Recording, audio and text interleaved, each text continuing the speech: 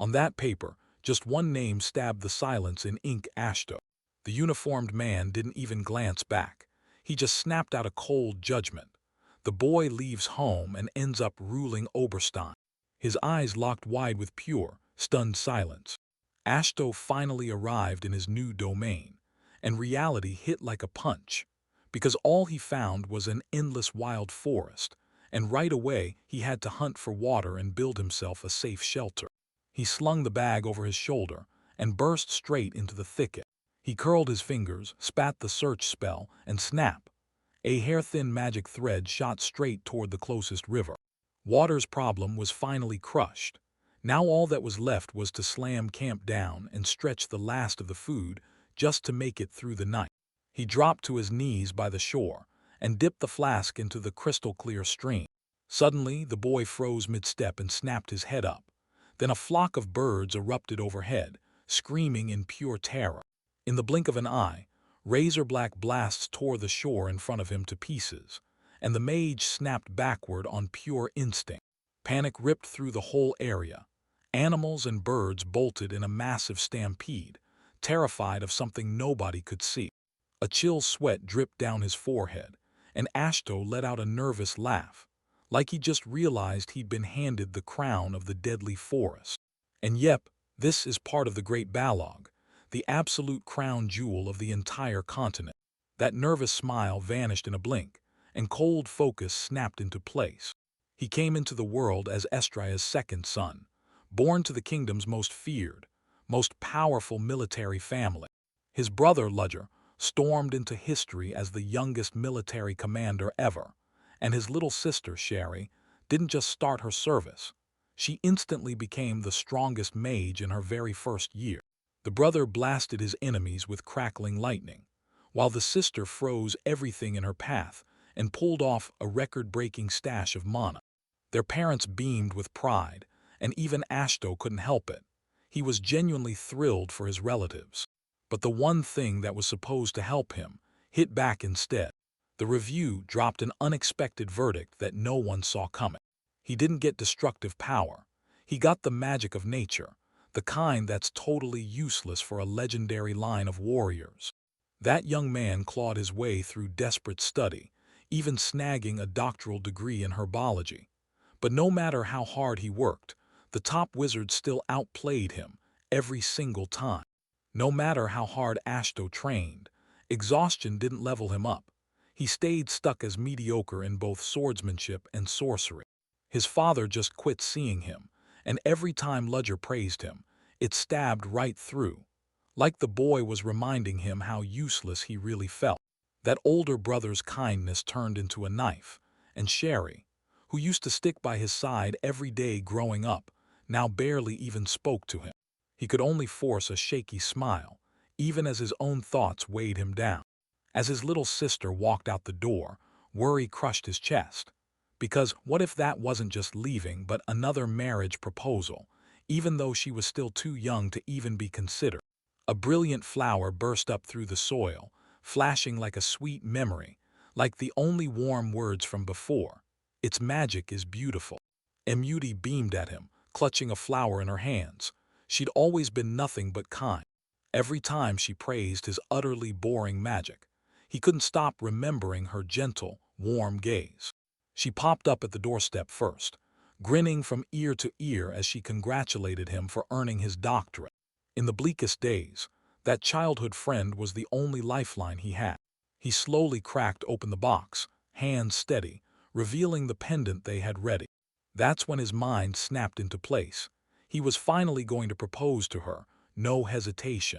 Her radiant smile shattered the final doubts like they were nothing. He swore he'd hold out until his 18th birthday, then bolt from home, unbothered by how ordinary life looked, as long as Muti stayed right by his side. Up ahead, a calm life as a city herbalist, right beside her, was finally within reach. The choice is locked in, no turning back. Suddenly, his whole world tore in two. A stern man in uniform said it cold as ice. Muti is officially engaged to Ludger. Fists clenched till they cracked. He fought tooth and nail to keep his rage from turning into hate for his own brother. Their marriage was supposed to fuse two military dynasties into one unstoppable force, crushing the young man's hopes for good. He stormed into the office, sick with the thought that girl might end up marrying his brother. A bead of sweat trembled, then slid down his cheek like it was too scared to stay put. He shouted at his father at the top of his lungs, and the words barely managed to get out. He didn't even swivel in his chair. He just snapped, cold as ice, telling them to get lost if they weren't there for business. The pen's scratch cut off the instant the boy demanded, right there, on the spot, that he be permanently erased from the Estrella family. The chat suddenly slid into one topic, that terrifying forest, crawling with vile monsters. From the shadows, a voice carved the name into the air, Oberstein. A massive palm slapped down on the table. His father had handed these lands to him. It was a forgotten wasteland where other races once thrived. Now it's nothing but total emptiness and mystery. The family's head snapped his gaze to the window and barked his final order. Get out and take the throne of Oberstein. That bitter truth landed like a haymaker. Dad didn't expect a thing, because he'd already lined up the paperwork to toss his son out faster. The boy was so stunned he couldn't move, like the world had suddenly gone silent. Solid darkness. So yeah, he got officially kicked out of the Estrella clan. But before the rage could burn any longer, he slammed his feelings down and sharpened his focus. The tools are ready, and it's time to carve out new territory. The boy trudged through the forest, step by step, like something was stalking him. He craved a peaceful life, tending herbs, toiling the earth, because the kingdom itself felt painfully empty. The thought of running her own tiny shop, even with just the idea of customers, lit up her heart. He snapped to a stop in front of a towering giant tree. A huge grin lit up his face, like he just found the perfect piece to build everything from. He tapped the ground gently with a stick. Golden magic sparks danced through the air as he begged his ancestors' spirits to finally answer. With his eyes shut tight, he poured every last ounce of his will into the call of nature. The tree answered, and then out of nowhere, a little wooden man suddenly sprang right out of the trunk. The boy crouched toward the quiet little one and right on the spot named him Wooden. The creature plopped down in the grass and joyfully greeted everyone like it had all the time in the world. The baby grinned, then shut his eyes tight like he was drifting off to the best dream ever. The moment the order to get to work hit, Daraviashka, an unstoppable ball of energy, began racing in wild circles right around his own legs. Right as the boy was wrestling with what materials to use for the build, a furious little tug yanked at his cloak and snapped him out of it. The boy stared at those crowns and said it out loud, sure, they need a home, but trying to cut and build all of it by hand is going to take forever. Suddenly, a tiny forest creature yanked his cloak and shot a confident finger deep into the tangled thicket. In front of him stood a forest where every tree shot straight up like it had been carved by a mad sculptor. The boy stared at the tiny assistant, stunned, and for the first time he was finally sure he could understand human speech perfectly. As he closed in, he lit up. He recognized it instantly. Sturdy, fibrous wood. Relief flooded her face, and a bright smile finally broke through. The baby gave a smug little squint that screamed, "Yep, that hits the spot." All right, no more messing around. He snapped his sleeve up and got to work. In the blink of an eye, unseen blades whirled and sliced through the thick trunk like a deadly dance. The boy ripped through one magical slash after another, snapping his wand into action at lightning speed. With a deafening crash, the giant slammed to the earth, and the mage finally let out a tired, shaky breath. He clenched up inside, already calculating how many more trees he could still muscle through. Turns out the wood was way denser than normal, so they had to burn through an insane amount of mana. Even with exhaustion clawing at him, the work surged forward. Before long, the clearing was left with nothing but clean, smooth stumps.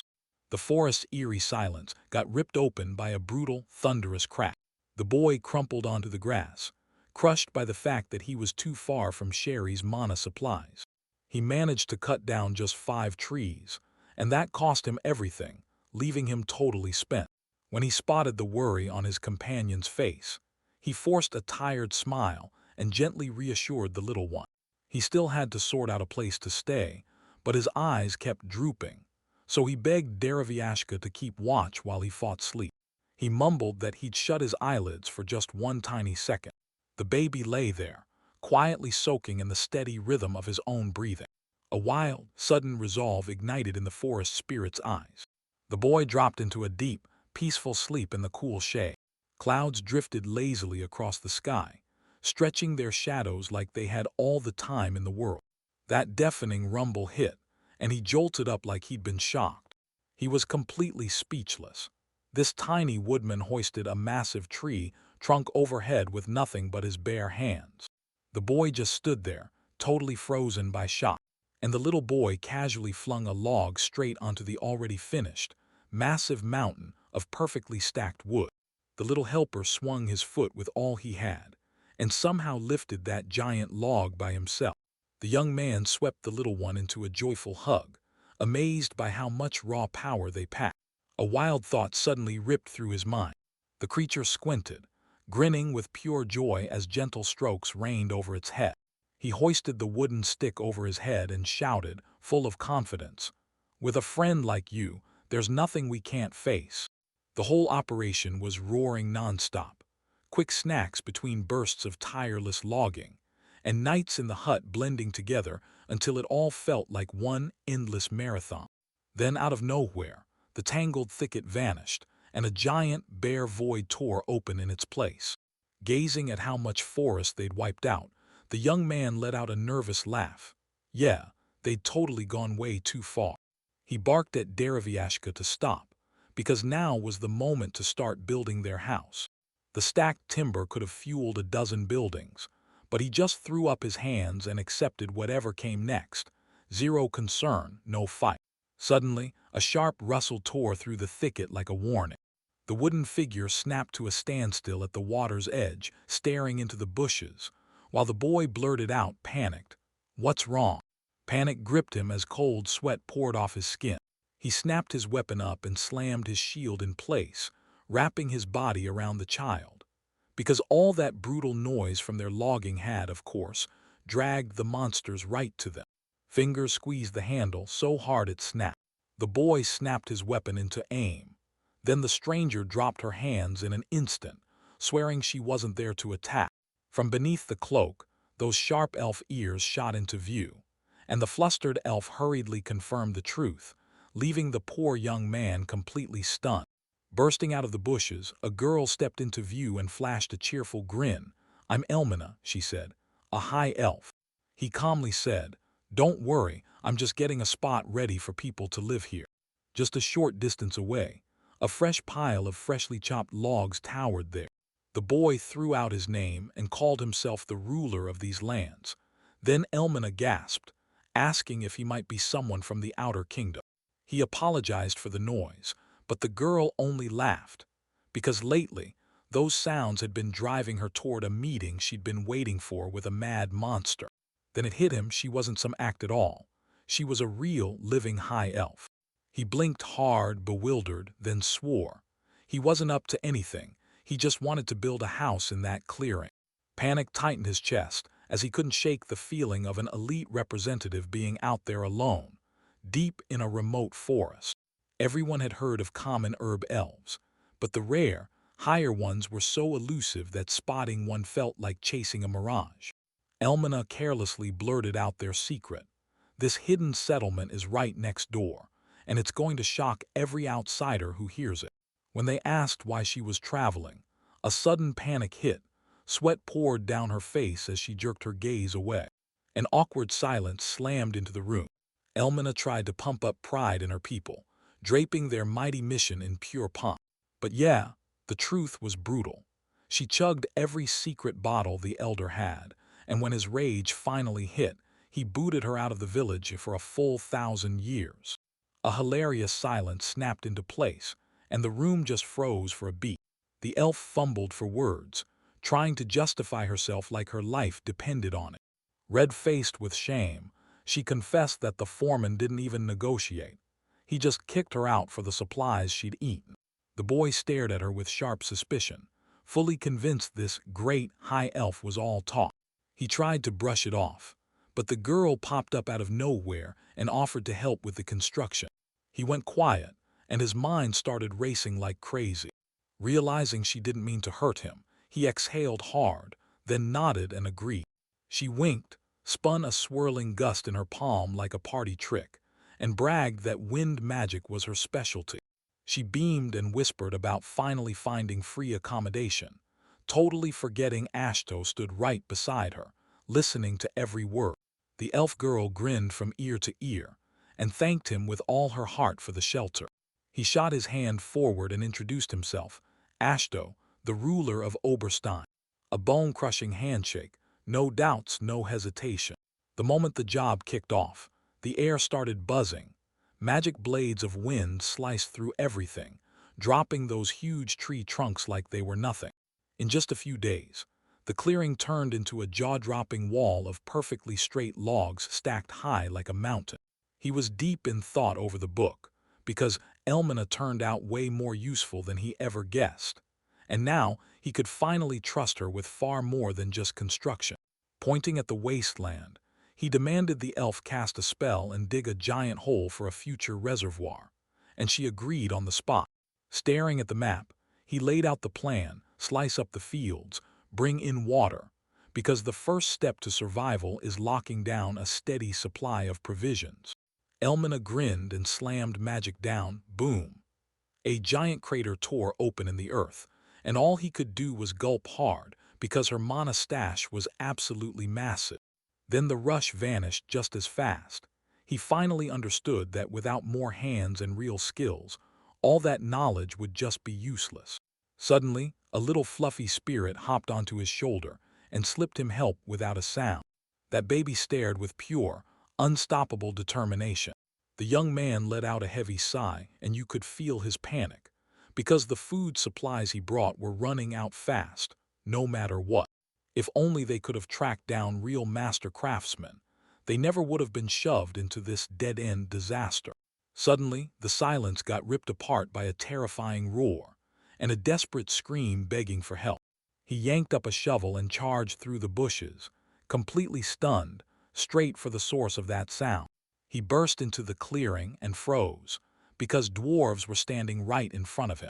Elmina stood there, utterly frozen, staring at three bloodied bearded men who could barely stay upright, each one propping the other up. Gasping for air, blood bubbling from his mouth, the leader croaked for medicine, because a wandering monster had just wrecked their squad. Ashto sprang onto the path and tore toward the girls, who were slumped helplessly over the wounded. He snapped an order to Elmina to hunt down water right away, then shepherded the whole crew to a safe clearing. They raced to make camp right between the giant trees, thick roots. The boy laid bare the stranger's back. Claws and fangs had ripped the flesh open with brutal, jagged gashes. Elmina hauled that heavy bucket along, her brows furrowing as she couldn't shake the question. How on earth did some regular person end up tangled in a thicket this wild? The wounded, bearded man locked eyes with his rescuer, staring like he was trying to memorize him before anything else happened. Even with suspicion swirling, the young man shoved them aside, rolled up his sleeves and went straight for it. Fists clenched tight, he swore he'd make sure none of them ever died. The work was in full blast, water, healing ointments, and a direct surge of magic pumping into the man's chest, all blended into one unbroken, relentless process. Empty bottles thudded onto the ground right beside the bucket in a hurry. A breath of relief tore through the glade, like the whole place finally exhaled. The bandaged giant sank into a seat and dipped his head to the ground, bowing low like a vow of pure gratitude. Asto gave a warm smile, then sharply ordered the patient to stay completely still for at least one more week. The man stepped forward and declared, "I'm Augustus, the squad leader." In the end, after all that rushing and chaos, they never even bothered to introduce themselves to each other. The rescued girl shot them a heartfelt thank you, then spilled every detail. After their brutal escape, they stumbled straight into an elf. Just picturing that past threat made them shake, because without this lady's help, the riverbank would have been their final grave. Then the word got snatched by the gnomes, quietly digging for ore in the Oberstein forests. until they suddenly ran face first into a monster. The boy quickly looked away, all awkward fidgeting, because his whole story was way too long to spill. Silence slammed into the air. When the bearded man demanded why a kid was out here in the wilderness, the young man froze, totally lost, totally rattled. They had to keep talking, right there over drinks. The boy finally confessed. After everything he'd suffered, life out here, far from the kingdom's orders, turned out to be real freedom, and it wasn't boring for a second. The gnome crossed his arms tight over his chest and sank into deep, brooding thought. A brutal slap to his knee snapped the young man back, because the bearded man had just made his move. Refusing to rest, he shot up and bellowed, snapping his companions to their feet. The gnome slammed his chest, swore it with absolute seriousness, and declared, "From this day on, every power the elder generation held now belongs to you, because these lives were saved." As the boy blinked in pure shock, the brand new allies were already sprinting into action, plotting housing plans and firing up plans for a real forge. The moment he realized he was face to face with real elder dwarves, shock hit him like a hammer, and he crumpled to his knees. "Wait," the guy blurted, totally thrown. He tried to calm the legendary crew, but they were so pumped to start building the house that they pushed for it immediately, even after the young man pleaded for them to take a week off first. The ordinary gnomes gaped in awe, staring at their mighty ancestors like they'd just stepped out of legend. Just a few steps away, a higher elf froze in place, her mouth hanging open in sheer shock. The boy let out a tired sigh, totally baffled. Why were these rare species showing up here, one after another? That tiny leaf-like creature tilted its head, totally baffled. He awkwardly confessed that, yep, he had really asked for help. In the end, the kid laughed with pure joy as he hoisted the baby in his arms, convinced it was all down to plain old luck. Above them, a colossal sprawling tree loomed like a living fortress, swallowing the sky. A sudden breath-holding silence. Meanwhile, on the terrace of that lavish estate, a hard-faced man with a bandage over one eye sat there, reading papers like he owned the night. Suddenly, he locked up. His hands shook so hard the paper nearly rattled apart. The man jolted upright, totally freaking out the servants, and blurted in panic that they needed to fetch his father, demanding answers for what was written in that letter. Borodin whipped around in a panic, staring blankly as he demanded, confused and shaken, what the hell just happened? Without a word, the girl and the young man in a strict suit stared down in heavy silence, until the names Ludger and Sherry echoed through the room. The grand estate of Estria's aristocrats left everyone breathless, just like their master, the Crimson Commander Eisen, whose battlefield power felt like 1,000 warriors crashing down at once. But now this legendary warrior was slumped in the office, soaked in cold sweat, blinking in confusion as he demanded to know what in the world just happened. A furious girl's scream tore through the air. Someone snapped, demanding answers about what just happened. Ludger and Sherry slammed into the room with total purpose, no hesitation. She slammed both palms on the table with a thunderous bang and snapped, "How dare you even ask about that?" Ludger leaned over his father and pressed him hard, demanding to know why Ashta got booted out of the house. The commander tried to soothe them, but the young man snapped. He'd never marry Muti, not in a million years. With a fury in his voice, he snapped that everyone had always known, since they were kids, that Ashto liked that girl, and that her father didn't just ruin them. He slammed the door on the boy and kicked him out. Sherry jolted in shock and blinked hard, because this was the first time she'd ever heard about a wedding. Eisen sighed and admitted it. Nothing's been officially announced about the engagement yet. The son clutched the chairs back with a death-tight grip. Ludger shoved for an answer, furious that Sherry had been left in the dark. Yet the mighty commander only managed a pathetic little move. The girl finally snapped, yanked her father by the collar, started shaking him like crazy, and warned she'd freeze him to death unless he gave in. Silence reigned. A deafening darkness clung to the air like a living thing. A deep, heavy sigh rolled through the grand room like thunder under the sparkling chandelier. Ludger blurted to his father, voice shaking, that Muti's sister serves as his adjutant, and that Luna Maria is not about to accept him as a son-in-law without a fight. The young man slumped over the table, shaking his head hard, refusing to play this political marriage, and he wouldn't dare call his subordinate his daughter-in-law. He exploded into a blood-curdling scream, demanding they stop this madness right now. Sherry cut in on the argument, and the girl answered with a chilly stare, saying her organization would never back a forced union.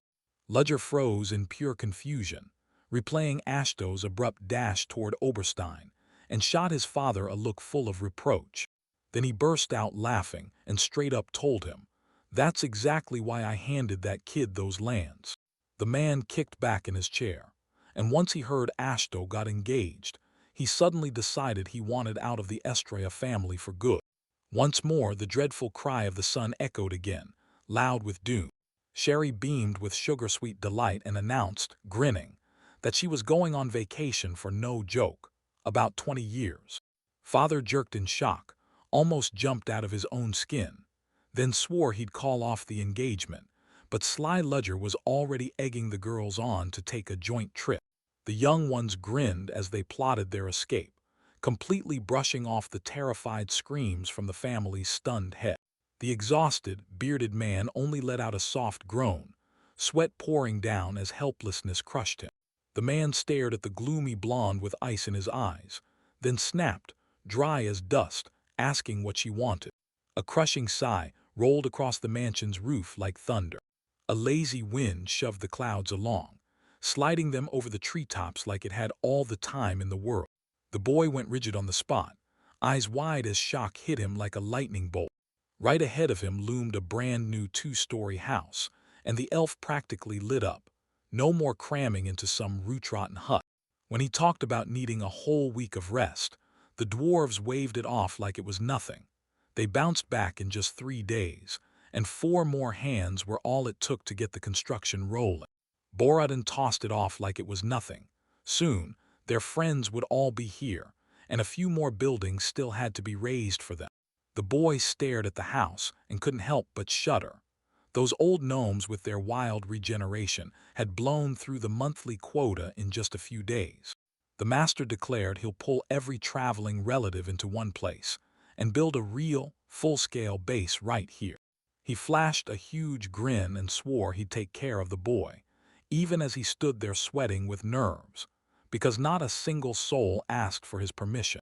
The gnomes solemnly declared, "From this moment on we've got you, right up until the day you die."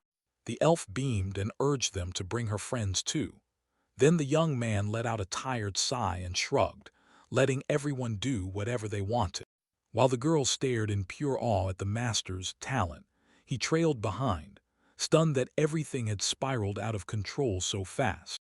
With the chaos crashing down, he dropped to his knees, shoved his hands into the earth, and magic split the ground open. Then he grinned like, "Yep, sharing the load is convenient, and this place fits them perfectly." The boy gazed at the slope with pure satisfaction, because the magic had finally worked its wonders, loosening the soil beneath him. Those farming skills everyone laughed at suddenly flipped the whole fight, and proved they weren't useless after all. The young man was already picturing flawless garden beds, and dreaming up his own herb greenhouse like it was right around the corner. Out of nowhere, a voice snapped through the air. He whipped around and spotted a bizarre plant creature crawling on the ground. A playful little leaf drifted down in slow motion, hanging right in front of his face.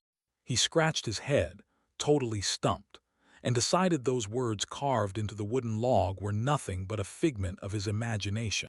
Nearby, a spiky tail twitched and stirred in silence. Before long, the perfectly level beds were finally set and ready for action. With a flick of his wand, the boy cheered himself on and blasted natural magic into the sown seeds. Energy thundered through the ground, and green shoots burst up in an instant.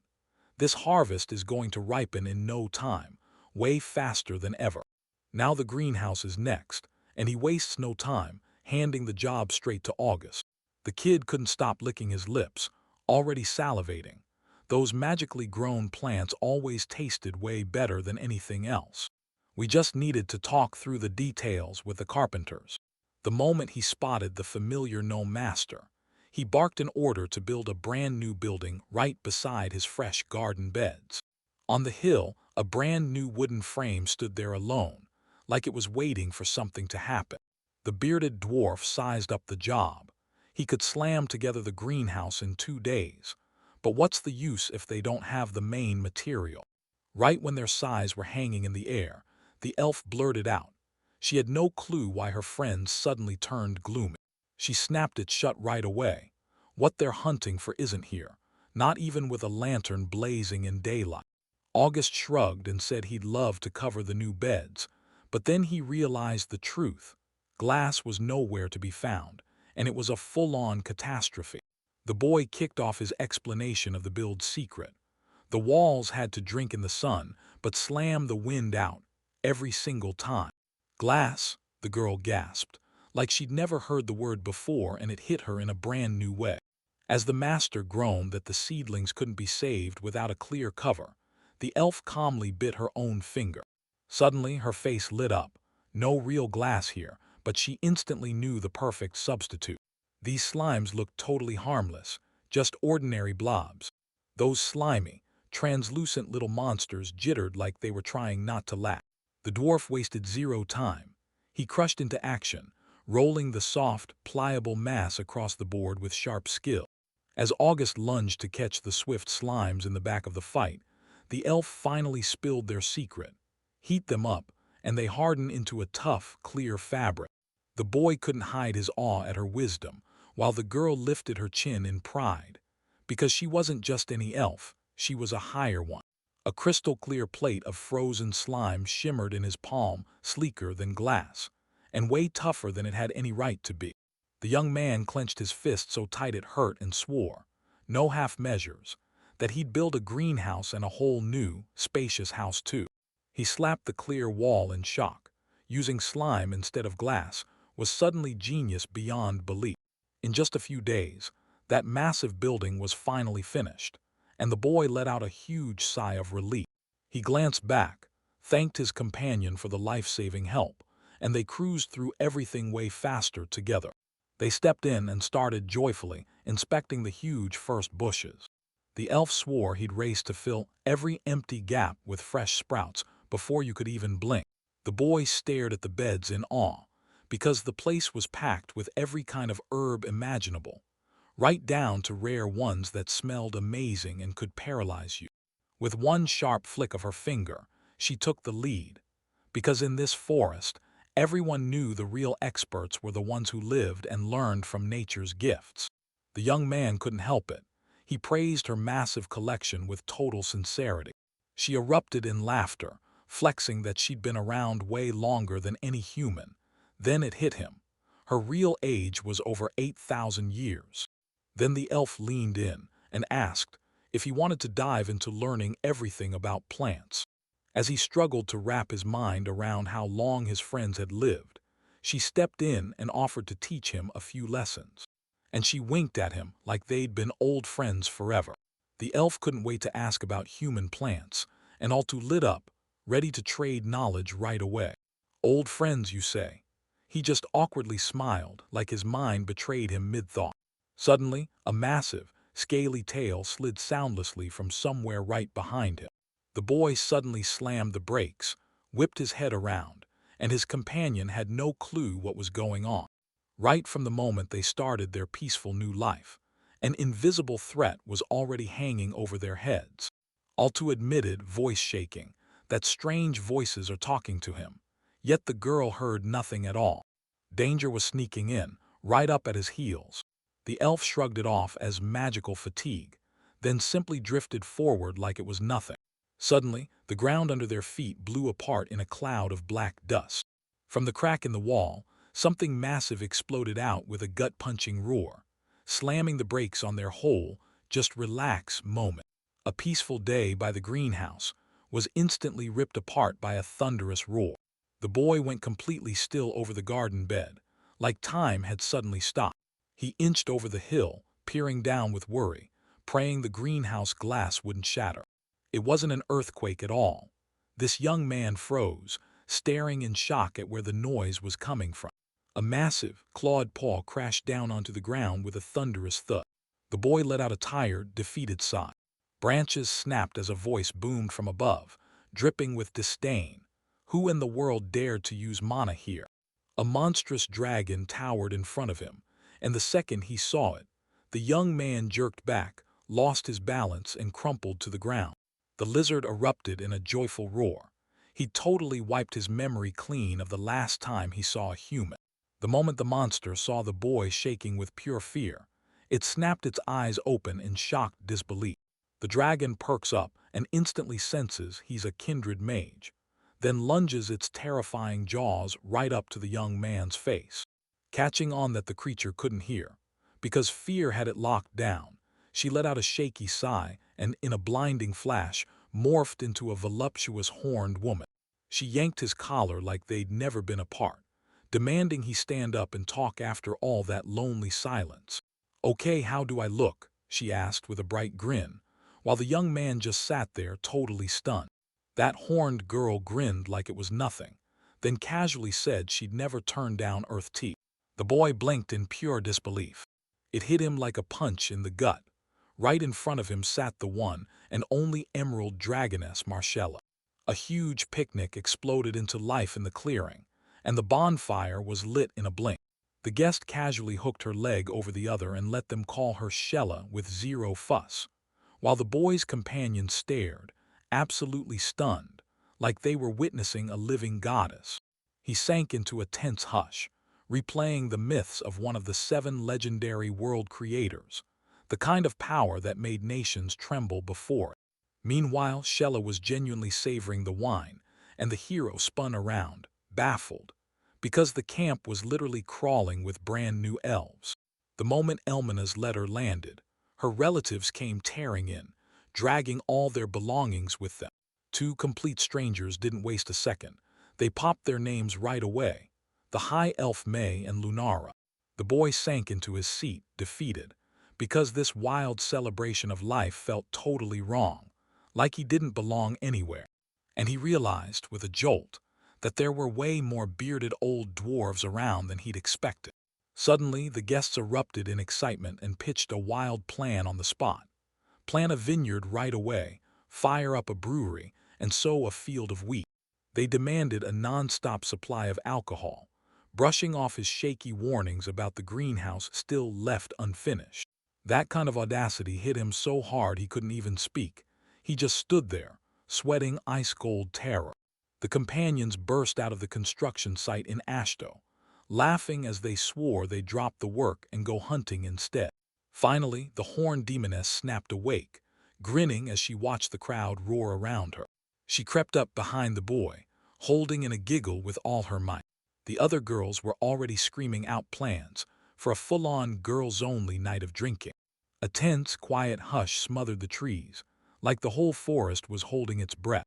Ashto slumped against the stone curb, barely managing to confess to his little companion, who could barely stay on his feet. Even though his mana shot up the moment he arrived, the job basically crushed him with an endless, brutal workload. Spreading wheat seeds by hand across the whole field was a total nightmare. Yet the boy still kept thanking his friends with all his heart for the roof over his head and the food on his plate. Right then, Lady Shella materialized at his side, and Ashto jolted with a startled gasp. He raged that he planted wheat and even a vineyard, then watched the mana run out to the very last drop. The boy gave a nervous grin and blurted out that he'd been so wiped out that he never even picked up the sound of her footsteps. The demoness murmured that he'd bitten off more than he could chew, while he fidgeted, counting his endless schemes and greenhouses with shaking nerves. With a sly flick of her lips, she suddenly leaned in and offered her help like it was a secret. Right then she yanked something and shoved it straight into his mouth, and the boy choked, stunned speechless. He swallowed hard as her fingers brushed his lips, sweat pouring as he scrubbed himself, while the horned companion giggled like it was all a joke. She leaned in tight, scanning for anything he might have missed, because she needed to be sure he left absolutely nothing behind. The boy froze in shock. His own voice echoed back, and his body suddenly felt unnervingly weightless. The girl threw out her blessing like a spark, but the worn-out Ashto could only think she was toying with him, using him however she wanted. She was already grinning at how perfectly they matched, all thanks to nature's shared magic, while he just kept blinking, totally lost. Sparks burst from her delicate hand. Now his mana wouldn't run dry, and his magical power surged upward at breakneck speed. The whole space lit up in a gentle flash. Nearby, a shadow suddenly twisted and morphed into something new. When Ashto dropped his eyes to his wooden buddy, he froze, because it had grown a lot bigger. In the next heartbeat, the boy went ice cold with shock, because the golem just talked. The little one sprang up with pure joy, shouting his own name like it was the happiest song ever. The girl burst into hearty laughter, telling me that Derivyashka had evolved right alongside the magic of its master. She beamed with calm joy, soaking in his warm thanks. Asho burst into happy joy and hugged his favorite tight, because the guy couldn't get enough of his brand new size either. The horned girl flashed a playful look over her shoulder and ordered him back to work. She couldn't wait a second longer for those new, delicious drinks. The boy swallowed air in silence. She tossed off a carefree stroll as his bewildered words of thanks chased after her. He dropped his eyes to his own hand, like he was studying every detail. His mind reeled, because now he was sitting on more mana than Sherry herself. A brilliant power flashed at his fingertips, and he could feel the magic roar through his veins like a raging, unstoppable current. From the depths below, that familiar babble drifted up like it had been waiting for me. The boy gleefully hurled his spirit into the air, and boom, the little one had finally grown up, looking just like a real human child. He gripped him tight and admitted it. Those dragon blessing consequences were scary even just a little, because mana was blasting out of him like it had a mind of its own. He strode ahead, gripping his tiny wooden stick, like it was the key to something huge. Right when he started wondering where this road would take them next, an elf burst up over the hill, grinning like crazy, because their vineyard was finally ready. The tiny forest spirit snapped to attention, gasping in pure shock. The elf went still when the emerald dragoness's blessing was mentioned, but the boy just nodded, because now was the moment to unleash his brand new powers. Magic churned through his veins as his friends leaned in, staring at his fully grown familiar. The young man dropped beside the frail grape seedling and checked his mana reserves. The moment Grow hit the air, the spell snapped to life. The shot surged up the second it fired. That thin stem started to thicken with raw power right before my eyes. The bark started to rip and peel, while the trunk contorted. Then it swelled and thickened at a wild, non-stop pace. The mages snapped their heads up as a thunderous crack of wood tore through the air. That young man grinned with nerves, and just like that, the seedling shot up into a full-grown tree in only a few seconds. Right then, a crushing wave of heavy vines came crashing down from above, and the elf girl screamed that he'd poured in way too much magic. She yanked him by the shoulders, begging him to stop, while the young man panicked, because the energy pouring through had no end. A sudden rumble shattered the silence, and the dwarves nearby shot upright in pure alarm. When the world went dead quiet, two stunned friends sat under the huge grape tree, still frozen, still unable to believe what they were seeing. That elf girl let out a shaky laugh and clutched the boy's shoulders, because his wild, endless mana just didn't add up to her at all. He ignored everything and dropped down beside the cultivated vine, ready to inspect the harvest. He crushed that ripe berry between his fingers, and the juice looked so damn perfect. The girl behind kept pressing her case, swearing that this weird magic was nothing but a divine blessing. The young man slipped a grape into his mouth in total silence. The satellites went still, holding their breath as they waited for the verdict. The boy's eyes went huge with shock. He took a bite, and that berry blew his mind with how sweet and massive it was. He choked on a gasp. This was the most mind-blowing flavor he'd ever tasted in his entire life. The moment the elf saw it, joy exploded across his face like a kid who just got the best gift ever. With a sharp, impatient cry, she grabbed a portion for herself right away. Her cheeks blushed with pure joy. This grape crushed even the finest harvest back in her hometown village. My friend tried it too, and she gasped like she'd just seen the impossible. Because in her entire 8,000 years, she'd never once stumbled on anything like it.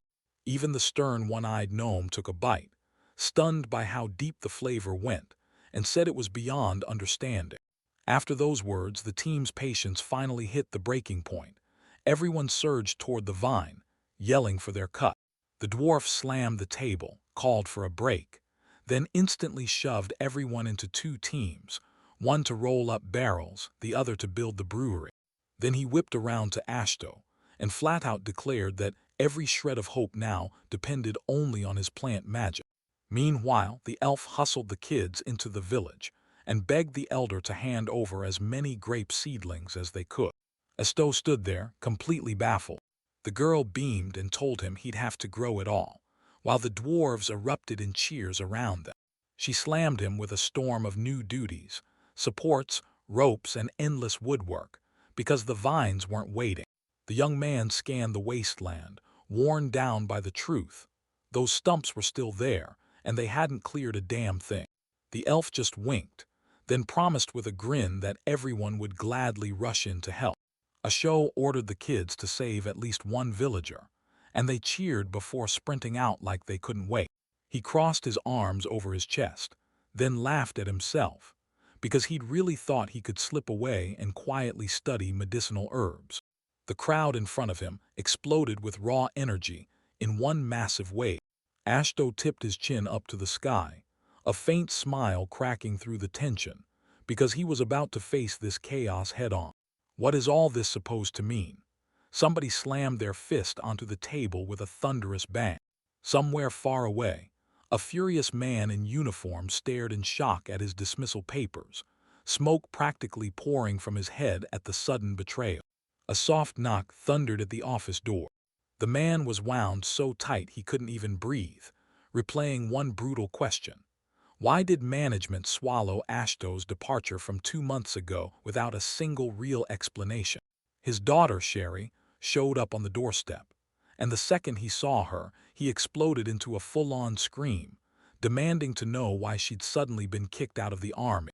With a calm slash of courage, she shut down his desperate "you'll never leave," then marched straight to the king, won his consent with her own hands, and just like that, officially became a civilian. Sherry admitted that her bond with Ashto turned into the fuel that keeps her moving every single day. Her father went utterly still, trapped in shock. He stared in disbelief and blurted, "Wait, did I really hear that right?" The girl broke into an honest laugh and said, "I'm already 17, and I didn't enjoy a single day of my youth." Her father sat there with a deadpan stare, while she declared she was leaving to chase her journey. Sherry gazed out the window with dreamy longing. Her whole life had been training, and now she was finally ready to chase the world. Then she winked playfully, promised she'd bring Mudi along, and shot him a bold look like, "Can you put in a good word for us?" Rage tore through his chest as the father roared at the world. He snapped at her, reminding her how much the Astria clan's hope rested on that powerful mage, and made it crystal clear he'd never allow those reckless antics again. Sherry's smile vanished, and her voice turned ice cold as she ordered him to drive her and her family out. "I don't care what the Estria family's called," the girl snapped. Then her father went utterly still. She pinned him with a razor-cold stare and said, straight to his face, that she was furious about Ashto's expulsion. Sherry dropped a fresh bombshell. She claimed the father secretly shoved his own son into the Oberstein forest, where monsters waited to kill him. She slammed the truth into everyone's face. For her and Lou, a brother isn't something to hide, he's blood. For one heartbeat, she froze, then her courage fought to come back. Hunching her head, the girl admitted it. Liu was already choking on regret for how cruelly he'd treated that outcast. Pain twists her face, and unbearable shame crushes her from the inside. The mom won't say a word, the dad chases clout like it matters, and while they ignore what's real, the whole family sinks lower and lower. The man spun toward the window and let out a shaky, helpless breath, calling his daughter's name like it might save her. Sherry flat out refused to keep living with that regret gnawing at her every day. With a quick jerk of her hand, she wiped the tears off her face. Her father frantically scrambled to stop her, panic tearing through his chest. The suitcase dropped with a dead thud, and the moment it hit, everything clicked for him. He finally understood. Sherry snapped a bold salute and declared, "The Ice Princess Estrella is gone. She's already setting off on her own journey." The bearded man screams after him in sheer desperation, but the young man won't even glance back. He just laughs, ice-cold and satisfied, embracing his banishment like it's a gift from the family. Behind, the mansion's luxurious facade would stay beautiful forever. Up in the blazing high sky, clouds drift by like they've got all the time in the world. Suddenly, a voice shouts from behind Muti, snapping her attention in an instant. The girl whips around out of nowhere, and suddenly a wave of pure joy lights her up like a burst of sunshine. She rushes up to her tall friend, rattling off frantic apologies for being late, and then, right as the words leave her mouth, her friend calmly tells her she just got there too. The friend grins wide and bursts out with pure excitement, yelling Sherry. Muti gives a soft nod. The tall girl bursts into a bright laugh, impatience flaring as they gear up for their journey together. She shoots a warning right away. This isn't just gonna be fun. Then the blonde grins and boldly takes the challenge head-on. Her eyes blaze with pure, unshakable determination.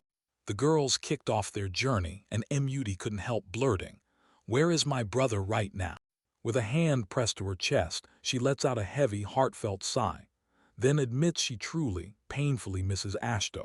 Looking back, she suddenly drops her voice and apologizes to Muti for keeping him waiting for so long. Out in front stretched uncharted lands crawling with savage monsters, so they had to gear up for the worst before they even took a step. Sherry's eyes dropped to the floor, guilt burning in her chest, as she realized she dragged the departure day way too long. She tried to wave her off softly, but the blonde cut in on the spot. She remembered that stubborn official who shut her down cold, refusing her request and dragging everyone's time to a screeching halt. Luckily, Ludger and Lunamaria burst in, snapped the paperwork problems into place, and got everything sorted in a blink.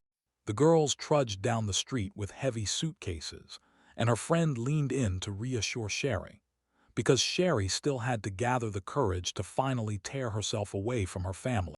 In her mind, Ludger suddenly surfaced. Just moments ago, he'd bent the knee to her with a deep, unwavering bow. He showed up in person to apologize, taking the blame for dragging her into his father's ridiculous power games. The boy regretted it so hard he slammed his forehead into the floor till it bled out, and that self-punishment made Lunanaria's fury explode. She replayed the way the girl snapped at that grin-all-the-time troublemaker, and then it hit her. These two were made for each other. She beamed like warmth itself, just walked into the room. This whole mess is going to bring them even closer, because Lunamaria's been crushing on him for ages. Sherry clung to her friend's elbow, grinning and saying, "Don't worry, good times are waiting for us up ahead." A massive, totally carefree grin lit up her whole face like it owned the world. Sherry blinked, totally lost, and couldn't find a single word to say. The friend flashed a warm smile and beckoned her to come with him. She took the girl's hand gently and pushed her forward, right toward what came next.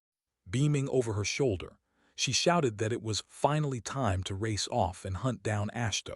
Sherry jumped at the chance to track down the fool who ditched them, while Ashto blared a loud sneeze from somewhere in the distance, casually petting a weird creature like it was no big deal.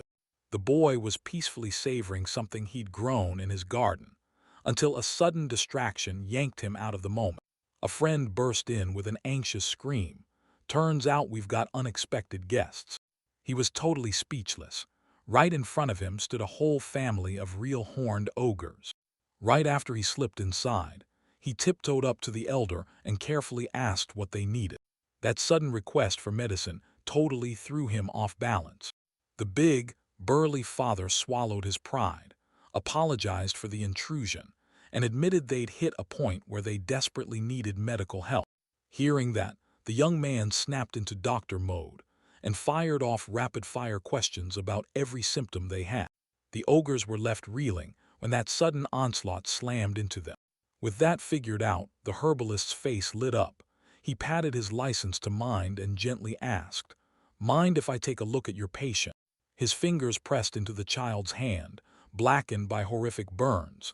Then the diagnosis hit like a punch, instantly clear. For a split second, a thick, breath-stopping silence slammed into the room. He stared at the wound, then told the parents, "Don't panic. The baby just touched poisonous laurel and got burned. It hurts like hell, but it won't kill him." As the ogre soothed his son with tender strokes, the young man shot back with fearless confidence, promising he'd whip up an ointment and a potent mixture. He snatched up the mortar on the spot, thrilled that every ingredient they needed was growing right beside them. The elf shot a panicked warning. If they didn't treat her burns right now, that skin would start to rot.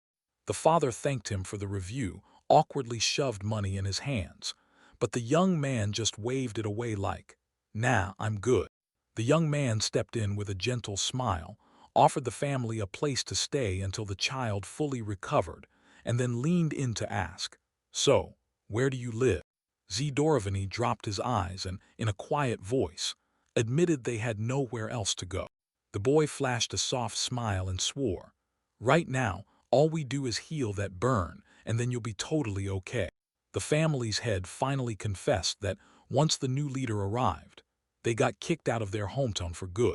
When they pushed him for answers, he snapped back bitterly, "Demons and ogres. Even their own kind hate them and hunt them down."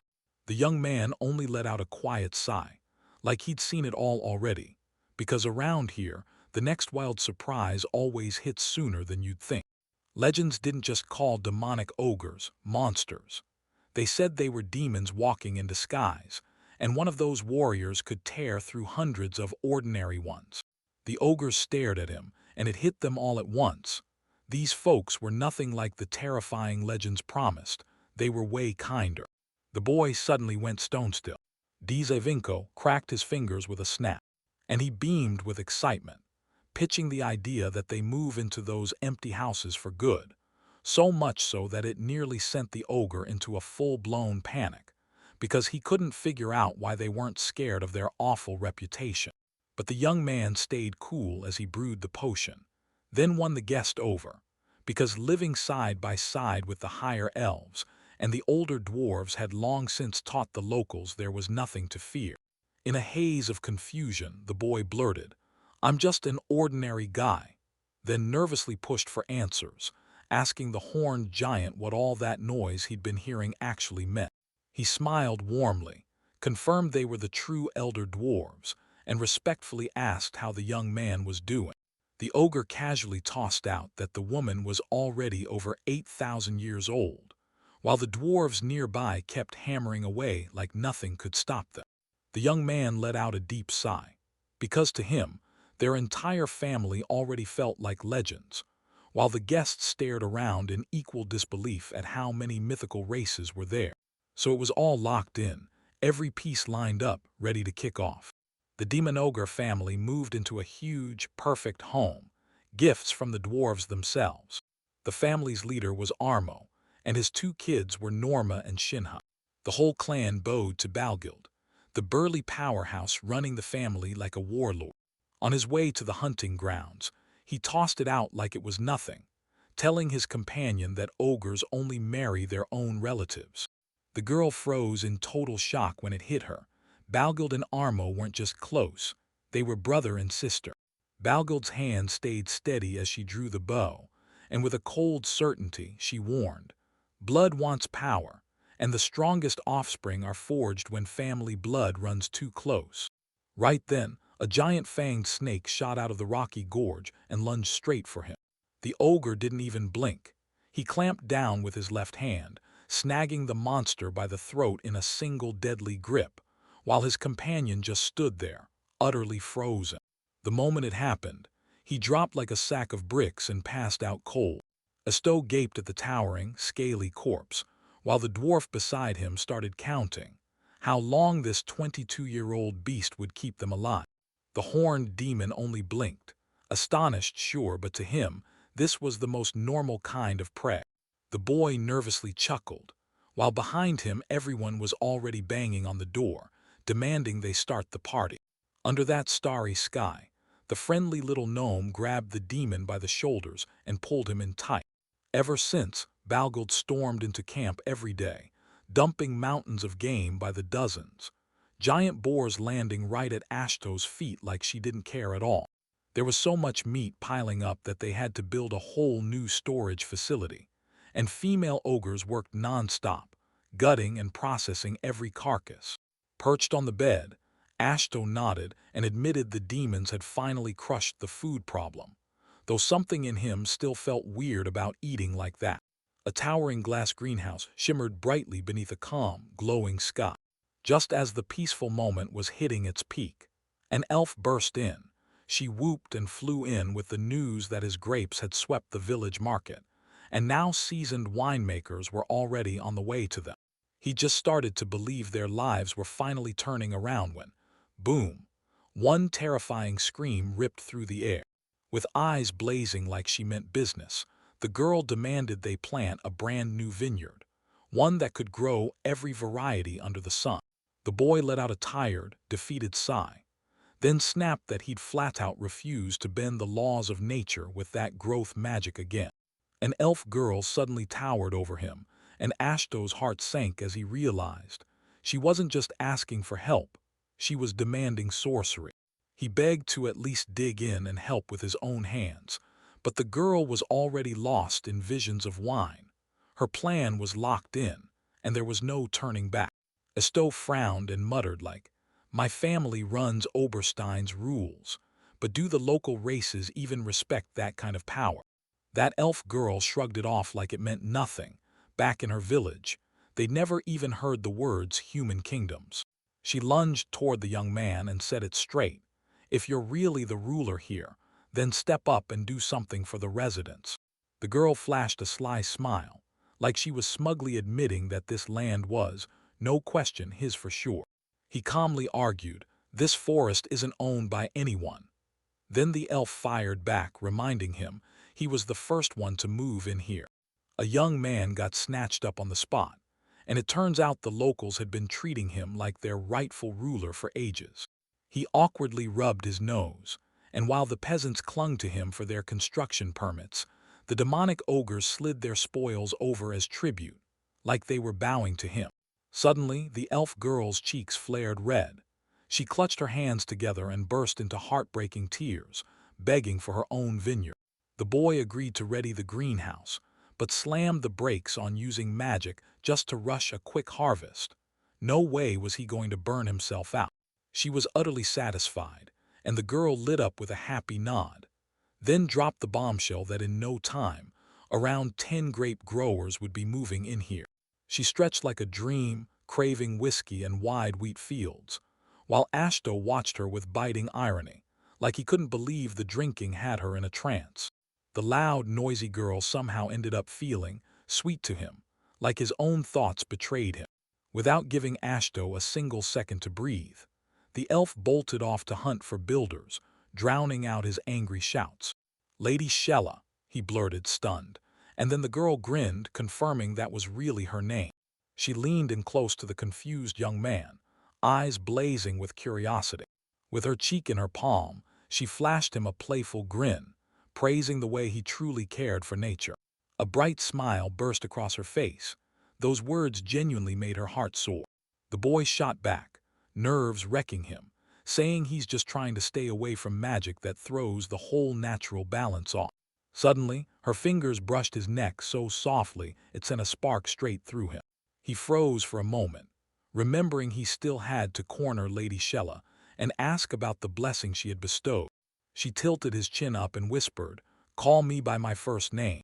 The girl grabbed the boy's nerves and calmed them, telling him the power inside him wasn't a curse, it was a gift. She slipped her arms around him from behind, and as she pulled him close, she vowed his charms wouldn't harm the earth anymore, because there was something even bigger going on. Now they're fully mentally linked, and every ounce of magical energy from her surges straight into him. After that long, deep sleep, the moment he finally woke up, the stagnant magic finally burst loose, and the air changed instantly. Shella's cheeks flared with heat, and she straight up admitted the whole process gave her serious pleasure, leaving Ashto utterly rattled. She leaned in slowly and pressed her lips to his neck. When the power finally transferred, she lit up with relief. Like a weight was gone, clearing room for brand new magic to pour in. The horned girl grinned and teased him as an innocent boy, and right then he went beet red, practically bolting to hide his face. He babbled out of control, trying to spot where the joke was supposed to end, and she just spun around like it was nothing, grinning as she called his reaction cute. With a soft smile, she told him, "From now on, you choose. Use my magic to guard these lands or to help Elmina." She tossed him a carefree, "Good luck," over her shoulder and sauntered off. He stayed frozen on the floor like his brain hit a wall, repeating one thought: this guy is on a whole other level. Esto leaned in, studied the horned girl's hand and reassured her. Her wound was completely healed, not a single scar left behind. She thanked the doctor from the bottom of her heart, and the boy pulled the little one into a warm hug while they twirled and spun nearby. Little Norma launched herself onto his neck the moment the elder snapped with rage. Right then, an elf burst in with a kid hugged to her chest and shouted that May and Lunara had just come back from the village. Right then, another elf showed up at the door and demanded Ashto step aside so they could talk. She forced a nervous smile and blurted out that, yeah, they had a serious problem. Eshat blinked hard, totally thrown off. Norma's ears flicked instantly, and the boy gulped hard when that bright voice started talking about grape wine. M.I. shot him a wide, bright grin like she just unlocked some amazing secret. A cool breeze swept through the trees, ruffling the leaves like it was whispering a secret. The talk spilled outside, right up to the house's walls. May burst with confidence, swearing she'd plant a whole vineyard, and bragging about a mountain of fresh seedlings. But then another elf in the crowd snapped with worry, because the real danger wasn't those 10 new settlers at all. Suddenly, a whole pack of strange cat girls in maid outfits popped up in front of him, bowing low and calling him, "Sir." The cat-eared head maid snapped into a respectful bow and declared, loud and clear, that Ashto was their new master from this moment on. The boy stood there, completely stunned, like his whole world just froze. 50 girls from the Silver Cat clan stood before him, ready to serve this settlement with full devotion, just for his sake. They bowed so low their backs nearly touched the floor, clutching for breath as exhaustion crushed the last of their strength.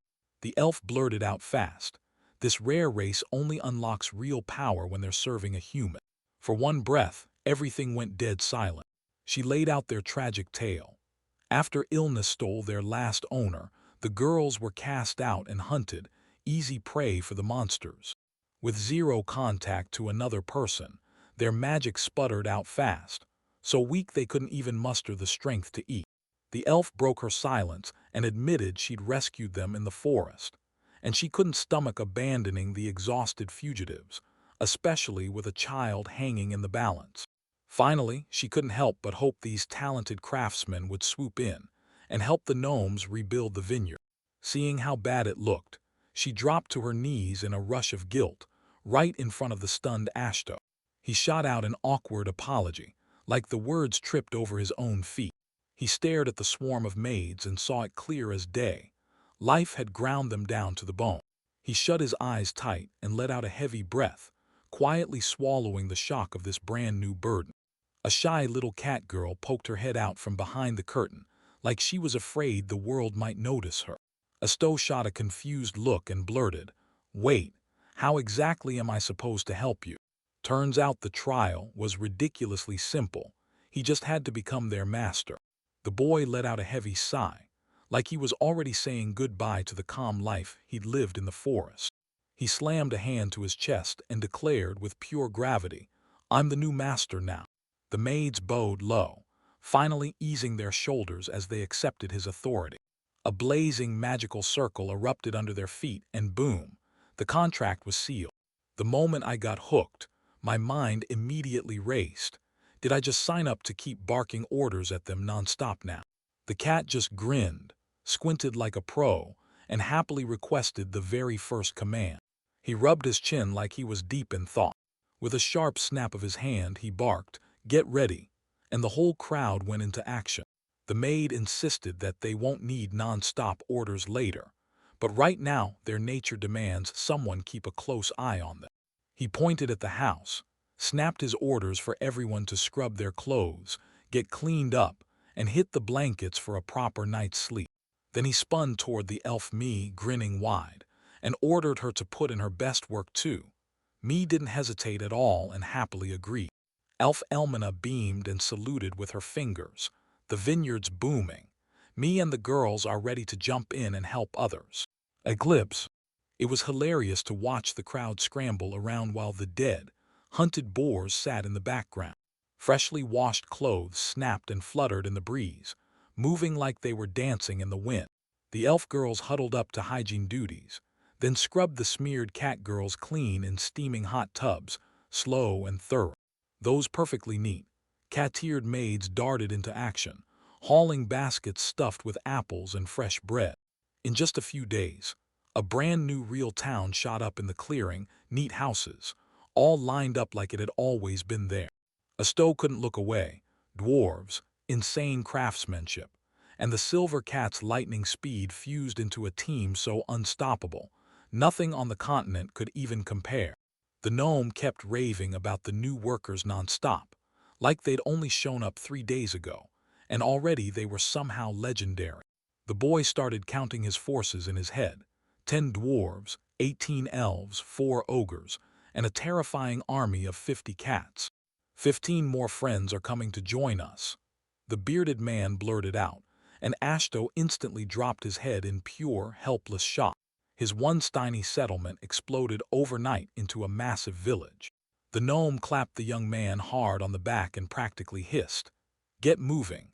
There's still tons of work waiting on the farms and in the forge, so don't you dare get discouraged." Right when their conversation was heating up, a tall figure in a cloak burst in and called the boy by name without a hint of doubt. The boy couldn't stop smiling. Thanks to the silver cats, the dwarves shot through their borders and hauled their lands wide open in no time. But suspicion wouldn't loosen its grip. What if those bearded men had come here to stay, not just to pass through? An unfamiliar elven woman with glasses cut through his thoughts, shook his hand like she owned the moment, and promised her family would step in and help with the vineyard.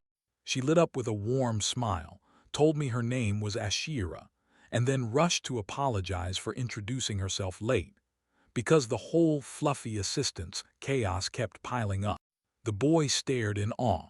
Her aura screamed a whole other level than Elmina's, like she was the kind of wise, battle-tested pro who'd seen everything. Ashira sweet-talked her way into demanding the plantations grow, by a whopping 20 times, leaving Ashira stunned and speechless. The next morning kicked off with a cheerful alarm clock. Right away, a tiny silver kitten let out a happy meow and sprinted into her job like she meant it. The boy yawned and thanked the girl for waking him up, and she grinned like a winner. "Yep, that's my job." He dozed there and gave little Maya's head a sleepy pat. Soon Silmeria, the senior maid, closed in and declared, "Breakfast is coming real soon."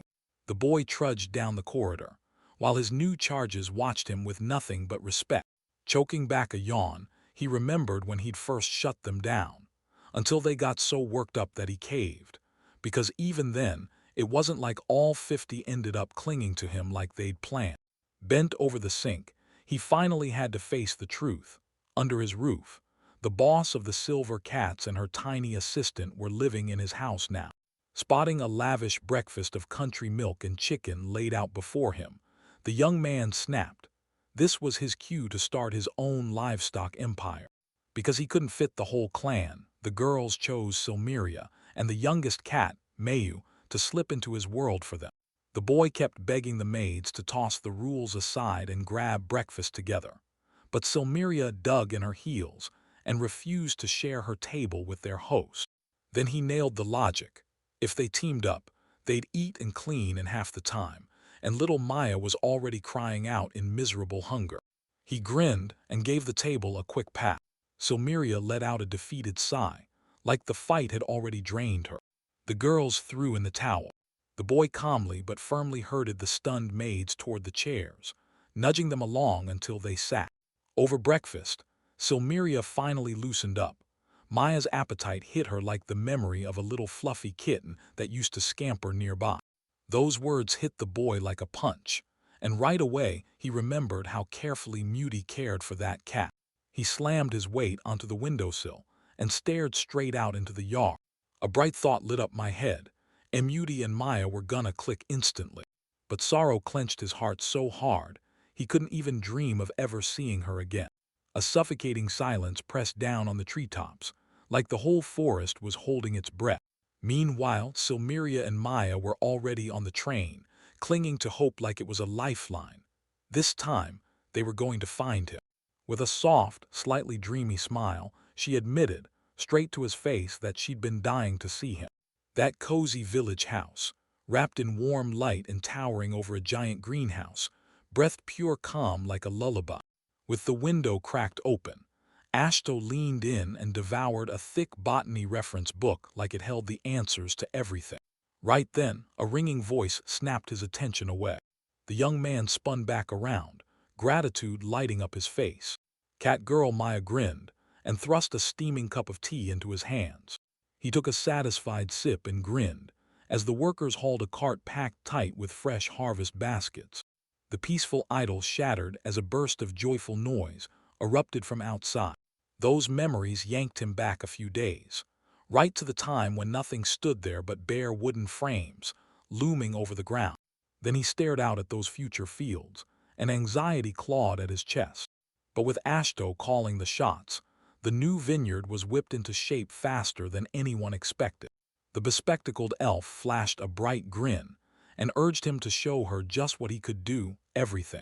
Now the only thing that mattered was this: use your own magic to rouse those seedlings to life. He stepped onto the field and froze cold, because behind the fence a whole crowd had packed in, chanting support with total fanatical fire. The girls erupted in cheers, but he only awkwardly grinned. Somehow they'd turned a plain farm chore into a full-blown festival. He stared, completely stunned, as the horned girl popped up again out of thin air. Lady Shella spun around with starry excitement, jabbing a finger at the jaw-dropping scale spreading all around her. She blurted out, "Did you even notice something huge?" All around them, the festival was roaring. Burly demons and elves laughing together, celebrating with kids right between magical crops. She beamed at the boy and declared he was the hope of everyone in this place. They strolled beneath the wooden beams of this future vineyard, and the girl kept going, warning that the demonic ogres and the silver cats were so impatient they could barely wait to get their mouths on that wine. For the elder dwarves and the higher elves, this drink meant life itself, and somehow he whipped up the batch in record time. Shella suddenly slid in close to his face, grinning as she admitted she was just as desperate to drink, watching Ashto shoot out a nervous chuckle. She glowed with pure sincerity, telling him, like a prophecy, about the happiest, most glorious days waiting just ahead. The boy gave a shaky, confused smile, bracing for whatever was about to hit him next. She lightly tapped his chest with her finger and ordered him to guard that shared hope, like it was beating in his heart. He flashed a gentle smile and quietly gave his agreement. His eyes climbed up past the wooden beams and locked onto the bright sky above. Up ahead, a loud, cheerful crowd of all kinds of beings swarmed around him, like he'd built his own little universe. The boy gave a nervous, awkward grin and blurted out that he had no idea how he'd ended up in something this wildly unusual. That old ache from unreturned love and the sting of his parents' disappointment finally vanished. Now people believed in him, and every brand new day just kept raining joy on him. A confident hand shot out and seized the stick. Eyes blazing, he snapped the order, "Start." With a sharp flick of his hand, the vine shot upward fast as lightning, and the elf and the old man couldn't help staring in awe. Staring out over the vineyard, he clenched his resolve and vowed to do everything he could to build a happy life here. A tense second of silence hit the room like a thunderclap. Hand in hand with the girl, they strolled slow and easy between rows of ripe, golden grapes. Days passed. With free time finally in his hands, he dove headfirst into mastering herbalism. The tiny cat-eared maid couldn't believe it. Was her master seriously having fun just sitting there with a book? As the harvest kicked off, the greenhouse finally slowed down, and he sank into his desk with a steaming cup of tea. Proper, sweet relief. The boy flashed a gentle smile, like he totally got it. This kid just wanted to run outside and play. That was the whole logic. He told Maya to jump into the reading, and she paused, tapping her cheek with her finger like she was thinking hard. The boy took a sip, frowned hard, and rubbed his chin, because it tasted like plain, warm water, not the wine he'd been juggling in his head, and the other recipes were suddenly forgotten in all that chaos. He snapped his gaze upward out of nowhere. I need the real tea. No shortcuts, no lies, spill it. In my head, a horned buddy snapped into existence, longing for a steaming cup of hot herbal infusion like it was his dream. Wonderful, he blurted it out so suddenly that the cat girl maid nearby jumped like she'd been slapped by surprise. The boy remembered the book from May, those hints, that rush of hunting for something magical, made him feel like finding wild tea trees would be a piece of cake. He leaned in fast and told her, with bright excitement, that they should hit the forest for a walk, right now. Tucked deep in the thicket under a low-hanging tree, a fluffy forest spirit sat there, calm as still water. Ancient crowns of towering trees tangled together overhead, swallowing the sky until only slivers of light could escape. The kid scanned the plants with bright hopes of spotting leaves fast. Then he suddenly froze, because his friend was already dangling from a thick branch right above his head. Just a moment ago, he strolled along the path with a calm grin, soaking in how this forest looked untouched. No people, no signs, nothing around. The maid let out a bright, carefree squeak and launched herself down in a blur. "Danger, get down!" the boy screamed, panic exploding in his chest as he sprinted after her, terrified he'd be too late. Instead of crashing to the ground, the girl spun through the air with pure, graceful control. The boy snapped back and let out a terrified scream. He slumped to the ground, mumbling like he couldn't believe the silver cat's wild flips, while Maya, the girl beast, stared, utterly baffled. Maya leaned in close and blurted, panicked, "What happened?" Suddenly, the bushes erupted with a sharp, spooky rustle. Crouched on the path, he begged Maya to stop messing with him like that, because those tricks were freaking him out. His eyes locked onto the wooden familiar, and out of nowhere, it started munching on the scattered fallen leaves. The boy's body jerked to a stop, like someone yanked the whole world's pause button. The chubby-cheeked little kid kept chewing the greens like nothing happened, totally unfazed by his shocked exclamations. A page from an open reference book popped into view, and that familiar sketch blasted back into his memory like a flash. He leaned in and stared hard at the bushes next door. Could that tea actually be real? His fingers tore through the pages of the book, flipping them like he was chasing answers. "It's a hit." He snatched out his wand, barked the command, and wove careful magic to loosen the soil just enough to rip out the bush without hurting a single root. In the blink of an eye, he cradled that green bundle to his chest, already dreaming of a delicious drink, while Maya practically beamed as she praised her master. The forest erupted with laughter. Every single member of the trio was over the moon after that sudden discovery. The young man dug in hard against the rocky ground and barked for the earth to soften, while the cat-eared maid cheered so loudly you could feel the excitement in the air. Right in front of them sat a huge, freshly dug-up bush, its roots tightly wrapped like it was being smuggled somewhere important. Barely muscling the gigantic plant, the boy actually blurted out, shocked even himself, that he'd done it. But once he tried lifting it, that weight proved totally impossible to handle. That tiny forest spirit hurried in, ready to help, but the young man dug in his heels and refused anyway, still shaking with sheer nerves. He ground his teeth and swore to himself. If he was going to survive here, he'd have to get stronger. Near the greenhouse, a heavy load crashed down with a dull, stomach-dropping thud. The boy slumped to the ground, utterly helpless, stunned that he'd even managed to haul something this huge, while the spirit and the maid broke into delighted chirps all around him. When the girl asked where they were going to plant the bush, the worn-out hero could only groan about how exhausted he was. He chose to plant a tea plantation by the vineyard, and right then, the delicate maid gleefully hoisted that gigantic plant like it weighed nothing at all. Shock stole his voice the moment it hit, and somehow his spirit still leapt with joy. The girl burst into laughter, dared the little boy to a race, and sprinted away with the load clutched in her arms, leaving the poor gentleman standing there, stunned, fumbling out thanks in pure confusion. He could only let out a heavy, deep sigh, watching the assistants march out.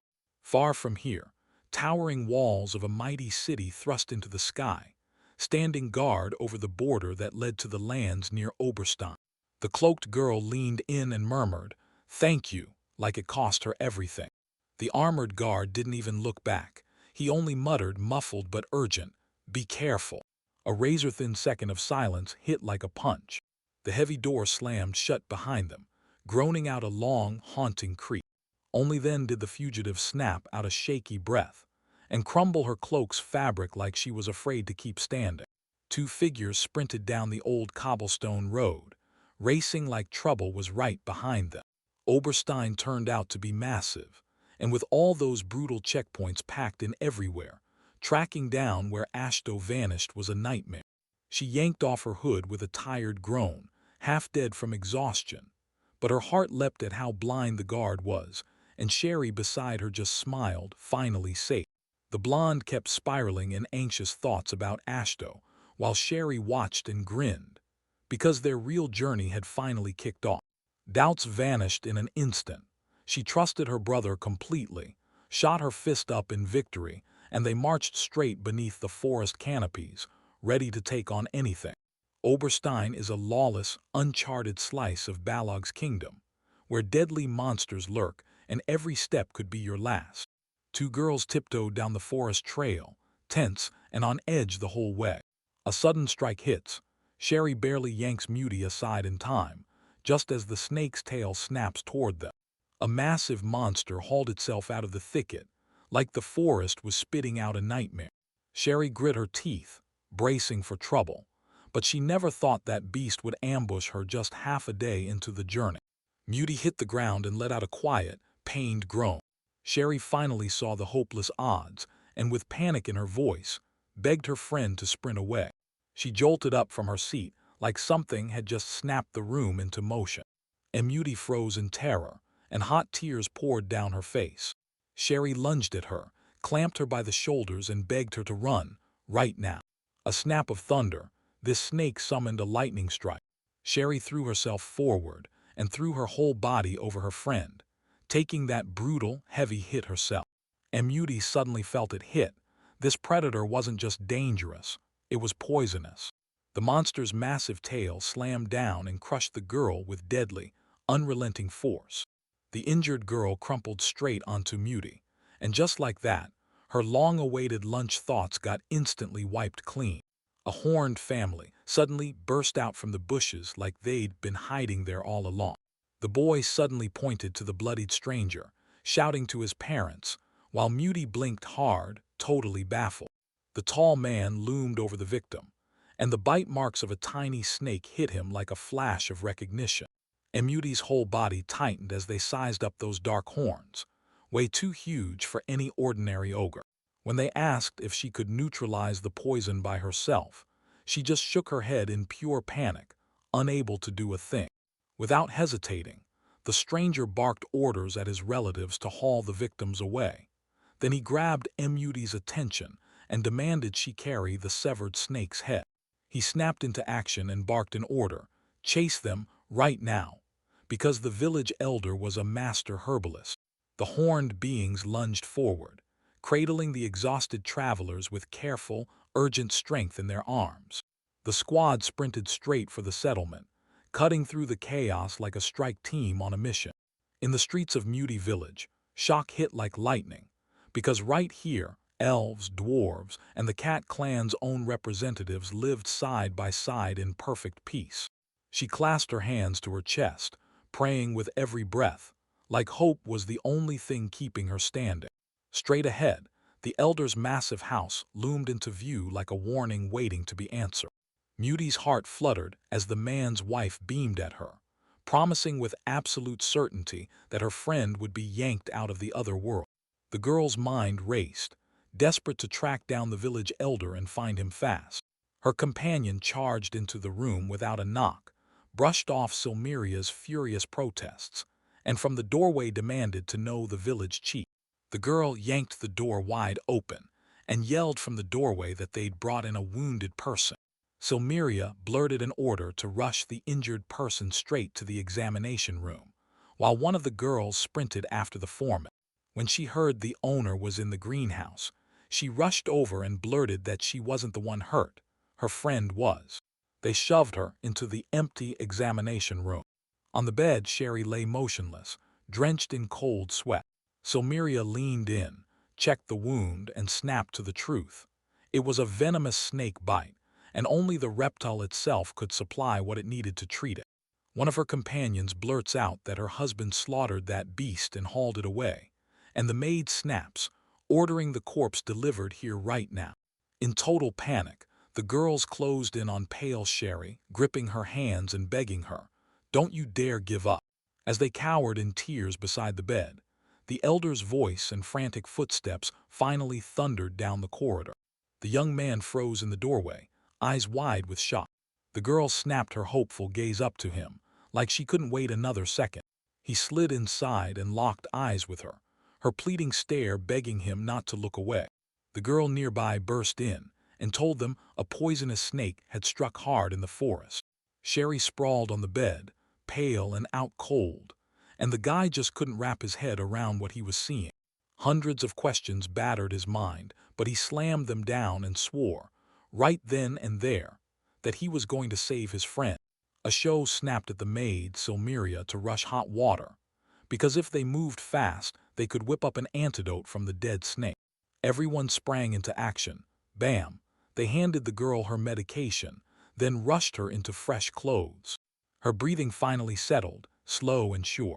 The boy let out a shaky breath of relief as he sat beside the bed, like the nightmare had finally slipped away. The moment you've been waiting for is here. Time to sit down and get real. He ordered the maid to get the guest room ready for Muty. In the hush, quiet words slipped out, both of them admitting just how long it had been since they'd last seen each other. Muty flashed a warm smile, but sadness lingered right behind it. They slid side by side, and Ashto nodded along in a low, steady voice. He blinked, staring in pure confusion, still clueless about why they'd suddenly shown up. Then Muty leaned in, stared him dead in the eyes, and confessed, straight up, that they'd come for him alone. The conversation finally ran out of steam, and a crushing silence settled between them. He fidgeted with a nervous scratch at his cheek, then tried to crack a smile by asking Sherry and him, how did they even end up here in the first place? The boy snapped his eyes wide in shock. He muttered her name under his breath, baffled, and still couldn't find the right words. With her fingers clenched tight on her knees, she finally admitted, softly but honestly, that no matter what happened, her friends and her sister carried her through. He froze in shock. Turns out there'd be no wedding at all. Ludger straight up refused the marriage, and that meant the engagement was ripped apart. He instantly got it. This whole setup was built so she could track him down. But I guess I showed up too late, Muty snapped, eyes sliding away with bitter regret. The boy shot into panic, flailed his hands wildly, and swore up and down that Silmeria was just his housekeeper, never what she'd thought. She gave a sad little smile, because if he's living with a beauty like that, then there's no way she'll ever have a place in his life. He finally snapped into a flustered mess, awkwardly muttering that it was basically the same thing. His face burning hot, he snapped back, "Why would I lie?" And right then, Muty just admitted in a soft voice that she had no one at all. The tension finally melted away, and the boy flashed a warm smile like he'd just escaped disaster. Muty's cheeks flared red, and she met him with that same soft, peaceful smile. He leaned in and said, "This one's gonna run long, so tell me, are you really ready to hear it?" That didn't stop her. She grabbed Ashto and demanded every last detail about his life and affairs since he left home. The girl leaned in, eyes blazing, insisting she needs every single detail, and teasing that she's got something to tell him too. Sherry was sprawled on the couch, sound asleep, wrapped in total peace. He slowly tugged the blanket up over her, making sure it covered her just right. Through the window, a totally normal village house sat in plain view. Right beside him, the boy sat there. Then the girl, sound asleep, let out a quiet little murmur out of nowhere. He flashed a soft, gentle smile. Sherry snapped her eyes open, stared in shock, and called for her brother, who was leaning over her, begging her not to make a single sudden move. "Is it really you?" Tears crashed down her face as Ashto finally confirmed it, then promised her right there that she was safe now. The girl sobbed and flung her arms around his neck, and her brother pulled her in close, murmuring comfort until her cries softened. With her breathing finally slowing down, Sherry scanned the area and demanded, "Wait, where did we end up?" I gently stroked her head, told her everything was okay with MUD too, and then suggested we grab some tea. He stumbled out the truth, saying it all just happened on its own, and he couldn't refuse even if he tried. Sherry collapsed on the bed and let out a heavy sigh. Yeah, this was the exact reason she'd run from her family in the first place. As Ashto tightly wrapped bandages around his torso, she pressed him about what was next, and he shrugged like it was nothing, saying they'd stay right here. Her face glowed with a rosy smile, because this time, nothing could stop them from being together forever. Emudi chirped with pure joy, flashing the hero a carefree smile like everything was finally right. Sherry, calm as a breeze, held out a bundle of towels and asked if they were ready to go along with their proposal. The shy girl cracked the door open just a little, and the moment she peeked out, permission came right away, so she stepped in. Right then, bam, a knock hit the door and someone rushed in with the master's tea. Muty looked like she'd been struck still, eyes wide, staring in pure, mind-blowing amazement. With emotion blazing in her voice, she demanded who the tiny kid was, and the hero stayed cool as he revealed the assistant economist, Maya. Right at the doorstep stood a tiny cat-eared maid, clutching her tray so tightly it looked like she might burst. The girls rushed in and ringed the newcomer, smiling wide as they greeted her warmly. Emudi clung to the cat girl, squeezed her tight, and demanded the hero swear she was just super cute. She pulled bewildered Maya into a warm hug and rubbed her cheek softly, like she was trying to calm her down in an instant. The maid flinched and protested, pleading, "Please, just let me wait." Muti's fingers dove hungrily into the maid's silky hair, kneading her fluffy ears with slow, eager care.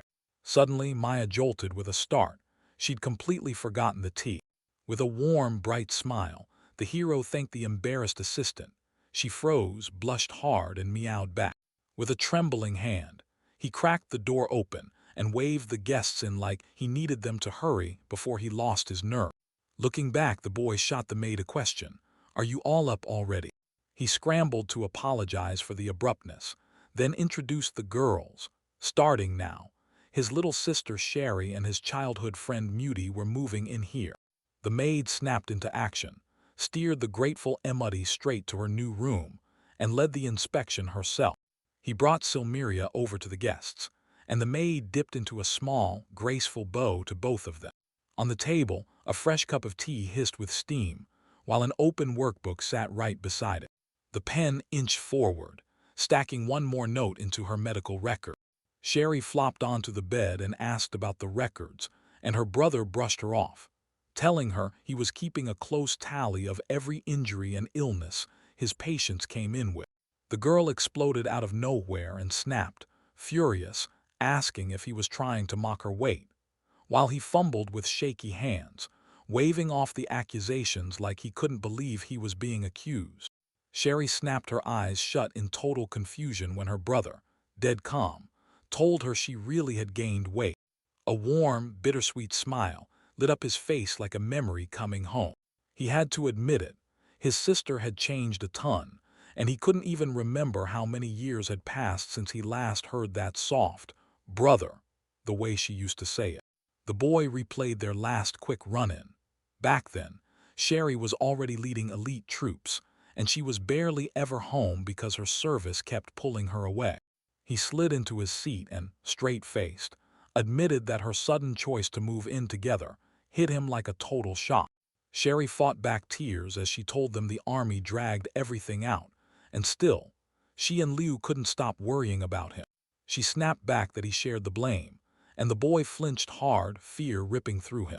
What a damn shame.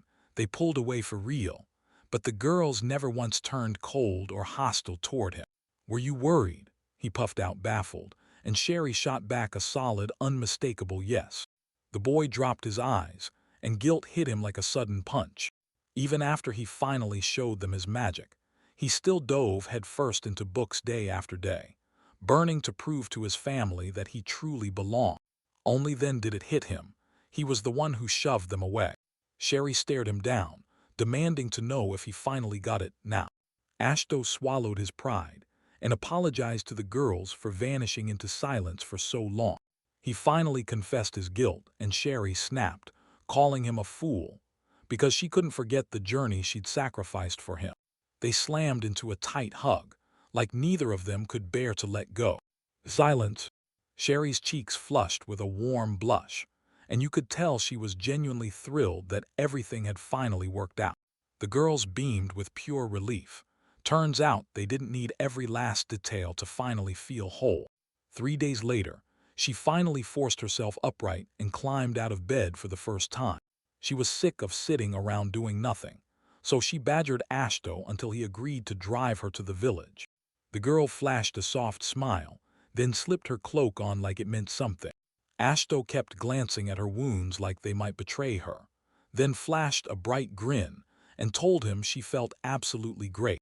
The boy remembered he had to thank the Agri family first, then waved her along and called out for her to follow. Meanwhile, the burly horned demon swung an axe through the wood, while the tiny one nearby yelled, rambling about a doctor and the broken horns. She finally caught up with him and thanked the giant with real sincerity for pulling her, and Sherry, back from certain death. The demon snapped his head around, shocked out of his wits. She practically shimmered with pure, overflowing gratitude. A warm smile cracked across the giant's stern face. He finally breathed easy because his guest had recovered. His companion wasted no time. He started needling Balgold and shoved the giant straight into the paint. What I couldn't believe, I just stared, because the strongest demon ogre in the whole village was right there, stumbling around, cheeks blazing with an awkward blush. Suddenly, she snapped around like she'd heard a signal no one else could. Local kids burst into the street, shouting with pure joy, and couldn't stop smiling the moment they saw her. The road shoved them into a village where the countryside had exploded outward, farms spreading farther than anyone expected. Elmina's jaw dropped as she stared at the brand-new plantations. Then her eyes snapped to Ashto's strange, unfamiliar companions. The elf shot the girl with a blunt remark that she didn't look anything like her brother. Then her words instantly earned a savage reprimand from him. The boy lit up with pride and introduced the newcomers, his little sister Sherry and his childhood friend Muty. He bombarded his little sister with praise, and Elmina was completely stunned. She never imagined Ashto could be such a caring brother. Sherry beamed as she thanked everyone for their care, while Muty just offered a quiet, shy little greeting. Over-the-top compliments hit Ashto's sister like a lightning strike. Her cheeks went scarlet, tears spilled instantly, and she begged him, "Be quiet." Sherry finally calmed down and stared at the elf, blurting out how beautiful she was, while her brother shot back with a dry, sarcastic comment. "Yeah, only if she stays smiling." Elmina grinned so hard her whole face lit up, stepped forward and introduced herself like, "Hey, I'm Elmina," clearly thrilled to meet the new residents. Ashto chose not to crowd the girls, so he pushed off meeting the rest of the villagers to another day. He told them to hunt down Augustus and the older dwarves. Then reality hit. Augustus had just dashed off for materials. A colossal greenhouse towered in front of the guests, and they all sucked in a breath, stunned. While they trekked along, the girls' mouths fell open at what they stumbled onto. Legendary dwarves, towering high elves, and even demonic ogres sharing space nearby. Suddenly, he slammed the brakes, spun around, and asked, dead serious, one last time if they were truly ready to live here. The boy broke into a real, warm laugh, then turned and thanked the girls from the heart for backing him up. The blonde practically burst with excitement, eagerly offering her ice magic to whip up delicious desserts. He warmly greeted the new residents in his village, and the girl beamed as she thanked her brother for their brand new home. Then, out of nowhere, she smirked and told Muty to step right into his room, right away, and the poor guy snapped into panic and turned beet red. And Muty strode through the village with a focused look, gripping a basket packed tight with freshly baked goods. Sherry called out to her by name. The local girls raved about Muty's cooking and practically begged him to whip up something special with those local grapes. Praise hit her like a warm wave, and she blushed deep red. The second Sherry heard about the new composition, she sprang into action, because there was no way they could pull this off without her ice magic. 1 month after moving into Muty Village, she finally stopped feeling like a visitor, and now she sat there, thinking hard about how to thank everyone for their kindness. His eyes swept across the empty wall, searching for something that wasn't there. The girl let out a helpless sigh. No useful magic, no special tools, and suddenly she felt like she was good for nothing. Suddenly, Maid Maya burst into the room with a cart, grinning as she shouted about the tea. After she crashed in with a bang, the startled word "enter" echoed behind her. The cat girl snapped to the realization she'd messed up, narrowed her eyes, and blurted out a rushed, heartfelt apology. She went totally flustered and blanked on the whole point, until Muty softly nudged her to add the tea leaves. The table was loaded with sweets, but when he went for the kettle, only plain water sat inside. Maya nearly broke into tears over her own clumsiness, but Muty wrapped her in a gentle hug and promised, "Don't worry, everything will fall into place soon." The girl took a sip, smiled warmly, and thanked the maid Maya for that delicious tea. Hearing that praise, his ears shot up with a burst of pure joy. Maya suddenly leaned in and asked the host, dead serious, did he really think the guest mattered that much? She softly shut her eyes, a gentle smile curling across her lips. She remembered the pure, real joy lighting up his face the moment they decided to move in together. Then his temper exploded the second she rolled into the village with another guest. "I knew it," she blurted, and it hit her like a bolt, suddenly jolting to the core. He wormed his way into her heart, because he cared for her like crazy and treated Sherry with pure, devoted love. Maya made it crystal clear. Whatever mattered to the host automatically mattered to her too. A little while later, she peered through the window and spotted the Atwhite family's second daughter. With a grin, she ruffled the maid's hair. Then the maid purred like she'd just been soothed to her core. Suddenly, the rumors came flooding back. How everyone swore her powers would never even come close to Lunamaria's. She dragged up memories of her own childhood, poisoned by the older son of the Estries' cruel taunts, and rage soured in her mind as she wondered if that girl had been handed the same fate. Then it hit her again, painfully, like a punch to the chest, because it was the second son of this very same family she couldn't forget. Lunamaria, his sister, and Ludger, the Estrella family's oldest son, were basically peers, so they clicked fast and became close the moment their lives kept bumping together. The girl dropped her gaze in sorrow, fully convinced the boy had it way tougher right now than she did. At the garden's social reception, every noble in the kingdom showed up, filling the place to the brim. Lunamaria felt unbearably awkward in her festive dress, and she awkwardly waved her hand like she didn't know what to do with it. Ludger beamed and congratulated her on her birthday, then promised her, straight up, that the outfit looked perfect on her. The younger brother sat on the bench nearby, hiding in the shadows, watching their every word like it might bite. He clasped his hands together so tight his knuckles ached, praying with every breath that this nightmare would end already. Suddenly, Lunamaria let out a heavy, bitter sigh and admitted the cruel truth. If she ran from home, nobody would even blink, but she can't bring herself to do it. The boy's breath caught. He froze from pure shock. The girl snapped her head around in pure confusion, like she just realized someone had actually heard her. They immediately clocked each other. Two kids in the same spotlight-sized shadows. Both families shoved us aside the moment we could stand. Luna Maria clapped a hand over her mouth in shock, and a shy smile flickered across his face. The conversation kicked off out of nowhere, and from that moment on, they never let go of each other. Side by side, they finally managed to feel like normal kids again. As kids, they'd bolt from home, tear through the city, and roam the mountains side by side with their little sister Ashto and Sherry. And it kept going, right up to their 15th anniversary, until the moment hits when you finally uncover the magic hiding in you. With a wild talent for nature magic, Ashto dove headfirst into his studies and barely left the house at all. An explosion. Muty snapped still, the words hitting her like a punch. Turns out she's got a rare, explosive magic gift, explosion magic, and it's something only a few people can do. Her mentor barked that she had to master these powers. No excuses. So she could finally become as unstoppable as her sister, Sherry, the Ice Princess. Because that magic was the army's lifeline, the moment Muty was involved, his family's attitude toward him flipped instantly. But it all came down to this. She'd be forced to learn magic forged purely for slaughter and mass murder. She just couldn't pull it off. In no time, her homeland soured on her, spitting out that with a talent like that, she could only pull off pathetic tricks. And Muty swallowed her grievances in silence, like she could crush them with sheer will. Instead of battle spells, her notebooks were crammed with drawings of innocent sparks, like magic waiting to go off.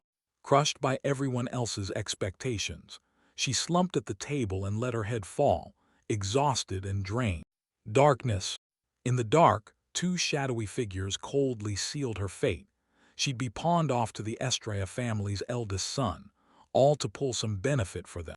The cat-eared maid dozed peacefully, her face buried in sleep like she was chasing dreams from a long-forgotten past. The girl just sat there, eyes glassy, staring straight out the window like she couldn't feel a thing. Outside the window, the twilight was already swallowing the last traces of daylight. She blinked in confusion, realizing she'd somehow dozed off on the couch with the maid tucked on her lap. Out of nowhere, a blinding light snapped onto her. With the mansion's towering walls gone, the night sky stretched out wide and crystal clear, like the world finally had room to breathe. Silence. The maid shifted on her knees, blinking groggily as she lifted her eyes wide open. The girl's breath caught as shock hit her. The last scraps of sleep vanished in a blink. In the blink of an eye, the whole crowd surged into the square, circling that old stone well like something big was about to happen. An elf girl blurted out, confused, "Why are we gathered?" But Ashto had no clue either. Muty had yanked them all here and only promised, "I'll show you something." Late at night in the square, the girl rushed up to her friends, who she'd pulled together out of nowhere, and blurted out an apology. She grinned. Exactly 1 month had passed since they'd landed in the village, and now it was time to pay back that hospitality. With her hand pressed to her chest, she blurted out that she wanted to thank them her way. A magical wand spun like it had a mind of its own, gliding effortlessly through her fingers. With a sharp flick, the sorceress swung her hand and ordered everyone to dive in and enjoy the spectacle. The crowd went dead silent. A lone flame shot into the dark like it had a mission. The sky exploded with a colossal firework, and the boy and the elf both snapped into a real, shocked gasp. Blinding sparks erupted inches over their heads. Light exploded from above like a dazzling storm. The crowd stared up, completely spellbound.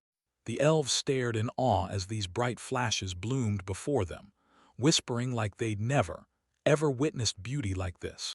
The gnome exploded into laughter, clearly delighted by the girl's skill, while the beast people let out squeals of pure joy. Then the boy's eyes widened. This was Muty's legendary spell, the Shining Flame. Alito stared up at the sky, and wow, who'd guess an explosion's destructive magic could be turned into something like this?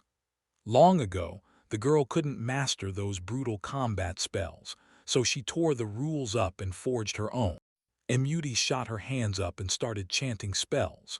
while behind her the crowd roared for everyone to come enjoy this wild, one-of-a-kind gift.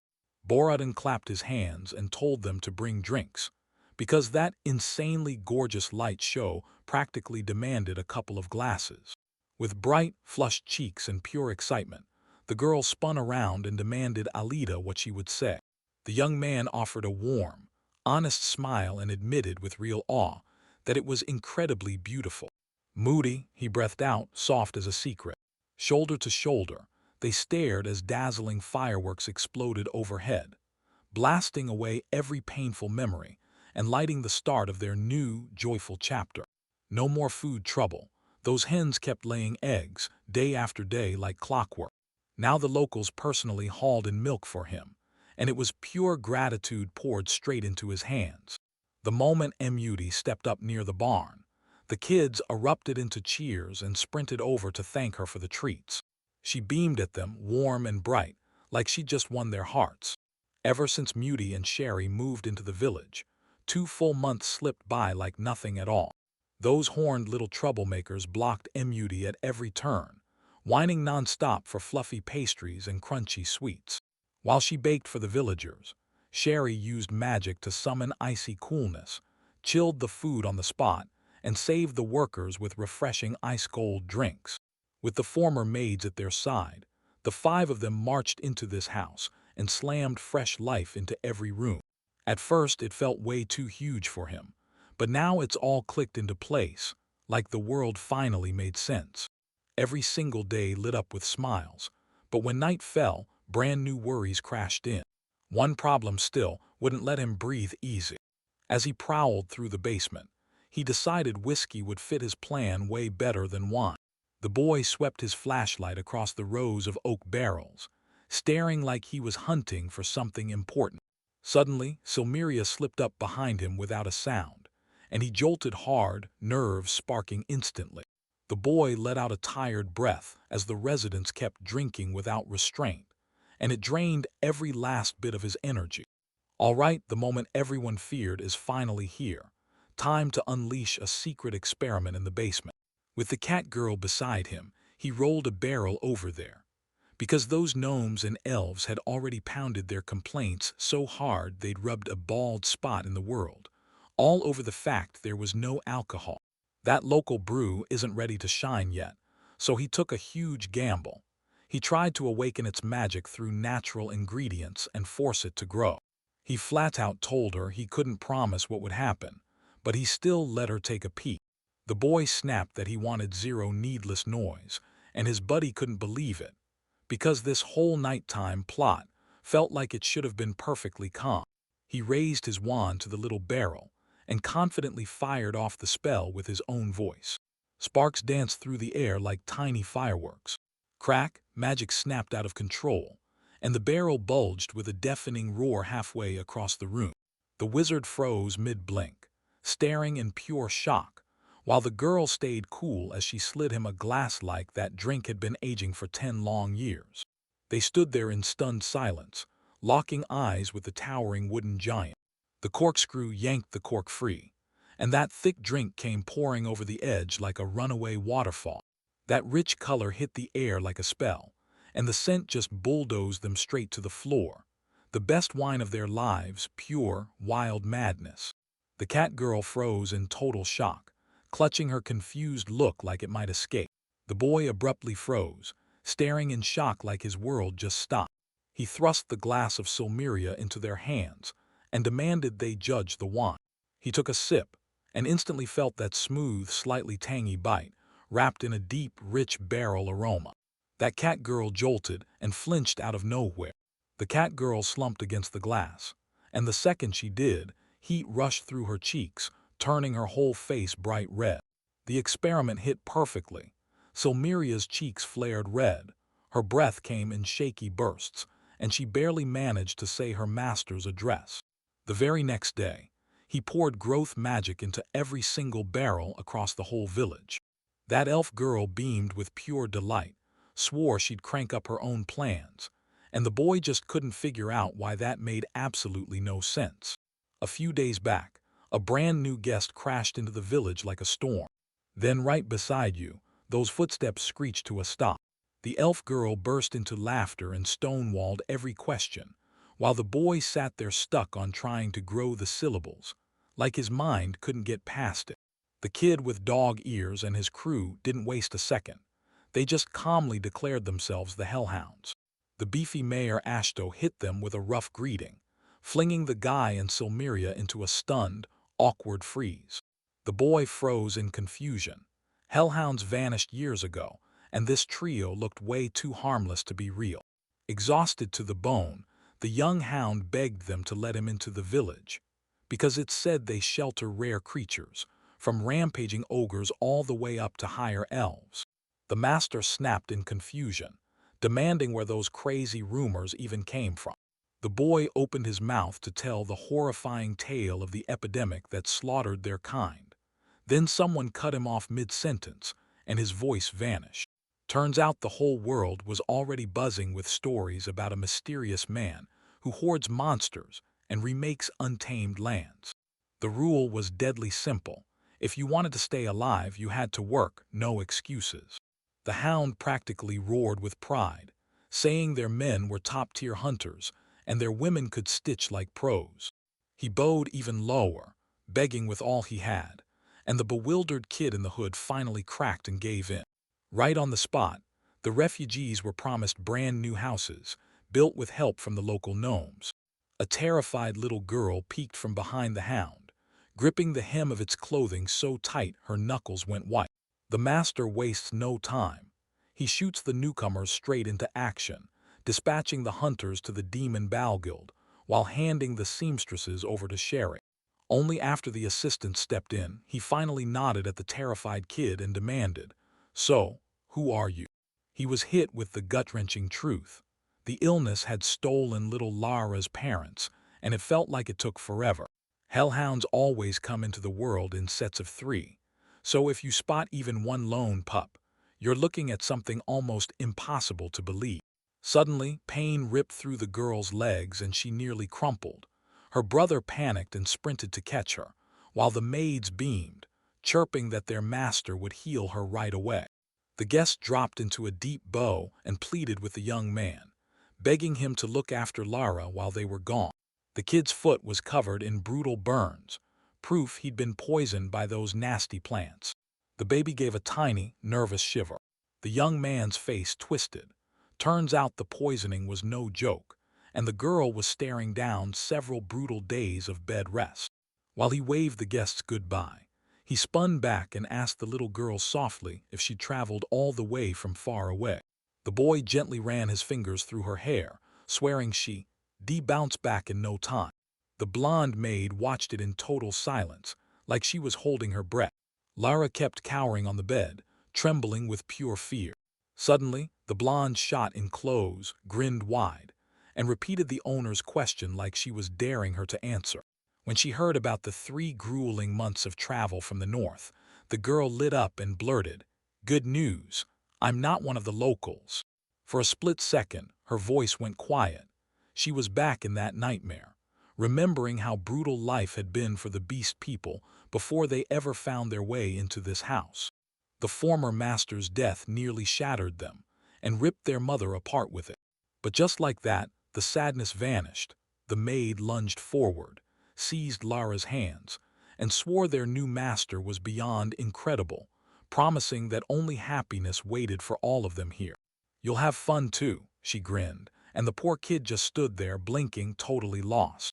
The boy let out a heavy breath and then, like a switch flipped, warmth lit up his lips with a real smile. A tear slid down his cheek as he blurted out, choked with emotion, that from now on she could talk to him as much as she wanted. The girl with cat ears clamped his hands tight and whispered her confession. She was the only one in the group with no family, which meant she didn't even have someone she could just talk to.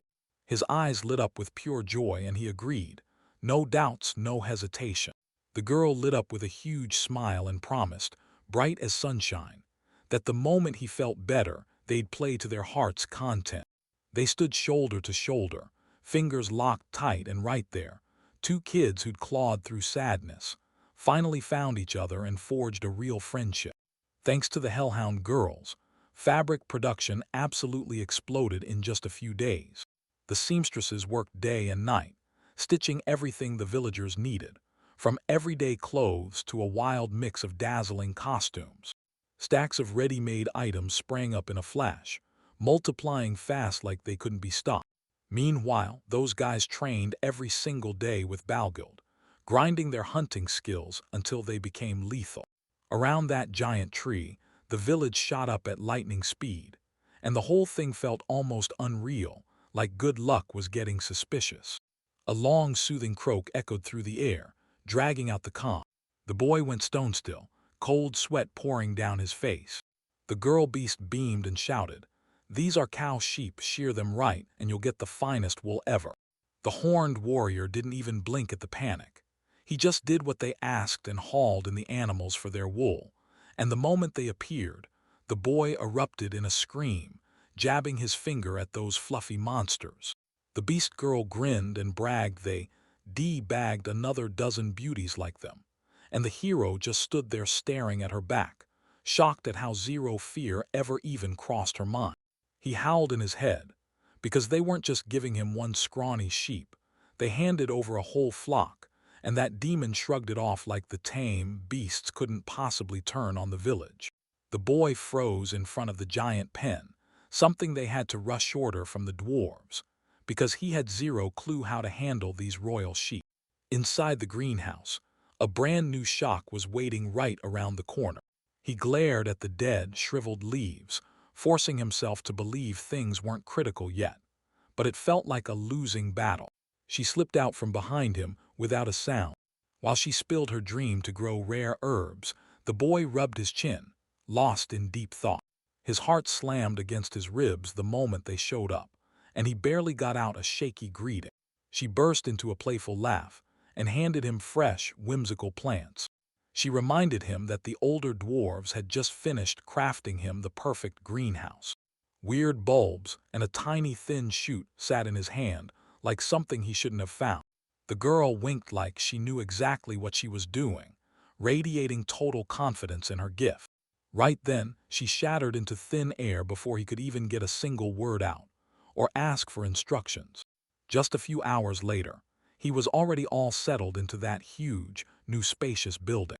The boy dropped to his knees by the pots, staring hard at the creepy hue of the sprouts like something was watching him back. At first glance, those plain little seedlings had stems so weird he'd never seen anything like them before. In his head, curiosity roared louder than fear ever could. He hesitated to even touch the growth skill. What if that strange flora was poisonous, and once it started, it would spiral out of control? But temptation surged, and he leaned down to tend at least one bush. The boy locked in, murmured a calm command to the sprout to grow, and prayed he wouldn't push his magic too far. In a heartbeat, the crown of a giant tree detonated right over his head. Luxuriant flowers burst to life on those thick branches in the blink of an eye. He tipped his chin up in a trance, breathing in the heavy, sweet perfume of rose petals. The tree shot up with wild speed, swelling into towering heights and thickening so fast with leaves that it barely looked like the same thing. He looked totally lost, like he'd planned to coast through with just a little effort. A huge fruit bulged out from under the leaves, breathing out a sweet, mouth-watering scent that hit you instantly. With a calm little smile, Lady Shella showed up, and the moment she did, he blurted out to ask about that weird plant. The girl stared at the crown in disbelief, stunned that the tree had finally ripened completely. Shella leaned in and told us about a legendary breed, one that wizards forged centuries ago. The plant proudly carried the name, Heavenly Peach, like it was a crown. The boy stared wide-eyed as Shella grinned and teased that the sweetest wine on earth is brewed from those fruits. Back in the ancient days, when magicians were worshipped as deities, she received her seedling like it was a sacred gift from the gods. Gasping for air, the boy crept forward and carefully reached for the peach branch. Strolling through the sunlit greenhouse, the girl grinned and urged them to snatch fruit straight off the branches. She leaned on that wooden post, pushed the boy to stop waiting for tomorrow, and demanded he sink into the harvest right now. The boy stared at the jug, watching the liquid churn, and he couldn't stop wondering if it would really transform into wine. The knife ripped through flesh in a deadly flash. When someone asked her how to eat it, she just smirked and told them to slice the fruit up. The young man chopped the fruit with lightning skill, straight from the days he'd learned back in the kingdom. The girl giggled as she held out her hands to feed him, and he blurted out embarrassed protests. One blur of motion, and boom, the piece was already in his mouth. He gnawed at his words, chewing nervously while her sweet, expectant stare pinned him in place. He demanded the owner of the seedling take the first bite, but she snipped the moment and reminded him, loudly, that it was his help that made it grow. That taste blew past every expectation. Fresh, sweet nectar just melted on her tongue, and she couldn't help but chuckle, completely satisfied. Suddenly it hit her. She remembered the care plan, and she demanded the leaves be watered later with that mysterious tree water. Her eyes sharpened instantly. Turns out that fruit grows only inside their greenhouse, and Ashto was left genuinely speechless. She gave him a sly look, then smirked and swore that right after he got fed, something sweet and shocking was waiting for him. In those giant goblets, heavenly peach wine shimmered like liquid magic. The horned buddy happily licked his fingers, smugly picturing everyone downing this drink, cup after cup, like it was pure magic. Beneath the heavenly peach branches, they laid out a barrel of fresh wine for everyone to see. Every single person snapped still, holding their breath like the next second could change everything. The gnome flat-out refused to believe you could turn local fruits into real alcohol. The merchant took the first sip in total silence, like he was savoring every secret in the air. The old man lunged out of nowhere, shouting that he had every legal right to drink, and then he came at him. Then he took a bite, and the flavor hit just right, absolutely perfect. The girls couldn't help but smile at how sweet and refreshingly light that drink tasted. The mayor's calm mask slipped as he started pouring the supplement. Suddenly, one of the hellhounds leaned in and demanded, "So, are the fruits actually edible?" Once he heard the yes, the little one started begging for at least a couple. The mayor slammed down a warning, "Don't dare drink with raw fruits." He let the pack get treated, and the elf's appetite flared up on the spot. The young man burst into laughter and let them snatch every single thing off the tree. The crowd erupted in pure joy, jostling and shouting for a taste for themselves, and for their kids too. Baskets overflowed to the brim with juicy heavenly peaches, perfectly ripe and ready to blow your mind. Soft, golden light poured into the glass greenhouse, spilling warmth over everything inside.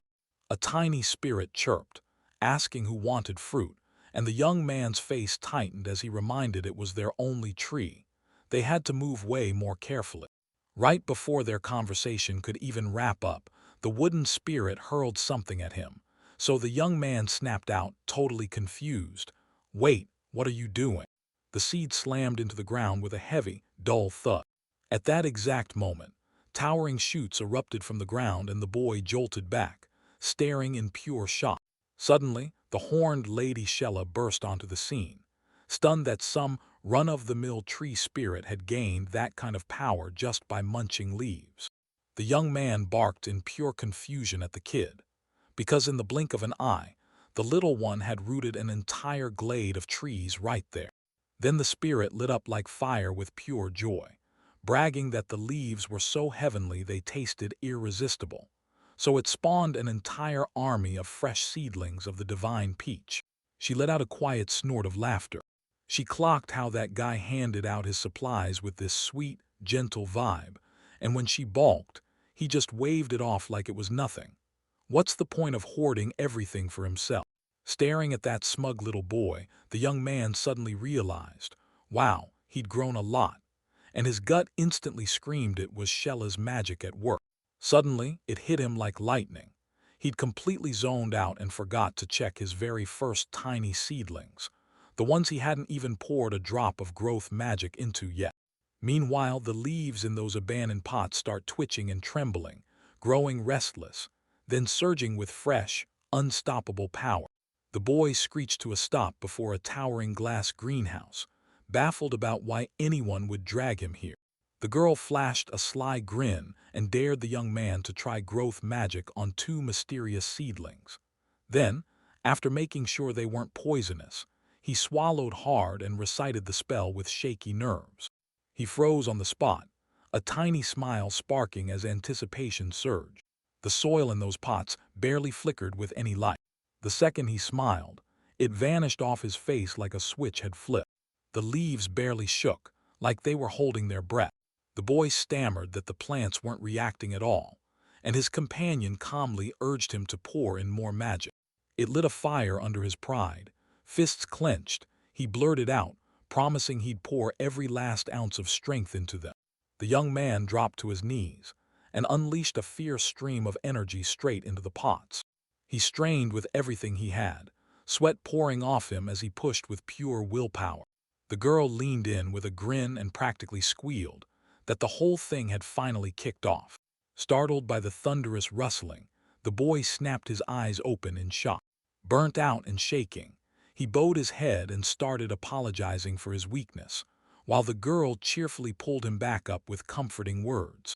Suddenly, those seedlings detonated into a jungle of massive vines, lashing out in every direction, and the young man yanked himself back in pure panic, because he had already stopped the spell, so he couldn't understand why they kept going berserk. He spun around in a jolt. Two bizarre plant girls, Mandrake and Alron, suddenly popped up right behind him. Meanwhile, fluffy clouds drifted lazily above the sprawling estate. A steaming golden pie sat on the table, fresh out of the oven. Emuti and Silmeria glowed with pride. This time they took a wild chance and baked it with rare heavenly peaches, not apples. Joy erupted in the house. Maids buzzed like kids at a party, and the children raced to scrub their hands, yelling. The girls dove into the basket of heavenly peaches, grinning as they pictured fresh jam and brand new pastries. Emuti let out a slow breath, and at last, home's comfort wrapped around him. Her friend beamed at her, warm as the sun, and said the host was slipping back just in time. From behind the door, the maid burst out with a grin and shouted for everyone to snatch plates and dive straight into the food. The girls practically burst toward the entrance, beaming as they greeted Ashto and got ready to flaunt their brand new pastries. But the second they smiled, it all vanished. Pure shock hit their faces instantly. On the threshold, Ashto fidgeted like he couldn't stand still, while two little plant girls latched onto his pant legs with all their might. Two little plant girls latched onto their owner, bouncing with pure joy as they shouted their names at the top of their lungs. The boy kept rubbing the back of his head and nervously let out an awkward laugh, completely clueless how to explain this wild, bizarre discovery to his family. Two girls draped in nothing but green leaves, huddled close together, trembling shyly as they pressed shoulder to shoulder. It all kicked off just a few hours before everything blew up. The horned lady proudly held up the little ones and beamed as she announced, "These are Mandrake and Alron, legendary herbs." The boy stood there, completely frozen, his mind screaming confusion. As her plan hit perfectly, the companion let out a delighted chuckle, but he instantly turned betrayed, staring hard at that strange creature. He muttered, stunned out of his mind. He'd actually seen the leaves with his own eyes, but he still couldn't wrap his head around them being plants. That cheerful smile just confirmed his worst nightmare, and he snapped into a gut-wrenching scream of shock. She smirked and narrowed her eyes, and that's when the boy finally clocked it, standing right before a legendary stash of medicine. In the end, the elixirs weren't made from anywhere else. They were brewed straight from their leaves, pure magic in liquid form. Legends say the dragon of wisdom's drink could smash any wound or cure any illness, no matter what. They kept the recipe locked away like it was a state secret, but the nobleman's plain old son cracked it fast. The real clue was the leaves perched on the girls' crowns. In all of history, only 2 bottles of this potion survived, locked away in the royal treasuries of Great Balog and the Dragon Road. Right as the little one swarmed toward him, the boy burst into panicked pleas for Lady Shella, and she just grinned wider, openly loving every second of his fear. Mandrake and Alron happily wound around his legs, singing their own names like they owned the whole scene. Two plant girls sprang to life, strapped tight to his mana like it was locking them in place. He nearly choked on the spot when he heard the kids were calling him their real dad now. The dragoness flicked him a careless goodbye, brushed off his frantic pleas, and told him, dead serious, to feed the kids heavenly peaches. The door shut with a soft click, like it was sealing in a secret. He let out a defeated sigh as the kids latched onto his legs, squeezing with pure joy. At the lunch table, he fumbled through an awkward explanation. Magic had totally backfired and turned ordinary seedlings into living beings. Sweat dripped down his forehead as he nervously tried to steer the conversation toward the mouth-watering pie. "Congrats, you're a father now," the blonde teased, and the boy suddenly choked on his pastry. When she asked with clear logic for a free room for the kids, he snapped again and yelled, pure panic, that he wasn't really their dad. And then, right out of nowhere, everything went dead quiet. As the little ones munched their treats like nothing could touch them, it hit him hard. This house had run out of space for good. On the second floor, an apple won't even fit through the air. And cramming 4 people into a tiny room with Maya is a seriously bad call. The only thing that might still save them was the first floor, the old living room, with its medicine stash tucked away inside. He slid his hand onto Larry's head, his voice warm, begging her not to even think about walking out on their shared home. Lara's ears drooped with guilt as she begged to go tell the others, but the boy panicked and flailed his hands, because he was trying to say something totally different. The shy she-wolf girl finally confessed that her wounds had healed completely. The hero blurted it out loud. Lara and Maya clicked so well that he figured he'd have to tell Augustus to build them their own separate room. The girl across beamed softly and said they could stay at her place. The boy wrestled with his thoughts. He just wanted to pull the wounded Lara out of there. But the hellhounds always hunt in packs, and she was stranded all by herself. Before he even got a word out, the girl yanked the mandrake back to her, summoning the Allron too, and the two of them squealed with pure, joyful delight. The hero could only stare in disbelief, as the little one clung to him, way harder than he ever expected. The girl clutched the little one close, grinning because her huge room finally wouldn't feel empty anymore. With no other option left, the boy finally threw in the towel. He grinned when he saw one of the little ones crash into a deep sleep, wiped out after that big, hearty meal. The hero thanked the girls for backing him up, and they just waved softly back, calm, gentle, and right away easing the little one's worries. In the end, they drew the line. Mandrake went to live with M. Judy, and the Allron stayed to keep Sherry company. A few weeks went by in the blink of an eye. The boy strode down the path toward the wooden cabin, nodding and greeting the older gnomes who'd managed to settle nearby just fine. The young man stared in shock as more and more buildings suddenly sprouted across the village, fast. Esto snapped his eyes up to the roof and saw an old gnome working away like it owned the place. He let out a slow breath, then chose to stay out of the construction. Those older dwarves had it handled, no help needed. And yeah, this guy had his own messy business going on too. 3 wine cellars have already been carved into the settlement, and alongside them, a bunch of structures have popped up with one big mystery. No one knows what they're for. A bright, sunny calm drifted over the brand new rooftops. A glass flask with 2 bright green leaves snatched Ashto's attention so hard he couldn't look away. He could grab only one a day, but the plant girls handed them over in a blink, so fast it left him genuinely freaked out. At the table, the young man leaned in and stared hard at the mandrake and Allron leaves, like they might whisper a secret back. He cranked up his hopes for this legendary, mysterious magical glow. Then the magic ingredient just sat there looking like some plain old weed. Right in front of the boy's nose, a heavy tome crashed down with a brutal thud. That heavy hardcover slammed onto the tabletop with a bone-jarring thud. A horned girl popped out from behind the curtain, grinning, and chirped that it was time to head off, straight to the research. Her bright excitement got cut short when a tearful, terrified plant girl burst into panic, screaming that the mandrake had just viciously yanked the leaves right off its own head. And the Allron too. Lady Shella burst out from behind him so suddenly, the boy jerked in fear. Then she giggled and called him cutie like it was all a game. He ran his fingers through his hair, all tangled in confusion. And then Shella burst into a laugh, swearing it would grow back for sure. The boy leaned in and asked if the little one was still playing, and the girl just nodded, calm as ever. He said it's smarter to let kids chase their own fun, instead of trapping them in his orbit nonstop.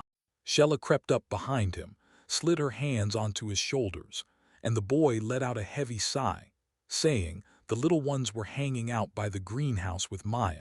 She flashed him a warm, genuine smile, like there wasn't a single shred of doubt that handing him their safety was the right move. She leaned in right in his space, and the guy's nerves instantly turned to cold sweat. He blinked once, then again, totally baffled. The girl pivoted right to the village, then glanced around to confirm it. Thanks to the older gnomes, the whole place was buzzing with life. She said it with pure confidence. This settlement isn't just surviving, it's growing bigger and bigger. Then she leaned in and gently urged the boy to keep grinding and never quit. The next second she darted in and planted a kiss on his cheek, right out of nowhere. His face exploded red to the ears, and the boy blurted her name in pure shock as Shella, all smiles, cheerfully waved goodbye. He stood alone, staring at the shut doors like the silence had teeth. The boy let out a shaky breath, clutched his scorching face, and couldn't wrap his head around why she'd show up at all. The boy rolled the worn book between his hands, his thoughts racing. Had Lady Shella really left it here and forgotten it? That colossal binding snatched everyone's attention with its quirky ancient carvings. He started flipping through the pages on a whim. His eyes landed on the simple recipe for an elixir, and right in the ingredients, calmly waiting like a trap, sat the philosopher's stone, the scales of an ancient dragon, and a branch plucked from Yggdrasil. The boy shot his head back in silence. He dropped to the floor, exhausted. Dragon scales were exactly what he needed, and it felt like the universe was laughing at him. Right in the middle of it, that thought got yanked away.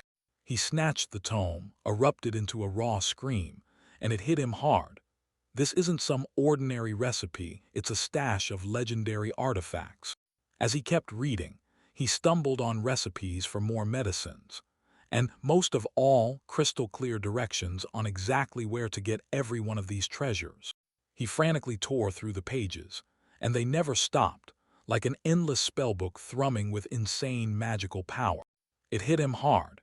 He couldn't believe how lucky he was to receive a gift this incredible. He slid into his seat and dug into the records, hungry for anything that could unlock eternal youth, and even sense rumored to bring the dead back. Right in front of him, Lady Shella's image bloomed, and he leaned in to whisper heartfelt thanks, soft but shaking with sincerity. Dawn caught him still passed out. This kid was peacefully snoring, his head jammed right on the revealed secrets. Muty yanked the guy awake, who'd already face-planted into sleep right at his desk again. She flashed a soft, gentle smile. He shot up out of nowhere, eyes wide, blinking like crazy, dumbfounded, not even realizing when he'd blacked out. The girl just let out a quiet giggle, like she couldn't help but find his awkward apologies adorable. She let out a heavy sigh and snapped at him for that reckless habit of throwing himself into work head first, and then dropping everything else like it didn't matter. But she leaned in and, in a gentle whisper, promised him, "From this moment on, I'll be right here, always watching, always there." Muty shut his eyes with a real smile, stunned that after all those wild events, he barely changed at all. The boy gave a soft nod, eyes locked on the evening window as the night settled in. Sherry's furious scream tore through the house. Dinner's getting cold right now. They swallowed their fear, apologized through trembling breaths, and then sprinted straight for the exit. The door slammed shut behind him, and the empty room was left with nothing but stacks of books he kept putting on. The young mayor stared at the fluffy creatures, all curled up and peacefully sleeping like nothing in the world could touch them. He couldn't stop thinking, Where in the world did his assistant vanish after they finished working together in that greenhouse? Behind that fence, the giant sheep looked weirdly fluffy, like it would be insanely soft to cuddle. The boy strolled through the village, and right then, like a sudden jolt, he realized the new houses had grown way bigger. Right then, two horned, demon-possessed ogres burst out to block their way. The mayor grinned like nothing could touch him. He'd already lost track of the last time he took a simple stroll down the street. Every second of his free time got swallowed by Lady Shella's thick, heavy books. Only when the boy finally got face to face did he realize how massive Balgild really was. The giant was right there, rolling in to inspect his traps.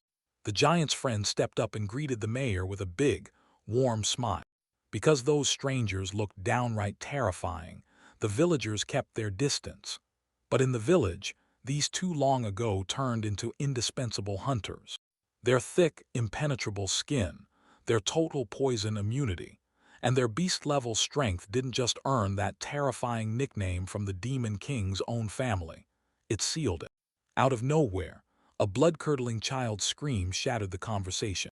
A tiny horned kid burst up to the mayor, grinning as he bragged about his dad's old axe, and declared that from today, he's going hunting too.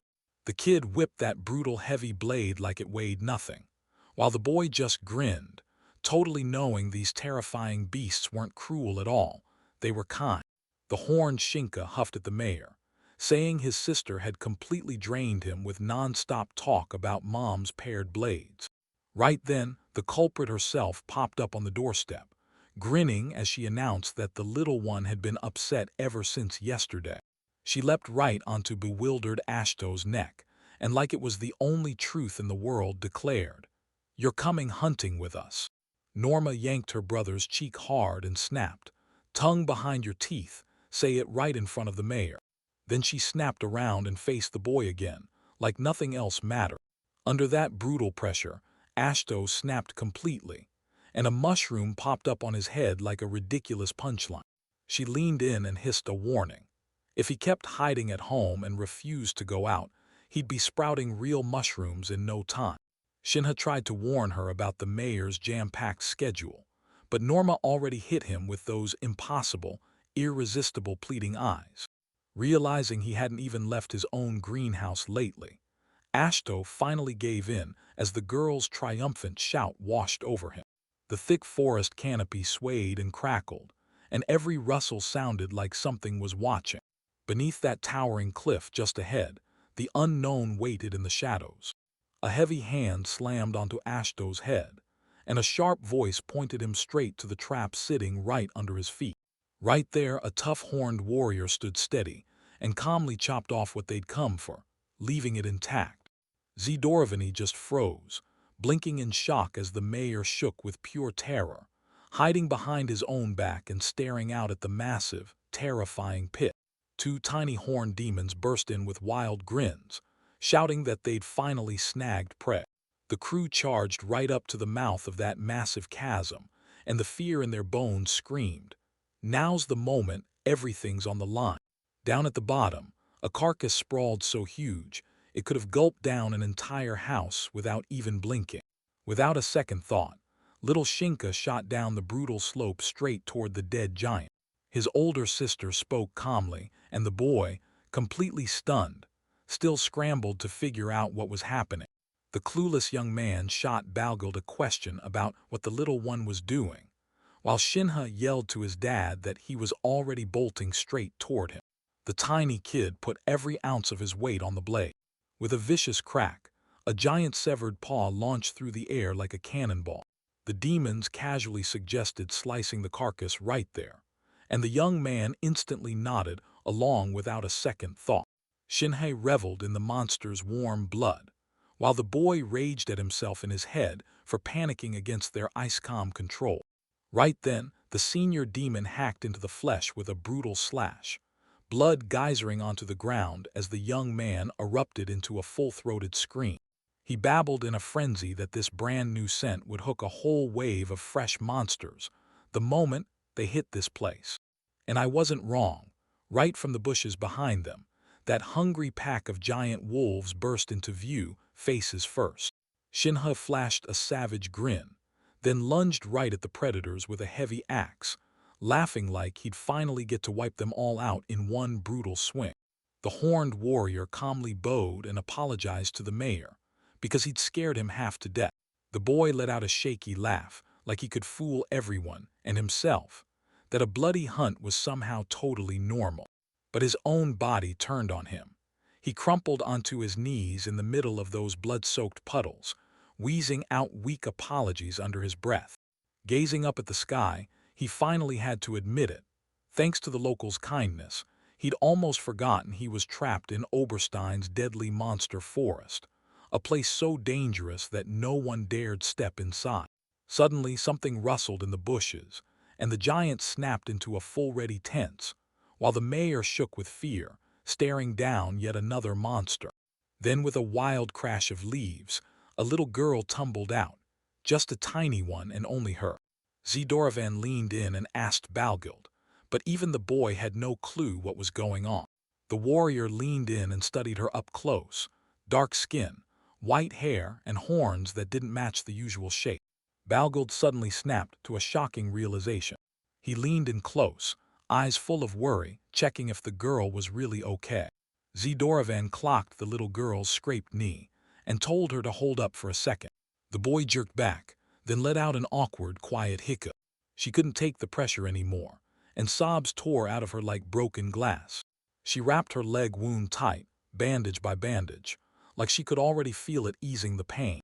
The boy shot a worried glance at the horned girl on the verge of tears, wondering if this tiny kid had just been ripped away from her parents. He quietly begged her to hold off on touching the wound until the medicine fully soaked in. The girl hesitated, then pointed weakly toward the tangled thicket ahead. The boy snapped, shocked, asking where she'd come from, but all he got was the soft, broken sound of her sobbing. Then a massive shadow slammed over him, and an intense, weighty stare burned into the back of his head. The young man froze in shock, like his whole world just went silent. In the middle of the forest, a 2-meter wall of muscle loomed, so savage it froze the boy in shock, like this had to be a dream. Gramillo gently lifted the little one, and she lit up with joy as she told her dad, "That kind uncle healed me." The girl beamed and reached for her father, and the young man blurted the word again, stunned until it clicked. This giant was her dad. The fearsome giant didn't strike at all. He bowed low and showed the rescuer a polite respect. The boy just froze, locking eyes with the stranger, praying with all his heart that he wasn't about to hurt him. The giant's stern, stone-cold stare blasted straight through me, right to the bones. Nervous stammering in his throat, the young man finally squeaked out the question. Was that demonic ogre really standing right in front of him? In a split second, panic swallowed him. He flailed his arms and screamed at the top of his lungs, shouting for Balgild to come help. He cradled the horned girl with care, stunned by how calm and unexpectedly soft her tiny voice was. The giant ogre stumbled over his words and admitted, in total disbelief, that it was the very first time in his life he'd ever seen someone of his own kind. He had no clue why his relatives were even here, and the poor boy could only mutter in total confusion. It's bone-chilling to realize an ordinary person can live in total peace right beside monsters like that. The second horned one snapped the silence with an irritated grumble, insisting that all this talk would go nowhere fast.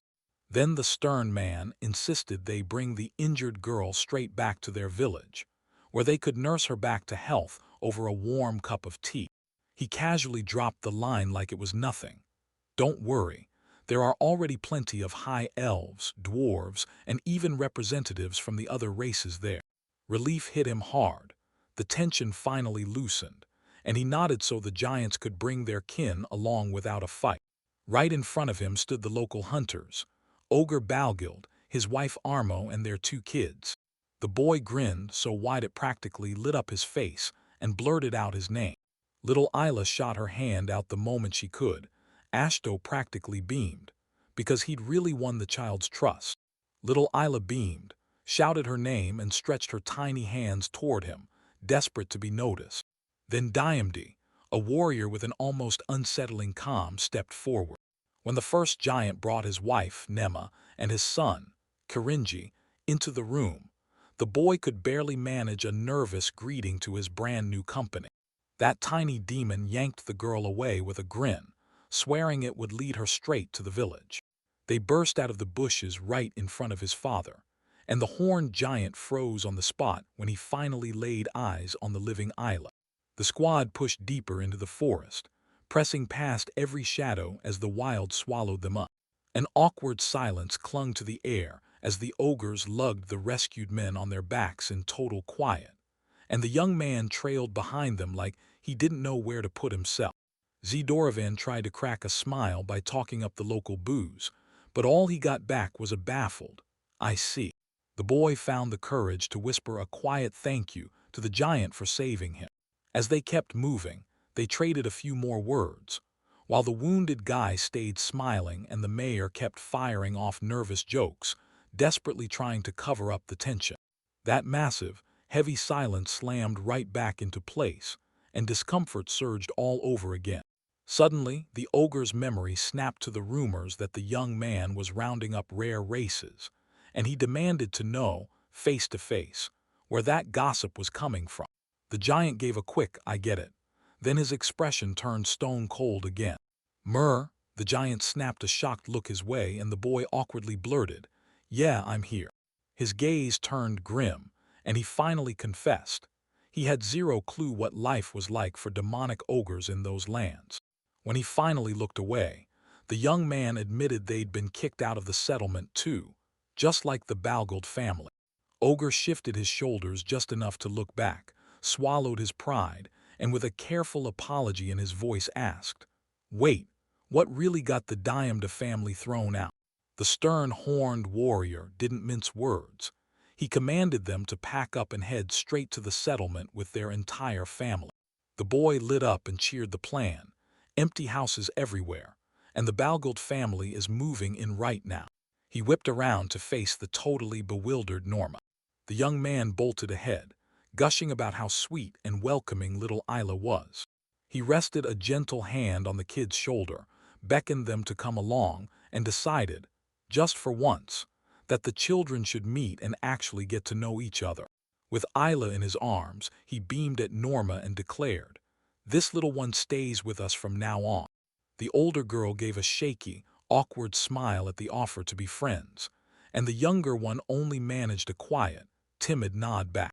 The young man pumped Norma up, and she admitted, straight-faced, that she was freaking out before she met anyone new. She took a deep breath, then reached out her hand, daring herself to greet him. Her eyes snapped wide with shock. Isla clamped both of her palms onto her hand and tore into the air with a piercing scream. The boy flashed that huge grin and nodded at the stunned warrior, like they'd cracked the same secret in the blink of an eye. They both just stood there in silence as the girls were already skipping down the forest path, chatting away like everything was perfect. Finally, the young man flashed a casual grin and told the ogre to invite Balgold over for a drink, certain that once their wives met, it would click instantly. He lifted his finger and suddenly saw it. Anything small could spark a money-making opening. A sneaky grin spread across his face. Yeah, this had to be worth a shot. The young man froze in shock, because it looked like they were moments away from talking. The blonde player snapped the horned guy right in the face with a brutal swing, and as he stumbled, grabbing his head in panic, the girl beside him grinned and practically cheered as the fight finally kicked off. A towering horned ogre loomed over the young man, daring him to figure out just how life-or-death important this ritual really was for their clans. The boy blurted out, grinning, finally time to get to work, and then let out a huge sigh of relief because, yeah, these two were totally going to click. Just hours ago, Balgold blindsided everyone by suggesting a special ceremony to kick off friendship initiation. A show froze in pure disbelief, staring at the massive crowd that had swarmed in around him. He swallowed hard, sure, closing in his awesome, but why are all these nosy onlookers watching like it's the main event? Suddenly, a familiar elf sprang up next to him and teased, "So you're still hiding, recluse?" Ashto's eyes darted away, and he finally mumbled that he really needed to get out more often. He tried to deny he was a loner, but the girl just burst out laughing, like she hadn't seen him in forever. Her eyes burned with pure excitement. If regular ogres can blow people's minds, then just imagine how everyone will swarm to see the demonic ones. In the crowd, everyone buzzed and craned their necks, desperate to figure out why a massive commotion erupted out of nowhere right by the slaughterhouse. Balgold stared straight ahead with a hard, unblinking intensity. His opponent went rigid at the breaking point, locking onto every single move. The whole crowd stopped breathing as two brutal fighters squared off on the battered, trampled ground. The fight's happening. The elf girl squealed, grinning as she jabbed her finger right at the chaos's epicenter. Sweat chilled the boy's skin as he demanded Elmina explain what was really going on in the friendship initiation. But to her, this whole thing felt perfectly normal. Two legendary warriors locked eyes, glaring so hard it felt like their hatred could burn the air between them. A deafening blast detonated, boom. The shockwave slammed into everyone's ears, and the crowd stared, stunned like they couldn't blink. The fighters slammed fists into each other's faces at the exact same time. Not a single word left either of them. Then they spun around and ripped their torn clothes right off.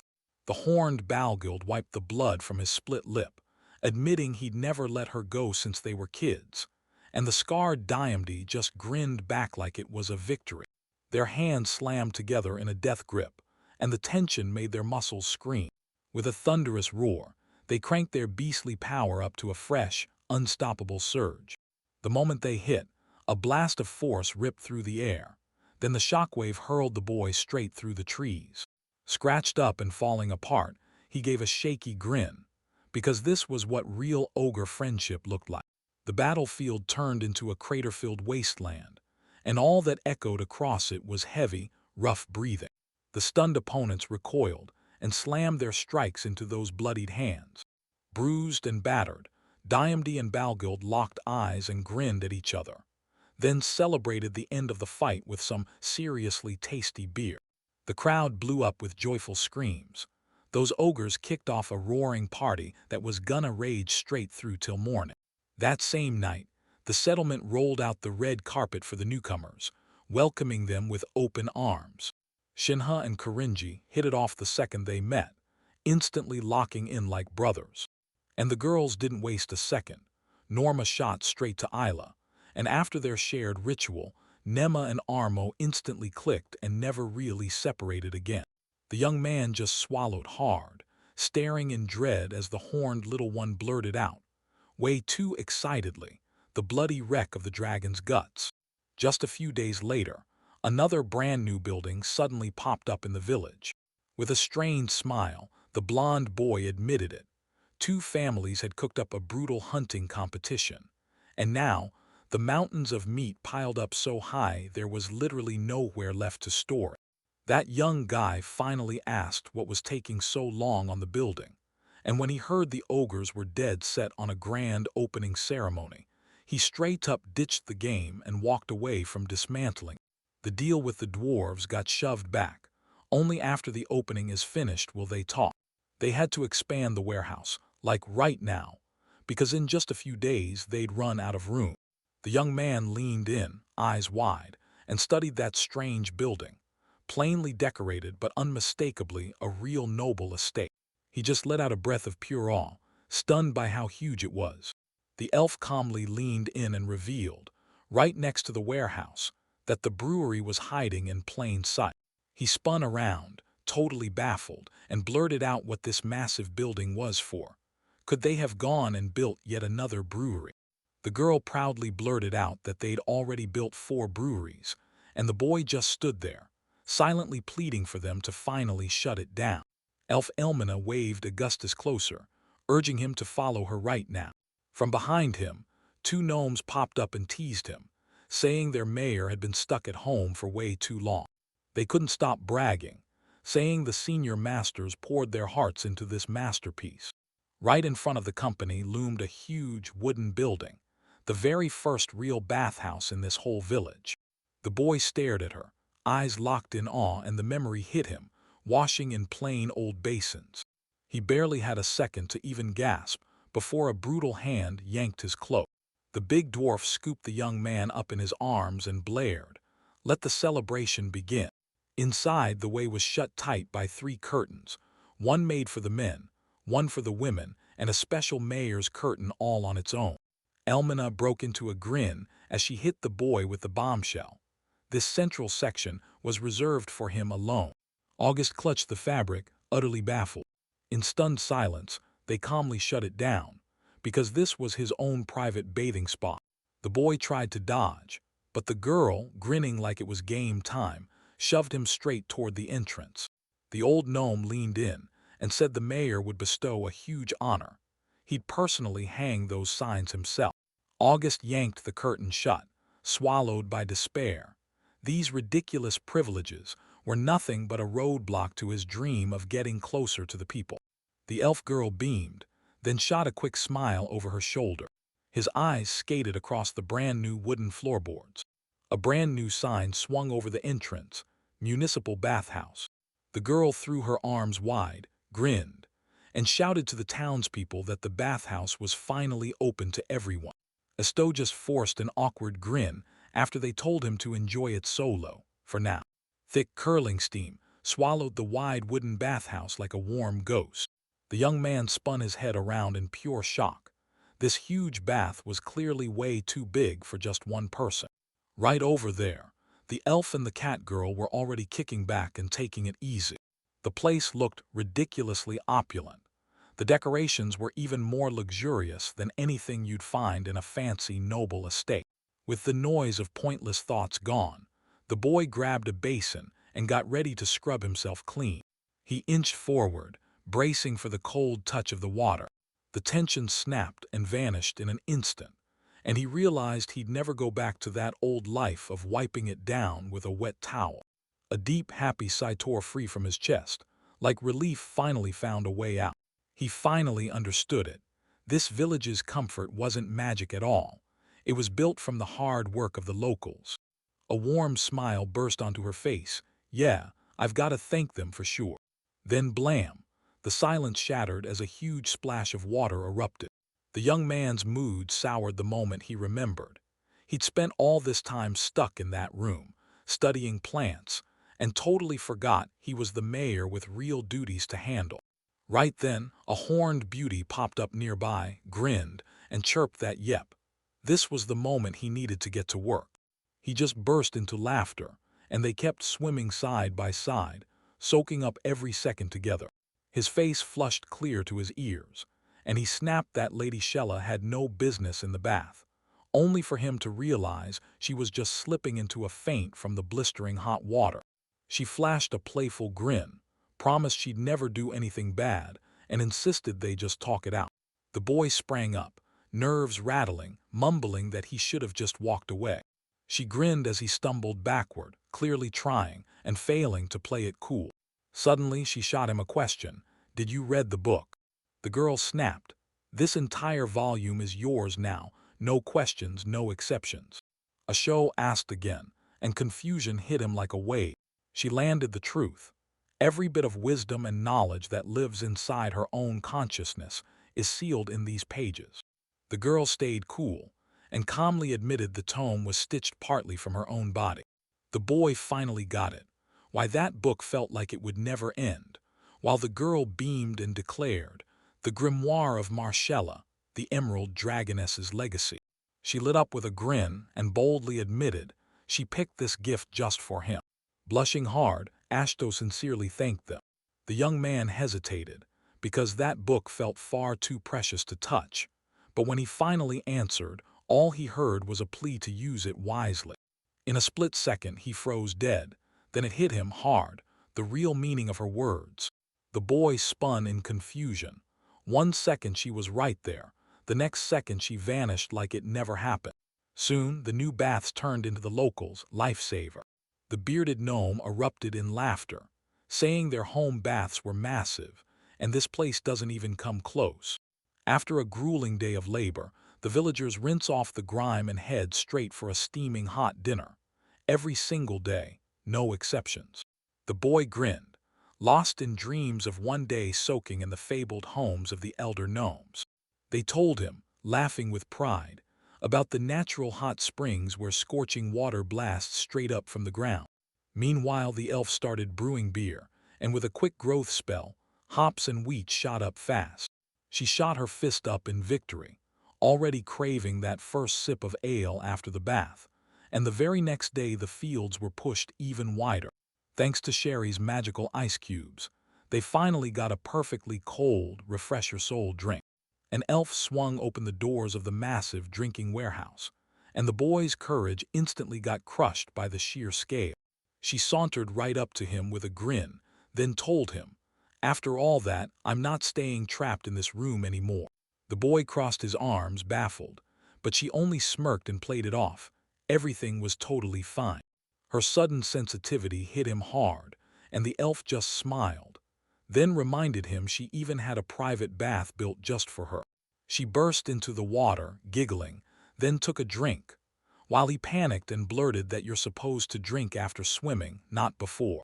Meanwhile, these brand new baths instantly turned into the residents' go-to spot for pure, blissful relaxation once again. That peaceful calm got shattered when a totally unexpected question about a cultural exchange slammed into the room. The elf calmly crunched the pie, then nodded. "Yep, I'm trying to link up with the High Elves village." They sat down at the table, and for Ashto, it felt like thunder cracking open on a perfect blue sky. The girl spilled her plan in a rush. She'd bring local liquor to her relatives to make peace, then kick off a trade while she was at it. The boy shot back with a skeptical glare, reminding her she'd been kicked out for downing the elders' supplies, and the elf girl's nerves sparked as her cheeks burned red. She shoved her embarrassment aside and announced, like she'd planned it for ages, that she was ready to export their wine and gnome furniture. And the very first market they aimed to conquer was the High Elves. She lifted her finger with total confidence, insisting that trade with the forest races would seriously level up their settlement. Then her voice flipped in an instant. She looked up at Ashto and begged him, softly but desperately, not to leave. Her excitement hit so hard she nearly collapsed onto the table. She couldn't wait 1 second to spoil her grandpa with that jaw-dropping wine brewed from heavenly peaches. When they asked how far it was, she waved it off like it was nothing, said it'd only take about a week to reach there. He gripped the thought hard, because turns out they had more than enough goods to trade. The boy finally snapped and agreed. The boy dipped his eyes, thinking hard, because in that village you could stumble on unbelievably useful seedlings, and secrets no one had ever seen before. He urged them to grab their peach wine and go, and the elf girl lit up like a fireworks show, while he silently plotted how to fix the locals' alcohol problem using the very same booze. The girl lit up and told him the village elder is her grandfather, over 100,000 years old, and the poor young man nearly short-circuited as his mind tried to catch up with that cosmic truth. They inspected the cargo. Barrels of wine and bottles of top-shelf alcohol were strapped down tight on the cart, no chance of slipping. He turned to Elf May and begged her to guide them. Those gifts were meant to be more than enough to win warm, friendly trust. The company burst into the forest, vanishing beneath the dark canopy as they charged onward. That old road turned out to be way too tight for heavy carts, so they had to widen it, like right now. May was panicking because they had to reach it fast, but the road there was shattered beyond repair. Astoja shot a mysterious smile, like he knew exactly what was coming next. A gigantic book suddenly slammed into his hand. A grimoire lay there, brimming with dark power. The boy told him he got it from Lady Shella, then leaned in hard over the pages. He snapped to the perfect spell, right there in the text. It promised that if you asked politely, the trees would actually move. May blinked, stunned out of disbelief, because the magic cleared the way too easily. "You won't know until you jump in," Ashto said, grinning like he already knew you'd love it. He stepped up and roared for the spirits of nature to part, right now. The ground erupted. Massive trunks ripped apart with a thunderous roar, and a perfectly flat, wide path yawned open in front of the stunned travelers. The girls burst into joyful cheers and praises, while Ashto stood there stunned, because his magic had just actually worked. A twisting path cut straight through the forest ahead, calling him forward. "Now we move," the boy chirped, ordering the horned giant Balgil to yank their cart forward. Now the elves' product delivery is finally set to sail through without a single glitch. Balgil gladly hooked himself up to the task, then shoved the monster fight duty onto his little son, while Ashto scratched his head like, "Wait, why do we even need that cart?" The squad surged forward, charging ahead into what was coming next. While she barreled along, Sherry didn't slow down for a second, chirping non-stop about how nature's magic could change everything. She lit up with pure, unstoppable joy.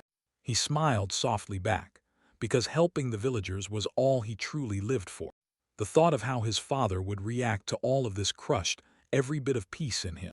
Sherry laughed and called him the real mayor, and the poor guy instantly turned away, awkwardly begging her to stop the jokes. Then the girl dodged the whole topic and demanded to read his book, and he just calmly handed it over to her. The moment she got the tome in her hands, her face lit up, because this wasn't just any book, it was the personal grimoire of the Emerald Dragoness. He shot his friend's name out in panic, drenched in cold sweat, while his mind raged, swearing at the terrifying artifact in his hands. Suddenly, he froze mid-step and snapped his head around, stunned. Behind her, the blonde was wheezing hard, straining with everything she had to rip apart whatever she had in her hands. The horned boy snorted like it was a joke, but the girl snapped an order, "Look for yourself." She jabbed the cursed grimoire forward, but it just wouldn't budge and stayed shut. As the sorceress strained at the binding with zero luck, the young man leaned in and dared the demon Shinkai to test his powers.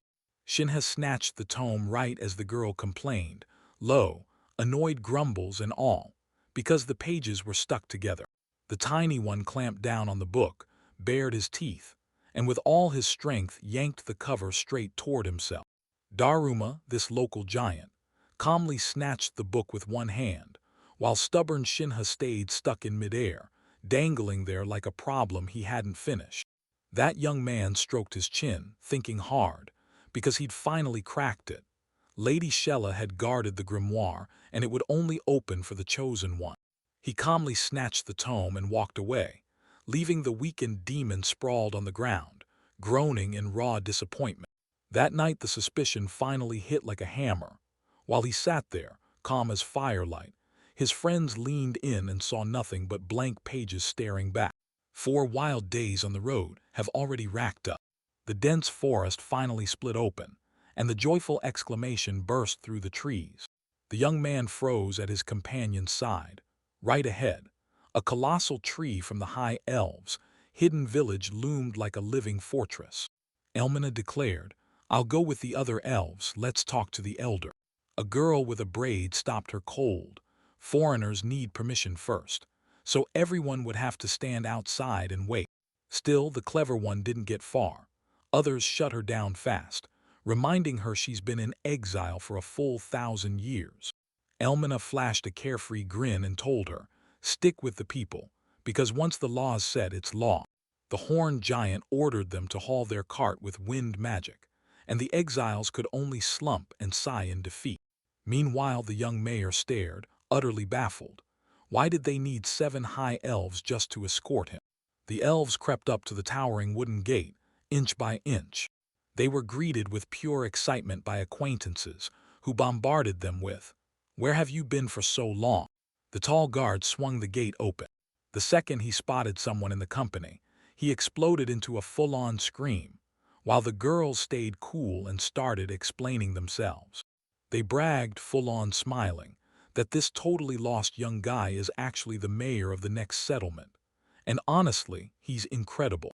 The boy jerked back in pure shock as Elmina, grinning like a storm, clung to his shoulders right there in front of the guard.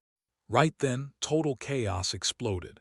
Elves started chanting about human beer and wine, frothing at the mouth, and yelling that the guest had to be brought to the elder immediately. The terrified boy got swamped by the crowd, so he frantically shoved them back and pleaded with everyone, at once, not to shout. The elf grinned and flashed the victory sign. Entering is allowed. Ashto stared in awe at the sea of high elves around him, and the locals started whispering in panic, because they'd spotted May. The boy gawked in pure shock at the massive tree, Yggdrasil, like it was unreal. She winked like a secret was brewing. Those negotiations would go off without a hitch, because the elder absolutely adored his quality drinks. The girls promised that the peach wine would blast life back into the elder's mood. Then he'd have to forgive his friend. They strolled through the cozy streets, calm and unshaken. Inside, a gray-bearded elder lit up with a warm smile and welcomed them in. He opened his mouth to talk, then just froze and went completely silent. His eyes locked on a run-of-the-mill young man. May hurriedly apologized for vanishing for so long. Ashto's jaw dropped when he found out Grandpa had been secretly telling the girls to watch over Elmina from the very start. Then the elf beamed and proudly proclaimed the boy the founder of the brand new village, right where their friend was living now. Dickbeck let out a warm, hearty chuckle and happily shot back the greetings from his friendly neighbor. He straight up admitted that in that forest, nobody could ever imagine a regular person could build a whole settlement all by themselves. Ashto looked straight at the elder's face and figured out just how to calm the storm he felt over Elmina. They told the old man the youth just bolted to build a brand new village for pure fun, and then they begged his forgiveness for hiding the real truth. He added that the girls moved into their settlement, and now she's out there helping everyone like there's no tomorrow. The boy snapped into a respectful bow and then, at last, told them his name. With goodwill on full display, the guests slipped a tiny gift into the surprised elf's hands. The boy said this was their way of saying, "Elmina, thank you for all the priceless work she poured into building their home." The elder accepted the gift with a calm nod, then shut down the mythical heavenly peaches idea in his head with a sharp dismissal. Ashto pulled out a bottle and shoved it right into their hands, demanding they let him taste their legendary peach wine. The drink slid into the glass, and the old man gulped it down with pure, greedy hunger. When he caught the taste, he froze on the spot and barked at the servant to bring his own cup right now. The old man's pupil fluttered with pure, nervous panic. The girls flinched hard, shaking from those deafening cries, like the world itself couldn't possibly be that loud. Then the elder snapped. Tears flooded his eyes as he buried his face in his hands, because he was finally tasting wine made from heavenly peaches for the first time in years. An empty glass sat on the table like a warning. He refused to mistake that taste for anything else. The elder lunged toward the bottle, coughing out pure excitement, and swore this wine was a gift sent straight from the Emerald Dragoness herself. Stunned, he jabbed him with a finger, like he couldn't believe what he was seeing. The boy muttered that it was from his village, and the elf broke down in tears, begging him to tell where the drink really came from. He tried to calm him down, but the old man was locked in, ready to risk it all for that wine, even offering rare herbs from the high elves. And just like that, they sealed the deal. The elf didn't beat around the bush. She spelled out the deal. They're healing herbs for the human's peach wine. Suddenly, Grandpa let out a heavy sigh, and the moment he remembered his useless granddaughter, Elmina, he clasped his hand with pure relief, and a wave of joy swept through him as the peaceful alliance settled in. Right then, the old man choked up and begged them to unite the families, and to take his granddaughter, the drunk girl, as his bride. Ashto snapped along without thinking, then blurted out, completely stunned. The old man said it so casually. She's young, but she's already capable of having a baby, and it left the poor young man totally stunned. The door swung wide, and Elmina stepped into view on the threshold herself. She snapped her head down in guilt, but the grandfather just waved it away. The fresh wine hit his tongue, and just like that, he forgot all about the stolen alcohol supplies. Elmina blinked, totally thrown off. Then the girl outside the door flashed a thumbs up.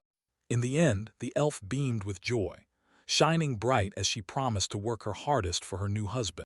The girl let out an awkward sigh, and it was like she was reminding her grandfather just how much water had tumbled under the bridge since then. The old man grabbed the sweaty boy's back, leaned in close, and snapped straight to his face. "It's time your granddaughter shapes up. Marry Sir Ashto and ease the weight on my shoulders." A second girl burst out from the side, grinning ear to ear, and shouted excitedly about her friends. Shocked screams erupted and people scrambled out excuses. But the massive horned Sir Ashto just crossed his arms, glaring in confusion, furious that everyone was staring at him when he hadn't said a single word. The whole room rang with laughter, cheers, and non-stop clinks from glasses, all surrounding a table laid out in lavish abundance. Night crashed over the cozy wooden house, nestled by the forest. The elves let out a wave of relief over Elmina's return, while the kids practically bombarded them with non-stop questions about the guests. The elder shamelessly pushed Ashto to marry his granddaughter, or even think about taking more wives, but the boy froze up and still shut him down hard. They both broke into genuine smiles and thanked each other like this surprise meetup was straight-up fake. He leaned in, fascinated by that colossal local giant tree, only to realize it was none other than the legendary Yggdrasil. The boy flashed a gentle, peacemaking smile. As they hauled a whole roasted carcass onto the table, Ashto nodded and promised he'd scope out the shrine up close tomorrow. Elder Dickbeck's face instantly turned grim, like a storm cloud rolling in. He snapped his head no at the question about what disease had struck that tree. The old man let out a heavy sigh, foreseeing Yggdrasil's quick end, even the mighty one. Down in the deepest underground, a monster gnawed the roots without mercy, and no matter how hard the elves tried, they just couldn't reach it. He said pretty firmly that ancient myths don't just pop out of nowhere, yet there's still a full 200 years before anyone finally sees them come true. The moment the boy heard the monster's true name, his blood went cold. Fenrir. The foreman slumped with a dark sigh, because the great she-wolf Fenrir, their guardian goddess, has been howling non-stop. Outside, a brutal, long howl ripped through the air the second it started. The boy didn't just feel bad, he genuinely ached for the tormented peasants. Every night, the she-wolf wailed from the rocks, tearing into herself for failing to scare the monster away. The young man stared ahead and realized it all. This monster was buried under the great tree's roots, and digging it up would just smash the sanctuary to pieces. Then it hit him. He bolted upright, yanked open his book, and there it was, the solution right in front of him. With a cocky grin, he swaggered up and demanded Elder Dickbeck hand this mission over to him. They charged straight for the giant tree, ready to see what was waiting there. Right then the whole crew hit the scene, straight on the spot. Up close, that mighty trunk was even more jaw-dropping, and the young man had to fight to keep from getting completely swept up staring at it. Right when he finished getting ready to hunt the monster, his body went still, like he'd been hit by a shot. Fenrir sat calmly ahead of him, while Elmina was already sprinting over with pure excitement to greet her. While the goddess of immense power was drowning in sorrow over her squirming, restless puppies, the boy blushed hard and stared in awe, craving one thing above all else. Right then, to run his hands through that impossibly fluffy fur. The she-wolf finally clocked the strangers, and Elmina beamed as she introduced them, right to the elder and his traveling companion. The rumors are real now. Something monstrous has taken root deep inside the very heart of Yggdrasil. Asto awkwardly stumbled up to the gigantic white wolf and awkwardly greeted it anyway. The elf wasted no time. He cut straight to it and grilled the mighty Fenrir about his troubles. She grinned and shoved him in the back, and suddenly he took action. That giant beast let out a heavy, defeated sigh, but the girl clenched her resolve and promised she'd help. Ashto locked in, squinting so hard his focus almost hurt. He grabbed a spell from the book, twisted mana into a repellent, and flooded the ground with it until the underground pest got forced into the open. Suddenly, a wet drip hit Fenrir's surprised face out of nowhere. Mana-thick blood dripped, slow and heavy, from the boy's staff. The wolf shrieked in wild panic, yanking its nose away from that unbearable, stinking doom. The whole team traded confused stares, because not a single person could smell a thing. A heavy drop crashed down, splashing hard and smashing on the ground. Ashto just stared at his weapon, like his mind had gone silent. Right then, the space around him erupted with a violent shake. The boy felt something was off, and confusion snapped across his face as his brow furrowed. He probed the ground with a stick, slow and deliberate, while the elf girl just watched, expression locked, unmoving. Suddenly, the ground buckled under them with a thunderous roar, and they both yanked themselves backward in pure panic. A frenzied scream tore the air as a gigantic centipede burst out like it had been unleashed. The monster thrashed and convulsed wildly, like something inside it was tearing itself apart. Her armored body thrashed on the ground in a wild frenzy, blasting up clouds of dust around her. Staring into that terrifying face, he saw the tears pouring out in thick streams. Then it hit him, the monster was crying. Even with all that terrifying size, the creature didn't lash out. It just writhed in open agony, screaming through the pain. With fearless swagger, Balgild, the horned warrior, stepped forward, poised to smash the root pest in a single, unstoppable blow. Wait, no! The young man lunged forward, panic flooding his face as he finally realized they were about to make a huge mistake. The giant insect's head quivered, helpless and trembling like it was about to collapse. Her tail throbbed nonstop, shaking with sharp, relentless pain. A sudden realization lit up the boy's eyes like a flare in the dark. He snatched open the magical guide and tore into the main rule. Every forest dweller is your friend. Just speak to them with a sweet tongue. The boy snapped tense, because that massive centipede suddenly locked up and drooled all over the place. The girl snapped into tears over that sharp, bitter stench, and the young man froze. Then it hit him. He could understand every word. The young man blurted out, "So this is the mouth of the roots of Yggdrasil." And the creature, utterly baffled, could only nod in confusion. The boy's shout snapped through the air, and the monster jolted, gasping like it had just been terrified to its core. He swore he'd wipe out the monster unless it stopped, and the giant shrank back on the spot, trembling as it begged for forgiveness. The young man calmly asked him to stop chewing the roots, because it's messing things up badly for the elves. The monster froze when the kid spoke its language, but the boy waved it off coldly and demanded they not touch that tree ever again. The old elf elder almost choked on his own words when the young man, like it was nothing, casually spilled the monster's promise to him. The satisfied boy folded his arms tight across his chest. While the monster wailed in hunger, the elves behind snapped into stunned silence, because the human was really talking to it, like it was just another conversation. The centipede finally broke down and admitted it had been hiding underground from Fenrir, then decided to feast on the rich mana roots. But it turned out mana wasn't the only thing fueling her. This creature was itching to swallow anything in its path. When he realized the monster would eat anything, the boy grabbed fruits and offered them up, watching the creature drool again, this time pure appetite driving it wild. Suddenly, a brilliant idea sparked in the young man's mind. Ashto let out a heavy sigh.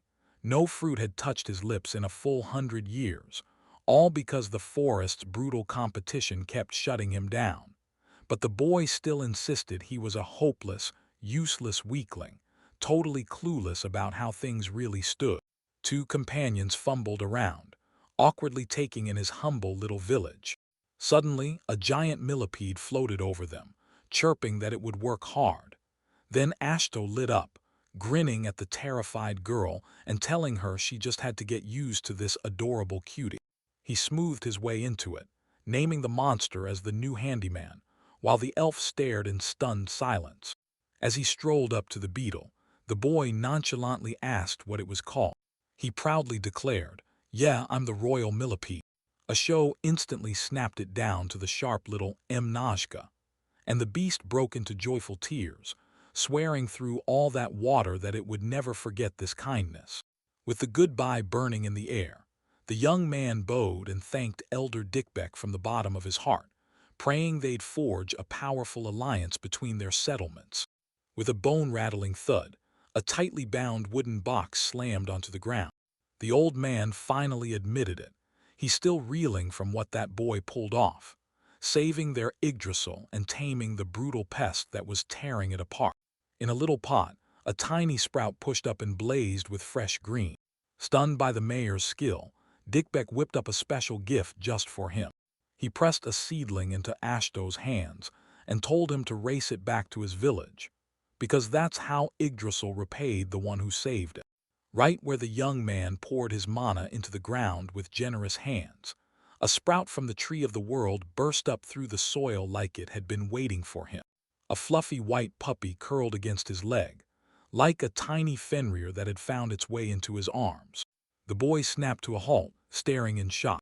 He gratefully thanked them, gripping the pot with a fresh sprout in both hands like it was something priceless. The great she-wolf fixed him with pleading eyes, because that little pup had already picked his master. She begged to take the puppy with her, because that guardian spirit was the lifeline Yggdrasil needed to truly grow. The young man dropped his guard, grinned, and wrapped his fluffy friend in a warm, joyful hug. The crew kicked back and got comfy right on top of the cargo boxes. Turns out the mount was a giant millipede, and it happily snatched the first job, then yelled for the passengers to hold on even tighter. That insect with the wild whistle rocketed ahead, and the old elf was left scrambling behind, stunned by the chaotic antics of this unpredictable kid.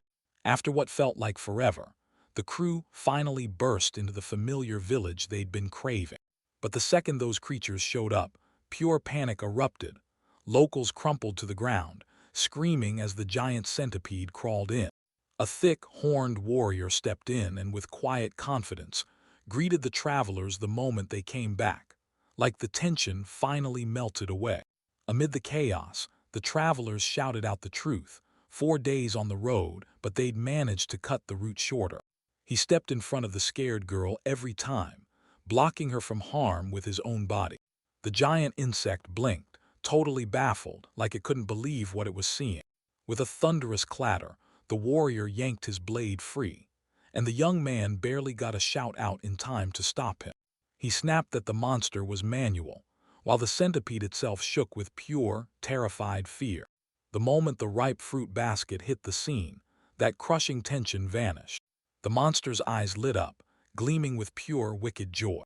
The young man struck a deal, helped the village, and he'd get a feast every single day. And that hungry centipede lunged at the food like it couldn't even wait. After her delivery, she got paid in the sweetest way. Ordinary fruit stacked up as her reward.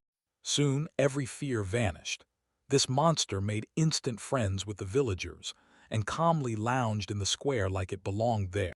Life finally chilled out for the heroes.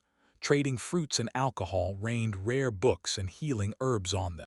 The elves huddled and debated Mnoshka's new gig. Now he's a courier, sprinting goods to the High Elves' settlement every 10 days.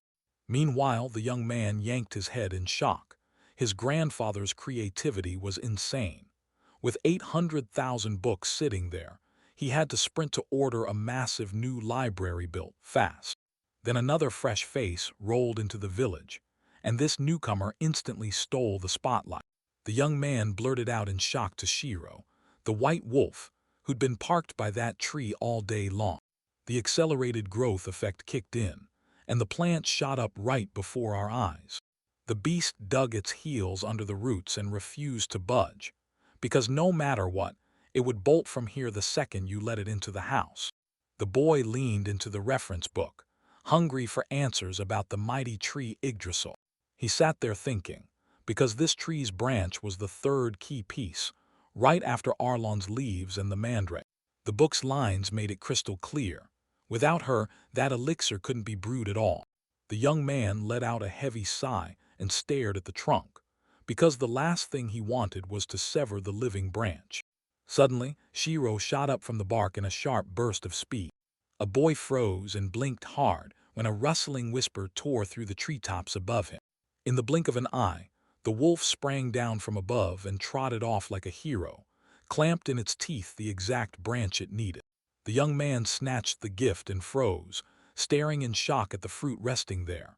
An apple, somehow gleaming like pure gold. A show stared down the white wolf.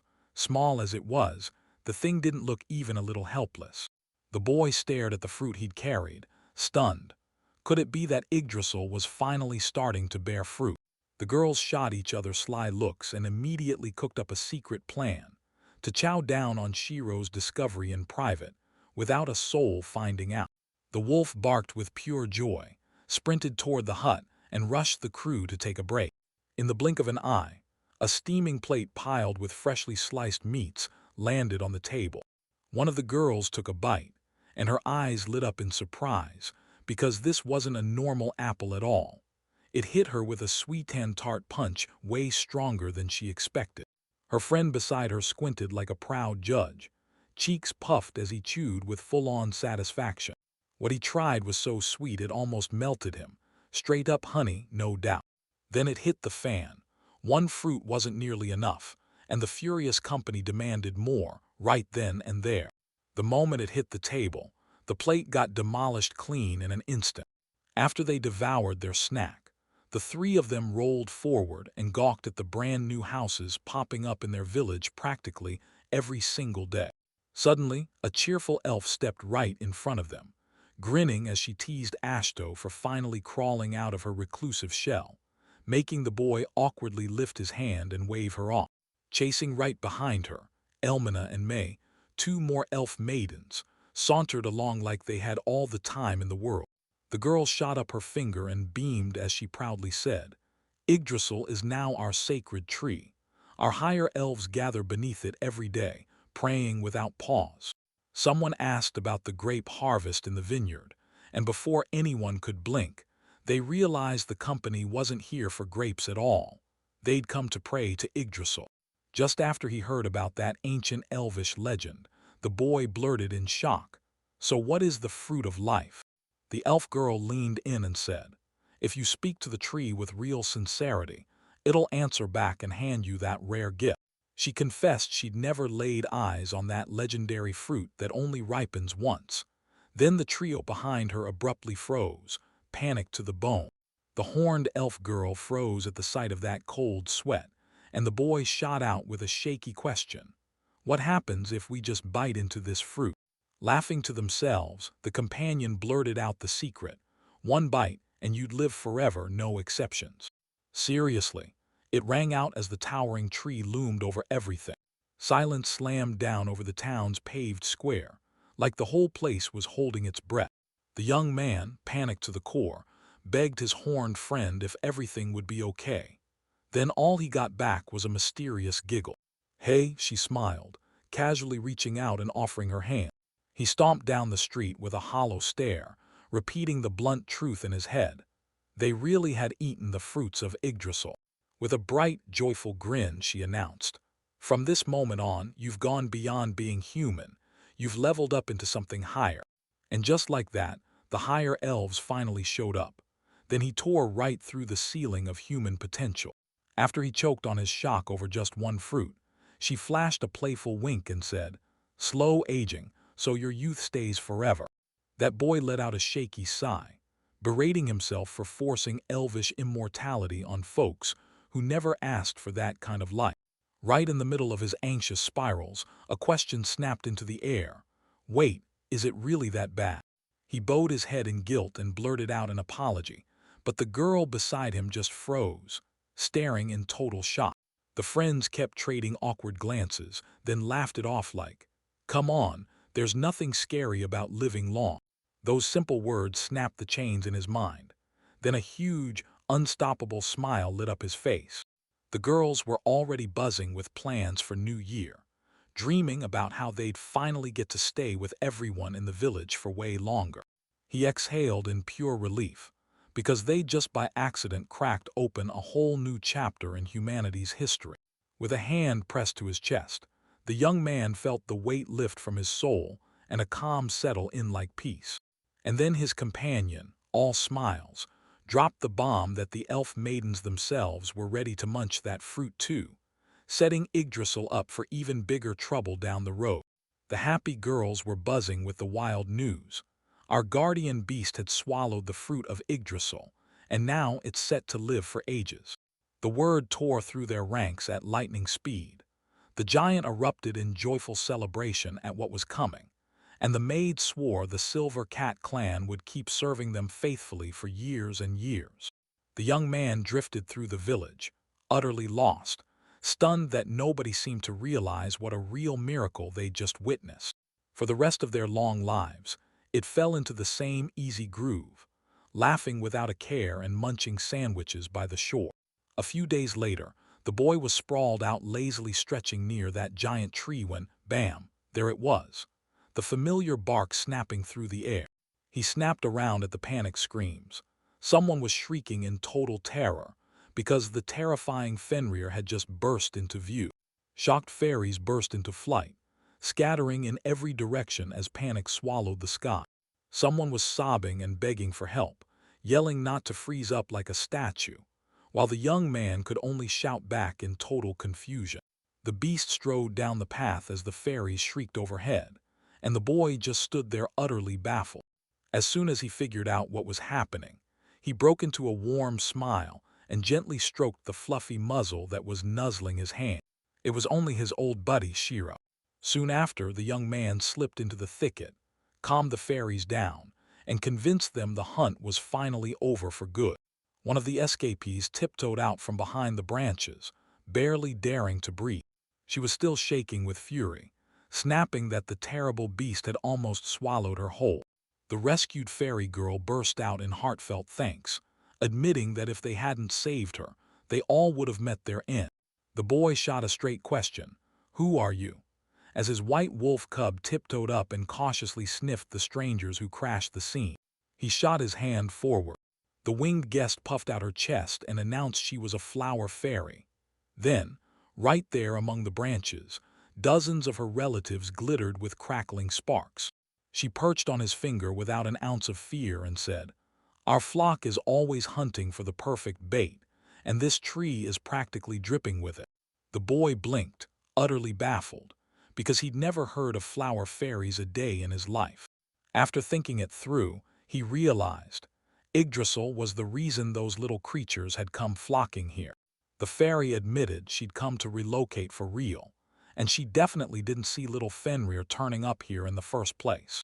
The young man demanded to know just how tightly they were tied to the tree. When he found out the tiny guest had grown this Yggdrasil himself, the kid couldn't help it. He demanded a taste of the mana, and it left the young man red-faced with embarrassment. A bunch of fairies burst in with joyful shouts, and the boy grinned, letting them stay, though he warned them the place was anything but quiet. His little palm clutched his finger with fearless confidence. The main fairy broke into a bright, warm smile and introduced herself, Philamonica. Turns out these creatures used to live in a high-elf village, but when the mana started fading, they vanished. And now they're back, flooding the place in numbers nobody's ever seen before. Phil grinned and promised he'd stitch up real tiny pillows and bedding for the new winged neighbors. With a beard and a deep chin scratch, the man muttered, "If we want them staying in the village, the fairies need their own houses, because even if they mostly feast on mana from the tree, they still need a place to live." Days rolled by, and suddenly the treetops glittered with countless tiny huts perched like living crowns. Those cat girls were frolicking around with the fairies, laughing like there was no tomorrow, and Phil couldn't help grinning as he watched friendships form in the blink of an eye. The little guest clung to the young man's shoulder, softly thanking him for every bit of care. She burst into bright laughter, then straight up admitted she doesn't just like him, she feeds on his charm. She couldn't figure out why Phil kept lingering around instead of heading to Yggdrasil, so he just smiled and told her, real calm, that he was perfectly fine right there. A tiny fairy swooped straight in front of his face, casting a spell as it whispered about the special, sweet depth of his energy. The work wouldn't wait. This young man leaned in, eyes shining, and eagerly inspected the towering wooden frame of his future library. The masters kept apologizing, claiming it'd take a bit longer, but the guy just shrugged them off. No way was he letting them rush. Later, the bearded man finally admitted he couldn't stand the thought of loading the Silver Cat Clan girls with that punishing physical labor. It felt wrong, and it weighed on him. Phil's eyes turned cold, because he'd watched those worn-out workers keep getting knocked down, only to be shipped straight to the infirmary with fresh injuries. After the construction was done, the boy let out a heavy sigh, because they weren't getting a break at all. They got stuck with chores and cooking instead. When the master got urged to look for more helpers, he just crossed his arms and scowled, because the hellish hounds and ogres were already knee-deep in clearing every last area. The young man paced through an endless list of things in his mind, plowing the farm, then weaving thread like there was no end in sight.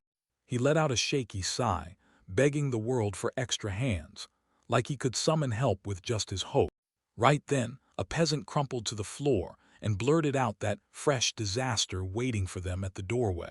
The boy let out a defeated sigh. Magic couldn't let people reproduce, no matter what he tried. He froze in place, utterly drained. Meanwhile, down in the valley, their settlement sat there, living it up, completely carefree. Up in the bushes above him, a stranger stalked the shadows, drinking in the mouth-watering scent of manna. The horned savage perched on the cliff's edge, staring down at the village like it was the trophy he'd earned after that brutal journey.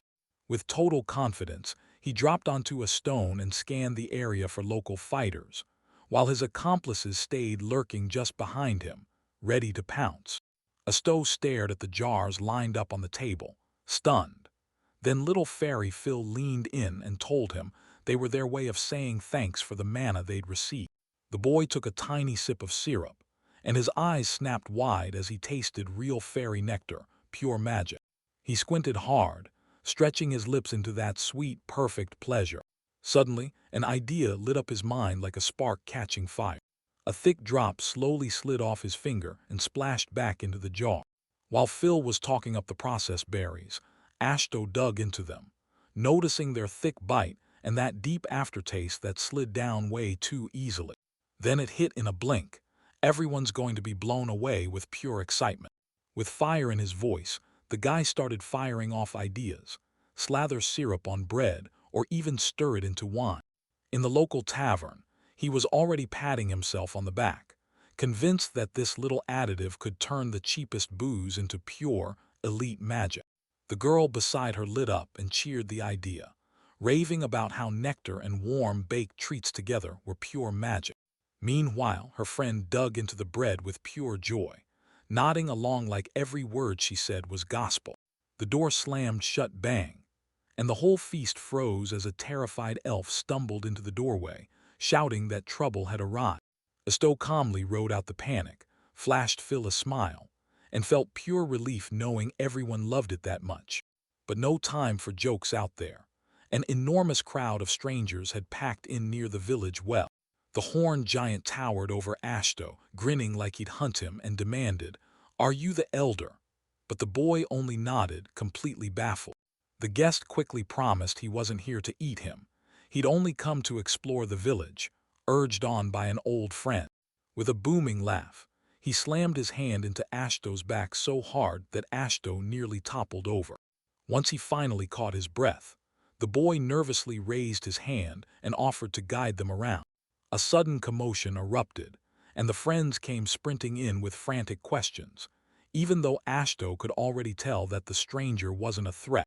That horned mentor snapped in out of nowhere, ripping the moment apart and ordering Vulcan to get out, leave her Ashto alone, and disappear. He just burst into laughter, needling her for her endless irritability, then smirked. "I'm here to play, that's it." The second someone said the guest's name, the girl with pigtails went deathly pale. Zdorovan flashed a huge grin, puffed out his chest, and proudly announced to everyone, "I'm the fire dragon, Vulcan." That tension snapped and vanished the second they threw a massive feast. Drinks poured non-stop like a raging river. That smug dragon sprawled across the table, loudly praising how huge the banquet hall was to his accomplices. He scanned the guests intently, trying to piece together everything he knew about half-humans. Barely anything, but enough to feel the stakes. Staring at the quiet crew, the boy couldn't shake the thought, were they actually lizards in disguise? A volcano snagged his attention for half a second, then he tossed it aside, because to him, these were just his students, locked into a strict pecking order. The volcano slowly gave a nod to the lined-up guards, while the boy beside him blurted out confused nonsense. The young man froze in terror. The horned girl snapped away from her food and straight up demanded why they were here. Then Vulcan answered by firing off a request. The boy nearly gagged when he learned the demon hadn't washed in tens of thousands of years. The volcano grinned, flashed a thumbs up, and hurled its companions into the sea for a swim. He dug at his shoulder, cursing the unbearable itch that wouldn't quit. The demon grinned and swept the young man into a warm embrace, totally blind to the fear-shaking tremble in his body. The girl burst into laughter so suddenly it lit up the whole room. The boy's face drained of color as fear hit him like a wave. The volcano chuckled with a huge grin and, like it was talking about the weather, promised it would be back in roughly 2,000 years. Turns out, way down in the deep underground, a slick stream of burning wood snakes through the earth like it's alive. The demon cackled that only he deserved the bath, and that arrogant grin finally crushed the young man's spirit. The young man blurted out, stunned about those 2,000 years, only for the demon to pause, shocked that he still didn't know. The volcano flirted with the girl, "Come bathe with me," and got slammed with a swift, freezing no. The horned giant flashed a massive grin and roared, pulling every one of his fighters' attention in at once. He flat out declared that from this moment on, the entire squad falls fully under Ashto's command. A brutal rumble blasted through the air, and someone shrieked in pure panic, "Fire!" The boy blinked, completely lost. Trying to command these monsters already felt like it was more than he could handle. The boss calmly strode to the door, tossing one of the lizards in charge as he left. For a goodbye, he blurted, way too casually, that the stunned kid shouldn't worry, because he'd be back in roughly 2,000 years. In the blink of an eye, the earth buckled, and a massive dragon shot out of the yard and ripped into the sky. His black silhouette streaked across the sky and shrank to a tiny dot above the mountains. Ashto's companion just went stone still with her mouth hanging open, because at last she understood. This weird uncle was actually a real legendary beast. Just like that, a whole tribe of rare, scaled warriors rushed into their village for a short time.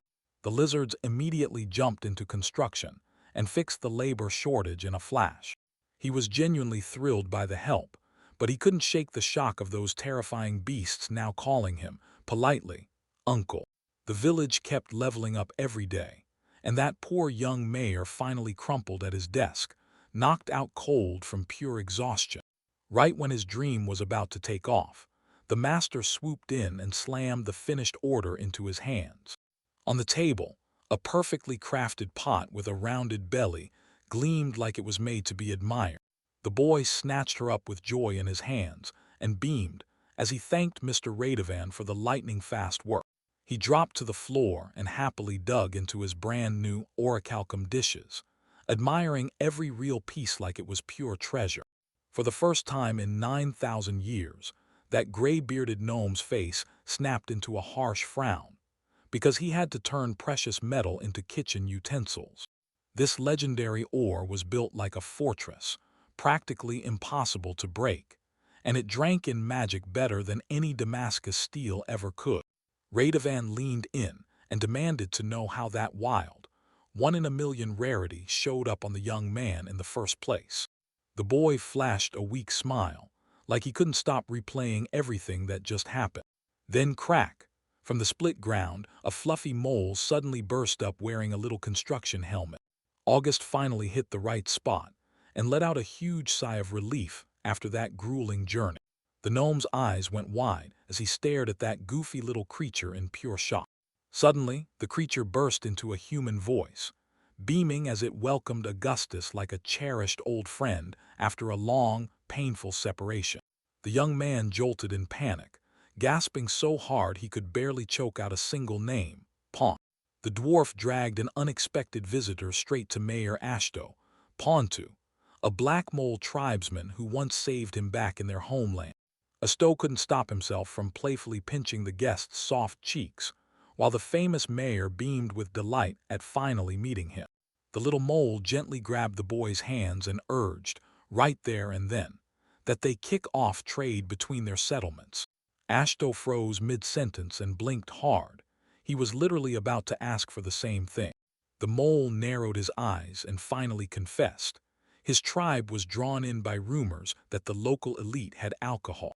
The dwarf erupted in laughter at how blunt that sounded, then declared, "Black moles are the best miners on the planet." The boy was totally lost. This was their first real trade offer, and he had absolutely no clue what to do. That decision demanded a real no-play discussion, serious stakes, no room for jokes. The whole company surged toward the negotiating table, ready to strike a deal. While the dwarf kept pouring drinks to charm the guest, Ashto stared at the mole like it was a cuddly toy, already dreaming about squeezing it one more time. Ponta bragged they could get anything. Then the braided girl leaned in and asked, "So what's the most valuable ore you've got?" The dwarf swore the mines were right nearby. But all that non-stop construction swallowed every second. There's literally zero time to work them. Then the maid leaned in and explained that moles can read the soil like a master mapmaker, and that their talent could supercharge agriculture. She grinned and boldly suggested they just hire those sweet, fluffy craftsmen from the village. Ponta's mole awkwardly flailed its little paws, and the praise hit so hard it straight up fainted. Alito practically beamed inside when he saw everyone loved the new guest, then leaned in and demanded they spill the full details of the deal. They made the call in a heartbeat.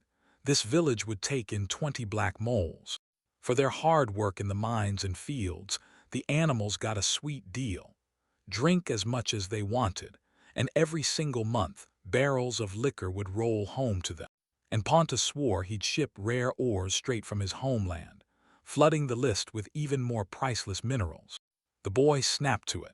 He knew he'd need a legendary orichalcum cauldron to brew the elixir. He carefully studied the proposal and nodded. This soil was loaded with rare, one-of-a-kind resources. His eyes snapped to one of the lines, and everything just stopped. Startled, Alito waved off the concerned fairy's questions in a flash. A sly grin tugged at his lips as he realized, bam, he just snagged another ingredient for his elixirs. The deal was sealed with a gripping handshake that felt warm and real. When the first stash of orichalcum finally rolled in, the mayor snapped his orders. He demanded a perfect cauldron from the master, praying the precious ore's leftovers could fuel the village's next big need. But the local gnome blacksmith tinkered with the materials his own way, then proudly unveiled a blade that dazzled the eye with pure shine. After dubbing his creation the sword of the god of the rainbow, and calling it a national treasure in the making, the bearded man shoved the blade into a stunned Alito's hands, ignoring Alito's weak insistence that he was a magician, and just told him to hang this crazy thing on the wall. Once again, the young man got bombarded with thanks and gifts, and though it clearly felt overwhelming, he stammered that no, he was the one who should be thanking them. Calm clouds drifted over the mansion's roof like they owned the sky.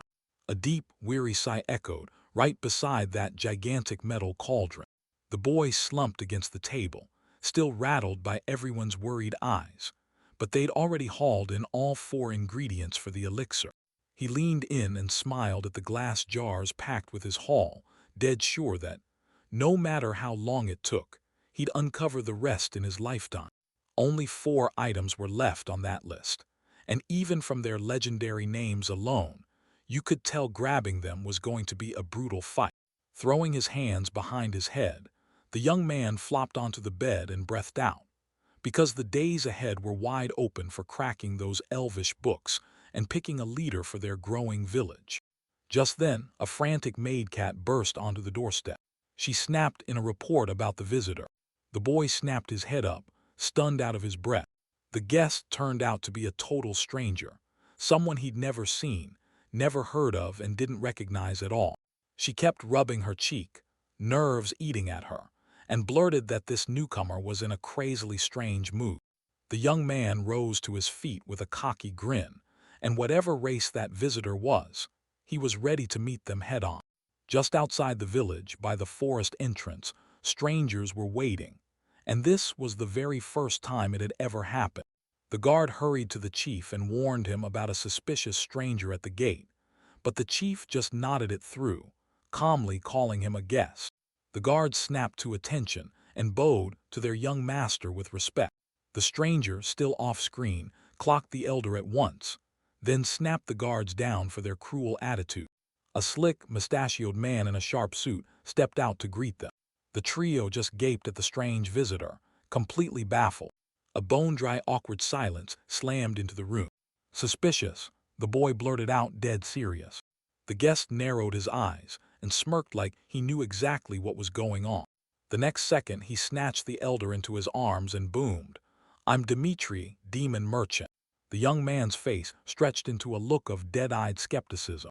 Dmitri clamped down on it hard, leaning in like a hunter as he sniffed that wild, unfamiliar scent. The guards snapped instantly at that outrageous move, and the chief, dead serious, dryly ordered them to toss the guest out.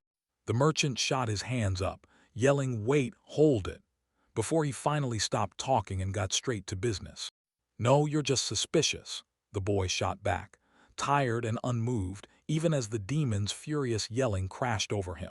That demon trader threw his hand to his chest and pleaded with everyone to trust his honest eyes. He threw himself in their path, furious they were just driving off, leaving that exhausted traveler behind with no word at all. The young man didn't say a word. He just shot quick looks around, scanning everything in silence. Suddenly, the merchant scooted closer like he had a secret, and his whole vibe shifted in an instant. The demon's face warped into a predatory, spine-chilling grin. The young man stared at it with pure, stone-cold disgust, like it made his skin crawl. He coldly snapped at the suspicious guest to get out of town, while everyone else grabbed the demon and shoved it back from the village gates.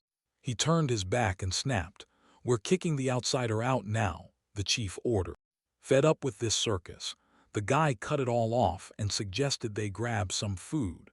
Then he walked away like the shouts behind him didn't even exist. Meanwhile, back at Estrella's house, everything finally felt calm, because that grateful, fluffy mole was dead set on repaying her for the kindness she'd shown. He stuffed his mouth with cookies and practically beamed, praising them like they were pure heaven. The girl hesitated, then slid him a rare ore, only for the guest to snap back and reject those worthless jewels on the spot. He didn't need speeches. He just needed hugs, and that gentle, warm embrace melted every last bit of tension right after he met the slippery demon. Tea time promised a rare, quiet breath in a world that usually never slows down. But just as peace hung in the air, a tusked demon burst the moment, crouching behind the wooden bars, sweating buckets like he couldn't breathe. The mayor stared at the prisoner, utterly baffled, like he couldn't make sense of what he was seeing. The horned assistant swore it happened like this. First, the guy pretended to bail, then he slipped into the forest like he thought nobody would notice. When he spotted the mayor, the prisoner screamed for help, still stunned, because he couldn't wrap his head around how they'd caught him at all. The demon yanked the bars in rage, yelling that he'd come on business. Yet they threw him out anyway just because he looked suspicious. The girl tossed out the idea like it was nothing. Just throw the captive into the river and drown him. From that angle, the merchant roared and slammed the cage, shaking it like crazy.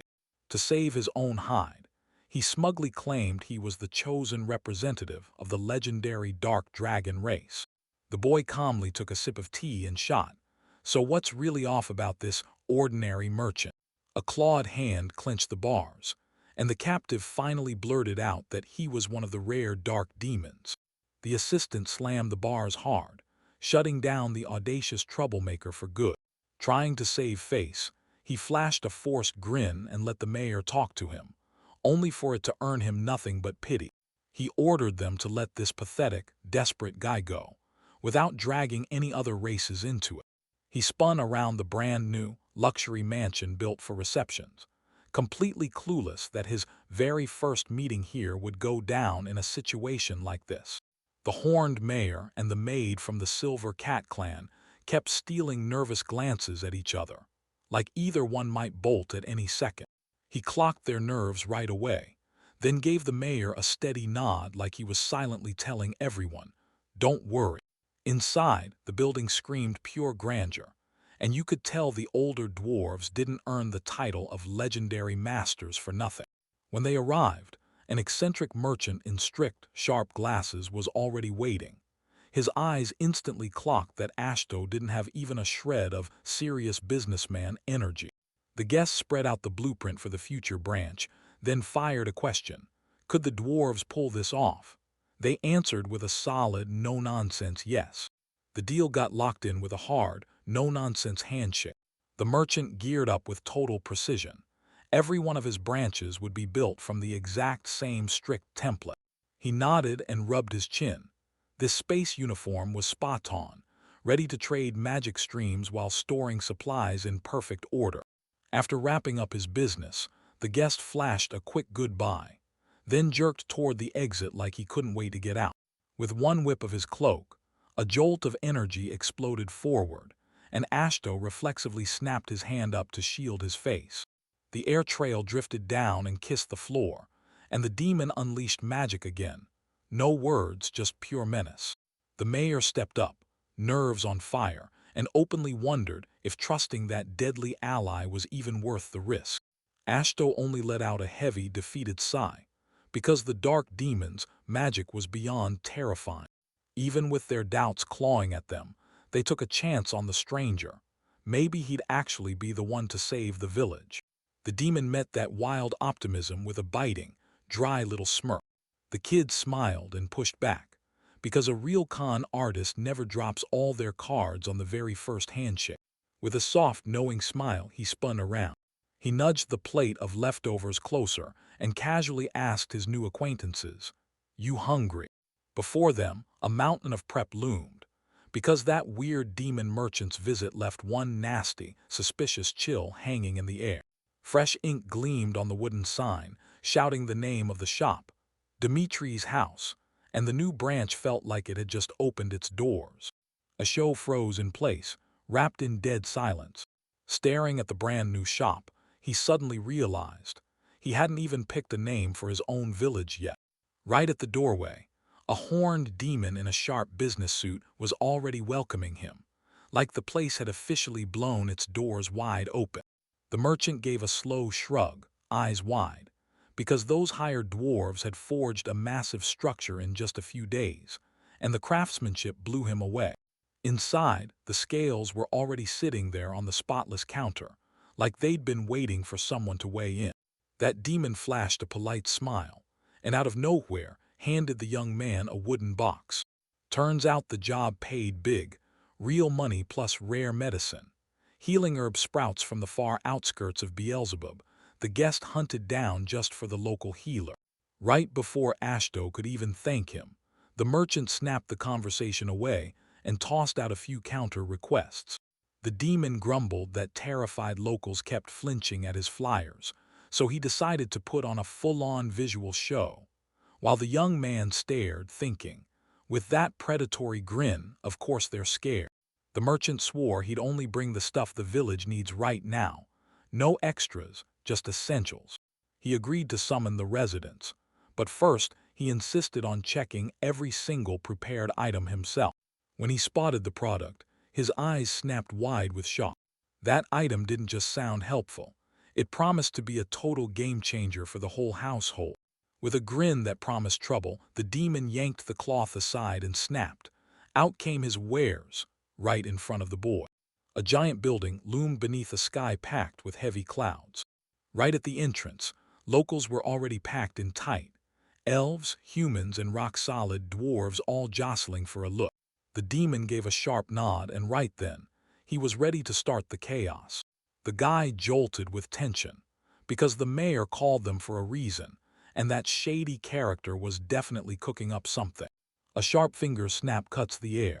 Gray-bearded gnomes traded uneasy looks, like they were hiding something and knew it.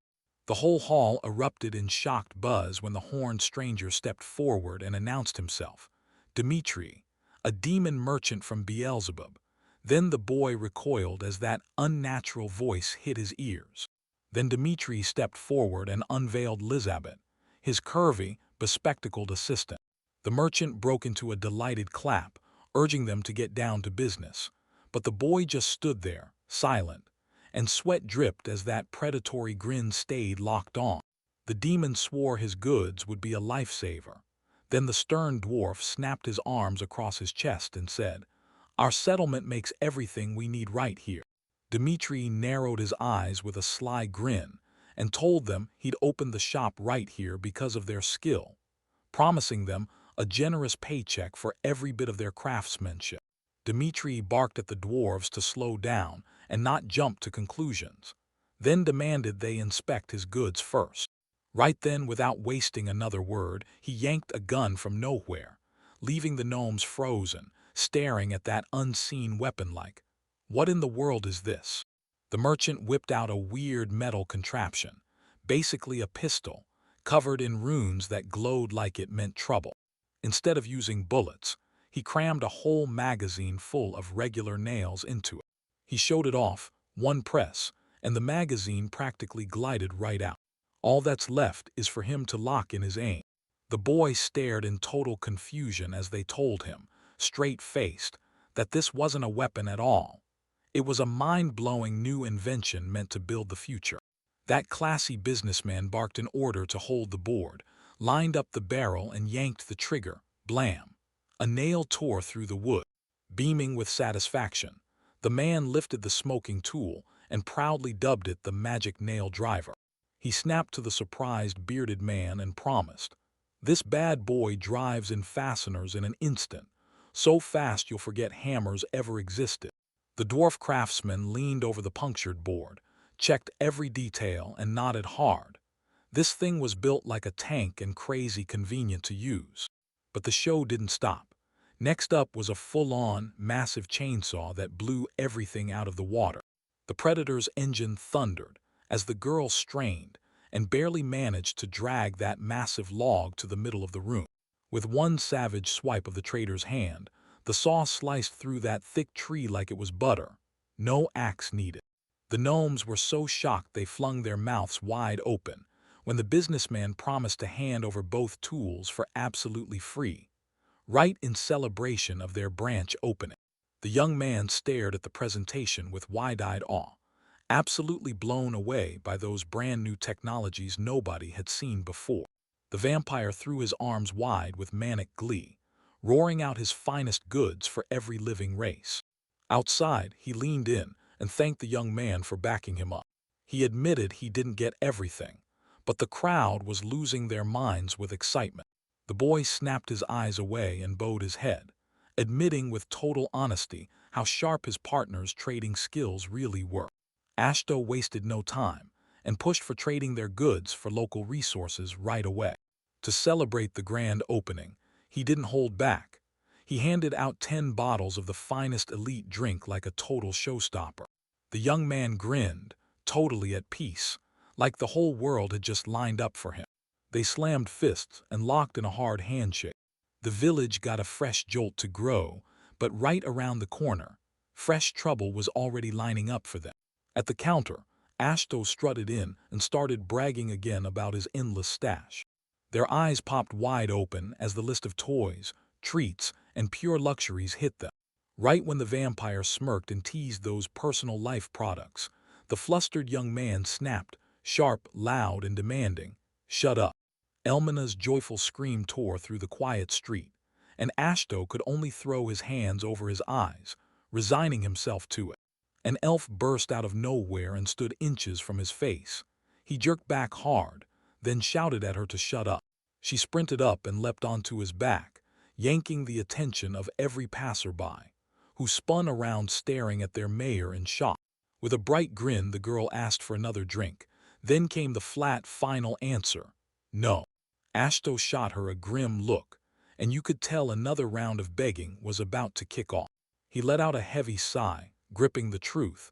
Elmina did this, and she drained every last supply in one brutal sweep.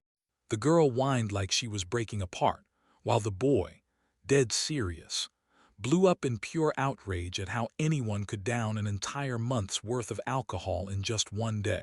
She kept yanking her way into the moment, begging for at least one bottle while those peasant women shot her cold stares like they'd seen this hysterical routine 1,000 times. I remembered this total drink lover, how she once got booted from her own village for stealing alcohol from the chief, all while she sat there with a dreamy grin, singing praises to the local liquor.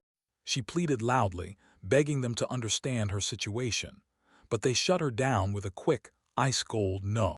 The boy snapped, saying that handing her more than the usual amount is nothing but unfair to the other residents. Then the elf girl winked playfully, daring fate like, "Come on, I'll do plenty for a drink."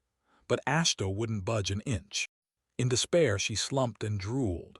Then her mind snapped to the sweet, heavenly chocolate from Dimitri's home. He yanked the stubborn girl along, snapped that she had to wait for her pay, and she sobbed through the tears, refusing to live in a world without alcohol and sweets.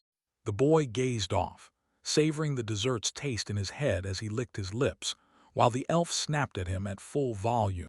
"He told me this chocolate is so crazy popular, made from cocoa beans, that it vanishes off the store shelves before most people even get a chance to grab it." Jabbing at the carved wooden amulet, the boy urged the girl to make something too, trade for trade.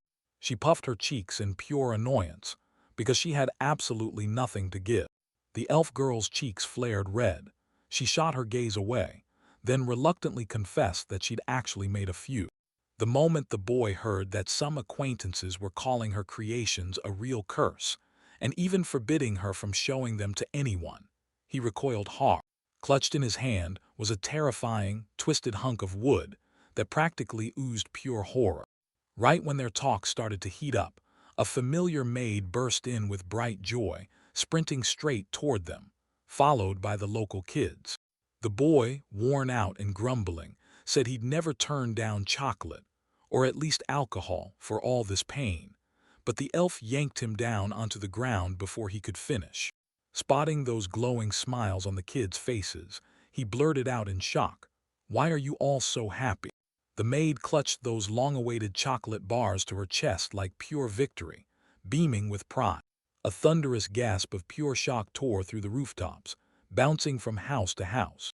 They gawked at the girl, stunned out of their minds, and blurted out, panicking, what in the world she handed back in return. She grinned ear to ear and flashed a huge mound of ordinary nuts, proudly showing off what the fairies helped them collect.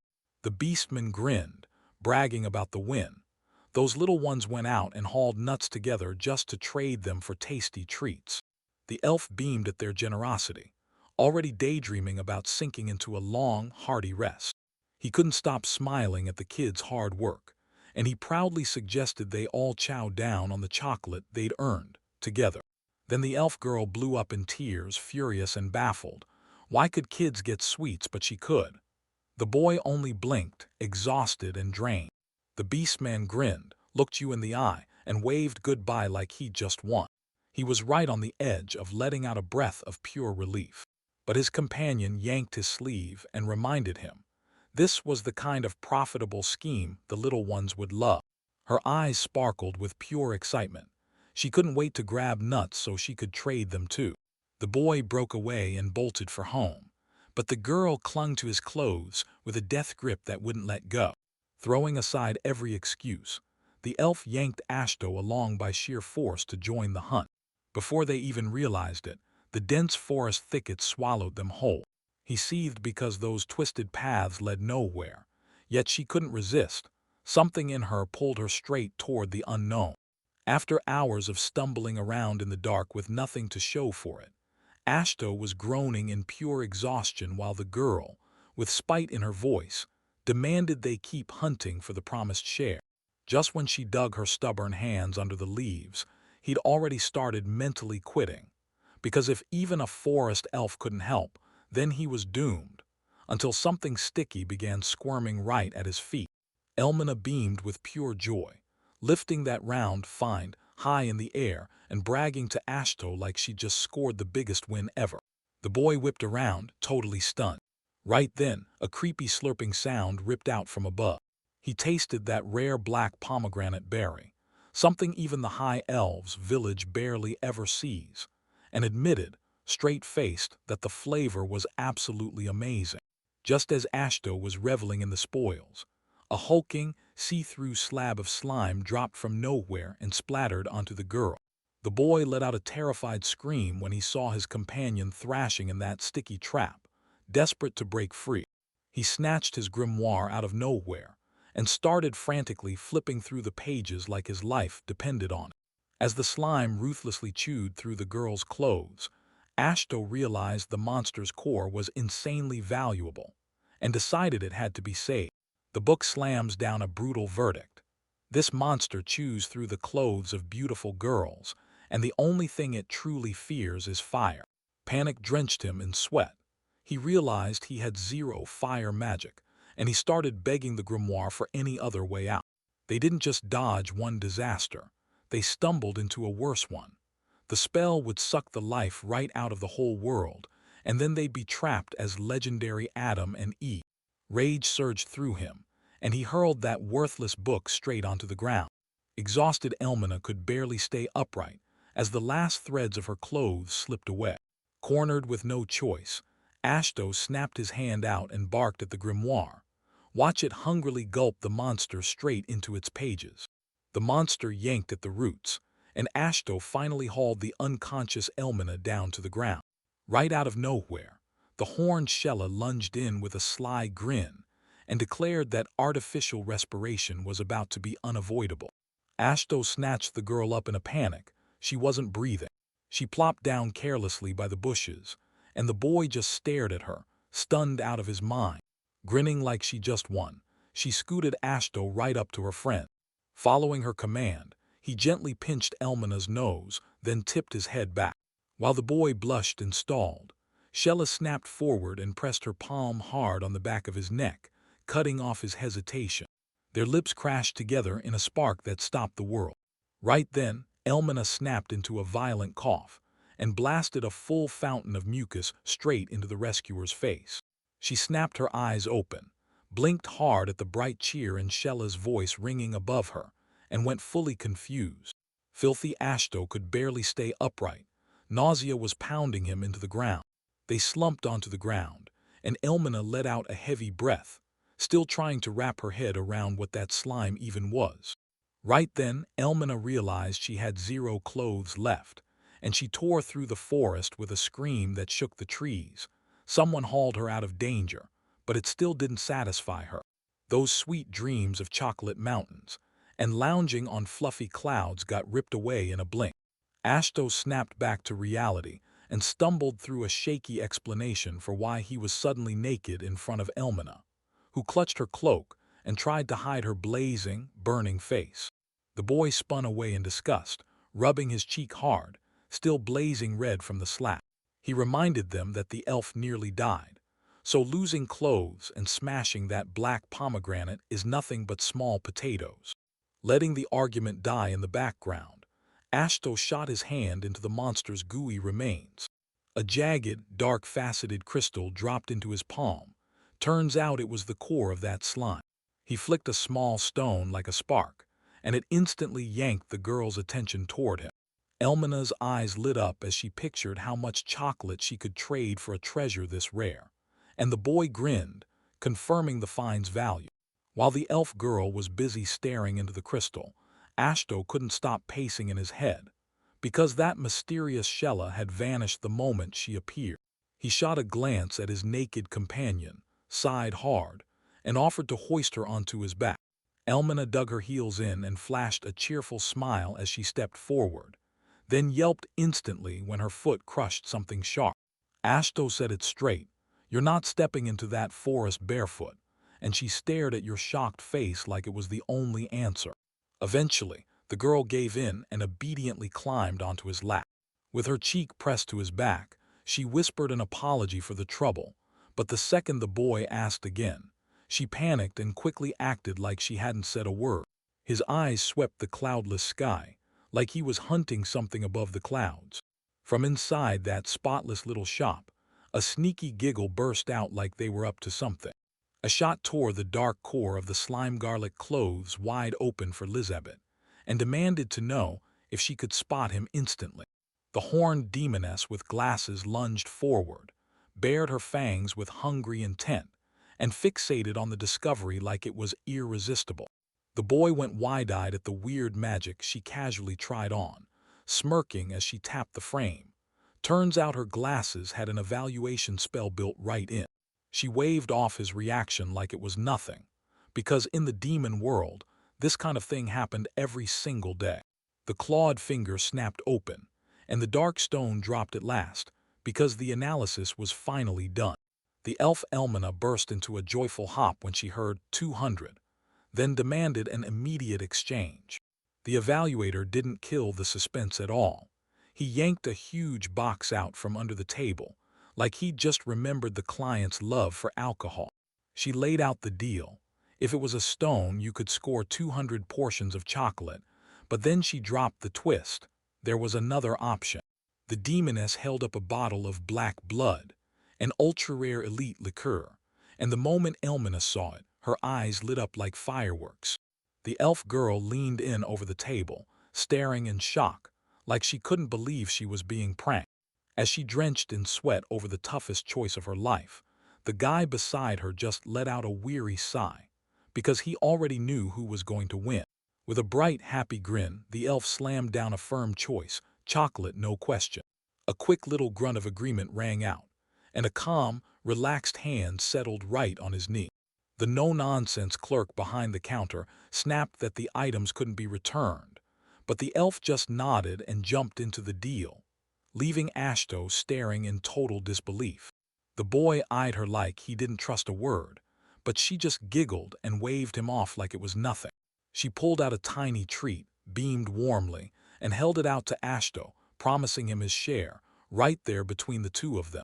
Right in the middle of the calm, a worker with glasses swooped in and snapped that eating in the store is flat-out prohibited. Her unsettling stare slipped between the shelves and drove straight through them like a blade. Suddenly, her voice snapped into business mode, and she told Ashto that Dimitri was rolling in tomorrow, and that she wanted a meeting with him. That elf girl kept grinning like nothing mattered, while the boy's brows knit tight, burning with questions about what this man wanted from him again. The very next day, a respectful thank you note was delivered to Mayor Ashto for the visit in his big, spacious office. Elegant Dimitri barked at his assistant, Elizabeth, to pour drinks right away, because he refused to talk business on an empty stomach. With a sly grin, the man cut straight to the chase, and the boy hesitated just long enough to confirm. Yeah, he really did have a request for him. Hot steam surged up from the cup in a thick, swirling breath. For one breath, silence slammed against the window, like the whole world paused to listen. Dimitri dared the boy to try a weird new drink called coffee, and Ashto just stared at the strange black liquid like it was about to bite. The boy took a careful sip, and the drink tasted just like regular human tea. Right away, a thought hit me: coffee, the beloved drink of Beelzebub. In the next heartbeat, he snapped, bursting with raw bitterness, and spat it straight into the demon's face. The young man barked in rage about the deception, but the merchant just wiped his wet cheeks and calmly defended that strange taste. The horned maid leaned in and told him to stir in milk and sugar, then swore that one sip would hook him fast. With the fresh ingredients mixed in, the coffee came out silky smooth, and the demon grinned, savoring every reaction from the guest. The merchant bragged that the drink could keep sleep away, and the boy just slumped with a defeated sigh. Yeah, there was no way he'd manage to close his eyes tonight. That young man tried steering the talk toward trading raw materials, but when the demon's eyes suddenly darkened, the whole mood snapped. He wasn't after trade at all. He had a far bigger request. Elizabeth was bored to death behind the counter, while Ashto and Dimitri dove straight into a serious business talk. The young man leaned in and demanded to know exactly what the other person wanted. Dimitri set the cup down and, with chilling calm, proposed bringing in one of his own men. He genuinely couldn't believe something so tiny could matter that much. He was hoping for something way bigger. But then the guest with that sneaky grin leaned in and demanded they squeeze in 4 more people in the village. The talk slid right into the new library, where the higher elves kept sending stack after stack of books. When Dimitri realized the collection already clocked in at over 20,000 volumes, his jaw dropped in pure disbelief. Snapping back into control, he pointed to his own librarians, because his people were desperate to get their hands on that knowledge. The young man just stared at the stack, panicking, because he had no clue how to even handle that mountain of texts. Dmitri demanded total obedience from the new hires, and Ashto started sweating as he blurted out, "Wait, are we only talking about working with books?" In the end, the young man snapped up the help with real gratitude, and the guests swore he'd handle their housing right away. Suddenly, Ashto's mind snapped back to one more crucial detail. He asked what kind of future subordinates he'd get, and Dmitri flashed a grin, because they'd be demons. The young man wiped the sweat off his cheek, and a nasty doubt crawled in. What if this deal came back to ruin him? The tusked assistant leaned in and told Ashto, straight up, that he backs the new female employee's skills without a doubt. 4 identical elf maidens stood in a neat line in front of the young man, bowing and thanking him with bright politeness for letting them live and work in their village. The girls bowed in flawless sync, like they'd rehearsed it 100 times. Asto was totally stunned when the twins started trading names for themselves: Aishit, Zesnam, Agrat, and Maharat, like they were casting spells right in front of him. Their joyful greetings burst together, smashing into one massive chorus. With a grin, the assistant admitted that from the very first glance, it's almost impossible to tell those sisters apart. Right then, he pitched his plan on the spot and pointed at Agrat, who was lounging there with a romance novel in her hands. The other two started bragging too. Maharat swore by biographies, and Aishit was obsessed with fantasy. Asto narrowed his eyes and shot the method a doubtful grimace, like he couldn't buy it for a second. He didn't even flinch. He shot back with the fourth sister, Zesnam, and how she was obsessed with comics. He bragged he could spot the difference with his naked eyes, even though the young guy had no clue how to tell them apart fast while he was working. He let out a tired sigh, fully convinced nobody normal was ever coming. Once he grasped what the quadruplets meant, he silently dumped all the trouble right onto Lizabeth in his head. In the end, they didn't overthink it. Each girl just got a badge, and everyone had to memorize names for those identical faces. Ashto slumped, shut his eyes, and muttered a tired "yeah," ready to finally bolt out the door. With a sly smile, the man snapped an unexpected request over his shoulder: "Take care of my daughters." After days of non-stop waiting, the moment I've been begging for finally crashes into place. Other daughters. The young man froze on the spot, completely baffled. Sunlight blazed through the fresh-stained glass of the new building, scattering dazzling color everywhere. The construction is officially done, and it's built fully complete. Asto crept closer, then lifted his head in dead silence. The facade shot up, towering over the treetops like it was daring the sky. Ahead of him loomed a massive round tower, 10 stories of pure, intimidating height. This young man practically glowed with pride, like even the royal library, packed with 30,000 volumes, looked tiny compared to that massive beast. Inside, endless walls of gigantic shelves stretched forever. Packed to the brim, each floor could cram in a whopping 100,000 books. The space was dialed in just right. Comfy sofas for reading and chill relaxation corners where you could kick back, sip a drink, and forget the outside world. Clenched fist held high in victory. He was ready to haul every book back, when his bearded buddy, with all due reason, asked him straight up how many there really were. Anyway, starting right now, this massive tower has claimed the throne as the biggest building the whole village has ever seen.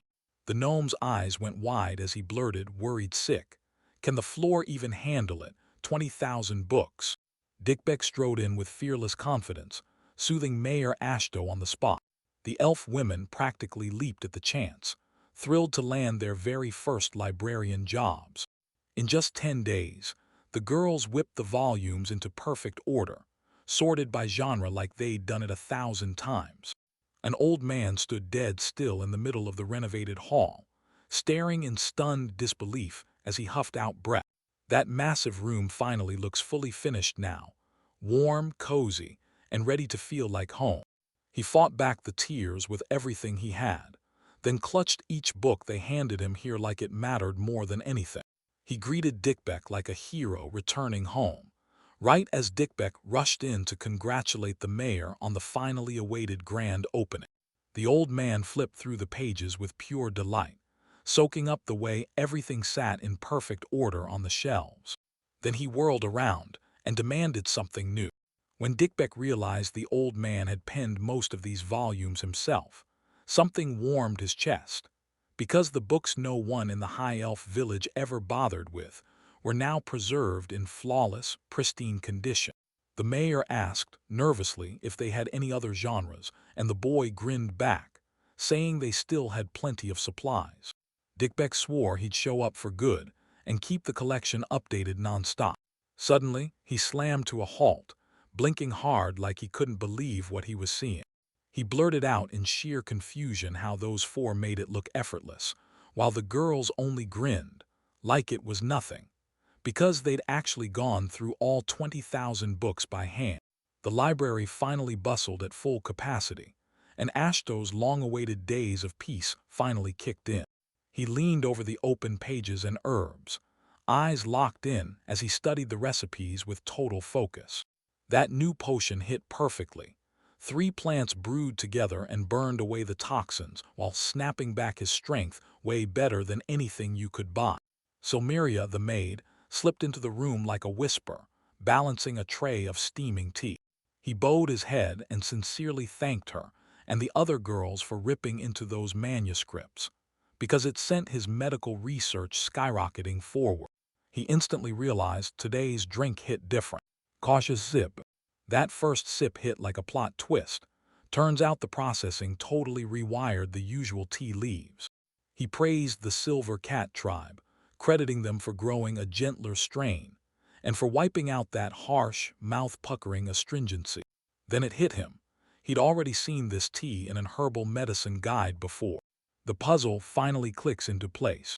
Silmeria's ears shot up with joy the moment she struck gold with that amazing discovery. He shoved himself back from the table and pitched an idea. Take a break and read together, right there in their brand new hall. She flashed a soft smile and practically volunteered on the spot to show him around herself. Sheila smashed through the window screaming, "Emergency!" so fast Ashto nearly choked on his drink. The boy blurted out baffled, "Why is everyone moving like this? What's the rush?" He demanded to know what happened, and the girl nodded back, smiling like she already knew the whole story. He froze into stone in the blink of an eye. Shelia blurted out that disaster had already struck the children. Beneath that tree, 2 girls slumped in a sea of blood, clinging to each other with every last breath.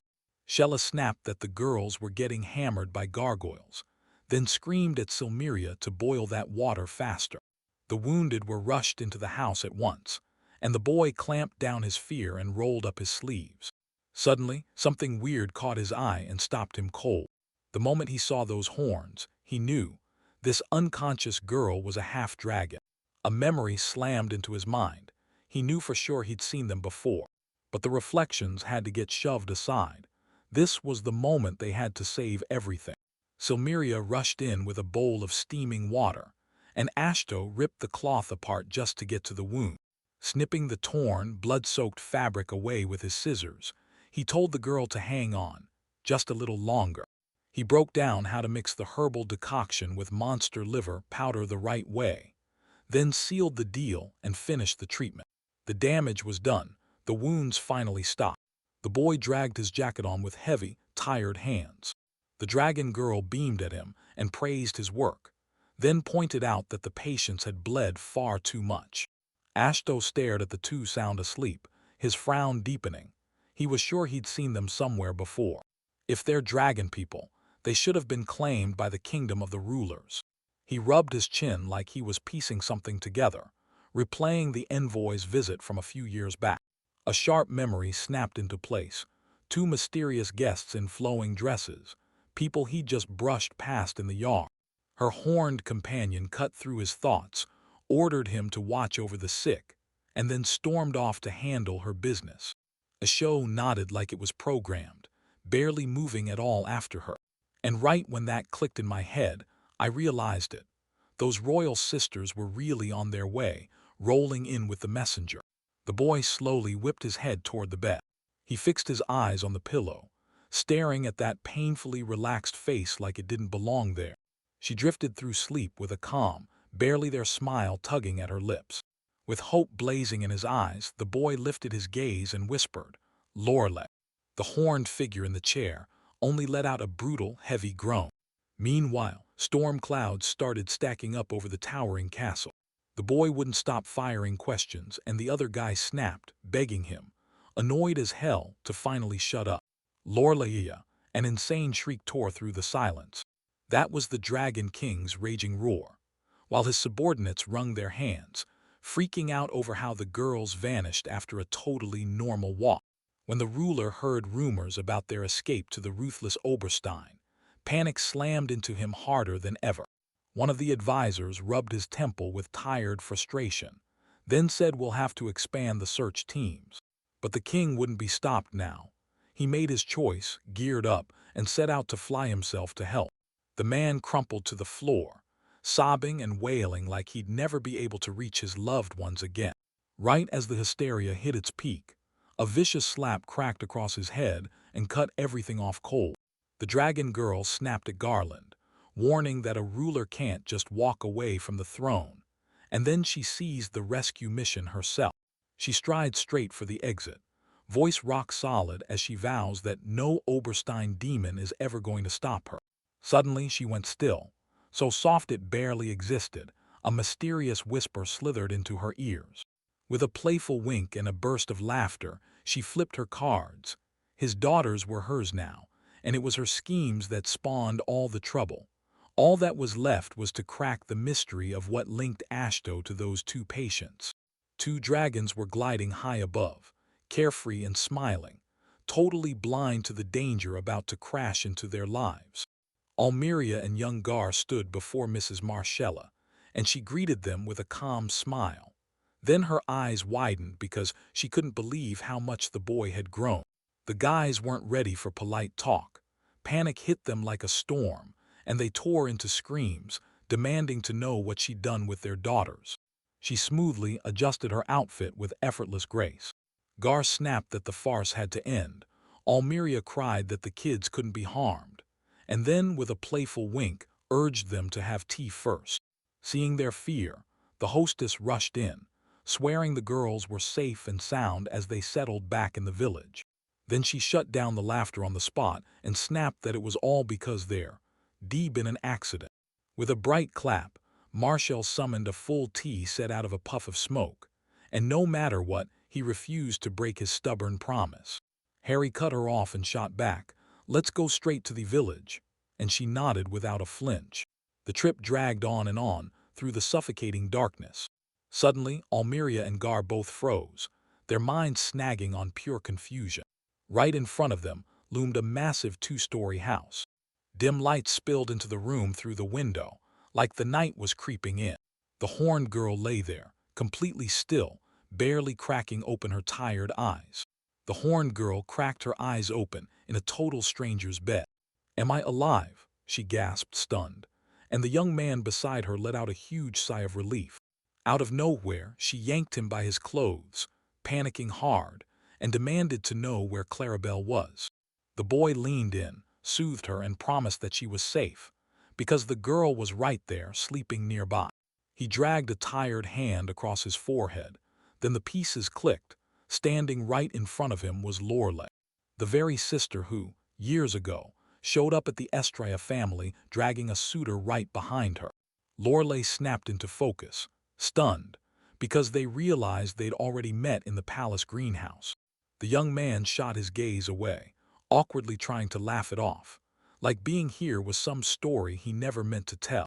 She scooted in, stunned, eyes wide, because she couldn't wrap her head around why he kept turning his back on her, like he was refusing to even listen. An awkward silence snapped into place. Lorelei clutched the blanket to her chest, panic dawning as she realized she was naked, while the blushing boy shot his hands over his face like he couldn't handle it. On the table, a freshly brewed potion hissed and started smoking right in front of everyone.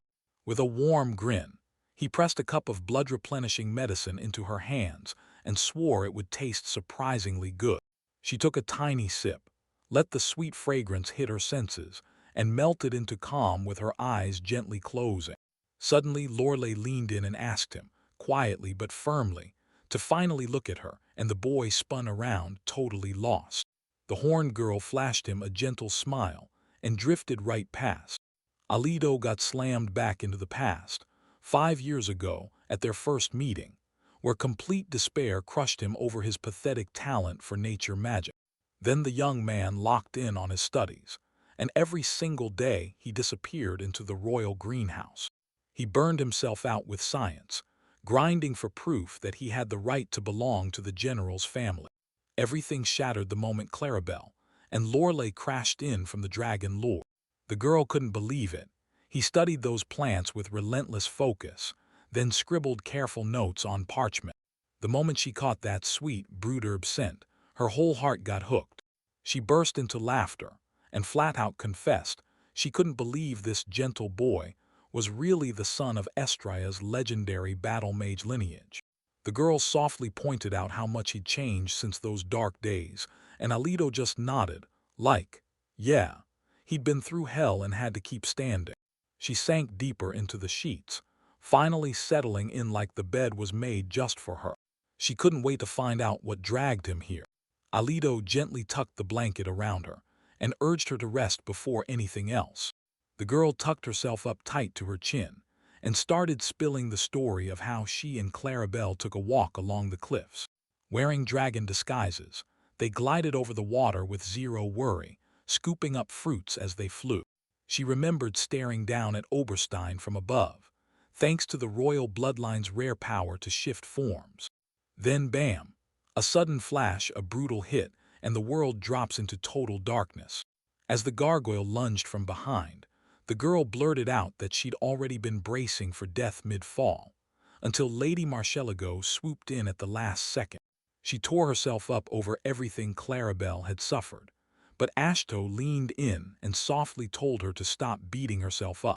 He knew all too well how close this day came to going up in flames. Tears spilled down her face as she choked out a heartfelt thank you to him. He slowly rested his hand on her head and promised her the worst was already over, telling her they'd just earned a long rest now. After handing over the basket of clean clothes, he leaned in and demanded they swap Clarabelle's clothes while she was still out cold. Out of nowhere, a soft, breathy moan broke the silence. Clarabelle blinked awake, and her sister dove at her neck with pure, non-stop joy. That little girl beamed, fists clenched tight, and swore her missing wings would grow back for real. No doubt about it. Her sister grabbed her in a fierce hug, sobbing through the pure relief. Asho softly patted the rescued child on the head as the elder urged her to thank their rescuers. Clarabelle winced and admitted her back still ached a bit, but she still flashed a grin like it didn't stand a chance. He peeked into the room and spotted a little horned girl already sitting on the bed, right beside her older friend. From the doorway, the young man smiled warmly and finally clocked that Clarabelle had woken up. Instead of a normal hello, she screamed at the top of her lungs, demanding to know why he was loitering around Oberstein instead of being in Veliki Ballo, so loud it almost blew everyone's ears off. He could only give this awkward little laugh and finally admit it. She had the loudest voice in the whole palace greenhouse. The dragon sisters were loading up with power, and you could feel it building. He stared at them in shock. Somehow that elixir and dragon's blood had sealed their brutal wounds in just one single day. Suddenly the girl snapped back to her senses, clutched her bare chest, blushed hard, and yelled, "You're a pervert," at the boy. But the mix-up got cleared up fast. Asho shot them a warning. For their safety, they needed to stay in the village a few more days. Bloodied bandages whipped onto the table like they'd been ripped straight from battle. Clarabelle, the older sister, beamed with warmth and relief. She just wanted to finally catch her breath.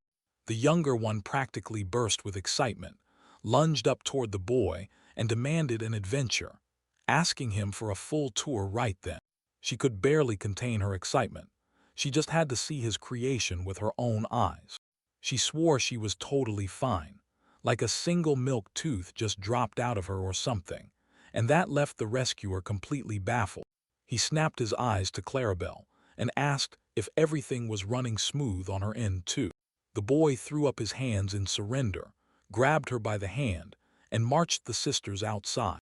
The moment they crossed the threshold, the girls just stopped, like the air itself had turned to ice. Out in place of the brutal wastelands of Oberstein, a neat little town with cobblestone streets opened up before them, and Ashto waved it off like it was nothing special, just some ordinary village. Spotting little houses tucked in the treetops, the boy blurted out, "Are those birdhouses?" And then out of nowhere, a shocked gasp erupted. Lorelei calmly laid it out. Every piece of that construction is run by the elder gnomes, and their engineering has people genuinely awestruck.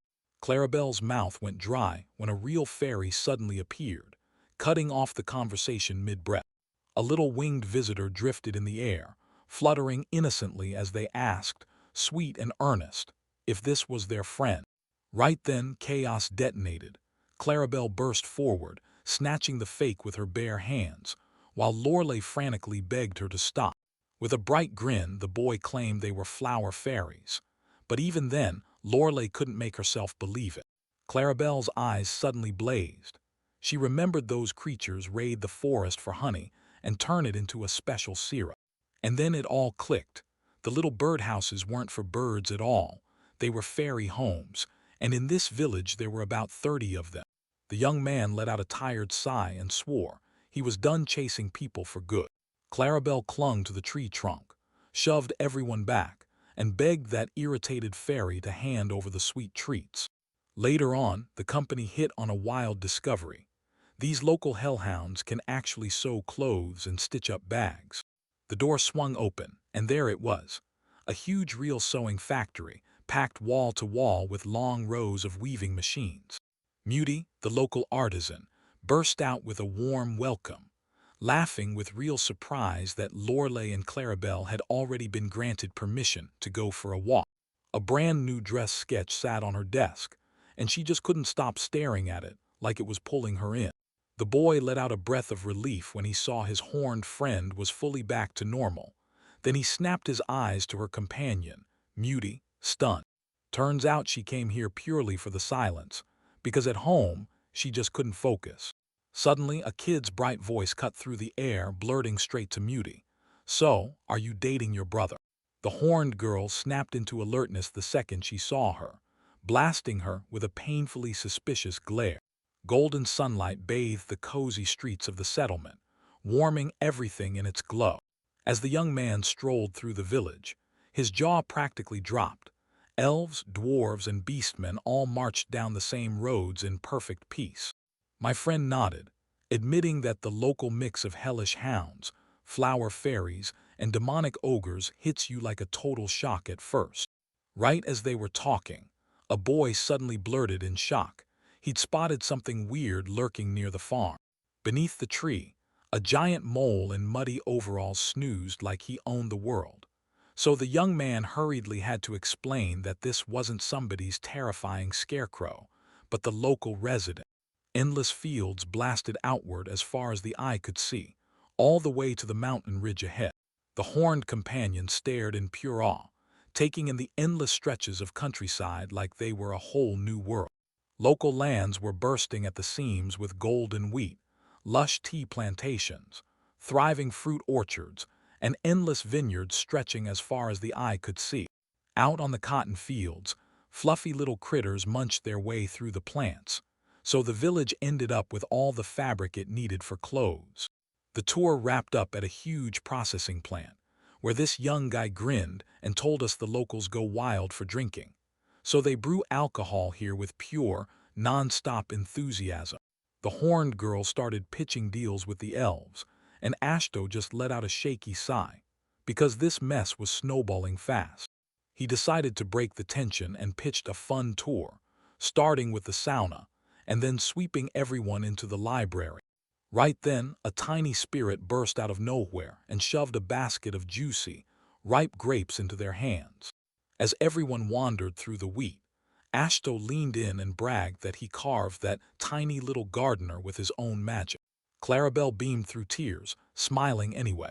"Then, bro, your mom," she burst out laughing, and the boy instantly froze, scrambling to ask if he could at least get his dad's role. Her sister whipped her eyes around the village and practically gushed that the place was absolutely perfect. Ashto shot back with pride. This peace in Oberstein was only possible because they fought for it together. Shaken by what she witnessed, the girl vowed she'd talk to her father and step in to help the settlement, no matter what. When she caught the talk about home, Clarabelle clamped down on her breath, tears spilling as she begged her brother, "Just a little longer, please." "Wait, are we leaving already?" the sister blurted, totally lost. Ashto beamed at them and promised, with total confidence, that they'd never even get the chance to miss each other. He figured their parents would worry sick about them, so he stepped up and promised to personally take the girls home. As his farewell, he made Clarabelle a promise. She could come see him anytime, and he'd make sure she always took the safe route. She shrugged and casually promised, "Next time, I'm heading straight to the Dragon Lord. None of this stopping at the village first." Right as he thanked the giant beetle for the lift, he froze, because a girl was perched right on its shell, staring back at him in sheer shock. The dragon woman thrust a letter into his hands, sent by Clarabelle and Lorelai's parents, and the way she said it made it clear they were absolutely beside themselves with worry. The older sister beamed and pointed out a key piece of the message to her younger sibling. The dragon woman thrust a separate letter straight into Ashto's hands, and it absolutely left him stunned. The girls shrieked with pure joy the second the boy finished reading the main condition. If Shella didn't mind, they could stay. Ashto froze in confusion, trying to figure out what Shella had to do with the master. Then the sisters vanished like smoke, leaving nothing behind. Clarabelle couldn't wait. She quickly agreed to stay a bit longer after spotting a message meant just for her. The younger one shot onto the guy's neck in a flash, right as the guy yanked another piece of paper out of the envelope, stunned. That smile died instantly. On the page, a desperate crossed-out plea begged to be brought home, sealed with one panicked promise: "I won't burn anyone this time."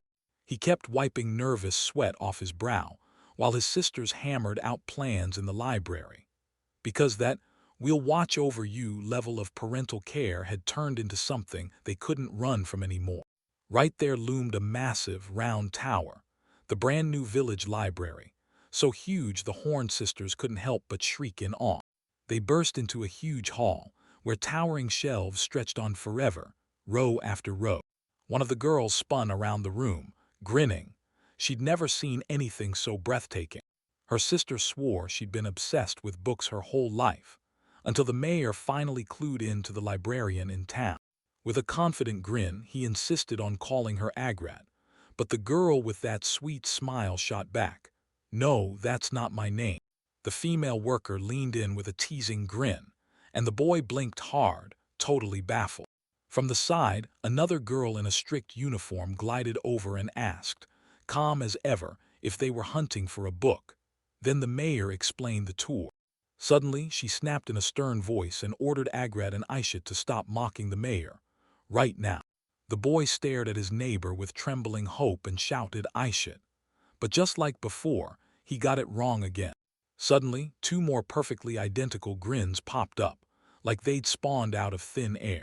The guests burst into shocked gasps, and the mayor nearly howled with pure despair. He let out a shaky breath, brought his stunned friend back down to earth, because it wasn't a monster at all, just four twin sisters. Two of them seethed at the sisters, yanking them back to the deal that they had to wear name badges. The pranksters cackled with glee and finally owned up to who was who, and the poor, drained mayor just sagged with a resigned sigh. The kids shot each other disappointed looks. Someone busted their game way too fast. Clarabelle froze in terror, clinging to Lorelai's back, as four identical faces stared down at her. The boy leaned in and asked if they were finally going to stay here in this village. Lorelai froze, her whole body lit up by a sudden, unstoppable idea. She cringed and admitted it, sure. They were brought here to recover, but sitting around doing nothing all day is pure torture. She leaned in close, whispering like she was part of a secret plot, and demanded a favor from the boy. With the book held high, the girl beamed and blurted out that she's going to work in the library. He blinked in surprise at all that energy, then nodded and agreed right away. 4 tiny clones chirped with joy, and when their 5th teammate finally arrived, they welcomed him like a hero. With sly smiles, they tried to pull her into the role of their leader. At that exact moment, the sisters transformed into grown women and sank into a respectful bow before the new leader. The instant she heard Miss Lorelei, the girl froze solid, completely thrown off. The twins beamed back at him, warm smiles lighting up their faces. Lorelai's eyes lit up with pure joy. Being chief librarian absolutely suited her. The boy stared at the girls in total confusion, because they were smiling and chatting like best friends, and they even promised to trade every little trick they knew. The horned guest flashed a warm goodbye to the trio of maids, then bolted for home. The young man gave a tight, wry smile, because he could already see it. Nobody was going to reign in that restless girl now. Lorelei wasted no time settling in.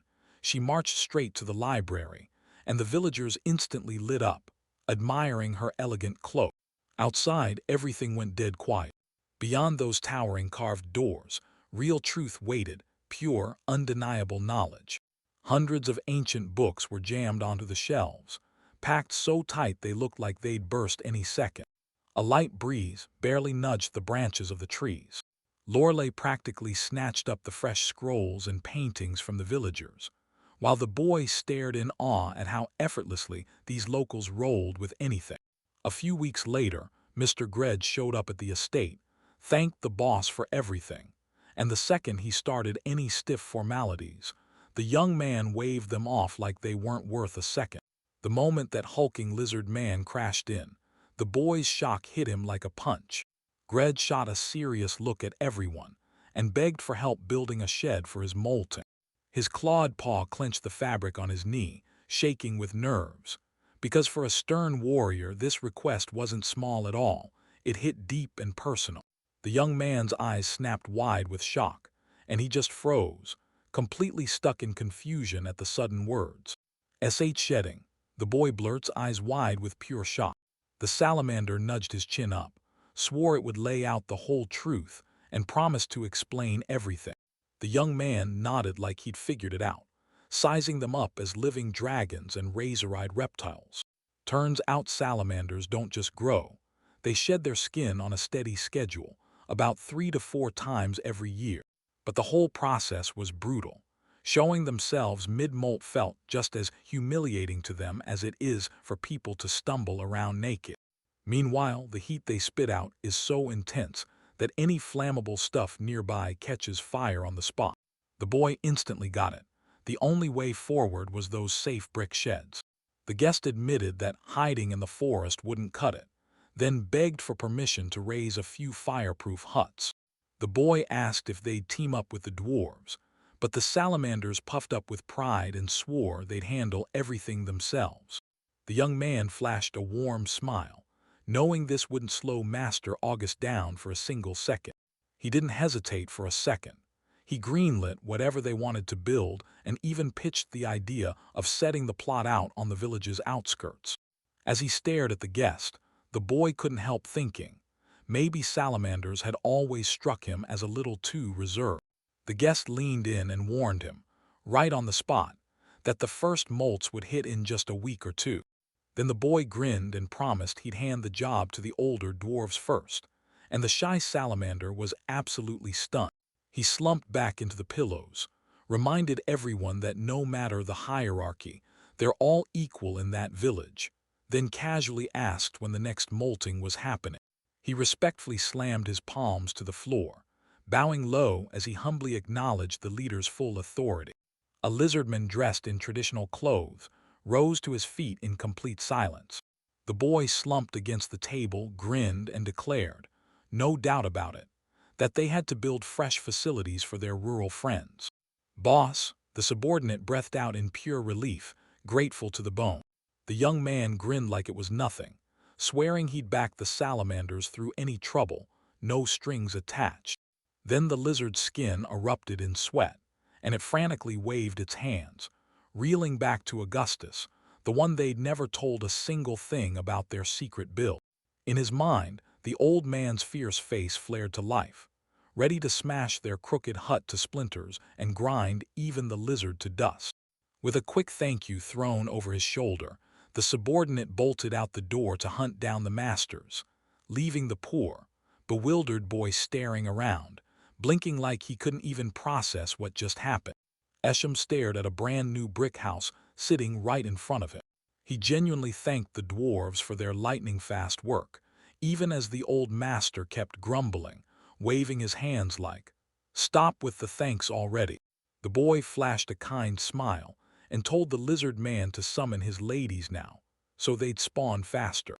The lizardman froze in pure shock, and the old gnome shot him a reproachful look, demanding why he still hadn't said a word. Yes stood there smugly pleased, arms crossed tight over his chest. When the boy, all innocent, asked how new life was born in the village, the lizard man fumbled and brushed the whole delicate question aside. Later, when harvest time hit inside the huge greenhouse, the whole place felt calm and peaceful, like the world had finally stopped fighting. A heavy, gloomy stare pinned him in place from behind that woven basket. Mandrake spun away in a huff, glaring with pure offense, and left the boy standing there clutching his plate. He stared after her, completely baffled, trying to figure out what could have snapped her mood into something so brutal. Yes tiptoed up to the girl, and without wasting a second, demanded to know what was wrong. She frowned harder. Lately, in her village too, the Alron leaves were getting ripped apart way too fast. Suddenly, that cheerful little tree nearby burst out talking about donuts, and the boy's eyes lit up like a light switch. It all came down to the secret sauce.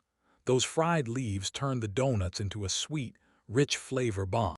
The boy grinned, ruffled the leaves on Mandragora's head, and shouted for her to come home. She shot a hard frown, then stomped off in total silence. Meanwhile, those special donuts totally blew up with the elves, the cats, and the dwarves. The girls were practically melting with delight as they devoured every sweet pastry. That awkward smile cracked across his face, and instantly he nailed why he was jealous. Arlon leaves were the only ones they used to cook. He studied the ripped leaf, then told me straight up, Mandrake's salty bite just doesn't belong in desserts. His eyes softened, like the storm in him finally eased. He flashed a warm smile and promised his companion, "Don't worry, Arlona will be fine." A whole basket packed with fresh vegetables was already sitting there, ready to be cooked tomorrow. A peaceful morning swept in, like the world just took a deep breath. The boy softly called to Mandrake, pleading for a little help, but the girl stayed sulking, face smashed into the pillow, furious like it had personally offended her. He peered toward the stairs and shouted for her to come down to the kitchen. The girl peeked from behind the doorframe, froze in fear, and couldn't bring herself to take even one step. The Mandrake girl stared at the kitchen table in shock. It was stacked with fresh vegetables and stuffed with a bundle of herbs. The boy grinned warmly and realized she'd skipped out of school to stay home today. The girl froze, blinked in pure confusion at the sudden, "let's cook together" proposal, and a warm blush crept across her cheeks. The boy blurted out that he wanted to cook with mandrake leaves, and the girl's nerves spiked as she asked, shaking, if he planned to add her to the meal. Swamped with emotions, the boy burst with joy and wrapped her in a tight, happy embrace. The moment the chopping started, he froze with a knife in hand, eyes flicking around like he didn't know what to do next. The boy snapped his head back to his friend, worry in his eyes. "Tell me you can handle this, right?" The girl finally confessed, in a hushed voice, that she can't really handle the blade at all. He panicked hard and immediately sprinted over to support her. But it was all for nothing. Mandragora swung that blade fast and clean, slicing the carrots with such skill that he couldn't help but admire it. Later, he leaned in and inhaled the sizzling, mouth-watering scent from the frying pan, a pure, blissful grin spreading across his face. Garlic sizzled over the flames, mixing with dried mandrake leaves as the fire crackled. He told her to wrap up the meat and veggies. Then he swooped in and took over the casserole. And to cook up the real magic, the boy unsealed a genuine grimoire, right there, piece by piece.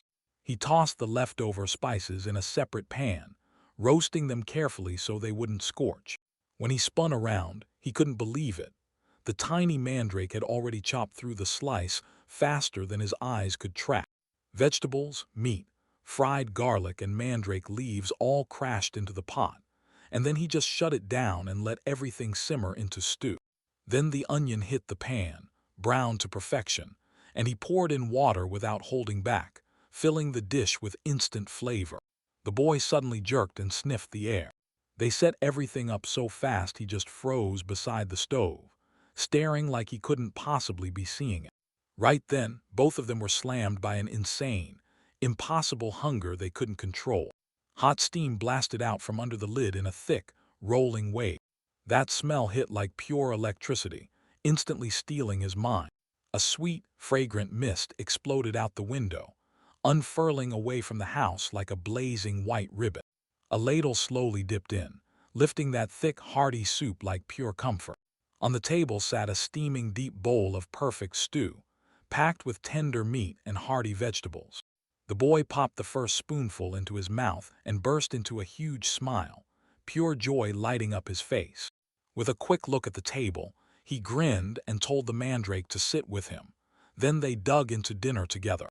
He gulped down the brew, and the moment it hit, he blurted out in shock. Turns out the mandrake was weirdly delicious. Right then, a fever slammed into him.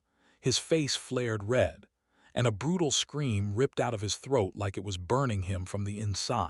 But the flames died down fast, and all that was left was a mouth-watering mix of juicy meat, tender veggies, and a spicy broth that hit like wildfire. At the table with Mandrake, the boy finally blurted out how he'd never even dared to imagine he could craft something this legendary from just plain ingredients for the elixir. One of the dragon sisters tiptoed into the kitchen, dying to see what her brother cooked this time, and Ashto greeted the guest with a warm smile. Three girls leaned toward the slightly open door, captivated by the rich, mouth-watering scent pouring out of the kitchen. Ashto leaned in with a grin and urged them to come sit with him and taste the dish. Hot plates hit the table and fresh bread appeared in the blink of an eye, and the guests couldn't help but stare. He proudly unveiled his masterpiece, a special curry soup packed with mandrake leaves. The second those girls tasted the first spoonful, heat hit them and they blushed hard, but they admitted it right away. That spice is straight-up addictive. The moment it hit, everyone lost their minds, begging for more and chanting, "Spill the recipe." Asto's cooking magic pulled the whole place together, and even Mandragora cracked into a huge, satisfied grin. What he blurted to the horned giant about the fresh spring he'd accidentally stumbled on while hunting. At first, the boy thought it was just a normal lake. Then he realized it was a gigantic water vein coursing with life. When he thought of that giant fish, he blurted out that they should go fishing, and his partner latched onto the idea instantly. And just like that, a daring little expedition outside the village was born. Right nearby, a fluffy little mole was rolling down a grassy slope like it owned the world. The word ripped through town in a flash, and the blonde horned girl lit up like a match at the idea of getting fresh fish. Another energetic resident shot their hand up right away and volunteered to prep the catch for everyone. That fishing gear problem vanished fast. Ashto had already locked eyes on fishing rods at the local store. The sisters planned to just swim their hearts out in the crystal-clear water. Suddenly, the noisy peasants swarmed in, surrounding the boy and shouting that he had to take every single one of them with him. Ashto let out a confused sigh, then told him flat out it was impossible to tag along with a crowd that huge.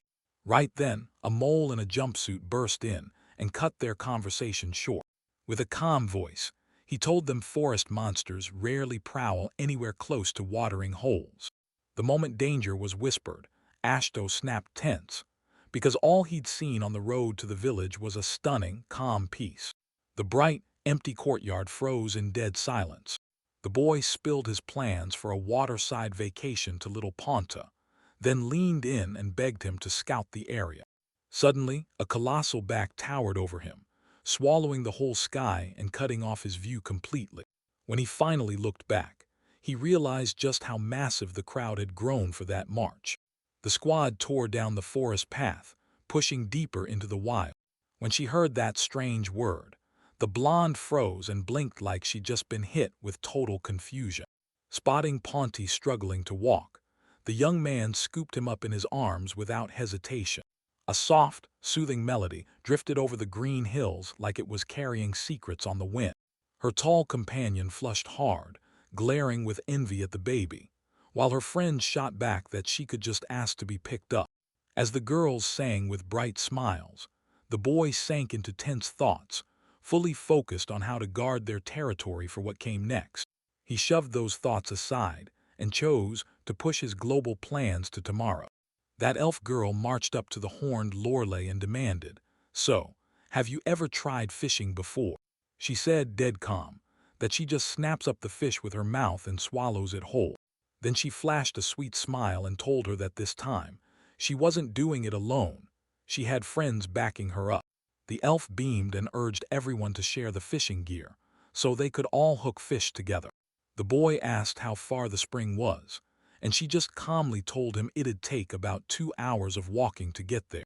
The girls strolled side by side, cackling like only they knew the secret to catching fish. Because this time, an elf and a dragon were right there with them. The boy trailed the group by a mile, glaring at the ground, and muttered that they'd have gotten their way faster without him. But once he felt the whole vibe lift, he clenched his resolve and chose not to chase them, saving his strength for what came next. By the water's edge, the girls froze, then gasped like they'd just seen magic.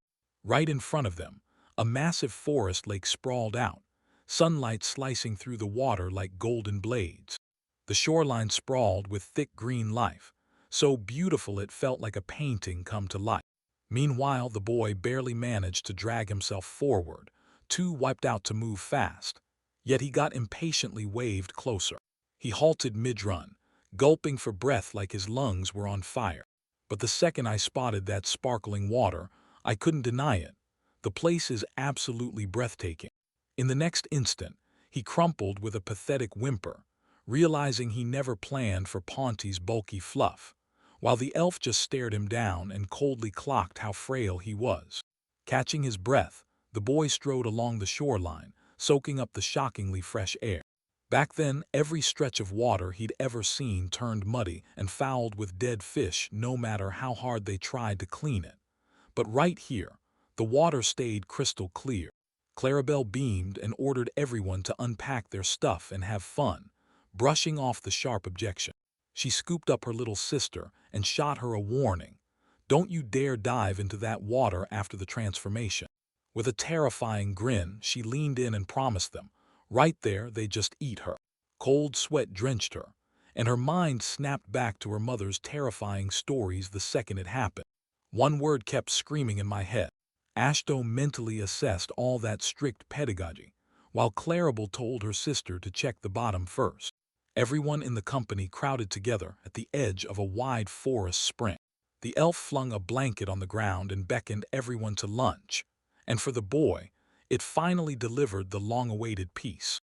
Suddenly, it hit her. She remembered that tiny island sitting out in the middle of the water. A hand shot forward and pointed, shouting Ashto's name to guide him. The boy blurted out in shock, eyes wide and breath-catching. Right in the middle of the pond, a tiny island thrust up from the water, thickly carpeted in wild, tangled green. What instantly lit a fire of curiosity. That tiny fairy had already summoned herself for a reconnaissance flight, until a sudden hand yanked her out of the sky. He stared into the far distance, squinting like crazy to spot that tiny dot barely clinging to the horizon. Realization hit him like a spark. There was a boat. The girl beside her whispered, shaky but brave, "Let's look for it together, please." That idea hooked the whole company so hard they started daydreaming about building a real cruise liner. Eshto made the call go ask Augustus and the other masters to help them build a ship. He immediately leaned in and asked the horned giant Balgold, "Is it safe here?" And Balgold swore there were no threats lurking around. Buzzing with excitement, the young man blurted out the plan for the expedition, so sudden and so full of energy that the girls were completely caught off guard. He admitted the truth. He'd only ever sailed on tiny boats, because their homeland was landlocked with zero access to the sea. He put his foot down and banned little fairy Phil from flying over their solo, and Phil, right on cue, nodded and stayed with the group. They just had to get back to the village and lay out a full, step-by-step battle plan. Out of nowhere, a loud splash erupted right behind him. Eshto snapped his head around, catching a soft plea for help. He sprinted right up to the water's edge, ears wide open, following that strange voice rising from the spring, like it was daring him to step into a brand new adventure. Silence crashed down on him again, and he froze, staring around like, wait, did I really imagine it? That huge liner out of nowhere shattered the calm of the village street with a single, brutal question mark in the air. With eyes blazing, he demanded the dwarves forge a ship for 20 souls to reach the source. But all he got back was a brutal, no sense, impossible. He was itching to kick off the construction right this second, but then fate slammed him into a dead end.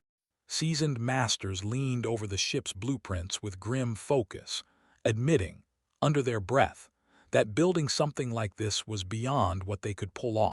The elders just shrugged. None of them had ever lived by that great water, so they had zero clue how to build big ships.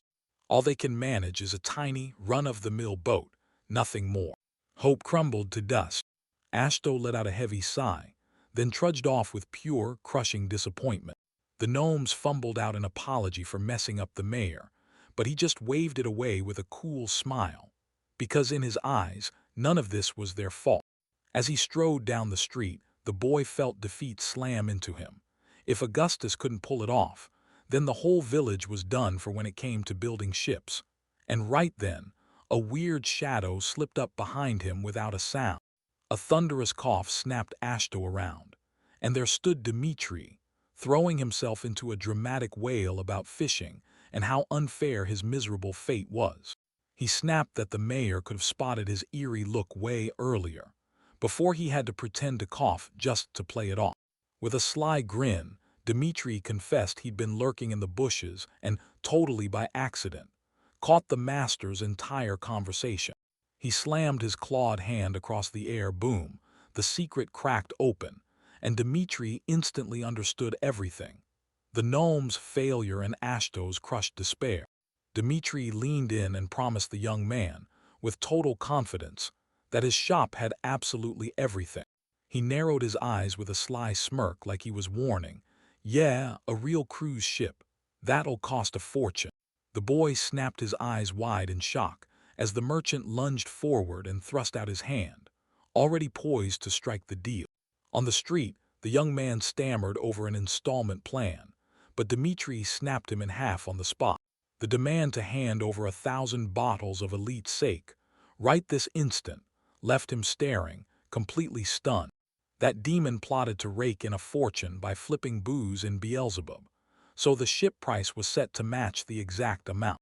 He tossed that thought aside. If gnomes only swarmed for a dozen bottles, they'd still end up with just a boat.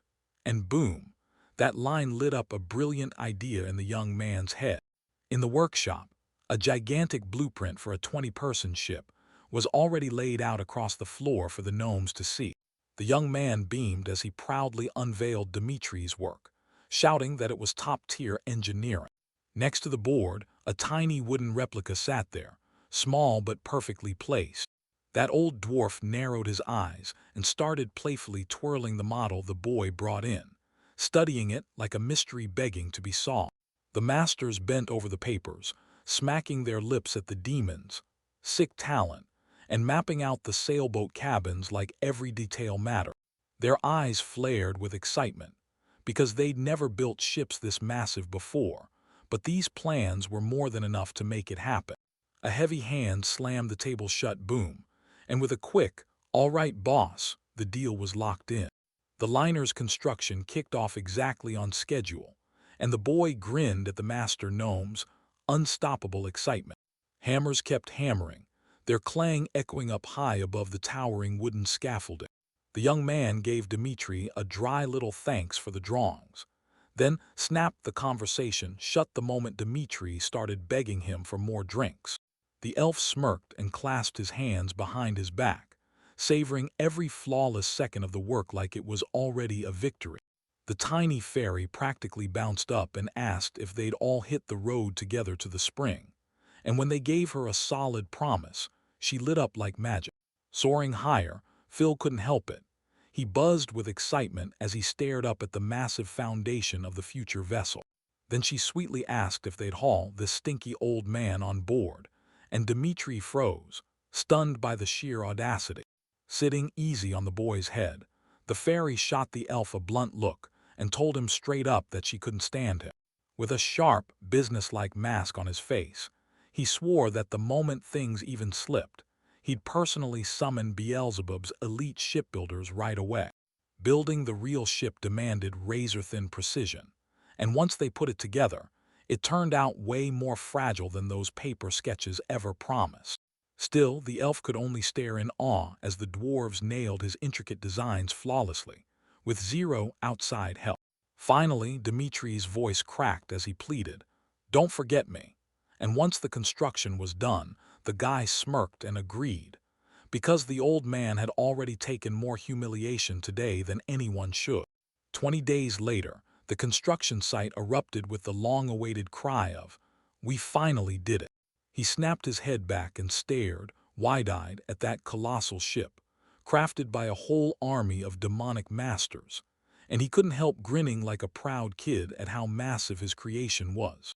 They froze in awe before that giant wooden ship, because the dwarves finally finished the build everyone had been waiting for, and now the whole vessel stood there in all its jaw-dropping glory. Two beastmen practically burst with excitement as they start sewing sails for his brand new boat. The moment the job was done, the boy blurted out that he was leaving. But right then, a huge crowd surged into view, and he just stood there, completely stunned by how many people were desperate to join in. That horned demon shoved the trip to another day and muttered curses under his breath at someone's irritation, while the old man never showed up because he was stuck with his own business. The boy fired off a request to two towering warriors, then watched as they hauled the boat on a cart straight to the water. The healthy guys, laughing as they played, hoisted this massive structure onto their shoulders, and the young man felt that same nasty déjà vu hit him again, like it wouldn't quit. The cat girl was already lost in dreams of a swim, but her hard-nosed, horned companion snapped at her to check the spring for safety first. The other girl was just soaking up the adventure, sitting there on the little island like, "Okay, what cool stuff are we about to discover?" The young man shouted the go-ahead, and while his friends were already hauling fishing gear on deck, the adventure kicked off. The treetops split apart like they were being ripped open. Up ahead, the endless water glittered under the blazing sun, dazzling like it was endless.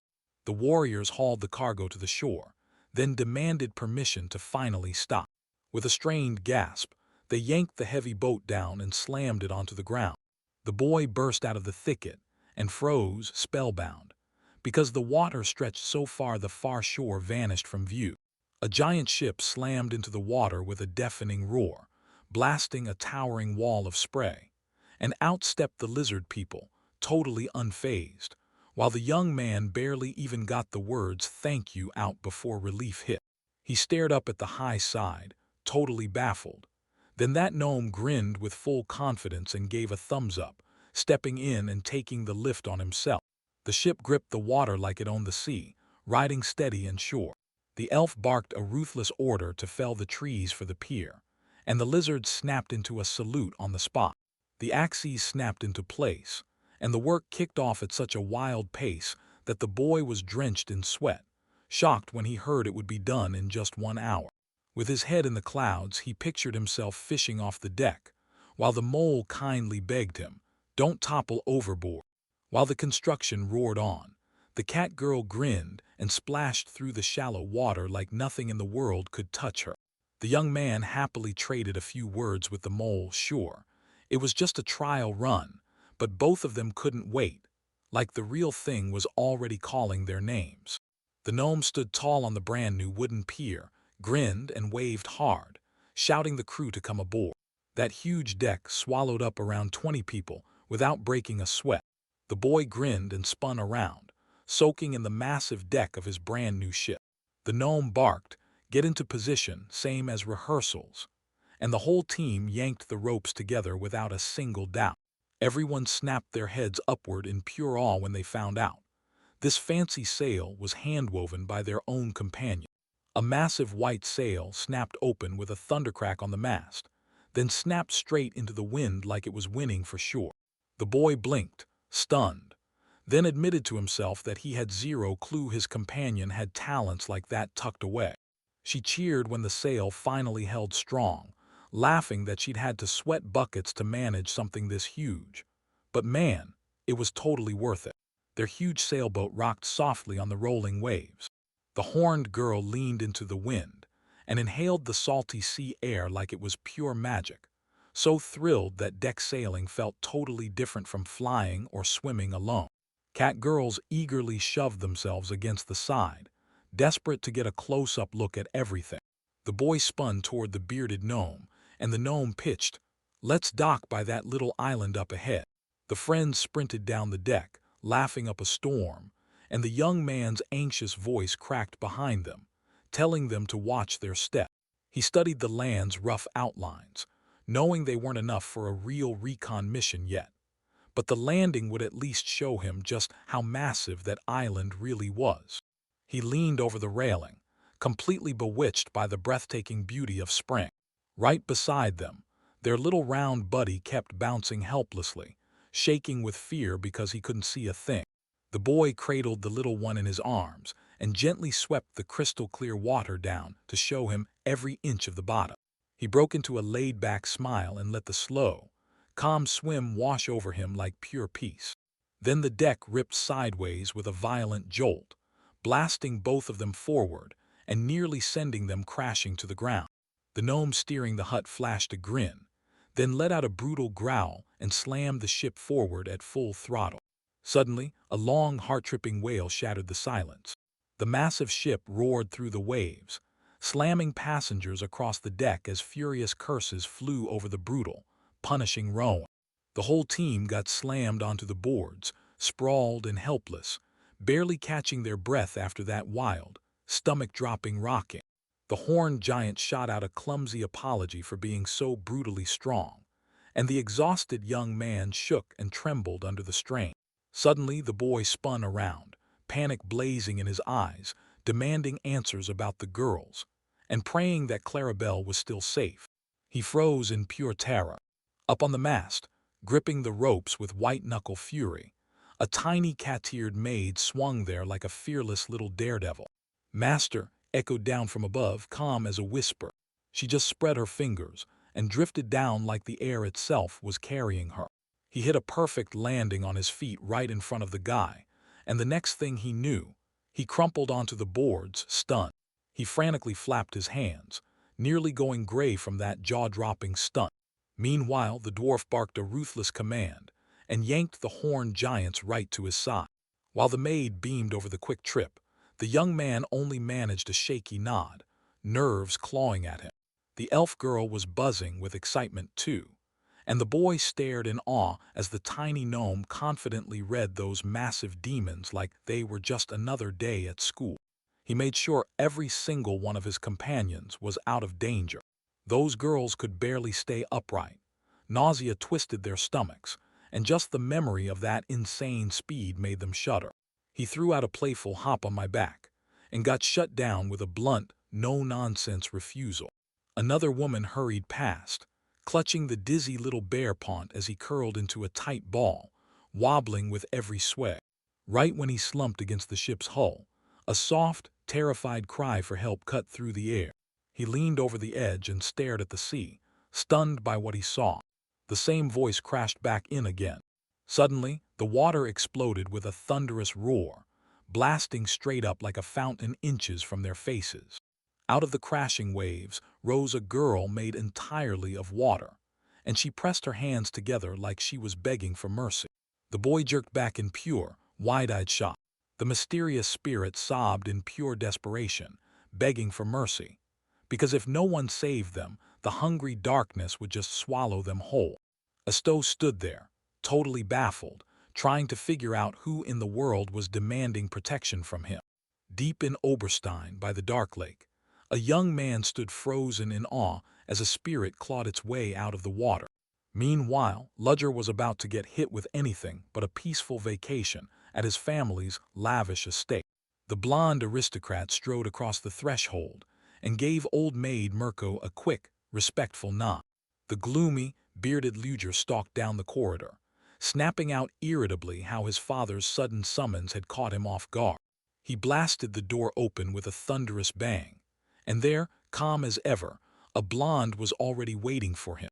Ludger burst out with accusations over missing people, but the moment he faced pushback, he just grinned without shame and told everyone they should talk about kicking Ashto out first. The bearded man ground his teeth in total helpless fury.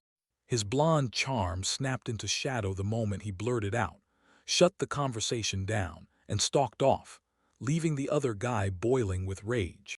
As he strode down the hall, excitement buzzed in his chest. He couldn't stop thinking about the outcast who'd seized both the lands and the army all by himself. After Shelley slipped away, Ludger wiped the sleep from his eyes. He'd lost his peace for good, and exile had him totally hooked. Borodin let out a bitter sigh, wishing out loud for retirement and a peaceful fruit garden, even as his grip on the family crumbled day by day. Seeing that despair, the old maid finally admitted it in silence. Kicking Ashto out was the kind of mistake that seals your fate. A little later, the blonde commander stood in front of his officers and solemnly thanked them for wiping out the monsters. Dozens of soldiers packed the impregnable castle walls, hanging on his every word as he delivered his speech. In the tavern, pandemonium erupted. Somebody was buying everyone drinks for their teamwork, chanting at the soldiers to down shots, party hard, and pass out. The general couldn't help but beam. No one died, no one got hurt, and the neighboring cities barely took a hit. For him, that was pure victory. At the table, Luna Maria couldn't help but wonder why Ludger never turned down a single drink, and her talk partner leaned in and said it's exactly his real, human kindness that people can't get enough of. The moment her friend brought up how so many aristocrats crave a future with the free heir of the Estria family, the girl flinched hard, nerves jangling in every breath. Suddenly, bam! A loud clap hit the table and someone shot off a genius plan. Just take him straight to a brothel. Luna Maria clutched her mug with shaky hands, took a nervous sip, and reluctantly nodded, because the commander's cold indifference toward women had finally blown past every line. A sudden blast of beer rocketed straight into the blonde's face. Luna Maria shot up from her seat and snapped. No hesitation. She'd never let him get dragged into places like that. While the soldiers kept roaring in the background, the boy slipped off to the side and listened to the argument in total calm. Soaked head to toe in alcohol, he naively blurted, "Is everything okay with Luna Maria?" And Luna Maria shot back in a dry tone, telling him to stop fixating and start worrying about everyone else. Awkward silence slammed down on the table like a brick, freezing everyone in place. A friend with a tail let out a heavy sigh, totally stumped on how to connect a girl who knows zero about romance with an ironclad workaholic who won't budge. They'd been friends since childhood, and the whole world could practically read Luna Maria's feelings, while Ludger somehow totally missed every single hint. With a sly grin, his friend took charge and reminded the commander that, by the king's order, tomorrow would be the day he officially went on leave. Ruddy slumped back with a tired sigh, barely managing to catch his breath. He griped about the insane overload, and his commander, Ludger, just stayed cool, telling him he hadn't had a real vacation in 10 years. Rage burned in the young man's chest as he blurted out that because he'd been stuck working nonstop, he'd basically abandoned his studies completely. Over a steamy mug of something warm, the talk snapped to vacations. Then the redhead leaned in and demanded to know when the general last properly strolled through the city. Ludger felt completely lost as his friend kept pushing, because, as a man, a leader, and the eldest son of a noble family, he had every right to enjoy his own time. He'd only ever glimpsed the capital from a horse's saddle during his service, so the new spots and must-eat foods completely blew past him. Realizing Ludger could vanish in these streets in seconds, the young man snapped his head toward the girl beside him. He bluntly told the baffled Lunamaria to set up a tour for the workaholic on his only day off. The general awkwardly ducked his face behind his cloak's collar, like he was forced to admit he was right. He awkwardly blurted out that he'd only take the walk because it was a duty. If he wanted to protect people, he had to understand how they lived. Ruddy flashed a calm little grin and turned right back to his plate. He genuinely prayed that this small nudge would finally pull the two of them closer than ever. Ludger finally swallowed his nerves and boldly asked Lunamaria out on a date. Instant heat flooded her cheeks, and she snapped back, "Yes," without hesitation. The very next day, she was already planted in the middle of a bustling street, rocking an elegant light-colored dress and a hat, as she heard someone shout her name. When he heard the girl had just showed up herself, he finally let out a breath he didn't know he'd been holding. Her heart started betraying her, fluttering like it was about to bolt. He inhaled sharply, then apologized again for showing up late. She reddened the moment she saw him without armor, secretly grinning because she'd planned her whole outfit the night before. The boy cringed as he admitted that Mirko, the senior maid, caught him at the exit and shut him down cold. No way was he getting to the lady in a military uniform. He admitted that he'd planned it that way from the start, and the girl genuinely gushed over his weirdly striking civilian look. Soon, the couple packed up and headed to the lavish spot Junko couldn't stop praising. Over tea stacked with towering desserts, they snapped back to the truth, how relentlessly work had swallowed them whole in the last few years. He flashed a calm smile like everything was fine, because it had been ages since he'd been in a place this stylish. The girl narrowed her eyes and gave a quiet nod, like she didn't trust her own answer.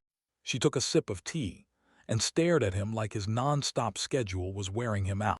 After the army, he dove into work full throttle, clawing out every spare second he could for Ashto. Lightning blur sword swings, raw magic, cutthroat politics. He drove himself past every limit, fighting to earn the right to become the powerful Estria house's worthy elder son. The girl's hands curled tight with guilt. While he faithfully doted on the younger ones, she had completely dropped the ball on caring for Mud. Over tea, Lunamaria leaned in and hoped their friends would warn them the moment they finally started a family, while Ludger just turned away, visibly annoyed. Finally, he caved in with a heavy sigh, convinced the fugitives really were safe with Ashto, living it up in their fresh new home. Later, they swung by the weapons workshop, and Lunamaria grinned at them, telling them, "Don't you rush." The blacksmith's little assistant stared at the guests with wide eyes, blurting out that those insanely expensive swords weren't meant for anyone except the commander-in-chief. While the boy stared in shock at the general's sudden arrival, the girl leaned in and studied the Damascus steel blade, clocking the strange, non-royal level of craftsmanship. "Lunamaria," Ludger blurted out, stunned out of his mind. She spun around with pure joy blazing in her face. And right under the general's gaze, an insanely revealing set of women's armor shimmered, basically a metal bikini. The little assistant beamed proudly and, right away, showered the client with compliments for spotting everything so sharply. Ludger just stared at that mannequin, baffled, and he couldn't stop thinking about what kind of serious magic it would take to shield those exposed vital spots. Suddenly, a bearded blacksmith lunged out from behind and grinned, asking slyly whether the general was staring at that armor because of his girlfriend. The general shot a stiff, awkward hand signal at the blacksmith, SHH, but the blacksmith just kept going, dropping a chilling detail about the night battlefield. Ludger rubbed his chin, deadpan, and said that metal cuts the noise so much that without it, this gear is perfect for night outings. The blacksmith flashed the OK sign with a grin and told him to dress the companion in it right away, because on the battlefield that night, this trick was guaranteed to blow the soldier's fighting spirit through the roof. Ludger flashed a small smile and ordered a fresh set of armor, and the blacksmith burst into a loud laugh, hauling his worn-out assistant into a tight, proud embrace. Lunamaria blinked, totally baffled when the boy handed her the request, telling her to wear it as his gift for their day together. The girl nodded and agreed to slip into that dangerously revealing armored bra, thinking, way too naively, that it would someday hit mass production. Satisfied with his loot, Ludger bolted for the exit, leaving the blacksmith staring in disbelief at how wild and unpredictable people's taste can be. On the way to the estate, the young man practically beamed and sincerely thanked his companion for the tour and the awesome time they'd shared. The second his name hit the air, he snapped his head around in pure shock. Luna Maria's cheeks burned red as she looked away, then stammered that she'd take him home. The boy grinned and said yes without even hesitating. Suddenly, the girl lunged in, kissed him, and blurted out a rush of thanks, while Ludger just froze, stunned out of his mind. Under the evening sky, wounded questions drifted out into the lonely air. Meanwhile, right on HQ territory, two bewildered subordinates stared at a massive box they'd hauled in from the city armory. That boy, with blind trust, figured the general had just ordered brand new protection standards for the army, while his partner already felt the trap tightening. She yanked the lid open and froze, because it wasn't military armor inside at all. It was a daring metal bikini wrapped in chains. When the officer clocked what the general was about to make the soldiers wear, panic hit hard. He burst the frames open and nearly tumbled out the window. He jolted up so fast, he shoved the chair aside with a loud scrape. A tired, forced grin sat locked on his face like it couldn't move. Sudden movement. He let out a sharp, irritated breath and spun away like he couldn't stand the moment. Rapid step. Leaning out the window, he screamed, "What the hell have you been doing?" At the kid below, who just stood there sweating buckets, muttering that being Cupid is anything but easy. The young man and his friends slumped along the ship's side, soaking up the calm ocean like it was the best breather they'd had in ages. Suddenly, a water nymph burst out of the waves, and the horned guardian snapped into action, throwing his shield in front of the boy to block the terrifying new monster. The stranger flailed her arms in pure panic. "Don't fear me," she cried. "I'm no monster. I'm a water spirit called Mizuki and Undine." The young man steadied the moment, softly telling the terrified guest, "We're just exploring the waters," and the guest nodded through tears. Terrified, the Undine blurted out that her entire kind is on the brink of total extinction. Hearing that, the bearded captain barked the order to drop anchor. "The sails are locked in ice." The water spirit begged for salvation with everything she had, until the stern giant snapped for her to calm down and swore he'd listen. The crew crowded around their guest, eyes blazing with curiosity, and she couldn't hide her shock at the wild mix of races, because barely anyone ever dares to sail these empty waters. The young man looked around and admitted this spot could truly be called a lake. Then the Undine pointed out a massive underwater hole that dropped straight into the sea. Right in the middle of the talk, a tiny flower fairy burst in, buzzing over with pure joy and a big hello. The elf beside her was left utterly speechless. She hadn't run into a single Undine in a full 1,000 years. When the young man's companion reminded the spirit of her promise, she fired up again and swore, right then, that she desperately needed their help. But the moment those travelers showed up, her confidence cracked. She worried they just flat-out refused to step in. The mermaid dropped a bombshell. Her lake was tied straight to the sea, and a monstrous predator had just slipped in from the depths. At first they prayed the monster would stick to fish. Then, one day, it swallowed one of them whole. The young man stiffened, because that monster had been tracking them relentlessly ever since. After savoring the mermaids, the monster couldn't hold back anymore. Tears poured down her cheeks as she finally blurted out the truth. She'd lost so many friends, and she'd been waiting for her own death to come at any second. The boy got it instantly. Mermaids couldn't escape their pure waters, so there was nothing left but to plead, begging for salvation. He stared into the distance, wordless, like he was chasing something only he could see. It was crystal clear. This young man spun around to the team and declared, "We're taking on this mission." The blonde's eyes snapped bright the second the thought hit. Destroy that pest right now. The horned warrior saw no reason to fall back, and the sorceress grinned. Her ice would wreck that water creature perfectly. The mermaid broke into tears of pure joy, genuinely thanking everyone for the hope. The young man snapped around and faced the townspeople without warning. He barked at the terrified mayor and his assistant to back off and hunker down somewhere safe, while the battle raged on. The whole crew sailed out into the open sea on a massive ship, because the monster hunt was officially on. Mizuki, the water spirit, wasted no time. She warned them about the problem: a huge, black, slimy catfish. While the boy tried to picture the fish, she snapped that the monster's poisonous slime could wreck him. He let out a tired sigh, because in all his life, not one single catfish had ever crossed his path. A spirit wailed over the filthy lake, and he snapped into action, rushing to calm her down right then and there. Elf Elmina stepped in with a reckless, half-baked plan: dive straight underwater and stab the beast to death. The boy shot the elf a crushing, painfully disappointed stare. He shot back, dead serious, that this monster can swallow a spirit whole, so you can't just grab it and call it a day. To show how huge the fish really was, Mizuki jabbed at the very top edge of the root. She rocket-sprinted across the building and tagged the other end. Breathing hard, the young man demanded the exact size. 100 meters. Yeah, that's the kind of size a massive military ship would stretch out to. The whole trio broke into nervous sweat, and that fishing plan got buried for good. All at once, the local mayor shot up his thumb and gave this wild plan a straight-up, no-joke stamp of approval. The boy panicked out of his mind, protested with everything he had, and begged for any real solution that could actually work.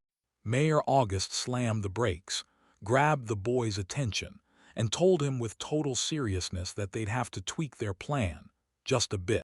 He snapped his ears up right away. That dwarf inched closer and dropped a fresh game plan. First, we've got to make our way to the central islet. The boy backed this idea with his whole heart. No doubts, no hesitation.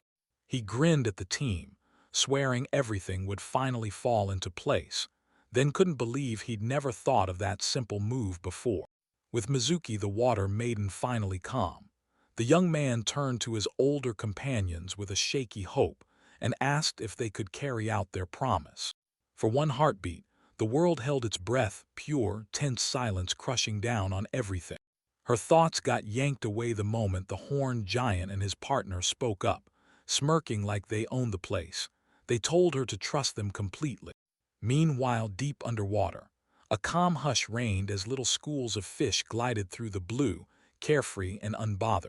Suddenly, a blazing fast lunge tore through the surface of the water. In the pitch-black void, sharp silhouettes ripped across the dark, and swarming bubbles spiraled through the air. Out of the black abyss, the giant poisonous catfish's terrifying eyes surfaced, already fully awake and ready to hunt. That deadly monster surged forward without mercy, and the whole team was suddenly left staring at the same terrifying question: would their plan still work now? Ashto dragged his companion to the lake's edge to finally crack the town's problem once and for all. Suddenly, a colossal dark shadow slid beneath the water in total silence. A massive splash thundered through the air. The boy screamed for everyone to run, and the water spirits froze in sheer, terrified shock. A giant catfish lunged up from the depths, and panic hit. Mothers snatched their kids and dove behind the rocks to hide fast. A monster once ruled the sea. Then it fought through the raging current, crashed into this place, and claimed it as its home, where no enemy stood in its way and every meal was waiting. That monster stretched out to an insane 100 meters long. The moment it hit, the water turned poisonous, and the spirits screamed with unbearable agony. That murky purple ooze kept pouring out of the creature, scorching its body and quietly turning the whole lake into its personal kingdom. The catfish didn't just swim in. It tainted the lake on purpose, poisoning the victim's strength before the real, game-changing strike. In her mom's trembling arms, the little girl's spirit choked on a cough, then burst into crying, breaking her mother's exhausted heart. A monstrous maw tore open wide, hunting them like it wanted to swallow them whole. Enough tore through the air, sharp as a blade over the water. Ashto's companion lunged forward and thrust out her hand with fierce confidence. drawing the monster straight toward her. Mizuki trembled, curled up as tight as she could on the highest underwater rock. Then, in a heartbeat, she shot upright and boldly challenged the giant fish, while her friends stared up in stunned silence from below. The boy screamed at the top of his lungs for her to run, and the instant the monster's shadow slid close, Mizuki leapt back and shrieked in pure terror. The mutant catfish blasted through the water like a missile, tearing forward at full speed. The girl got ruthlessly slammed by the whirlpool, but even in full panic, she clung to her plan with pure stubborn grit. Right at the last second, she hurled herself into a skinny crevice, just as the predator's giant maw snapped shut and couldn't fit through. Mizuki shouted, "All right, your turn," as the massive anchor chain yanked tight beneath the water with a thunderous clatter. On the shore, the whole team stayed on edge. Balguld, the horned giant, clamped down hard on their makeshift fishing rod. With a blood-curdling roar, he yanked the chain hard, dragging the multi-ton monster out of the water with brute force. The fish was swept into the air above the shore, and there, waiting for it, were two dragons. The winged sisters snapped into perfect sync and launched their attack the moment it was time. A ruthless dark blast ripped the predator apart while it was still flying through the air. Right after that, the second dragoness snapped and blasted him with a scorching stream of fire. The loot was set, and the young sorceress beamed as she swung her staff to freeze the charred monster solid. The monster yanked open its jaws and unleashed a thick blast of blinding energy. A savage flash of lightning erupted as the magical staff slammed the strike to a dead stop. The moment the order hit, Balguld the horned warrior snapped into focus, then slammed her weight down into the earth. The fish-like monster was totally stuck, jutting out of the ice block like it had no way to escape. With a thunderous shove, the warrior tore off the ground, dust exploding into the air as he lunged like a predator and charged forward. He sprinted hard across the slick, smooth ground. Balguld swung her arm, locked eyes with the monster's panicked gaze, and told it swimming into their lakes was the last kind of luck it deserved. A bare fist smashed the icy trap to bits with a brutal crunch. Ice shards ripped through the air in every direction, and he roared out a victorious shout. The young man shot his hands into the air, grinning wide as the flawless teamwork finally paid off. Asto threw his hands up in victory, laughing at the giant catfish's downfall, while the elf next to him stared with dripping, obvious irony. The battlefield looked like it had been shredded, rocks and rubble everywhere. The girl snapped at him, pointing out that he'd done nothing himself, but Ashto just flicked it away like it didn't matter. That surprise question threw him for a loop, and he rubbed his chin, totally baffled. He leapt onto the boulder and blurted out, all fired up, that crushing a monster like that in nearly one strike was the real deal. Master Shell crossed his arms and snapped, "How in the world did you even think of hardening the roots to go fishing?" Instead of waiting for an answer, Ashto snatched up his tiny wooden assistant with a grin, then quickly checked whether it was still whole.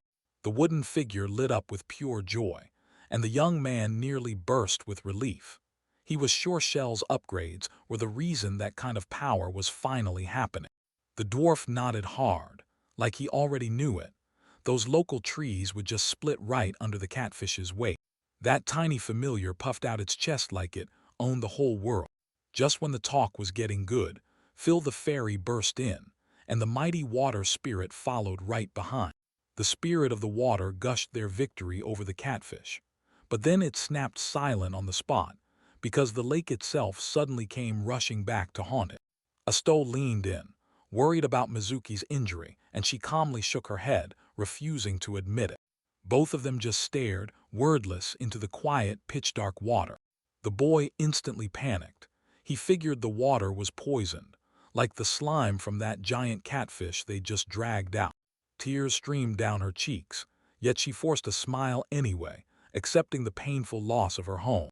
She threw her arms wide with pure joy and shouted, "The lake is gone, but everyone's safe." But the young man caught her real despair in the sting of her bitter tears. He didn't hesitate, he made his move on the spot. While the rest of the team hashed out how to get home, this guy pulled out his tome, like he always knew this moment was coming. He flipped the book open to the right page and declared that plants can sprout for more than just on land.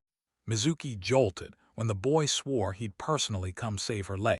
He lifted his wand with fierce focus and chanted a spell over the water, an instant blessing for Mother Earth. The girl stared at the black mud under her feet, completely stunned. She had no idea how this was even supposed to work. The young man snapped his wand up high and shouted, summoning the forest magic that lived in Lake Joko's trees. A blinding flash of light exploded from the tip of the stick, lighting everything up in an instant. A glowing sphere dove right into the poison dark below, sinking like it owned the abyss. The elf girl behind him narrowed her eyes, silently baffled as he dressed it all up like some grand spectacle. Ashto stood at the edge of the pitch-black water when a violent burst of magical light ripped open just above the surface. He stared, wordless, into the heart of that glowing light. The elf nearby fidgeted and crossed herself, whispering, "I didn't even try to cast a spell." A tiny green shoot thrust up through the pitch-black water, a tiny sprout growing right out of the water. In the blink of an eye, that tiny sprout shot up like lightning, sprouted a crown of leaves, and hardened into a rock-solid trunk, while the girls erupted in excited screams. A massive sprawling tree shot up from the water, its roots clamping down hard on the murky current. While the satellites loudly cheered Ashto, he suddenly snapped to it. These trees weren't just standing there. They were drinking in every speck of dirt and purifying it clean. The moment the water cleared, it turned crystal smooth, and the girls lit up with joy before they sprinted into a mad rush to swim. One of them launched off the cliff like a pike, no hesitation at all. She dove like a bullet into the crystal-clear depths. Between tangled roots, an entire underwater world burst open, and friends glided through it, laughing as a water dragon swam right alongside them. Ashto grinned, finally getting the real heart of his spell. The mighty roots shot even deeper, spreading wide until they carved out a full-on underwater forest. The tiny white dragon beamed and told Ashto, "Look at the lake, it's stunning, and the water spirits are finally smiling again." From the crashing waves, Undine burst out of the water and gratefully clutched the boy's hands in hers. Ashto flashed a calm, warm smile right back at her. At that instant, shimmering water orbs blasted into the sky, circling the massive ship like a deadly storm. Ashto's companions stood there, spellbound, staring in awe as they finally witnessed the Undine's magical dance for the very first time. Sunlight blazed on the lake as playful spirits burst from the water and danced above the rippling waves. On the deck, the men cheered for the rescue. Thanks to the spirits' current, their heavy ship glided so smoothly it felt like magic. Sea monsters and dolphins alike surged right up alongside the ship, escorting the crew at the edge of the water. Meanwhile, the long-haired girl softly snapped, "Mizuki, wait," and called her back. She flashed a sly smile, and you could tell her devious plan had finally come to full bloom. Mizuki lit up at the idea and sprinted straight into action, pushing to win everyone over right away. The girls huddled up close and started whispering like they were plotting something big. The water spirits instantly lit up with delight and agreed to go all in on the prank. I asked what they were planning, but they only flashed that sly smile and hit me with a chilling, "You'll see." The girl beamed, lifted her wand, and barked a command straight at Mizuki. Fiery streaks tore into the night sky with a piercing whistle. The sky blew open in a blazing fireworks storm, and right from the lake, the Undines erupted, grinning, splashing, and rushing toward the glowing sparks. Everyone stared in awe as the water spirits swore that, from this day on, they'd help them with boats the very first time they called. The water maiden smiled and told them, "Come back any time." From the bottom of his heart, "Thank you." He gripped the spirit's clear hand tight, shook it hard, and then bid it a firm goodbye. Darkness. Back home at last, the worn-out boy crumpled onto the table and just listened as maid Silmeria showered him with praise. She demanded to join him next time, and Ashto nodded back with a warm smile. He decided to steal a short break before diving into the study of medicinal herbs. Eyes blazing wide open, the boy finally exhaled. His plan really had saved the lake. Meanwhile, miles away, someone in crushing despair sank their fingers into the dead, dry soil of an abandoned farm. That blond young stranger stared at the dried-up harvest with shaking fear, panicking over how he could stop the next disaster before it struck. The young foreman gazed at his beds with a satisfied grin, soaking up every second of that lightning-fast harvest.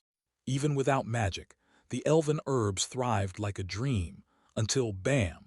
The tranquil idyll got shattered by a terrified lizard-folk's scream. A blond young man, soaked in blood, crumpled onto the living room carpet, barely propped up by his assistant. The lizard man swore he'd spotted the boy on the edge of the village entrance, barely alive, like he'd been left to die. The elder barked an order on the spot: "Start the treatment right now." The guest's strength was slipping away right before my eyes. The injured man was rushed, right away, to a quiet house where no one would disturb him. The young man's battered body got dragged into treatment, stripped down, cleaned, and wrapped up tight. His deathly pallor was blamed on hunger, and every wound was tended to right away. Now that he'd finally snapped back to himself, someone carefully pressed a steaming bowl of food into his hands. Silmeria, the maid, burst in with the saving portion and shoved it straight into the master's hands. The exhausted boy grabbed the steaming dish with hands that wouldn't stop shaking. That special herbal soup was brewed to torch germs out of wounds and snap his strength back in fast. When they asked about the reward, the foreman shrugged it off and told them to thank the lizard people. Then he promised he'd haul the guest home once he recovered. He snapped his eyes wide, stunned to realize this warm, friendly rescuer was actually the village's true leader. The bandaged young man slumped on the bed, shaking as he clutched the bowl in both hands. The boy couldn't hide his shock when the stranger called himself Ashto and demanded to know whether the lifeguard had heard the local rumors. While Ashto got lost in the whispers of a real miracle, the young man just awkwardly snapped his eyes away. Suddenly, the wounded one lunged ahead, roaring out a desperate plea. The boy went completely still, his mind blank with pure, helpless confusion. Despair burned in Ashto's eyes as he screamed for anyone, pleading to save his native village. He crumpled onto the bed in defeat, choking on guilt, while the rescuer fumbled through words, urging him to rise off his knees. Finally, he told the guest to shut it, breathe, and lay out the whole story from the start. He finally confessed he's part of the Shapefter tribe, yet right now he looks totally human. He slammed his hand to his chest and swore it, dead serious about who he truly was. Suddenly, a brutal crunch rang out, and where the young man's face should have been, a massive wolf's jaws snapped open and showed its teeth. A massive, clawed paw smashed down onto the wooden floor. The boy froze in pure shock, staring down the burly wolf as it calmly laid out the truth: how his kind differs from those demonic dogs. The shapeshifter fidgeted, scratched his neck, and admitted that in animal form his wounds would stitch up fast. But because he's clumsy, he'd rather stay human. The dark-haired man stared in silence, letting the new truth about the battle wolves hit like a shockwood. The tormented beast-man finally broke and confessed. His whole village had been swallowed by plague, and he came begging you for help. The disease had a nasty origin. The river itself was cursed, leaking bioslime that poisoned everything it touched. That boy tore into the blanket, crumpling it with sheer desperation, because he was the only survivor, and yet the moment kept breaking him as he dropped to his knees, drained by exhaustion and drowned in despair. Silence. Everyone who drank that poisoned water crumpled into helplessness, and now the whole settlement is slowly wasting away inside their own homes. The harvest went sour, and the wolf couldn't haul clean water from outside to all the sick on his own. The dark-haired man stayed cool as he calmly grilled the guest. How did they even find their camp in the first place? The whole clue pointed to a giant mantis, its back strapped tight with a bundle of items. The young man shot the boy a sympathetic look, because caring for the sick had nearly dragged him straight to the grave. He remembered that insect like it was yesterday. Just a few weeks back, it kept chirping about some unknown race. The young man tracked her trail until, bam, a monster lunged out of nowhere and attacked the centipede. With a blunt snap, He brushed the memories aside and laid out exactly how far the infected village was. He trekked on foot through a dense, suffocating forest for 3 brutal days. The boy pressed the fabric on his knee, staring hard at it, like the dirty water nearby had already spilled the truth. The blonde suddenly shot forward, offering her help with all her heart, and he immediately broke into a sincere, heartfelt thank you. He gently guided the injured girl onto the bed, then leaned in and urged her to spill everything she could about her village. The talk kept roaring on under the blazing glow of the settlement's bright streets. The boy didn't beat around the bush. He demanded the chance to save 200 poisoned werewolf warriors, and the local giant immediately roared in agreement to help. He cracked open his grimoire and smirked, telling everyone they'd found the antidote recipe for the toxic slime. Now they just had to brew the exact needed volume. The blonde jabbed the knife handle into her own scalp, baffled. Curing the plague still isn't the finish line. The dead fields have to be restored, no matter what it takes.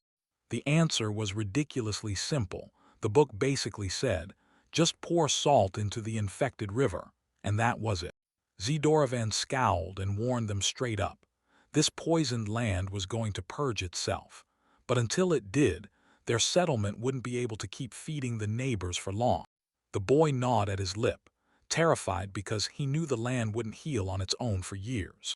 The girl nodded with trembling hope, staring at the magical guide clutched in his hands.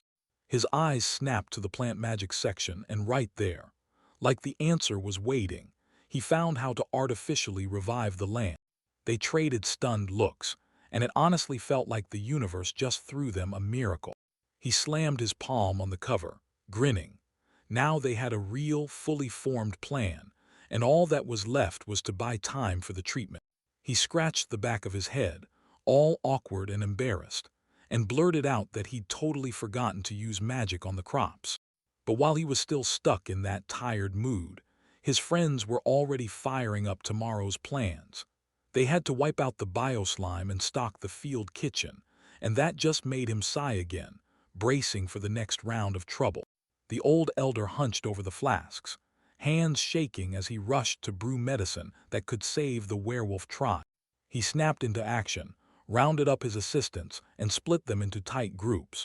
The elves wasted no time, snatching medicinal herbs and fresh vegetables to pack up the field kitchen. The boxes were packed tight, so he chopped out every extra item until only the must-have supplies remained. 2 hulking ogres were already standing by, ready to surge forward the second the command hit. Because their bodies shrugged off poison, they became the perfect vanguard. Ogres charged ahead to wipe out the slimes in the village, while the elder raced to finish the antidote. The next morning, the cargo was finally packed and ready to roll. Suddenly, everything fell apart. The giant centipede couldn't move until night, and the whole team spiraled into panic as the delay crushed their plans. The conductor snapped out the alarm in a flash, then smirked. Those demonic dogs would sniff out the vanguard's trail in seconds. But the real nightmare wasn't here yet. Only about 20 people could cram onto the centipede's back, while a brutal crowd of 206 souls had to be saved. Kamasi is gonna be forced to sprint back and forth again and again, making trip after trip. The foreman snapped at the maid cats. Starting now, sleep was over. After handing his native village's safety to his younger sister, he finally took off to go help. That young ogre grinned and swore he'd turn any demon who stepped into his path into souvenirs for everyone, while Kirinji got the job of keeping a close eye on Norma. The girl narrowed her eyes and muttered that she had serious questions about what he was truly capable of. The elf girl shot him a worried look, begging him to stay safe and not catch any disease. But the boy just flicked her concern away with a careless wave. A giant riding insect suddenly burst into speech, and with total confidence, swore it would prove its real speed to everyone. The final boxes were yanked tight and cinched shut with heavy ropes across the armor. The boy barked an order to move, and the monster burst into motion instantly. The car surged forward like a rocket. An icy wind blasted their faces as the girls shrieked in pure terror. Night slammed down over the earth, Like the sky just pulled the curtains shut. The company finally tramped into that quiet, snow-draped werewolf settlement. The boy crumpled onto the icy ground, utterly helpless, clinging to his last breath after that brutal, soul-tearing journey. After catching his breath, he marched up to the local giant and swore the salty water plan paid off. Those nasty bioslimes dissolved completely. His eyes locked onto the elder's house. Lamplight glowed inside, yet the silence felt so loud it hurt. Once he felt the danger finally fade, the boy broke into a relieved smile. The blonde lifted the bottle, swore she drank the water herself for the test, and made it crystal clear. Now it's fully purified. The second he was given the order, he barked for the supplies to be unpacked right away, because he was ready to jump straight into helping the locals. The meds were finally ready. The Silver Cat tribe smashed the procedure, and once it was over, they wasted no time handing out the medicines. The Horned Leader commanded flames be struck in the square, firing them up to soothe the crowd and mark the way for anyone daring to come after. The young man snapped the bag onto his shoulder and swore he'd step in to help everyone. He handed the cat girls a crucial job. Once the sick finally felt better, they were to haul everyone to the next house and keep that cleansing plan moving. In the cabin's dim glow, everyone lay still and silent, and a shaky apology floated in from somewhere just out of sight. Their condition turned critical fast. Fever raged without mercy. The young man tore open the paper bag with the medicine in a rush, and one thought hit him like a punch. This tiny child's life had to be saved right now.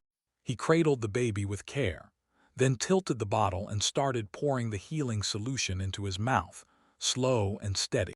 Exhausted to the bone, the father cracked his eyes open, and the young man rushed in at once, telling him the antidote and restorative potion were already kicking in. The grown-ups started greedily gulping down the life-saving brew, beads of sweat pouring off them as the tension tightened. The young man marched through the room, making sure every single person swallowed the medicine. At last he let out a huge breath of relief, because the patient's breathing steadied, and the crisis was finally crushed. The kids' tense little expression finally melted away as they drifted into deep, refreshing sleep. Outside, beneath the crescent moon, the saving fire blazed bright and unstoppable. He braced on his knee, barked for everyone to head to the next house, because the job wasn't done yet. As the fresh antidote poured into the flask, the battered maids frantically fussed over the wounded man, their eyes bandaged and tight with worry. The boy plopped down beside his bed, stunned by the headline. Every last toxin was gone, and everyone was finally safe. Silence finally slammed down on the gloomy stones of the wasteland. With a huge exhale, he flung his arm behind his head, relieved the werewolves fought like tanks, and nobody got hurt. The light-haired kid fired off 3 scouts to scout the river, and the boy swore he'd come back with water from right there. The moment the new support squad rolled in, the maids snapped into action and handled the rest without wasting a second. Before anyone could blink, the boy rounded up every helper he could find and got the stove blazing for the communal dinner. Lying in bed, the wounded man stared at the ceiling, stunned that his rescuer, so painfully frail, somehow still managed to defend the village and chop wood like a beast. The stove flared bright the moment someone asked about Mr. Wolf, because he'd already slipped off to his room. The wooden beam snapped and split, right under the pressure. The horned beastman grinned warmly and instantly clocked the boy's unstoppable spirit. He peeked into the room, blurted out the elder Ashto's name in shock, and then scrambled to apologize for barging in. After his worried question, the exhausted girl finally breathed out and said it. Every single villager made it out alive. He crouched over the wounded man and barked for him to stay still while they examined him. The antidote hit, and just like that, every patient in the room finally snapped back to life, starting to recover right then and there. The boy smiled at Mr. Wolf and urged him to chill out, like all his worries could be left behind. He flashed a reassuring smile. The moment he was saved, he couldn't stop it. Real gratitude spilled from him in hot tears. At dawn, the sun burst over the mountains like a brand new promise. At the camp, Work didn't slow down for a second. Cat girls in maid outfits fired up huge cauldrons and started cooking under the open sky. The ones with minor injuries were slowly but surely pushing themselves back up, one shaky step at a time. The maids tiptoed in and served the people steaming, fragrant soup, like every bowl was made to delight. While one guy handed his wife her share, the girls beamed and told him the northern side of the camp had already been fed. The elder bowed his thanks to Silmeria, and the Silver Cat clan maid stepped in, swearing they could handle both him and the victims with zero fear. They shoved his own bowl of steaming soup into his hands and practically begged him to finally stop and rest. The boy clutched his bowl and spun his head around. After all the horror he'd survived, this place practically glittered with life. Then out of nowhere, he spotted a weird wooden house with crooked stairs. Its whole design was so unfamiliar he'd never seen anything like it in any village or even the kingdom. Perched on a log with a bowl of plain food in his hands, he couldn't help wondering if he should have dragged Augustus along. They'd already tackled the contamination, so now all that was left was one final spell, restoring the soil with magic. Suddenly, a voice ripped through the air and called his name. The boy snapped around, eyes wide with shock. A grim blond man loomed right in front of him.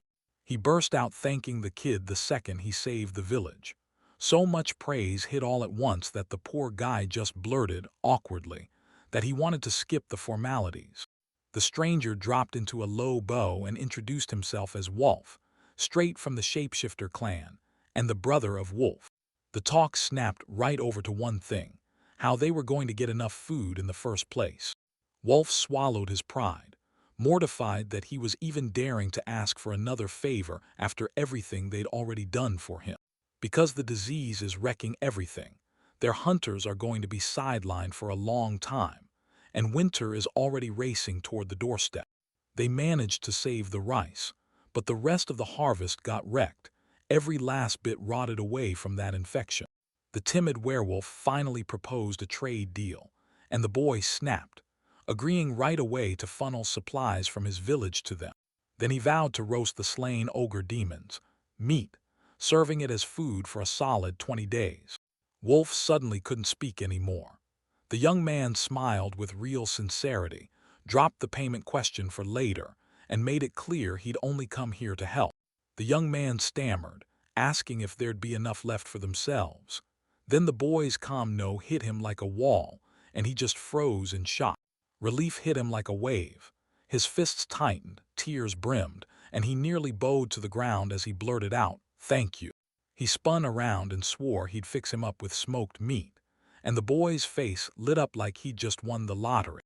Beyond the field stretched a bright clearing, and the hero stared at that glowing land like it was destiny, already plotting how to plant rice there, even though no one in this world had any clue what he was thinking. The demon girl sat on her branch, totally calm, while two bears marched below her like they owned the place. Ashot just stood there, completely frozen, like his brain couldn't process what he was seeing. He came to inspect the fields, but the moment he stepped in, a horrific decay hit him, thick black smoke billowing out like a warning. The boy slumped by the water, terrified that one wrong step would ruin the rice, and deep down, he knew he didn't have the know-how to save it. The place sprawled like a wild meadow, until you noticed little patches of freshly mown grass peeking through. He spun around and decided to start experimenting on the neighboring plot, pushing the rice off for later. The magical grimoire snapped open in midair like it had just been waiting for the right moment. He raised his wand and started reading the spell, hands shaking as he worried about every single word that fell from his mouth. Ashto yelled, "Restoration of the soil," and the ground in front of him exploded upward in savage black columns. The ground bucked and the dying crops thrashed into a raging whirlpool, and the boy stumbled back in shocked recoil. The whirlwind's howl didn't just heal, it struck like something far wilder than ordinary magic. Wolf and his crew shot their hands over their faces, praying they could survive the instant the tornado ripped into the sky. And just like that, the storm started to fade, fast, right when it felt like it would never end. The plow tore through and scattered, and in its wake it left land that was stripped clean and perfectly tilled. Dark earth tumbled like a whisper through his fingers. The soil was freshly plowed, turned over like it was waiting for something big. The young man finally let out a shaky breath, because the guys behind him were stunned, yelling over how insanely fast that work was. The one-eyed creature raked the soft earth through its palms, staring like it couldn't believe the ground's never-before-seen quality. He couldn't hide it. This instant magic had him completely hooked. Suddenly, a hand shot out and grabbed the boy. He thanked them warmly for the care, then barked a stern command. "Hold back, don't push yourself until you're fully recovered." He swore the land pollution was finally gone, so the clan could march back to their usual farming at last. The one-eyed man shut his eyes and, once again, threw a heartfelt thanks to the skies for the whole Shapifter clan. The water body stayed perfectly clear, and just like that, everything ran exactly as planned. The boy awkwardly grinned and waved the praise away like it burned his hands. Now they lock eyes on the rice fields and ask, half hoping, half worrying, will this trick actually work there too?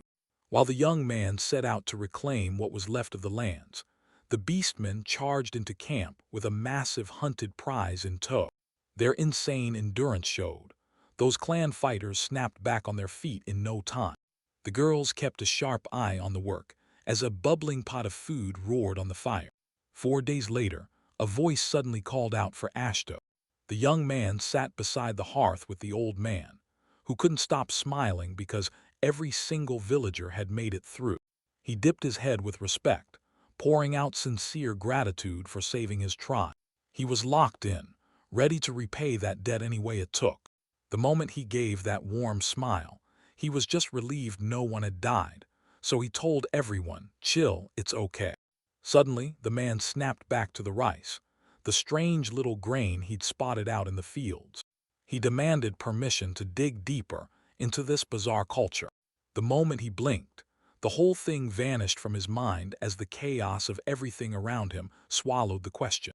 When he heard rice was their main food, the young man shot back with a shocking comparison. It was basically like bread to him. Instead of dragging out the explanation, the elder just grinned and told him to taste it. The dinner was almost ready. They were already setting up for the feast outside, like the night's about to explode. Meanwhile, the silver cats paced and squirmed, buzzing with impatient excitement, desperate to get their treat.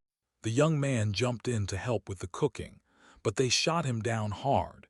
He'd done enough already, so today he was told to kick back and finally relax. Grains rained into this giant cauldron, and Ashto leaned in, eyeing that snowy paste like, "Tell me, does this stuff really turn tender after boiling?" The light-haired partner beamed and called out to the master, urging him to come take a closer look. Right there in front of them sat the area's pride and joy, rice. The boy muttered to himself, "Rinse the grain straight in the pot, then simmer it on low heat." But no matter how hard he tried, the real tricks of cooking still slipped through his fingers like a ghost. Thick foam oozed out from under that heavy wooden lid. Water had finally boiled, and it was time to turn the heat down. They'd already lit the neighboring stove to cook up a way more satisfying spread, meat with veggies and warm soup. The light-haired guy flashed a grin and declared he was ready, and Ashto couldn't wait, leaning in hard. Once the lid popped off, a rich, buttery scent of freshly cooked rice blasted through the room. The moment he stepped in, they shoved a steaming full bowl right into his hands. He grinned and cheered, "Bon appétit." "My partner told me to just toss it all together and stir until it's perfectly blended." He shoved a bite into his mouth, and the second it hit, he shut his eyes and savored every second. A hot, steamy haze curled up from the food, sizzling like it couldn't wait to be eaten. The blonde friend flashed a cheerful nod, while the dark-haired young man practically melted over every delicious bite. He chewed thoughtfully, already daydreaming about how perfectly this rice would scoop up a bowl of spicy curry. It hit smooth and sticky, leaving a sweet little aftertaste that perfectly set off every savory bite. The young man thanked them with real warmth for the treat, and the locals calmly coached his partner step by step until those chopsticks finally clicked in their hands. She beamed and begged for the recipe, and the maid with cat ears gushed about how hard-working their clan truly was. With his chest puffed up in pride, the host declared rice was the greatest treasure of his people, then dared the guests, "Don't hold back, dig in and taste everything." On the table, a steaming feast of roasted meat, piled appetizers, and huge full bowls sat there like a banquet begging to be devoured. After a satisfying dinner, the talk slid straight into business, and both sides nodded along fast, locking in a deal that benefited everyone. A dignified, mustached man strode up, straightened his posture, and bowed respectfully to the young man. Outside, the boy leaned in and asked if she liked the food, and she shot him a huge, eager nod like it was exactly her favorite. By the cart stacked with gigantic barrels, the owners shouted for anyone to grab as much rice as they wanted. But the young man refused those free handouts. He struck a fair deal, trade him grain, and he'd bring fruits and wine, because around here those treasures were nowhere to be found. For a heartbeat, everything went deadly quiet. The young man took a calm sip of tea, grinning at the deal going his way. Then, out of nowhere, his companion slammed a heavy hand onto his wrist and surprised him by praising his healing skills. The gray elder beamed and thanked the hero for saving the village, then called out a boy named Frecky. The young guy with glasses bowed politely, and just like that the old man snapped, "Come, take me as your master." Frecky turned out to be the settlement's local wunderkind. At 16, he was already the town's best pharmacist, no contest. A tense silence slammed into the room. His mouth hung open as the words hit. He just stood there, stunned, trying to process everything he'd heard. With this fresh face beaming like sunshine, the hero, totally thrown off, could only blurt out a shaky, confused "what?" utterly blindsided by what they just said. Ashto snapped in disbelief, asking if the kid truly wanted to be his student. Then the young man answered yes, without hesitation. He went utterly still, mind blank with total confusion. The blond boy practically sparkled with respect as he blurted out, heart first, that he wanted to be just as amazing a doctor as his brand new teacher. The young student grinned and bragged about a surprise coming for his village, while the horned giant hauled massive bundles on his back like it weighed nothing. The very next morning, the camp snapped into action and started packing every supply they'd need for the road ahead. Ashto stared at a mountain of rice like it was the most important thing in the world. Then the local elder called him over. The man grabbed his hand and shook it hard, then apologized for the small thanks. But for Ashto, that kind of generous gift was already pure joy. Then the elder snapped his gaze onto the young companions. He pushed them to give it everything, then made one thing crystal clear. No matter what, the doors of their settlement would always be open. Frecky blurted out his yes the second the man barked orders at him, and at the silent Asina, to team up with Master Ashto and handle everything. The elder clasped his hands in prayer, begging the heavens to watch over the youth, and Ashto awkwardly swore he'd do everything he could. Still in the cart, Frecky beamed and called the teacher over. But the teacher only let out a quiet, defeated sigh, because he had absolutely no clue how to handle his very first student in life. Asina still left him stunned. She didn't hesitate for a second, volunteering to go with them. Ashto flashed a grin and spoke with total calm, promising they'd take care of everything. A boot slammed down hard on the massive black body, shaking everything with the impact. The hooded young man froze, staring in pure shock at the spectacle unfolding before him. Two respectable men in traditional clothes bowed deeply and offered their help without hesitation. In the blink of an eye, giant white wolves surged into view in front of them. The boy was suddenly sprawled atop the beast, fighting for breath under a brutal weight. Then he finally got the ironic truth. The elders weren't just watching, they'd stepped in. With dust exploding behind him, the wolf tore through the forest like a fired bullet. In the estate's yard, three girls spotted a weird cloud of dust barreling toward them. The elf instantly clocked it. Senti the wolf was sprinting back hard, and the travelers had somehow made it home way faster than anyone expected. Right as the beast screeched to a stop, the young man crumpled to the pavement, helpless, face to face with the local maids.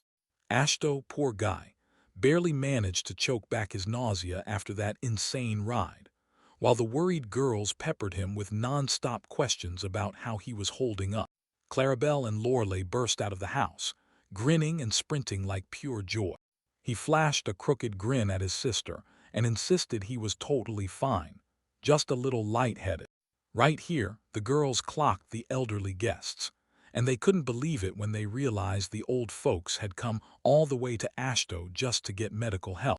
With every worry swept away, the little one bounced onto her brother's neck, grinning like the world was perfect. Freki and Asina stepped into the village as the newcomers.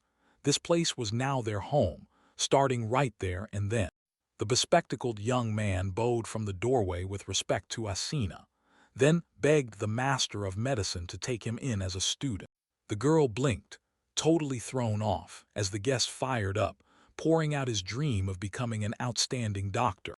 "Yeah, my brother's got one huge secret. He's totally useless at handling everyday life," she blurted, and the real master immediately froze, trying to deny it. Asina flashed a proud smile, said her name loud and clear, and told everyone she'd come only to watch over him. She threw a confident grin over her shoulder, swearing it would all work out, while her brother just gave a tired, defeated sigh. His sister lit into his accomplishments. Pharmacist at 16, new medications in his 17th year, and somehow the youngest doctor in the whole kingdom. The student lit up and nodded right away, saying the master's been selling himself short way too long. Asina let out a heavy sigh. Her brother never listened to anyone's advice, and it left his teacher pulling his hair in despair. He was completely frozen, because his idol was one step away from becoming a court physician at the exact age he's standing at right now. The sincere, wide-open Freki wasted no time.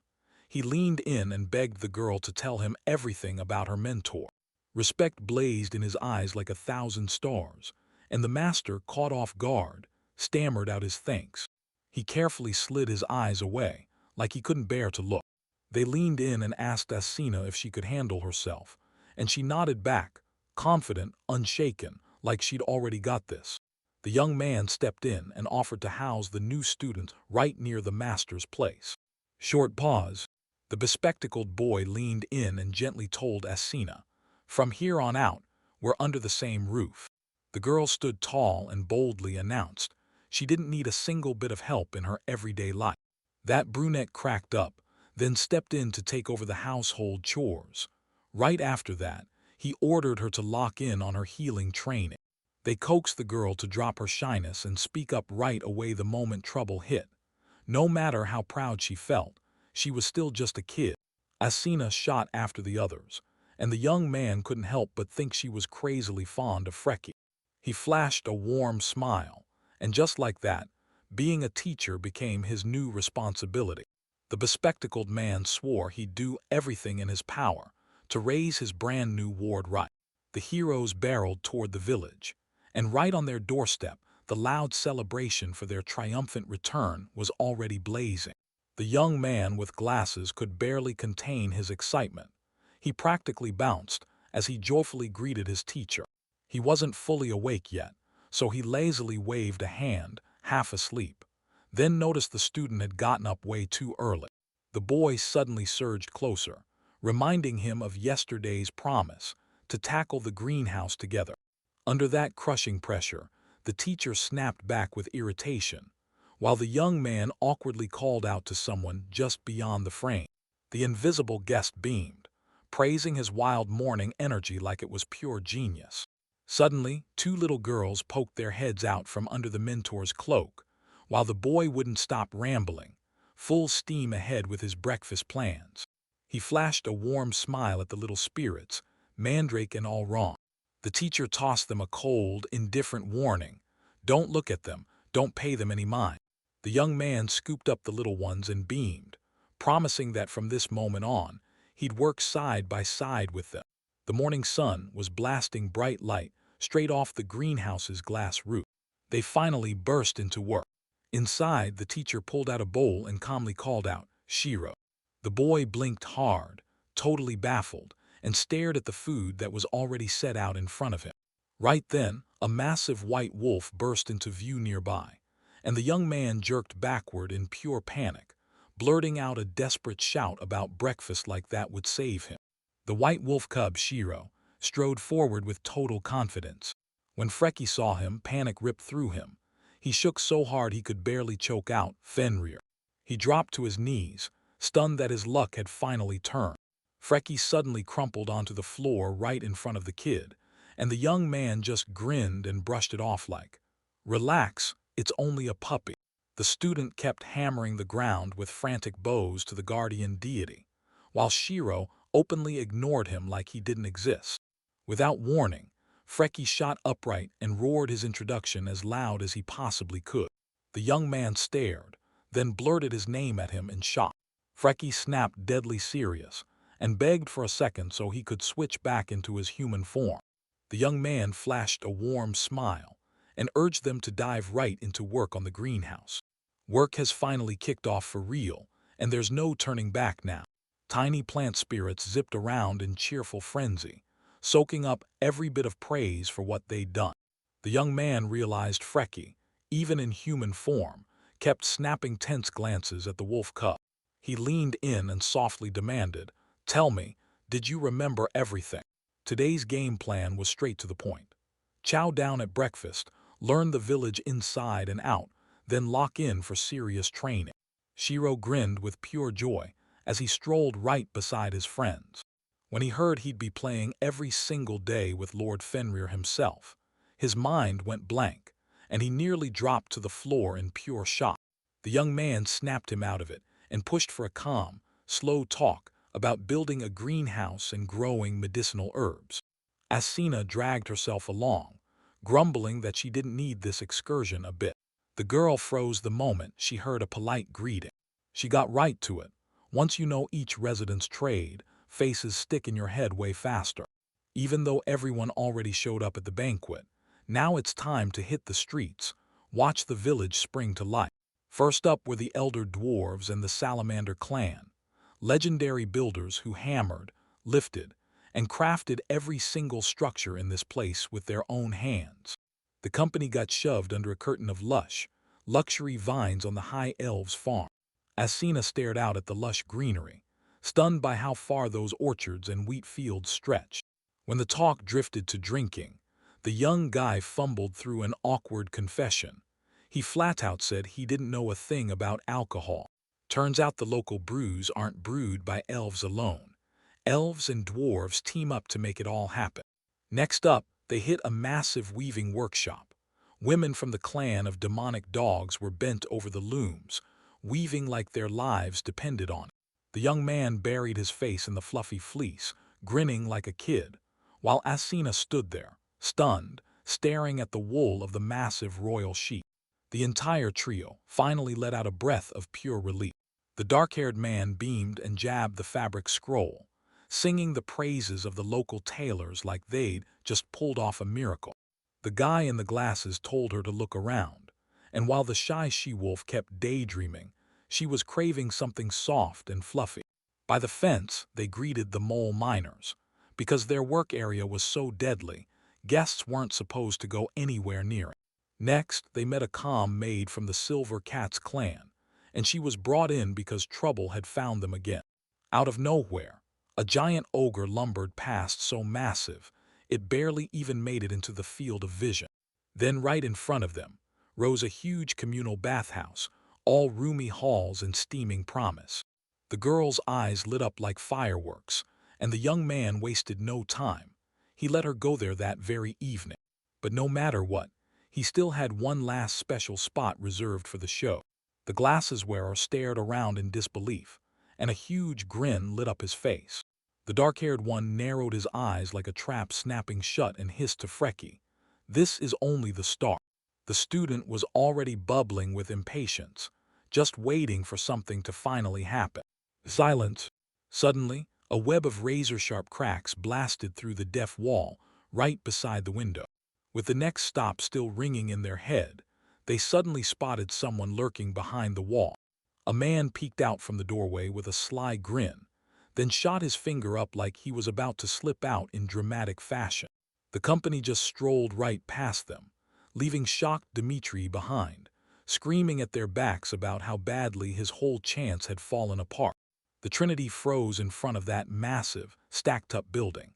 Ashto hauled the newcomers straight to where the village's wisdom was locked away. Freki panted as endless bookshelves stretched on, and the elder immediately pointed him to this archive to study medicinal herbs. No ranks, no tiers, no status at all. Every reader stood on the exact same ground. The cat maid, sprawled in her armchair like she owned the place, flicked through the pages and set it straight. The library doors are open to everyone. Ashto grinned warmly at his friends and practically begged them to set up their study sessions right there. Their talk got bulldozed by a bright, cheerful voice that beamed, "Elder." 4 identical girls burst out from behind the shelves, clutching books like weapons, and practically begged to track down whatever tome you needed. Ashto let out a tired, heavy sigh, staring at their perfect line, so eerily synchronized it felt wrong. He shot them a question, "Are you doing this on purpose?" But all he got back was that smug, sly grin. The foreman ushered the newcomers in and barked at the librarians to go easy on the guests. No pushing, no squeezing. Then he looked at the totally baffled Freki and offered him a few books so he could get started. A massive tome lurched off the shelf and crashed down with a hard, ominous thud. While the boy flipped through the pages in deep thought, a horned stranger strode up to Lorelei, hunting for the perfect book. Seriously, a jolt of shocked yelling ripped through the quiet reading room. The horned girl and the dark-haired guy with that easy smile just watched as their blonde friend got totally lost in his book. The dark-haired man leaned in and told him, "Grab an atlas of herbs too." Then he snapped the countdown into place. "Real pharmacist training starts the day after tomorrow." The librarians promised they'd pack the chosen books with care, then nudged everyone to sign at the checkout desk before leaving. The blonde with glasses spun around, grinning like she'd just won something big. The cheerful girl snapped up his idea and handed him fresh books like a gift that just changed everything. The dark-haired man couldn't help it. He was secretly thrilled because he'd just made his friend happy. Later on, the crew settled across from each other in a warm, cozy house. The blonde blurted out why Freki chose to become a pharmacist, and he froze, clear hesitation on his face. Freki didn't answer. He dodged the question and told his friend, "Start with your story first." The blonde let out a heavy sigh, then launched into the story of his shapeshifter clan, where every single one of them was a lethal warrior. He bitterly confessed that he was just too weak for his own kind. Hunting, and all that brutal physical work nearly crushed him. While the brothers strutted around showing off their loot, the rest of the family turned cold and openly blasted his hunger to learn. In that village, there was hardly a book in sight, so he devoured the only medicinal herb reference texts he could find every single day, secretly dreaming of the day he'd rip himself out of that settlement's tight grip. His peaceful life got ripped apart the second one of his brothers staggered back from the hunt, soaked in blood, with brutal wounds carved into his chest. Those werewolf wounds usually knit themselves back together, but this time they were way too brutal. Medicine failed, and the whole place sank into despair. Then the boy, armed with nothing but book smarts, hunted herbs and brewed a potion from memory, only for his relatives to doubt him at first.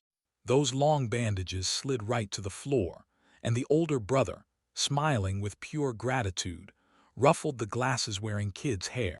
That day, for the first time, the whole family looked him in the eye and thanked him from the bottom of their hearts for healing them. His brother gazed at him with pure warmth, pride blazing in his eyes. News raced to the elder, and he personally put the boy in charge, making him the village's doctor for everyone. He leaned in and listened, stunned by how long and brutal the young man's grind had been just to earn a shred of recognition.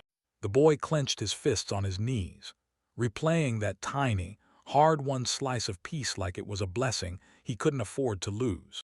But then his voice cut out. During a brutal illness, he nearly died too, until the master's sudden visit pulled them back from the brink. Back then the healer's own life meant nothing, While the epidemic raged, he couldn't save a single soul. A young man bolted forward and begged, with shaking passion, to become Ashto's student and learn his craft. He let out a slow breath, accepting that desperate stubbornness like it was fate. After he wrapped up his words, he bowed his head and murmured that it was the whole story. A soft smile lit up the master's face. Keep pushing. That kid's gonna become an unbelievable healer. And that talent didn't just show up, it shouted. Not many can brew a potion that sinks straight into the deepest wounds and heals them on the very first try. The teacher blared an energetic "Start working," and Frecky grinned, ready to jump right in. He grinned as he spun the tiny medicine jar in his hands, like it was pure treasure. Frecky stared him down and scribbled every word as it left his mouth. The teacher lit up and praised the student's hunger to learn, then told him to never stay quiet, ask questions every single time. Their supplies of ingredients were nearly gone, so they grabbed their gear and raced out to hunt for fresh ones. Frecky's eyes locked onto one of the tubes, and the teacher leaned in to tell him it held burn ointment inside. They spilled out onto the sunlit street, soaking up the bright light as they went. The teacher snapped that aloe alone won't cut it for this ointment. Other herbs must be added, or it won't work. Frecky scrambled to figure out the recipe, but it snapped back and he ended up only half right. The boy strode up with fearless confidence, guiding his mentor straight to his farm. While they went, he let it slip that he'd deliberately stashed the beds away from the kids, so he could grow plants for his experiments in total peace. Tucked behind the wooden fence, crisp rows of greenery stretched out like they'd been perfectly lined up for something big. Suddenly, the teacher yanked to a halt, jabbed a finger at the towering tree, and just like that it clicked. That was exactly what they needed. Frecky suggested they collect the leaves, but the teacher shut it down on the spot. The knife's edge slid into the bark, sinking deeper with a quiet bite. A fresh slice opened up, and thick liquid oozed out slow and sickening. The blonde student snapped his eyes open in shock, because they weren't picking leaves for the recipe at all. Thick, syrupy drops splattered into the bowl, then, after they dried, hardened into a rough, sticky shell. It was pure resin. The dark-haired pharmacist leaned in and swore that the aloe and herb blend would seal the wound tight and kick healing into overdrive. They stared in awe at that massive trunk, because no matter how badly it was hurt, it could regenerate like it was almost unstoppable. But the mentor snapped that no one could take too much, because the tree's juice is its lifeblood. Soon enough, the desk was already set, cut aloe stems laid out, a mortar ready to grind, and bottles of extracts just waiting to be used. The boy clenched his fists, nerves screaming through him, but his older friend's warm smile swept the fear right out of his mind. Time to whip up that ointment right now. The master took a step back, fully trusting his assistant to run the mixing process. Before long, a sealed jar of fresh medicine landed on the table with a bang. He gripped the bowl tight, then drove the pestle down again and again until the mixture turned perfectly uniform. A slow pour of thick liquid crawled into the glass, inch by inch, until it finally filled it. The dark-haired young man clocked the remedy the second he saw it. Just another burn treatment, like he'd seen this nightmare before. He beamed and genuinely praised his light-haired student for the amazing work. The bespectacled boy let out an awkward laugh that sounded like it barely made it out of his throat. Before long, they were face to face with Mr. Magnus, a huge, bearded blacksmith who'd burned himself again in the forge and was grumbling that his wounds just wouldn't heal fast enough. The mentor slammed the warning into the blacksmith. "Don't you dare treat injuries like nothing. Get help right away." The bearded man took the fresh ointment with a shaky breath, relief flooding him, joy lighting up his face. Suddenly, the student shrank back and, voice trembling, confessed that this wasn't a master's work at all, just his very first try on his own. "Take pride in it," the sharp voice snapped back. Magnus lunged into a friendly hug, pulling the bewildered boy close and scolding him for his insecurity. Hearing that, the young man's eyes lit up like a spark, pure excitement surging through him. Koval leaned in with a warm smile and reminded him, he's not just learning anymore, he's a real, full-fledged pharmacist now. The door slammed shut, shaking the whole room. Right at the threshold, Magnus beamed and waved, thrilled to be the first to test the new medicine, while the excited student blurted after him, shouting his hype. A sharp reminder rang out beside the bottles lined up on the table, screaming that Frecky's work still wasn't finished. While the young man calmly tucked into breakfast, he quietly checked in on his student's hard work, then nodded to the maid like, "Yep, I see it." He praised the dish with all his heart, and the girl's smile lit up as she confessed that Asina taught her this recipe. With a blush creeping in, she swallowed her embarrassment and promised the little one she'd teach them a few advanced techniques instead. The young man didn't want to drown the kid in work, so he kept studying to just the morning hours and nothing more. The talk suddenly swung to Frecky. She lit up with pure excitement and demanded to hear all about the Silver Cat blacksmith's work. Gazing at the sunlit yard, the boy admitted he'd love to see Asina out there, playing normal games with kids her age. Suddenly, a crushing, dark aura slammed into the calm idol and shattered the peace in an instant. The girl with animal ears kept it together, but the tense young man right behind her practically shook with suppressed fury. Both of them stared down the elder like daggers, and the air snapped tight with the scent of a brand new fight. The boy and the cat girl burst up to Asina, dragging her along as they shouted for her to come play. She snipped it off with a dry tone, straight up saying she doesn't play. Her coldness wasn't random. It had a reason that hurt deep down. He offered to genuinely jump in and help with the chores, but Asina shut him down again. The kids whined and sulked, but the girl had already spun away, remembering that unfinished mountain of chores. That cat girl snapped about being swamped all the time, and Asina just calmly hit her with it. After cleaning the house, she still had to study. He begged for just a minute, but it didn't matter. She'd come to this village for something real, not for fun. Asina snapped at the little ones, grumbling that they spent entire days just lounging around while everyone else needed help. The kids instantly frowned, then started arguing, each one insisting they've got responsibilities too. The cat girl erupted with fury, snapping at Asina for being cold-hearted, right as a creepy rustle started up from under the fence.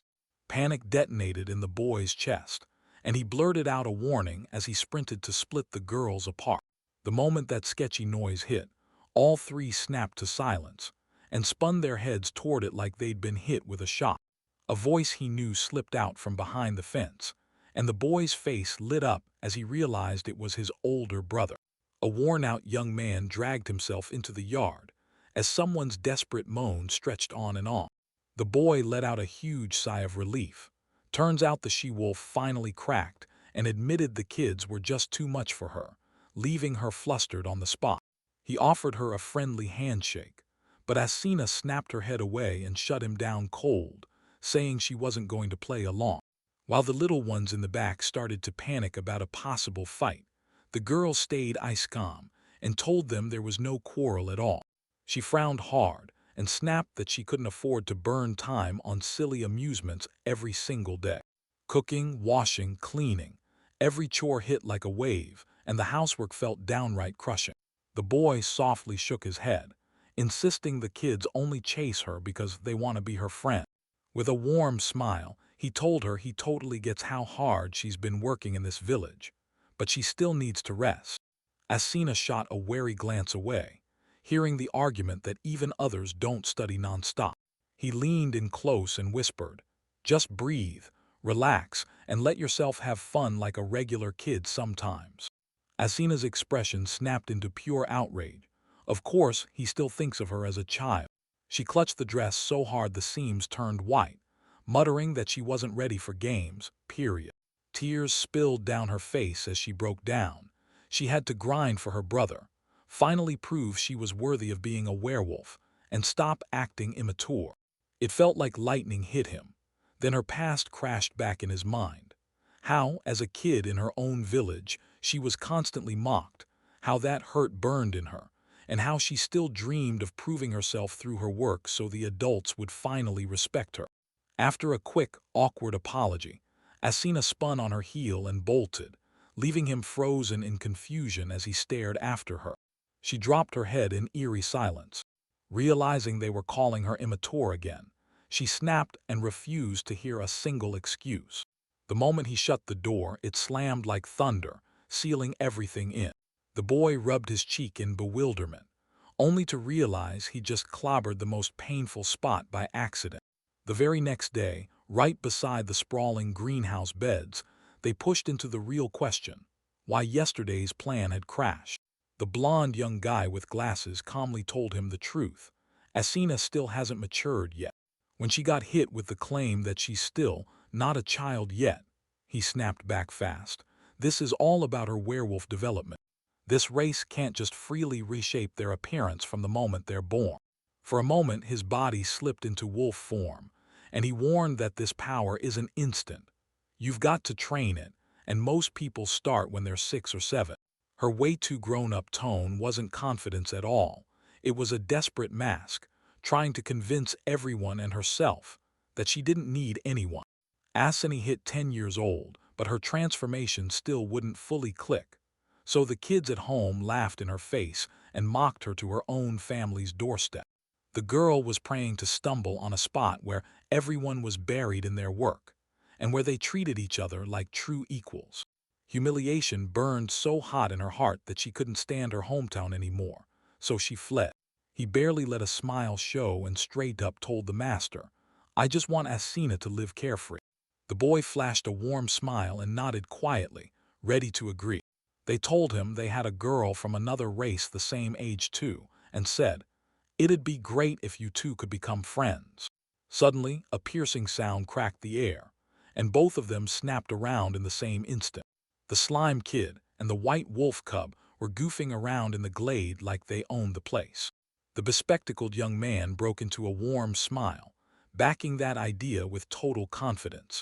Two friends kicked the door open into a race, laughing like it was pure chaos. They just had one mission: lift Sister Frecky's mood and make her smile. The very next day, everything was about to explode. The whole company huddled in the vacant yard, eyes locked forward like something was about to snap. The bespectacled boy blurted that it was time to train for the transformation, and Asina immediately shrank back, terrified. With a soft clap, he transformed into a fluffy wolf, and even he had to admit at first, the embarrassment hit him hard. He leaned in and suggested they train alone, so she wouldn't get rattled. Their buddy flashed a friendly wave and told them, "Just act like I'm not even here." The girl clung to his shirt with shaky hands, unsure what to do, as they kept pushing and convincing her forward. The wolf stressed that they only mastered it by grinding through endless tries. Asina let out a shaky, heavy breath. She shut her eyes tight and clenched her fists hard, stacking every ounce of willpower like it was armor. Asina snapped her eyes shut, tense to the core, and burst out a loud, desperate "Haya," as the bespectacled boy stared at her like he couldn't look away. Fluff, in the blink of an eye, fluffy ears shot up on her head, and a tail puffed out behind her. She blushed so hard with shame that she quickly tucked her tail like she wanted to disappear. The dark-haired boy stared at her, buzzing with curiosity, while the mentor soothed the girl. Yet she was still on the edge of tears after her latest failure. Tears streamed down Asina's face as she begged, "Will I be a half-werewolf forever?" But the bespectacled man snapped back, telling her, with total certainty, not to let anyone's laughter get to her. Suddenly, a brutal shout snapped out from behind the fence. A cheerful cat-eared maid girl shot out into the yard, then sprinted straight toward Asina. Right beside him, another big-eared boy materialized, and the little ones were practically radiating joy as they stared at a real werewolf. The dark-haired man leaned in and whispered to his partner that he'd timed their arrival down to the exact second. Asina felt totally stranded, convinced she was nothing more than a busted, half-finished copy of real beast people. But the kids erupted in happy squeals, because now they were finally all on the same team. The boy grinned, jabbing at his own cat ears, then pointing right at the maid's weasel ears. They stared at Asina with a genuinely warm, sincere smile, and that look melted every last bit of her tension. And in Asini Wolf's ears, the little boy blurted out with pure excitement, and the girl snapped around, stunned. Right in front of her, the paper package suddenly burst into view. That irresistible scent hit him, and his tail started wagging all on its own. The maid let out a delighted gasp, and then it hit her, the real reason. Inside, warm, freshly baked donuts were steaming, right off the tray. The girl awkwardly dangled a treat, and the she-wolf stayed rigid and silent like it was seconds from snapping. The maid held out the pastries, beckoned him to snack with her, and wiped yesterday's fight clean like it never happened. Asina was drowning in shame after those brutal words from yesterday. She tore into herself with brutal regret, calling herself a pathetic, inferior werewolf. The new faces burst into laughter, because these awkward formalities meant nothing to them. They just wanted to be friends for real. The kids exchanged baffled looks, totally lost on what could possibly set her off. They grinned as they tugged her over and made her sip their hibiscus tea.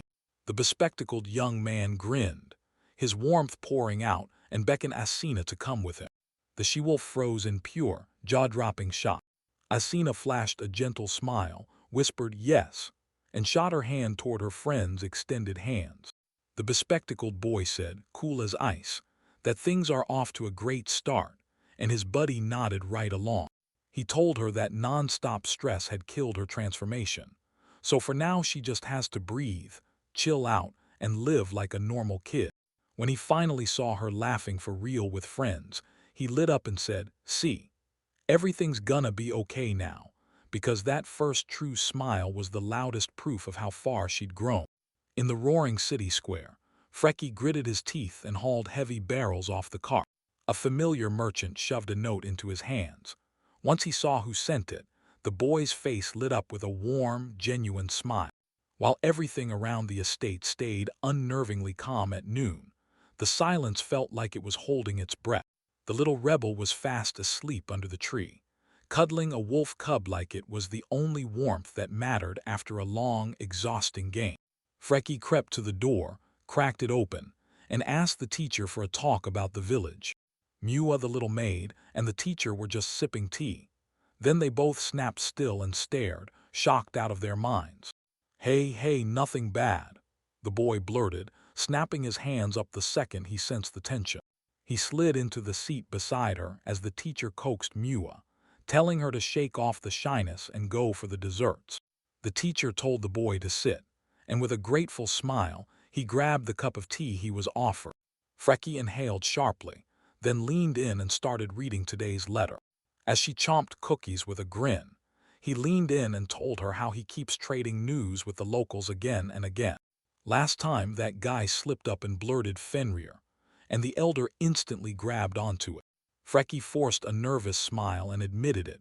Werewolves want a meeting, and they're about to send the teacher an official request. He just wanted to warn everyone ahead of time, but the teacher stayed unnervingly calm like nothing could faze him. Suddenly, they demanded we go visit the village together with Fenrir, and for the boy, that respected god was nothing more than little Shiro. The bespectacled young man cringed and apologized for talking too much, but the teacher just waved him off, saying that if he had his own god, he'd brag about it nonstop too. The other guy rushed to spell it out. The deity's age doesn't matter. What counts is that it exists, even if the mighty Fenrir is looking like a kid right now. He bowed with respect and begged the teacher, please, take the little one to the village of werewolves just once. The boy stared off into space, because Shiro barely ever left Yggdrasil. He only ever sprinted straight to the greenhouse. Stepping out beside the tiny wood spirit, he cracked open the letter, and the words inside nailed every rumor that had been flying around lately. In the boy's hands, the tiny spirit only clamored for games, so the boy let out a weary sigh because it was crystal clear. Shiro didn't get a single thing anyone said. Spotting a tiny white wolf cub hiding in the grass, he blurted out that the werewolves were dying to meet him. The spirit companion sprang at his fluffy friend with pure joy. He slid down beside her, softly brushed Sierra's fur, and urged them to hit the village together. That cheerful, happy barking hit just right. It was exactly the best reaction. The kids practically bounced out of their seats at the idea of a fun trip, even while their teacher let out a heavy sigh. because this wasn't a field day for games. The wolf cub clamped down on his cloak like it was a game, and the boy finally snapped, then rushed off to get ready for the journey. Right then, an elf popped up on the doorstep, blurted that she'd totally missed everything last time, and swore she was coming with them for real this time. Out of nowhere, the job got dumped on the elf Mage, and that left Ashto standing there with nothing to do. Just then, Clarabelle squeezed through the window and burst out, grinning, that she was headed to the village of Asina too. She batted her eyelashes and pouted her lips, daring anyone to look away. He started to protest, but the girl broke down and wrapped herself around his neck, pleading with all she had. He let out a heavy sigh, gave in, and started quietly measuring her against his kid sister, Shelley. The elf narrowed his eyes, suspicion blazing like a warning flare. A cold, awful suspicion hit her. Wait, was this boy a lollican? Right then, Mua the maid burst into the doorway, and the elf snapped at Ashto, claiming those kids' hugs were fueling some kind of unhealthy joy. The next day, a carriage was already sitting in the square, ready and waiting like it knew trouble was coming. He glanced at his packed crowd of companions, sighed, and accepted the fact. They were once again roaming the entire camp. Inside the van, the moment the doors shut, a chaotic scuffle erupted, everyone scrapping for space, and the whole thing rattling with non-stop noise. A boy stood outside with the wolf cub Ciro at his side, staring at the doorway like, how in the world are we all going to fit in there? Meanwhile, Shelley was shredding Clarabelle out of her brother's grip, raging and roaring as she fought tooth and nail to snatch back her hold on him. Suddenly, the cart snapped forward with a violent jerk, so hard that the girls toppled right onto the stunned Ashto. Someone warned, sounding worried that there were a few too many, but the other person smiled and swore, "Take it slow, everything's going to be fine." The wild wind shrieked and ripped through the air like a siren, and right behind it someone was begging, "Stop this reckless ride." The horned giant clung on with shaking terror, realizing their monster transport had gone terrifyingly fast, powered by that hearty food. The second they stepped into the village, the blonde beast woman lit up with pure joy, but her companion couldn't care less. His face screamed boredom. Their master was sprawled face first in the dirt, groaning through the pain like, "I'm not built for this speed." Tiny wolf cub Shiro beamed with pure joy, happily licking the barely conscious stag. After they caught their breath, the girls leaned in and started poking around the strange, thatched roofs on the local cottages, dying to figure out what was so unusual about them. 3 locals stepped out to greet them, and the young man with glasses lit up as he happily welcomed the teacher. Exhausted, Ashto slammed a hand up and stopped them cold, demanding a moment so he could unload the weight. Still gasping for air, he greeted his old pals, Wolf and Wolf, who called him Chief with nothing but respect. Suddenly, the locals locked onto little Shiro, and their faces went pale in stunned silence, because right there before their eyes stood the legendary Fenrir. 2 brothers dropped to their knees at once, shaking as they slammed their foreheads to the ground in front of the little deity. His eyes skimmed across the plain wooden beams of the thatched roof. Asto stared in shock at the bespectacled young man, who had shifted into a wolf too, because in their tribe, turning into Fenrir's wolf is the ultimate sign of respect. The guide bowed and motioned them to come with him, because the elder was already there, waiting. When he scanned the area, the old devastation was gone. This village was breathing pure calm again. The epidemic finally fizzled out, and the streets burst back to life. Yet the locals still wept with raw, heartfelt gratitude as their rescuers showed up. The second the boy with Fenrir took a step, every last werewolf along the roadside dropped to their knees like the earth itself demanded it. He forced an awkward grin, and that blind respect in their eyes sent a cold chill down his spine. The trail dumped them right in front of a massive wooden manor, and the water mill nearby churned like it had a secret to spill. The boy cracked the door open with shaky courage and whispered a cautious greeting. Inside, the elder was already waiting. Then he immediately crumpled to the floor in a deep, instant bow. The girls couldn't stand the formality anymore, so they practically danced in place, begging, laughing and pleading to finally run outside and play. The master blinked in surprise, then beckoned the little wolf cub, Gray, to come keep them company. They herded all the kids into the yard, so they wouldn't get restless while the adults had their serious talk. A crew erupted with loud laughter and sprinted west out of the square, hunting for Asina. The elder hunkered down, bracing hard on his knee as the main event finally loomed. By the crackling fire, the host leaned in and asked Ashto if he wanted to stay trapped in a human body, and Ashto nodded hard, eager to remain. To show respect for the guest, the old man shed his true form and turned into a human. Then, with a grave request to Fenrir, he frozen himself into stone. The boy snapped his eyes open in pure confusion. He couldn't figure out which Fenris you meant. The divine wolf names them that way, calling their curse a wolf blessing. Under a blazing full moon, a heartfelt prayer for the divine wolf's blessing rang out. Elmina couldn't wait to tell her ancient belief. Anyone who hears it is bound to stumble into happiness. The boy tossed out a silly joke, calling her the oldest elf, and right on cue, irritation flared in her eyes with a scorching glare. By the crackling fire, the gray elder leaned in and said, "That same protection once saved this village, and let it bloom." The boy gently stroked his wolf cub as the epidemic roared on, spreading panic through every werewolf's heart. Everyone braced for misfortune's comeback, but when the wolf finally spoke, his voice should have lit up the whole town with hope. Elmina snapped to it instantly. This village was falling apart inside, and it needed a celebration to light a fire under everyone's spirit. Out of nowhere, a sudden, razor-sharp bark of yes snapped through the air. The boy stared hard at his fluffy partner, Shiro, searching for the same stubborn fire in his eyes. The wolf cub nodded. Then the elder, visibly shaken, nearly broke down in tears from pure gratitude. The company jumped in instantly, offering their full help to get everything ready for the holiday. The last question was all that remained. Could this tiny, fluffy miracle actually pull off something that sounded even remotely like a majestic howl? The little white wolf cub yapped with pure joy, grinning as its eyes crinkled shut in bliss. The boy watched the puppy bounce around like it owned the world, and all he could think was, "That's cute, but I doubt you can handle anything," because the only thing he ever heard was that same old barking. Under a full moon, a wolf's howl tore through the rocks. Like the ancient werewolves, Ritual was crashing closer and closer.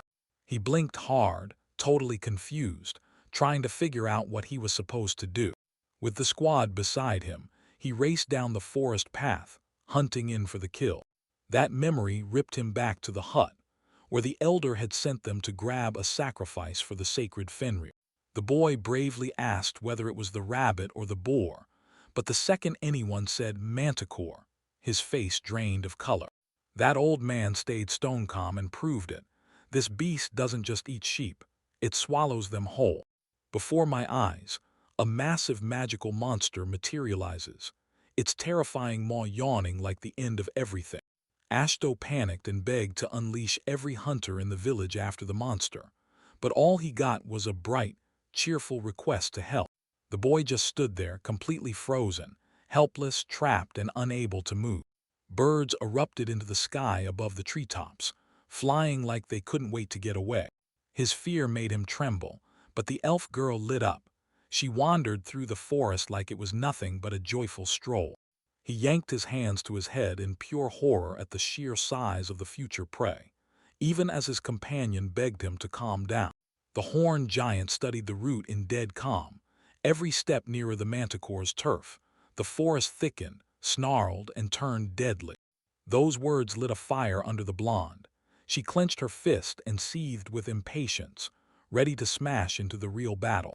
He flashed a shaky smile, then chose to back off, because those determined hunters were not about to be stopped. Mio had no idea they'd hit her with that much hype, and the elf even pulled her aside to remind her what the regular support group role actually means. The girls bolted toward the front, practically shaking with impatience, desperate to finally unleash their ice magic. Suddenly, the light-haired warrior slammed the brakes, grabbed Ashto's attention, and demanded he be their shield.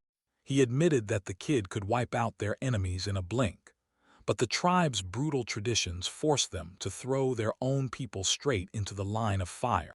The squad shoved deep into the thicket, pushing through tangled branches like they meant it.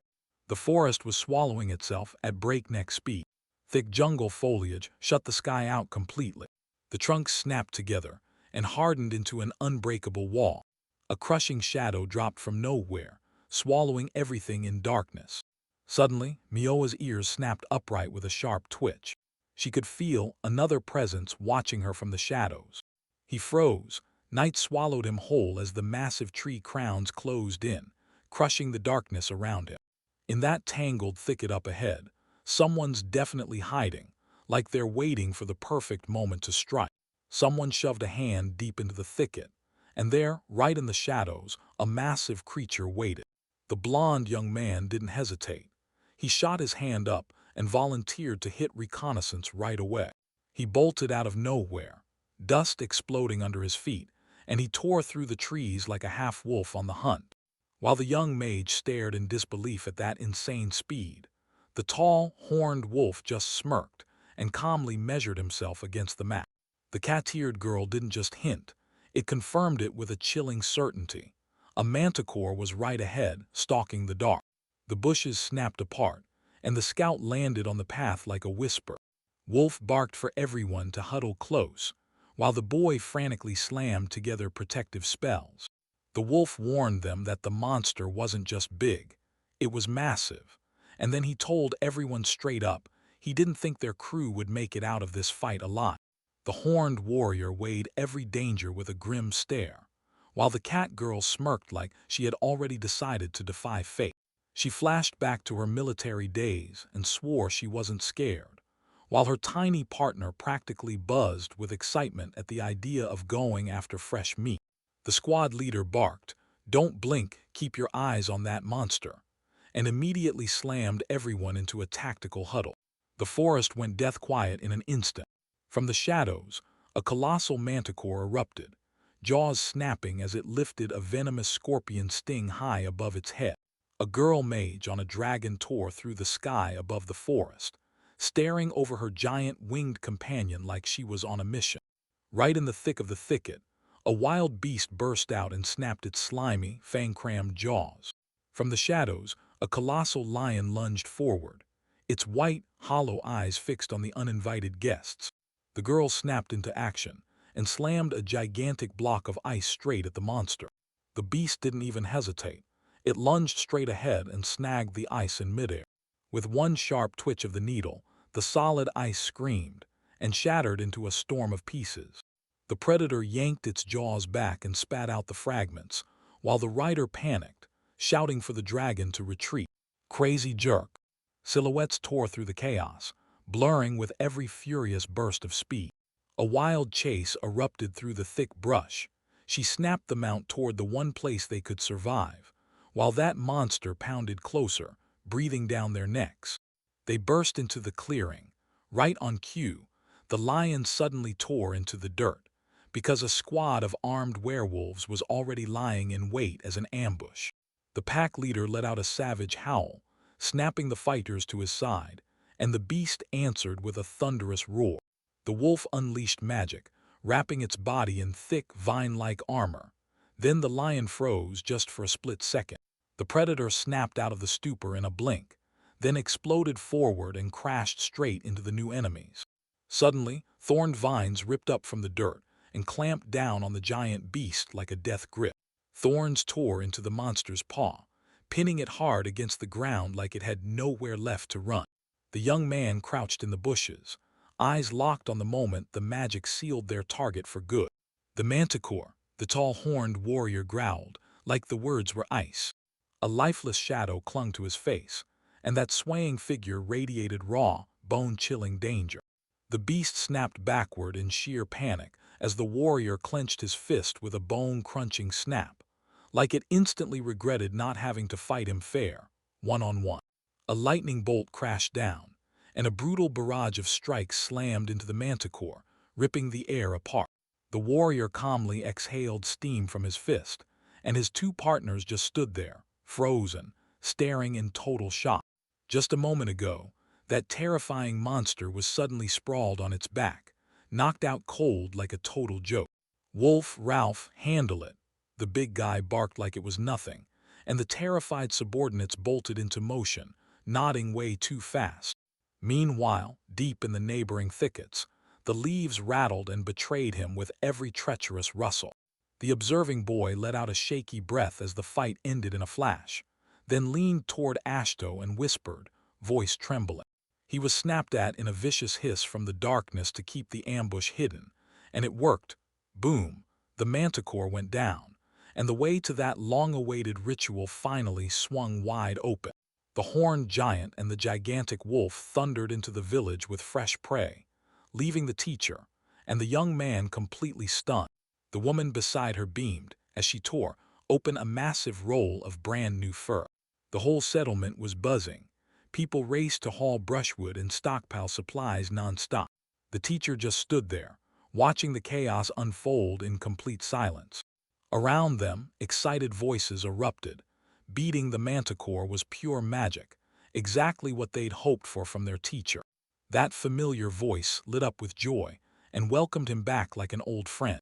The bespectacled young man stepped in closer, demanding where Shiro had vanished. Then the teacher calmly reassured him. The wolf cub is sound asleep at the elder's place. Freki let out a heavy sigh.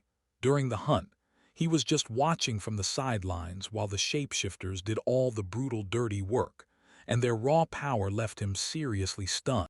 Instead, the teacher leaned in and told him straight up.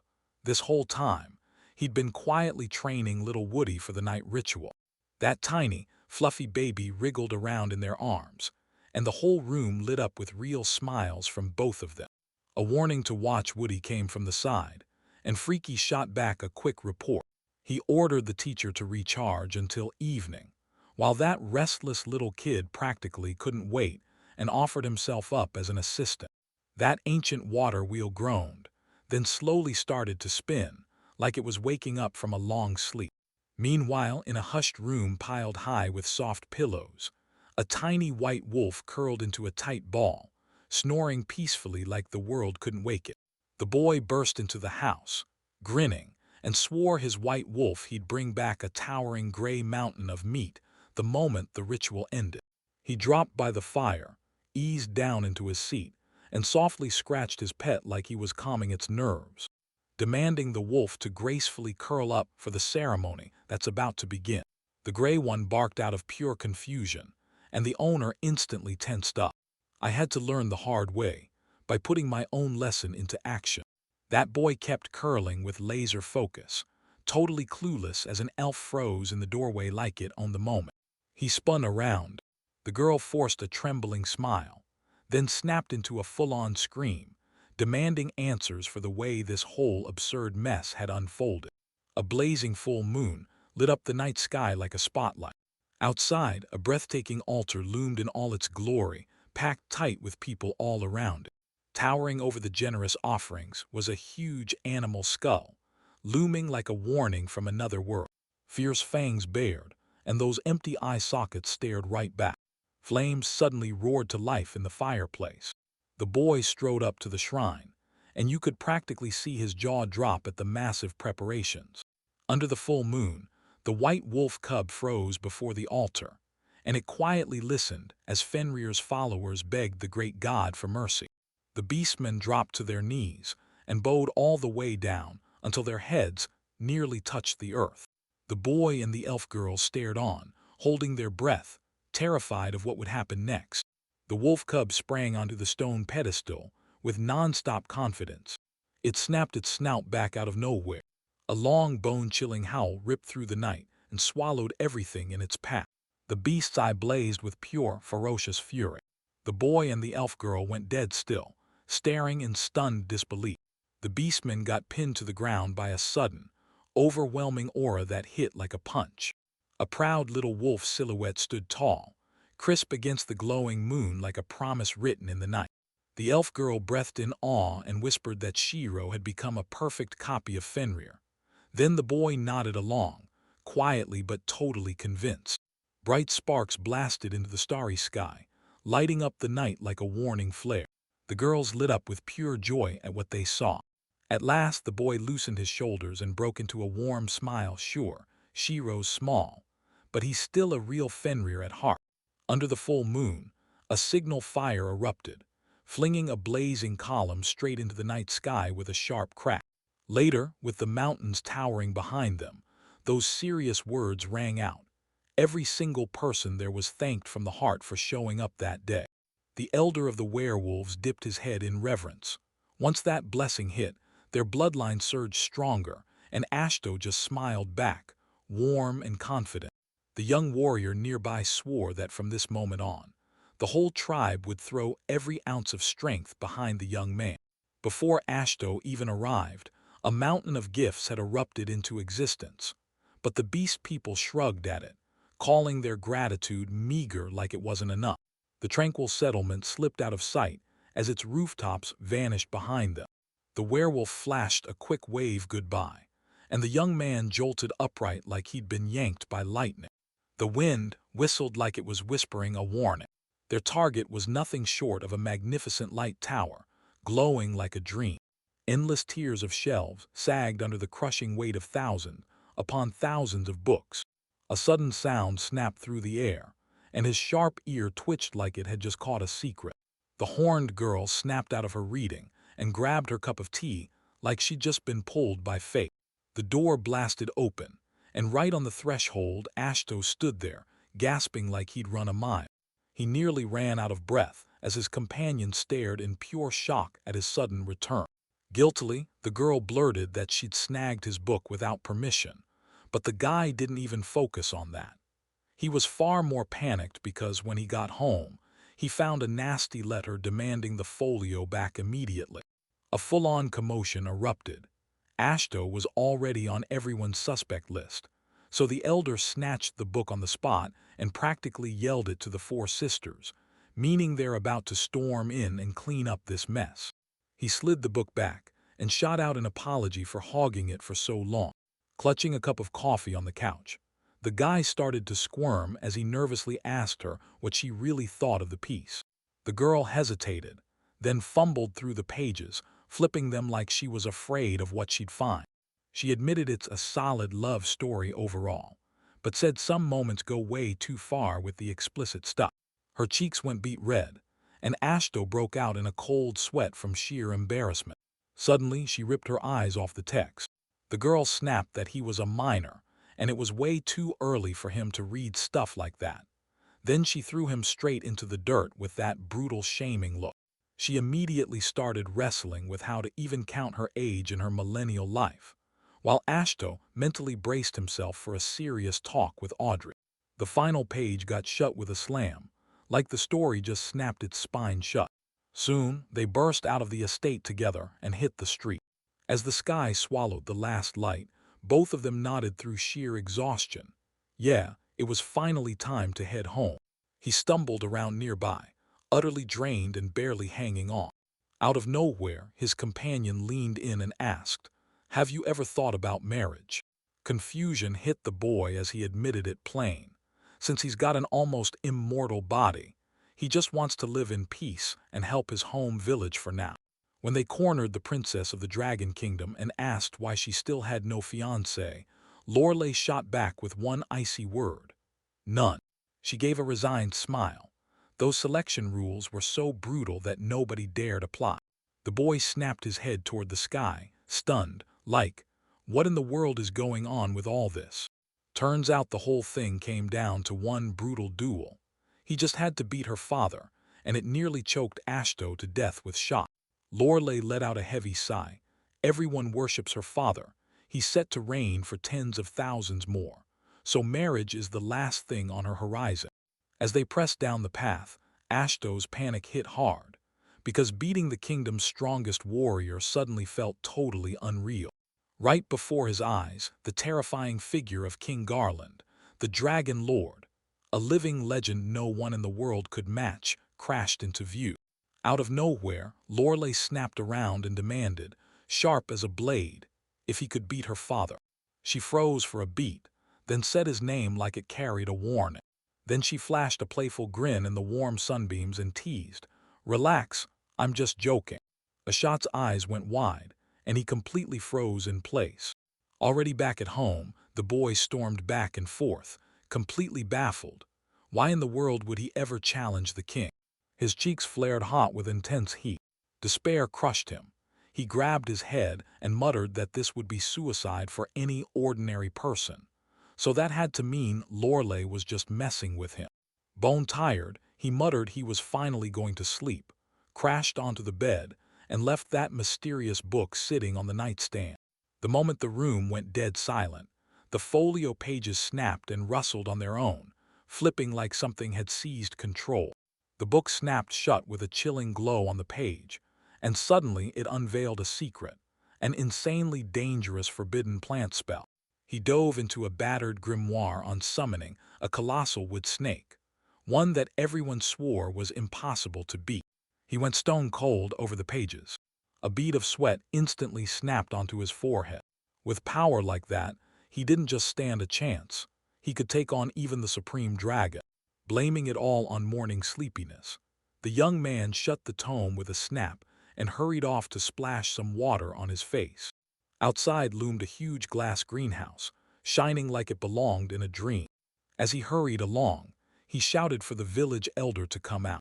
Ashto dropped into the seat beside the chubby mole in overalls, and the little guy was already rushing toward the excavations. They traded greetings and snapped the moment to life. The young man thanked everyone for the job. Turns out the mole's hard work paid off big, because new dishes and fresh weapons just flooded into the village. The foreman grinned as the elvish dwarves crushed through the ore they'd found with pure brilliance. He leaned in and asked if their everyday life was throwing any real problems at them. The mole hit everyone with the bombshell. He told his relatives about the village, and now the whole tribe of black moles is gearing up to move in. When he heard they won him over with mouth-watering food and endless baths, the young man just burst into a warm, easy laugh. The boy agreed to let the newcomers in, then demanded to know just how much they were going to be measured. He grinned and promised to call the meeting right away, and the mole couldn't thank him enough. That tiny creature burst out in joy, promising it would bring its wife and their kids to this very place too. Ponta gave a bright, cheerful goodbye wave, and the elder just stood there, blinking in stunned confusion. Days later, the calm around the house got ripped apart by a brutal shout that rang through the air. The boy was out there tending the beds, and that tense conversation about his family kept replaying in his head, over and over, until his nerves were shaking. Behind that door, a whole army of moles was already waiting, and Ponta shoved a scroll into his hands the second he showed up. His eyes darted across the page, an official request, demanding they expand the tribe of black moles. The plush delegation got straight to business and told everyone it had come to talk about the move. Ponta started explaining that the relatives of the employees come first, and then, right after that, it's another 20 people. He shot his argument right away. The newcomers will crush the excavations and eat up every bit of the field work. The foreman heard the math and froze, because the moles wanted to add 30 more to their current 20 residents. The boy stood there stone still, utterly frozen in fear, trapped in a tight ring of laughing, happy animals. The moles dropped into deep bows, pleading with the elder to let their families move in here. They stared at him, eyes blazing with hope, like everything depended on his next move. The boy broke into a warm smile and reassured him, "I'm totally for it. I'm not against it at all." Instead of going along with it, he snapped that they never should have kept the family out from the start, and dragged the kids' hearts through so much sadness. Touched moles sprinted over and wrapped him in a grateful embrace, tears streaming down their faces. A hush settled over a quiet corner of the yard. A beat-up wooden cart sat right by the house, waiting like it knew something was coming. An empty paved square sits dead still, right there in the middle, alone while waits. A few more days dragged by, and then a whole column of tiny silhouettes surged toward the settlement, like a wave that wouldn't stop. The boy and his girlfriend rushed out to welcome them, because the tribe of black moles had finally shown up and claimed their new home. With bundles strapped to their backs, the moles started climbing out of the well, one by one, thumping onto the cobblestones. The girl clasped her hands tight, buzzing with excitement. Her village was alive again, and fluffy guests were everywhere, bustling like crazy. One proud black mole strutted ahead, holding his wife's hand in her elegant dress as he marched them, and their little son, forward. He immediately yanked the elder over and demanded an introduction. The young man greeted her with stiff, awkward manners, and the mole's wife warmly thanked him from the bottom of her heart for looking after her husband. The boy frowned and thought, every one of these tribe members looks identical. The new residents were glowing with joy, thrilled to move in and build a life here with the whole family. A swarm of fluffy little cuties encircled the elder, grinning so hard they could barely breathe, and they swore they'd work their hearts out until the seventh sweat. Her sister grinned as her brother got absolutely swallowed, like, fully drowned, in pure, overwhelming cuteness. In perfect unison, the moles sank into a deep bow and handed themselves over to the young man.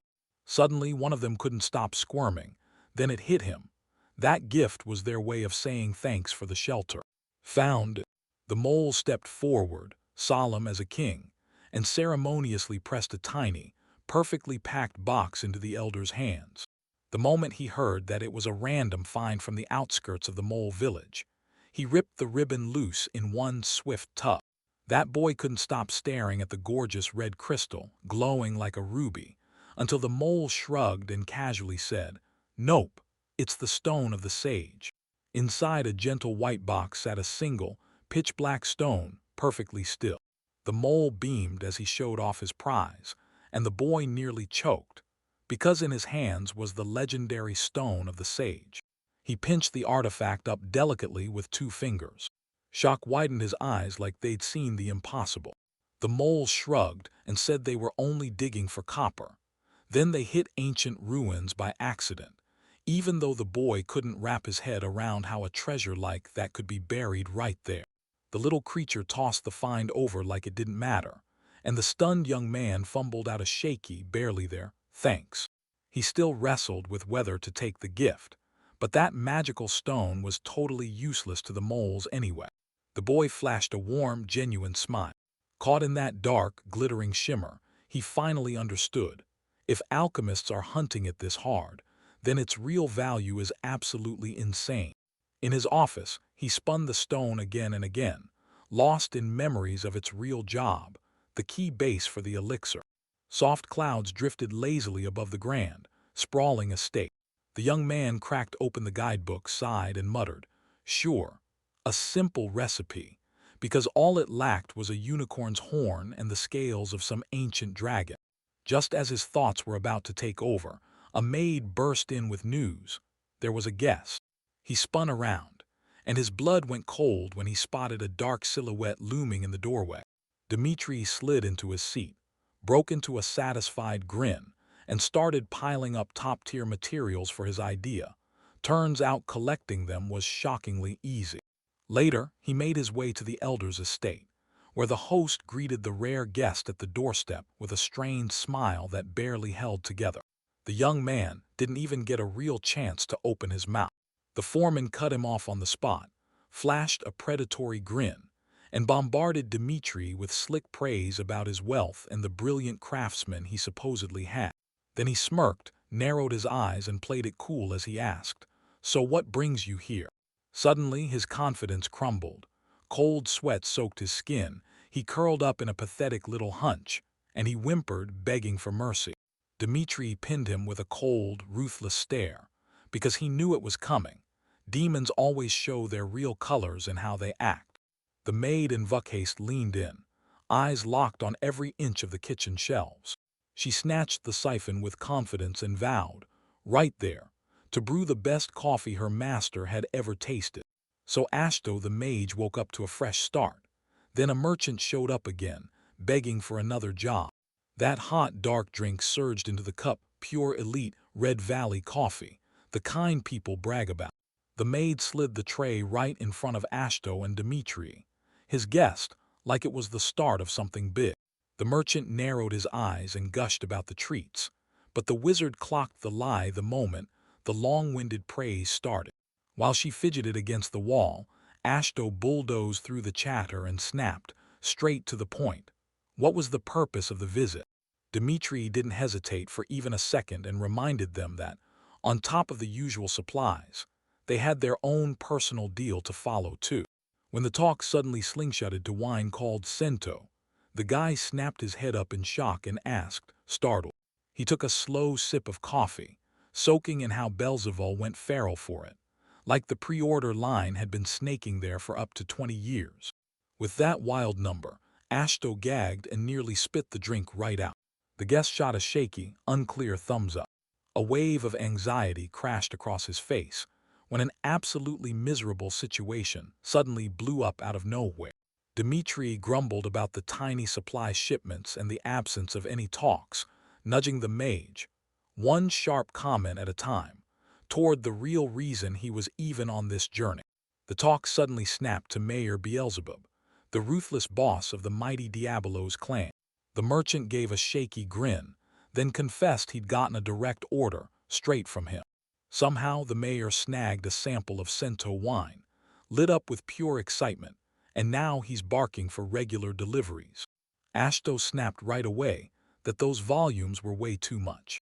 The guest jolted into a cold sweat and forced out a brutal rule: one bottle every 3 days, no more, no less. It'd be unfair to blow up trade just to please one client.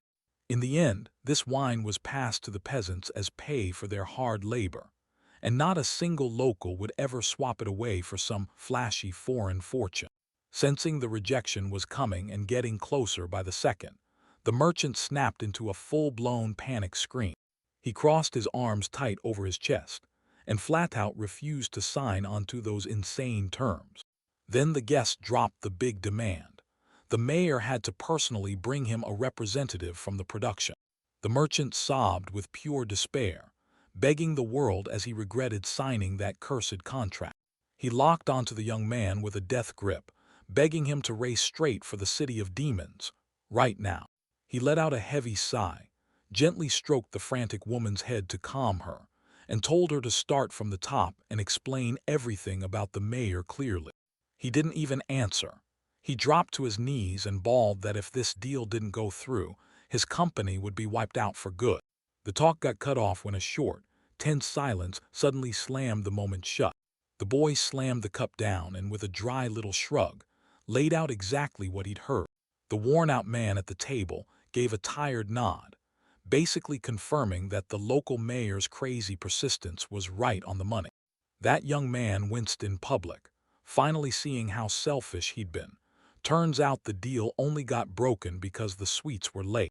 The guy's mood dropped instantly, and he said the trading company got completely wiped out over one single violation. He slumped and buried his face in his hands, drained to the bone. The young man crossed his arms in dead silence, because at this point, even common sense had already thrown in the towel. But they had no choice, because the mayor ran the brutal Diabolos clan and kept Beelzebub's whole economy clutched in his fist, and any pushback or breaking a contract would slam them with instant, irreversible ruin. The messenger lit up with pure joy when he heard the deal was set for their joint trip to Beelzebub. The young man let out a tired breath, like all the fight had drained from his lungs. The demon bowed and scattered his thanks, then immediately started plotting how to strike a better deal the next time they met. But this guy is dead set.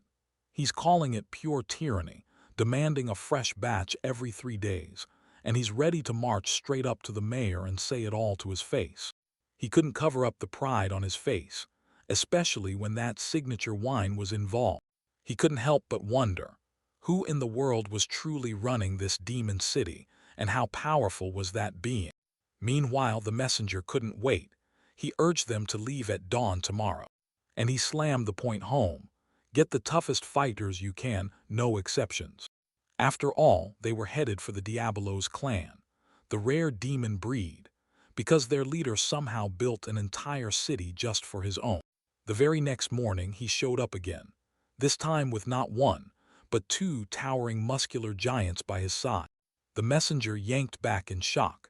These fighters rolled in wearing full combat gear, like they'd come to start a war. On the road, the young man fired off a quick mental check of the wine quotas, making sure his peasants would get exactly what they were owed. Those numbers didn't play around.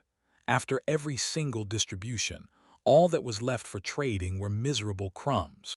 It wasn't some outside issue, it was the fruits themselves. They spoiled in a single day, so there was no way to save them, stock up, or ramp up production even one bit. That towering man swung the door open and snapped to Ashto. "Everything's set, ready when you are." The boy let out a tired sigh. Production was maxed out already, and if the partner pushed back, he'd have to drive the point home with hard-hitting arguments. While they headed out, Ashto leaned in and told Dmitri, the company's boss, that the village still needs their trade. Then Dmitri snapped straight into grateful bows. Dmitri burst into dramatic tears, swore he'd remember this kindness till the day he dies, and Ashto just shot him a sharp, skeptical look. Crossing his arms, the young man snorted at the sheer nerve, then vowed to handle it all himself, no extra chaos. The tense drama got instantly hijacked when the glasses-wearing assistant barked, "Stand inside the magic circle," at everyone. Right beside the brutal ground seal, a horned demon was already waiting for them, ready to lead the way straight into the city of Beelzebub. Suddenly, Zdorovany clamped his arms around Ashto so fiercely that Ashto could barely keep his face from getting crushed. The demon joyfully pressed its cheek against the boy's and watched his confusion spill everywhere. Even with the straps biting tight, Ashto stared down at the seal under his feet, utterly spellbound. He'd never seen magic this intricate in his life.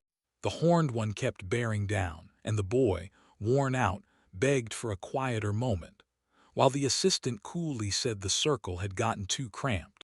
Dmitri took a step back and handed the next task to Lizabeth. She bowed with respect, then asked the head to stay on guard. With a sly grin spreading across his face, the man spun around and stared down the tense Ashto. He winked with full confidence and told that guy to hand it all over to Dad and trust he'd be totally fine. "Hey, Dad," the boy blurted, stunned. Then a snap of fingers in the air summoned a blazing magical whirlwind right in front of the girl. The glow of the magic circle died out, and Ashto, plus his two horned companions, stumbled into a brand new place, only to be met instantly by a demon butler. The master told the boy to take a break in his office with a warm cup of tea, while the kid slumped and clutched his aching head after that move. He inched up to the window, frozen with nerves. His mouth fell open and he just froze, like his brain hit a wall. That peaceful life out in nature now felt like it belonged to some completely different world. Behind the glass, a whole new world exploded into view. A neon night metropolis laid out beneath a giant crescent moon. Glass skyscrapers clawed up into the heavens, towering higher than the clouds. Rows of windows stretched away into the distance, fading into the drop below. This was the demon city, and Beelzebub ruled it like a nightmare with a pulse. The boy spun his head in shock, staring at the blistering speed of those strange metal boxes on the roads, and at the crowds of devils swarming around him. His burly companion stiffened too, mumbling that this kind of never-seen wealth made his gut twist with unease. Yes fired a question at the butler right away. When was the meeting with the mayor? Because he never planned to stay away from his village for long. The cup of tea sat there, cooling by itself on the table. The steward gave them a sneaky grin and told them to hold on just a bit longer, while the magical carriage rolled straight to the town hall. The boy spun around the huge salon, stunned. Like, are people really calling this a carriage? He leaned out the window and sighed. Outside felt suffocating, and not a single tree was anywhere in sight. Right then, those eerie iron boxes the Earthlings ride came roaring back into my head. His towering horned companion sneered, claiming all that pomp inside was nothing but vulgar showboating on the plain. Then it hit him. This wasn't just any carriage owner. The guy was a legendary merchant, the kind that turns heads wherever he goes. The luxury wasn't just there. It was dripping from every single detail, like the money itself had taken physical form. Behind the glass, those towering buildings crowded in like a concrete cage. Bad news for the forest kids who felt trapped in this cramped city.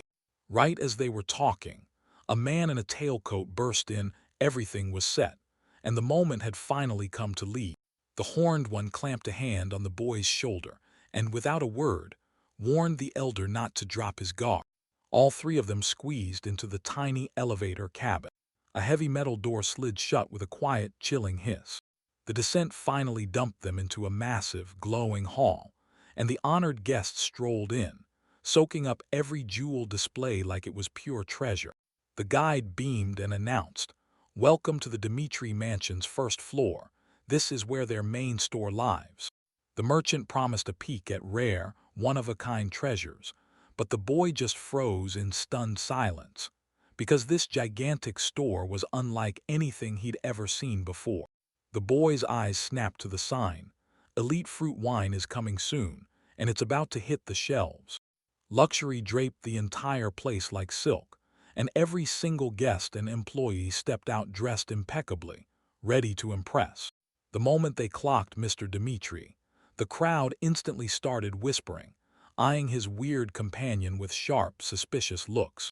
The men inched toward the exit, slow and tense as the finish line crept closer.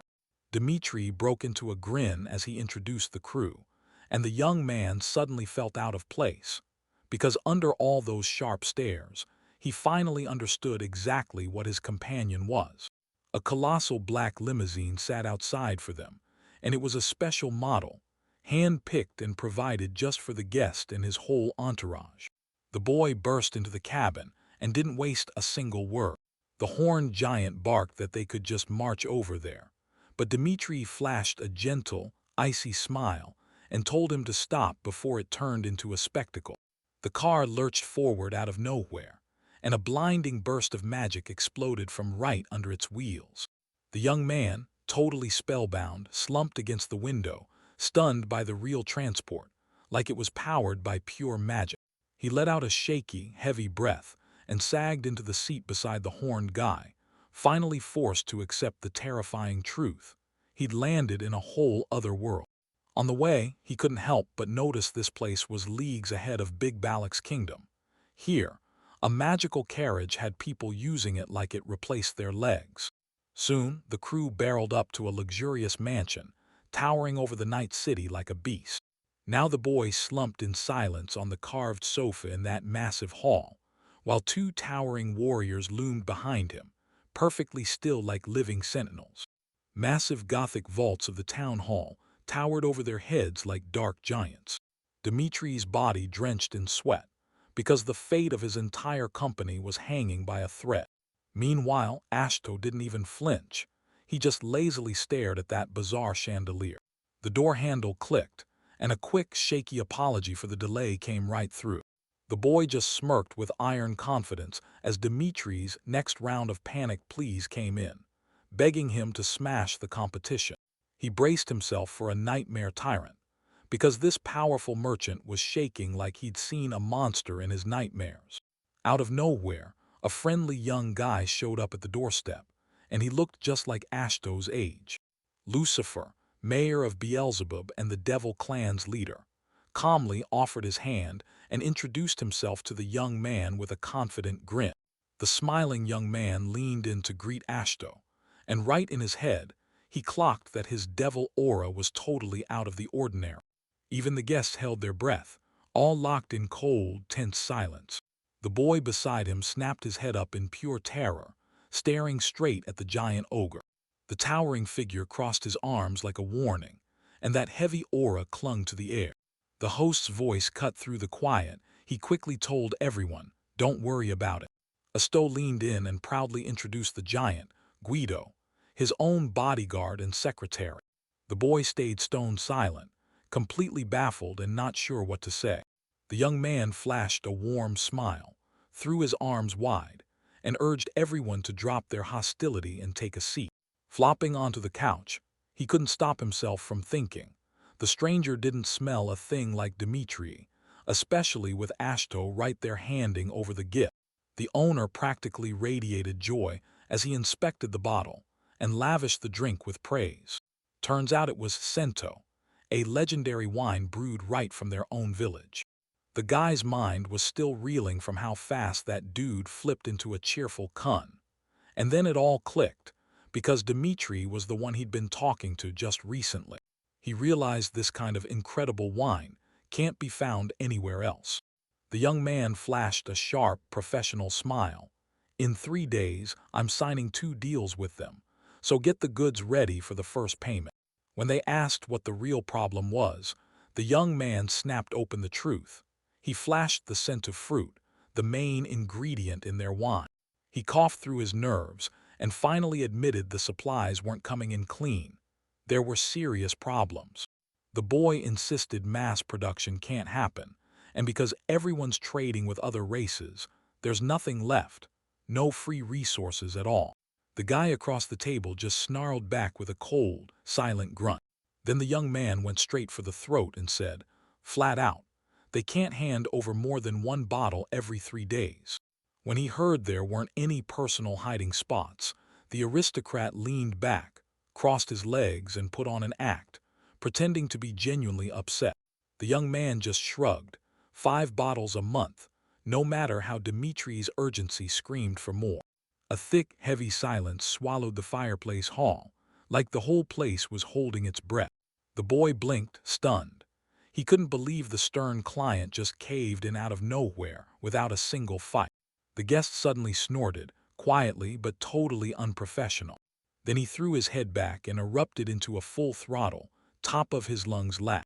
Clutching his stomach, he blurted out an apology for the trouble he'd caused, then threw in a joke that losing this deal wouldn't exactly ruin anyone. The guest grinned from ear to ear and straight up, confessed the contract was nothing but a slick excuse to start a conversation. A cozy chat got ripped apart when a burly, horned warrior crashed in, towering over the couch like a freaking boulder. Dmitri just let out a quick, low grunt. When the speaker blasted the message about how crucial his company was to the city, Valgold went stone still, stunned by what he was hearing.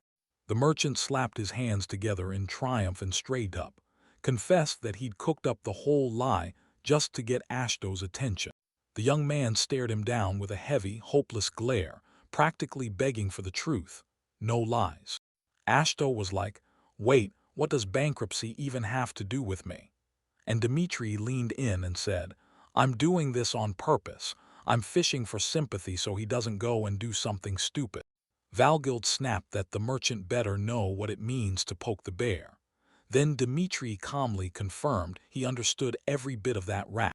Ashto started to wonder if he should be scared of angering Mayor Lucifer too, but the trickster snapped in right away. He wasn't even thinking about that. He knew the boy didn't care about wine, but his push to set up this meeting was nothing but the real deal. With a smug grin, the merchant leaned in and whispered that the mayor absolutely loves troublemakers like him, so there's no punishment coming. This was the last straw. Valgild erupted in rage, grabbed the scoundrel by the throat with a ferocious roar, and Ashto lunged in panic to tear them apart. Just as the tension peaked, a voice snapped in from the side. Mayor Lucifer suddenly spilled the truth. He actually sympathized with the merchant. He casually told them to go easy on Dmitri, because he'd always been drawn to people who were fearless enough to chase what they wanted. Lucifer grinned and asked the merchant if he truly thought his clever scheme would spark their rage, while Ashto just stood there, frozen in shocked silence. The young man snapped a breath in shock, realizing this gamble could wreck the company's future. Then Dmitri only grinned, warm as fire, and proved he believed in their characters without hesitation. Mayor Lucifer couldn't even spare a second for official invitations. So Ashto's sudden delivery to the village was explained as nothing more than a massive time saver. This wild-eyed man threw his arms wide and ranted about his insane dream, to build the best trading company in Orvelstein, no matter the risks. Ashto blinked, totally stunned, like the world had just flipped upside down. I forced a polite smile on my face and swallowed the pressure like it was nothing. The boy crumpled onto the couch, realizing too late he'd tangled himself with someone who could shake the whole world. The mayor slammed his palm on the table. Time to smash these misunderstandings and get straight to business. Lucifer casually dangled friendship, and right away pulled his ace, because it turned out both of them shared the rare blessing of the divine dragon. The boy blurted out, voice tight, asking where Lucifer even learned about his link to the green dragon. He burst into a goofy panic, fumbling over himself as he tried, way too awkwardly, to deny everything. Mur only gave a soft smile, because he felt it instantly. They'd both been handed a gift by the same legendary mythical creatures. The man took a shaky breath and slowly laid his hand on his chest. Behind him, a giant shadow of jaws stretched out. Turns out Lucifer wasn't just a threat. He was the one who carried Nyx, the dragon of the night and its power. His fingers settled on the tie like it was nothing, calm, but way too deliberate. The moment he heard that deity's name, fear slammed into him, because that god's power was dead equal to the patron that guarded his own fate. Lucifer sprawled back on the couch and relived how he single-handedly rebuilt Beelzebub from a tiny village into a city. Every day, the mayor's seat smothered him in endless paperwork until it felt like drowning. Then it hit him. He suddenly recalled that wild report about the mysterious young man who pulled rare creatures in like a magnet and built a brand new settlement from scratch. Mur still remembered that day like a punch to the gut, the moment this document landed on his desk. He stared in disbelief as the village exploded forward in insane speed. And then he realized someone was creeping along their own path, step by step, just like he was. Then he pushed to set up the meeting, and at last, everything clicked and proved him right. "We're the same," he said, grinning like it was the best news in the world. The words about the green dragon's power blared through the room like thunder in its veins. The young man was completely clueless, like the world was speaking a language he couldn't understand. The elf let out a warm, indulgent sigh. And just like that, he gripped the boy's hand with warmth and told him their meeting was his greatest blessing.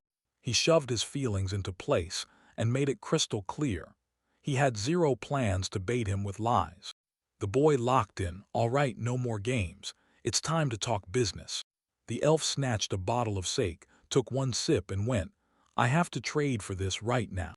That sudden question about the workforce blindsided the young man completely. The rules were crystal clear.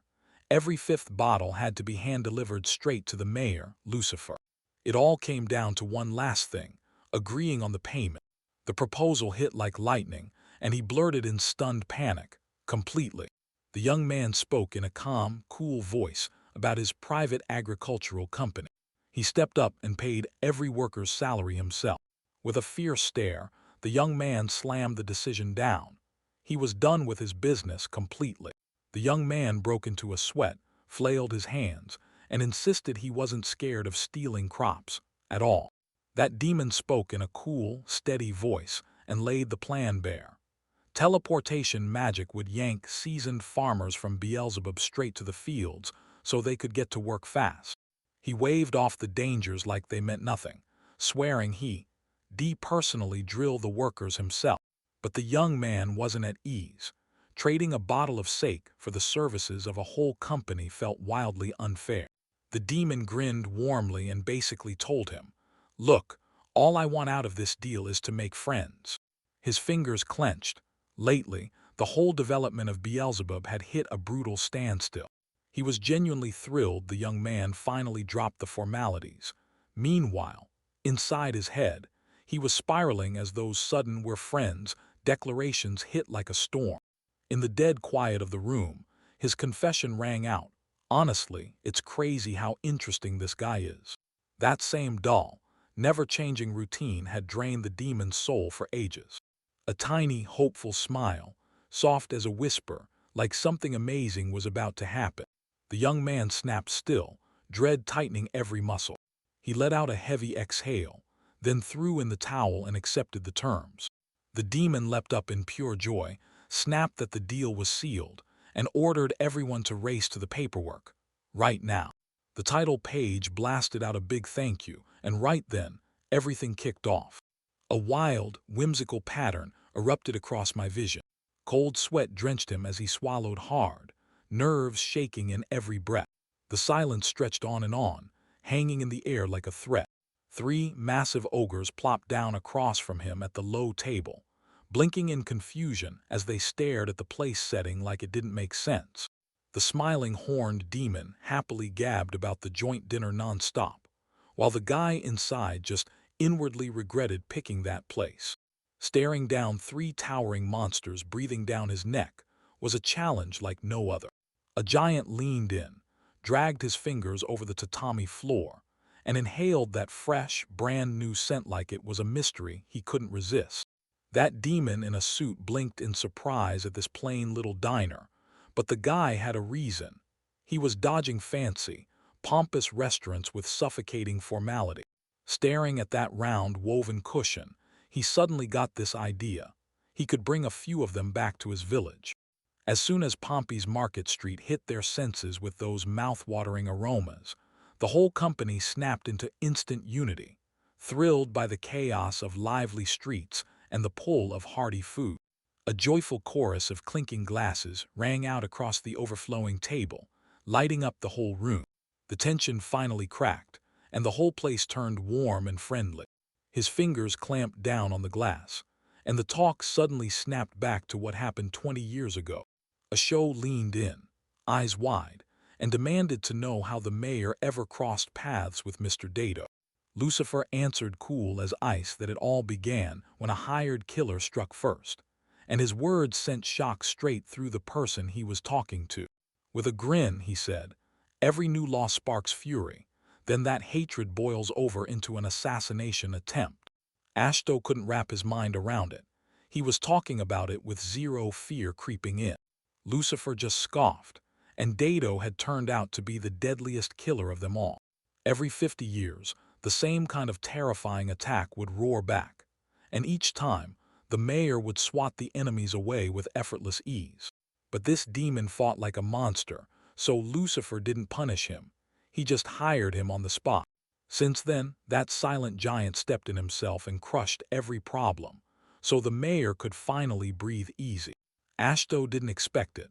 Lucifer's offer to keep pouring more drinks just hit him with overwhelming generosity, and it caught him off guard. The boy took a sip and felt it instantly. The mayor's strength was crazy impressive, but the real jaw-dropper was how fearless he was, like nothing could ever scare him. Suddenly, Lucifer leaned in and barked with icy confidence that nobody was going to touch Ashto's life. He was totally stunned by how fast that guy flipped the topic. The mayor stared straight into his eyes and leaned in, reminding him, face to face, that they looked way too much alike. And he pointed out that in Ashto, unlike him, there were dependable defenders from the very start, and the boy couldn't help but admit he was right. Beneath the crescent moon's glow, memories of life inside Big Baroque Kingdom slammed into his mind like a tidal wave. Out of nowhere, a company guy dragged the drunken Ashto onto the spot and demanded he spill wild stories from his past. He jolted awake on a plush, luxurious sofa, while a sharp, judging voice grilled him about what he'd chugged the day before. The foreman stayed on his knees, shaking hard as he begged, "Tell me, I didn't do anything dumb while I was drunk, did I?" The boy shoved past Ashto with a message from a guy he knew. "The next drinking party is hitting his village." He flashed a warm, real smile. Behind the terrified elder, a horned giant suddenly erupted into view and boomed that he'd be the one handling things from here on out. After Lucifer struck the deal, the village erupted overnight with brand new workers. The farm grew bigger, the harvest exploded upward, and suddenly they were churning out way more goods than ever. Every single morning, the Beelzebub Company's specialists would kick open a magical portal and step straight into work. The elf girl grinned and clutched her fist, practically salivating for even bigger rivers of wine. In the village, work has kicked off, and they're already hauling seedlings and planting fresh trees right along the water's edge. Suddenly the elf froze and blinked, confused out of his mind. "What other ledgers?" he demanded. She blurted out, naive as it gets, "Wait, do the Silver Cat's tribe even supervise the deliveries? With a sly smile, she confessed she didn't have the exact numbers, but the demons were working their tails off, no question. With that reply, a vein bulged on the new accountant's forehead, and pure rage surged through him. She coldly shut it down, calling the negligence blatant and unforgivable. Meanwhile, Lucifer cracked up at her report inside his office, and then he snapped, ordering 2 more officials to be sent to the village. Heels slammed onto the teleportation circle. Cold fury blazed behind those glasses. Clad in a sharp business suit, the top manager stormed in with her 2 assistants to crack down and enforce strict discipline. The girl with glasses froze Ashto mid-breath and blurted, "Mrs. Diana is Lucifer's own younger biological sister, and the women around her are her personal subordinates." He awkwardly dipped into a bow, and Diana answered with a cool, graceful curtsy. The boy snapped back when the guest barged in and demanded every ledger, every harvest record, and every single daily report on the spot. She tightened her glasses with a sharp snap and barked, "Get the papers here now." He snapped his gaze away, eyes jittering, and started mumbling something that came out totally unclear. An awkward silence clung to the room, and the boy just broke into nervous sweat under her unblinking stare. Diana's aura turned pitch black with fury. She demanded, straight to his face if there were 0 reports, and Ashto swallowed hard before squeaking out a terrified, pathetic, "Yes." The girl let out a tired sigh, forcing herself to believe that at least those crude barters didn't screw the village over. A show rubbed the back of his neck, embarrassed, and admitted the truth. Every trade was done by pure eyesight, just swapping one thing for another. Diana didn't just promise, it was a fearless declaration. From this moment on, she would seize control of the entire industry. Her deadly glare pinned him in place, so the boy snapped his head forward and nodded like he had to. He stared at Diana and her assistants' backs, horrified by the sudden truth. This strict girl couldn't be more different from her brother. Soon, the entire crew surged toward the massive stone workshop building, all spread out and ready to see what was inside. Inside, Elmina burst into joy and greeted them, and right away Diana popped in to introduce herself as Beelzebub's brand new official. While Ashto leaned in and told them this is where they make their wine. Elmina flashed a huge smile and introduced herself like it was no big deal, while the boy beside her couldn't stop thinking, "She's always this friendly." The strict woman nudged her glasses into place, snapped to the point, and demanded to know if the elf was truly running the garden, and the workshop too. While the boring wine pouring kept going, the boy shot Elmina a baffled look and asked what he should do because there wasn't enough wine. The guest pressed for answers, but the elf brushed him off and told him to wait, right until they were done with their work. Asto nearly jumped out of his skin when he heard Elmina was about to hurl a whole bunch of fruits straight into the bank at once. He snapped at her for wasting everything, like one jar was all they ever needed to ferment. The boy leaned in and asked, super carefully, how many fruits she usually shoves into each container. When they brought up the checks, the elf shrugged it off and waved it away. She never bothered with those dull, number-crunching calculations. With a bright grin, the girl explained her trick. She'd toss in 1 more little fruit every time, so the wine never tasted too thin. Silent shock, a pair of glasses on her face. My colleague leaned in and pushed for an audit of her own work. Elmina lifted her nose high and bragged, like her intuition was unbeatable. A few days later, that gut feeling snapped her into a full-on street panic. She was clutching a dismissal order like it was burning her hands. She sobbed on the couch, crushed by the world's cruelty, but Ashto stayed icy and refused to lift a finger to protect her. Turns out the elf wasn't mad about anything. She was furious because they cut off her free bonus wine for her rank. Once she took the lead, production surged so hard that output doubled overnight, and every single fruit got used the right way. The duties got shuffled in a flash, and the newcomer training got handed straight to a girl named Mage. Chaos snapped into place. This team finally locked in the harvest data, double-checked every item, and kept their reports so clean and precise there was 0 guesswork. He rubbed his chin, deep in thought. Diana and the other girls worked with such grit that he genuinely couldn't stop admiring them. He handed over 2 empty houses, one for living, one for the office, even though that workspace still needed renovations before it could really be used. Elmina sprawled across the table, drowning in grief and mourning her stolen wine. He let out a heavy sigh, because fighting for that elf was pointless. Her screw-ups with the village's accounts were flat-out unforgivable. The moment he offered her a drop from his share, her face lit up like a burst of joy. He soothed the crying kid, then snapped his eyes to Mage and demanded to know why she was here. With a bright smile, she declared that the street onsen is finally ready to open. He froze in confusion. Somehow, that promise had vanished from his mind entirely. A hulking Frosky was already waiting, glaring him down and demanding the elder go first into the hot springs. While the gnome barked for him to steam it right, he awkwardly yanked the fabric screen aside. The gnome puffed his chest and bragged that this street bath was his masterpiece, crafted by the finest Eldar gnomes, built by a total bathhouse fanatic, and he named it Rotenpro. The door hissed open and slid aside with a dramatic grind. Thick, warm steam billowed up from the stunning stone bath, wrapping everything in a steamy haze. He sank into the steaming hot water beneath the night sky, and at first the whole street bath idea felt wildly weird. Then suddenly the vibe was absolutely perfect. Ashto grinned like he'd just won, then sank into the steamy hot spring and let the heat melt his worries. He grabbed a wooden bucket, scooped up water, and hurled it onto his shoulder with a big splash. A stranger's foot slipped into the water without a sound. The boy felt nothing at all, just floated there, letting the night breeze wrap around him like a dream. He slowly lifted his eyes, unbothered as the world caught up. With a blissful sigh, Ashto shut his eyes tight. He kicked back inside. These are the best moments life has to offer. And just as the words left his mouth, a loud, bright voice from nearby chirped in. Some horned girl grinned and agreed with him, like it was the happiest truth ever. Ashto shuddered, fighting the urge to look, and blurted out, "Where on earth had Mrs. Jira been all this time?" She answered so calmly that it sounded like a secret. She'd gone to visit an old friend.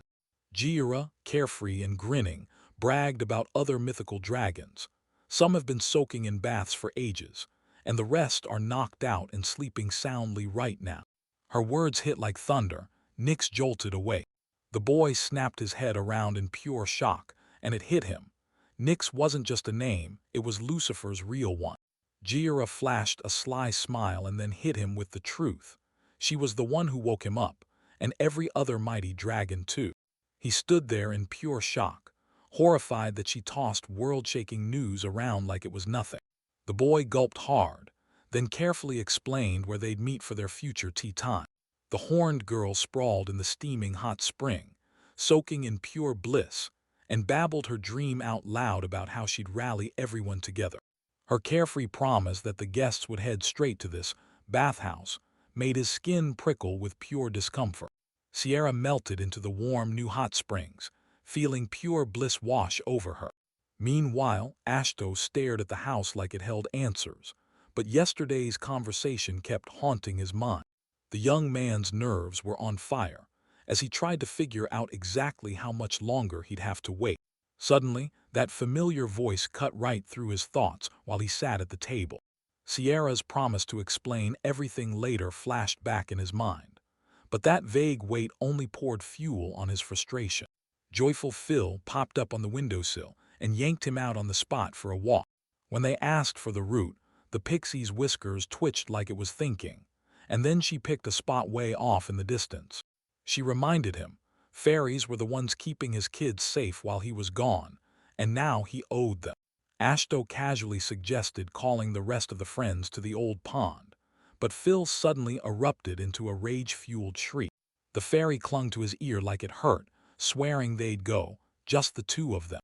Her eyes snapped serious, because the moment of separation was rushing toward them. Ich rupt sich jedinken verloren den Nacken und erinnert sich. Her pixies bekommen nachwärts gen also. Phil let out a tired sigh and warned, "That extra crowd is going to pull my focus off the process." She said the new kids won't stick around the village. They'll band together, hit the road, and roam the world like they did back then. Ashto rubbed his chin, eyes locked on the details, trying to make sense of the whole division of the higher pixies. Realizing how rare and unforgettable this moment was, he swallowed hard, nerves buzzing in his throat. A brutal road stretched ahead, so the heroes packed up their gear and hit the road the very next morning. At dawn, the young man was already waiting in the middle of the empty cobblestone square, like he'd been there for hours, ready for something big. That road looked like death, so he didn't wait. He moved first to keep little Fairy Phil and the rest of his companions safe. In a blink of blazing light, the Book of Knowledge of the Green Dragon erupted from his hands. The ritual to summon the King of the Trees, Humbaba, snapped everyone's attention, because that name sounded brutal, even if the ancient text promised a really good spirit. The young man couldn't stop wondering, would this magic actually hold up when it mattered most? His finger shot forward, then slammed to a sudden stop on the right line. With zero hesitation, Ashto snatched the wand with confidence. Now was the moment to prove everything. In the end, he convinced himself that this giant was nothing more than a buffed-up wooden golem, just like the usual ones.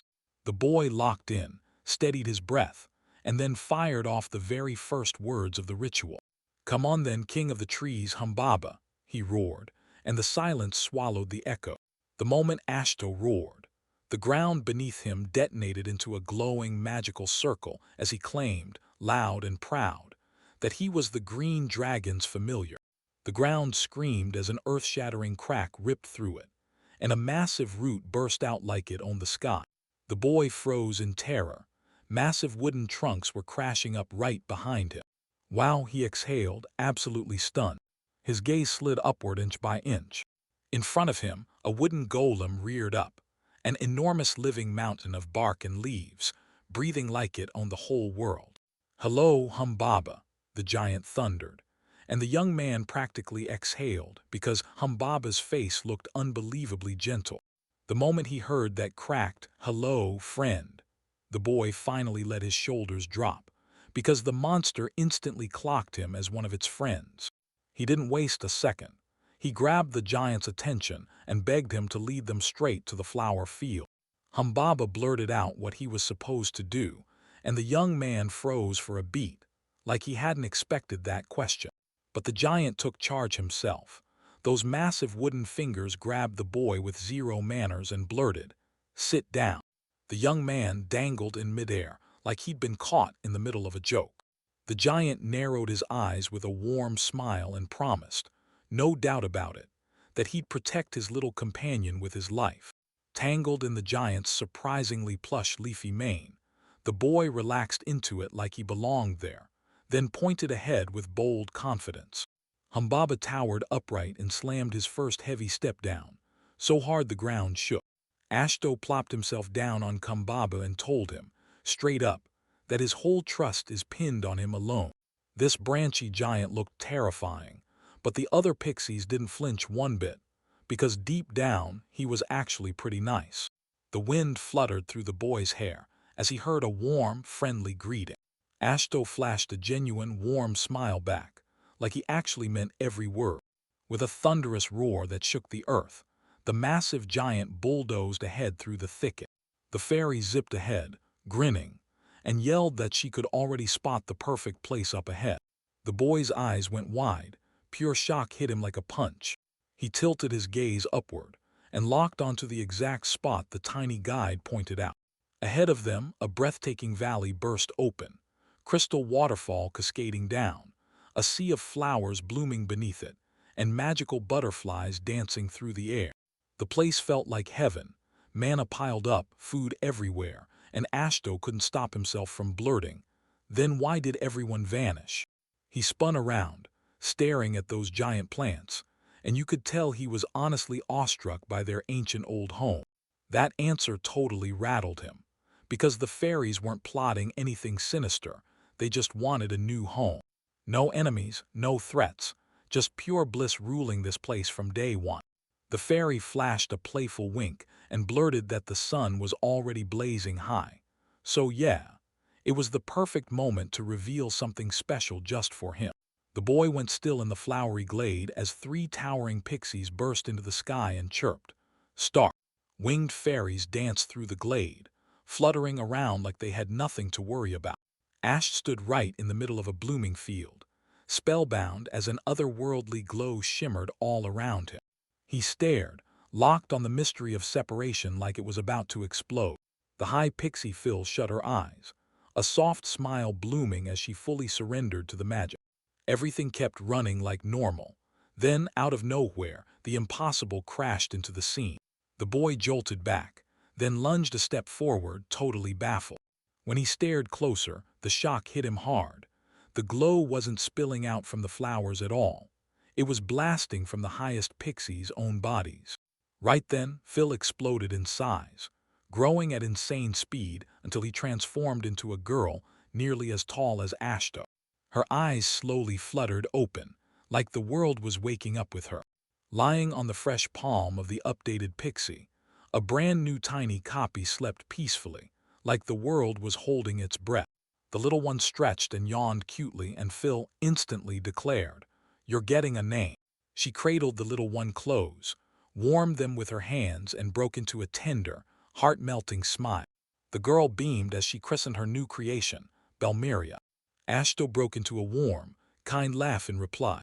The young man and the winged girl stood side by side, perfectly still, in the middle of a sun-drenched flower field. The fairy beamed and introduced herself as Philharmonica, and the boy answered with a soft, grateful nod. Suddenly, space ripped open and burst into fire. Glowing butterflies swarmed away from the girl, while the young man just froze, stunned. Tiny newborn spirits chirped with pure joy, tugging each other along toward fresh lands to hunt down delicious manna. With laughter ringing out and quick little goodbyes, the last tiny fairies shot up into the sky and vanished like sparks. Stunned by that beauty, the boy choked on his words and spun to his invisible partner, Ashta, like, "I don't know what to say." The Philharmonic swore they'd reveal the next division in a full 100 years, but the boy only gave this awkward little smile like, "Yeah, right. No ordinary human could live that long." She said he was likely the very first mortal to ever see their mystery up close, and the young man shot her a grateful nod again, thanking her for this priceless experience. The young man watched the high pixies explode into every direction, hunting down tasty manna like it was their lifeline. As a final farewell, the winged creatures vowed, no doubt about it, that they'd reunite again someday. He grinned and strolled through the blooming field like he had all the time in the world. Suddenly, his tiny companion snapped, "I'm starving," and demanded they turn back to the village right now. After they settled on the giant, the fairy leaned in and demanded what he was going to do with this monster in a world full of ordinary people. The massive giant's back loomed up before them like a stone wall. Perched upright on the monster's head, the boy admitted he just wanted one thing: peaceful coexistence between them. He swept his big friend into a warm, crushing hug. The fairy beamed, realizing that with a monster that big, the local kids were about to get the best kind of entertainment. A giant's face erupted in a cheeky, satisfied grin the moment it happened.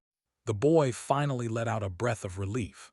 Those local kids were way too clingy, and with a babysitter this huge on the job, he was sure he'd get his piece at last. They leaned on Humbaba and slipped home without a single scare, until the very next morning, when a brand new surprise came crashing into their lives. The young man went rigid with confusion, blinking hard like he couldn't process what he was seeing. Right in front of him, a tiny stranger dozed off peacefully on a green leaf, while his fairy stared at her in stunned surprise. He gaped in awe at the massive, glowing tree blazing right in front of him. The fairy lounged on the branch, soaking up nectar like it was nothing, while the Philharmonic's shock from the surprise run-in got totally bulldozed. That was the last thing he expected. This winged visitor barely even bothered to greet him, and it lit a fire of pure outrage in his chest. The Philharmonic couldn't wrap its head around it. Why on earth was he shocked to find them there? Yggdrasil's power ended up being way too irresistible for the higher pixies.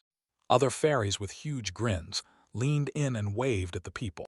When the whole crew announced they'd settle here, the boy snapped in agony and let out a heartbreaking cry. He could only let out a nervous laugh, like he finally surrendered to what was really happening. Nobody saw it coming. After all that time, their paths crashed together again in just one single day. In the end, all that chaos and hustle funneled straight into the local greenhouses. The new housemates' number shot up overnight. Almost 30 more fairies flooded in, swirling around the place like a living storm. His bespectacled friend beamed and welcomed the winged neighbors like old friends.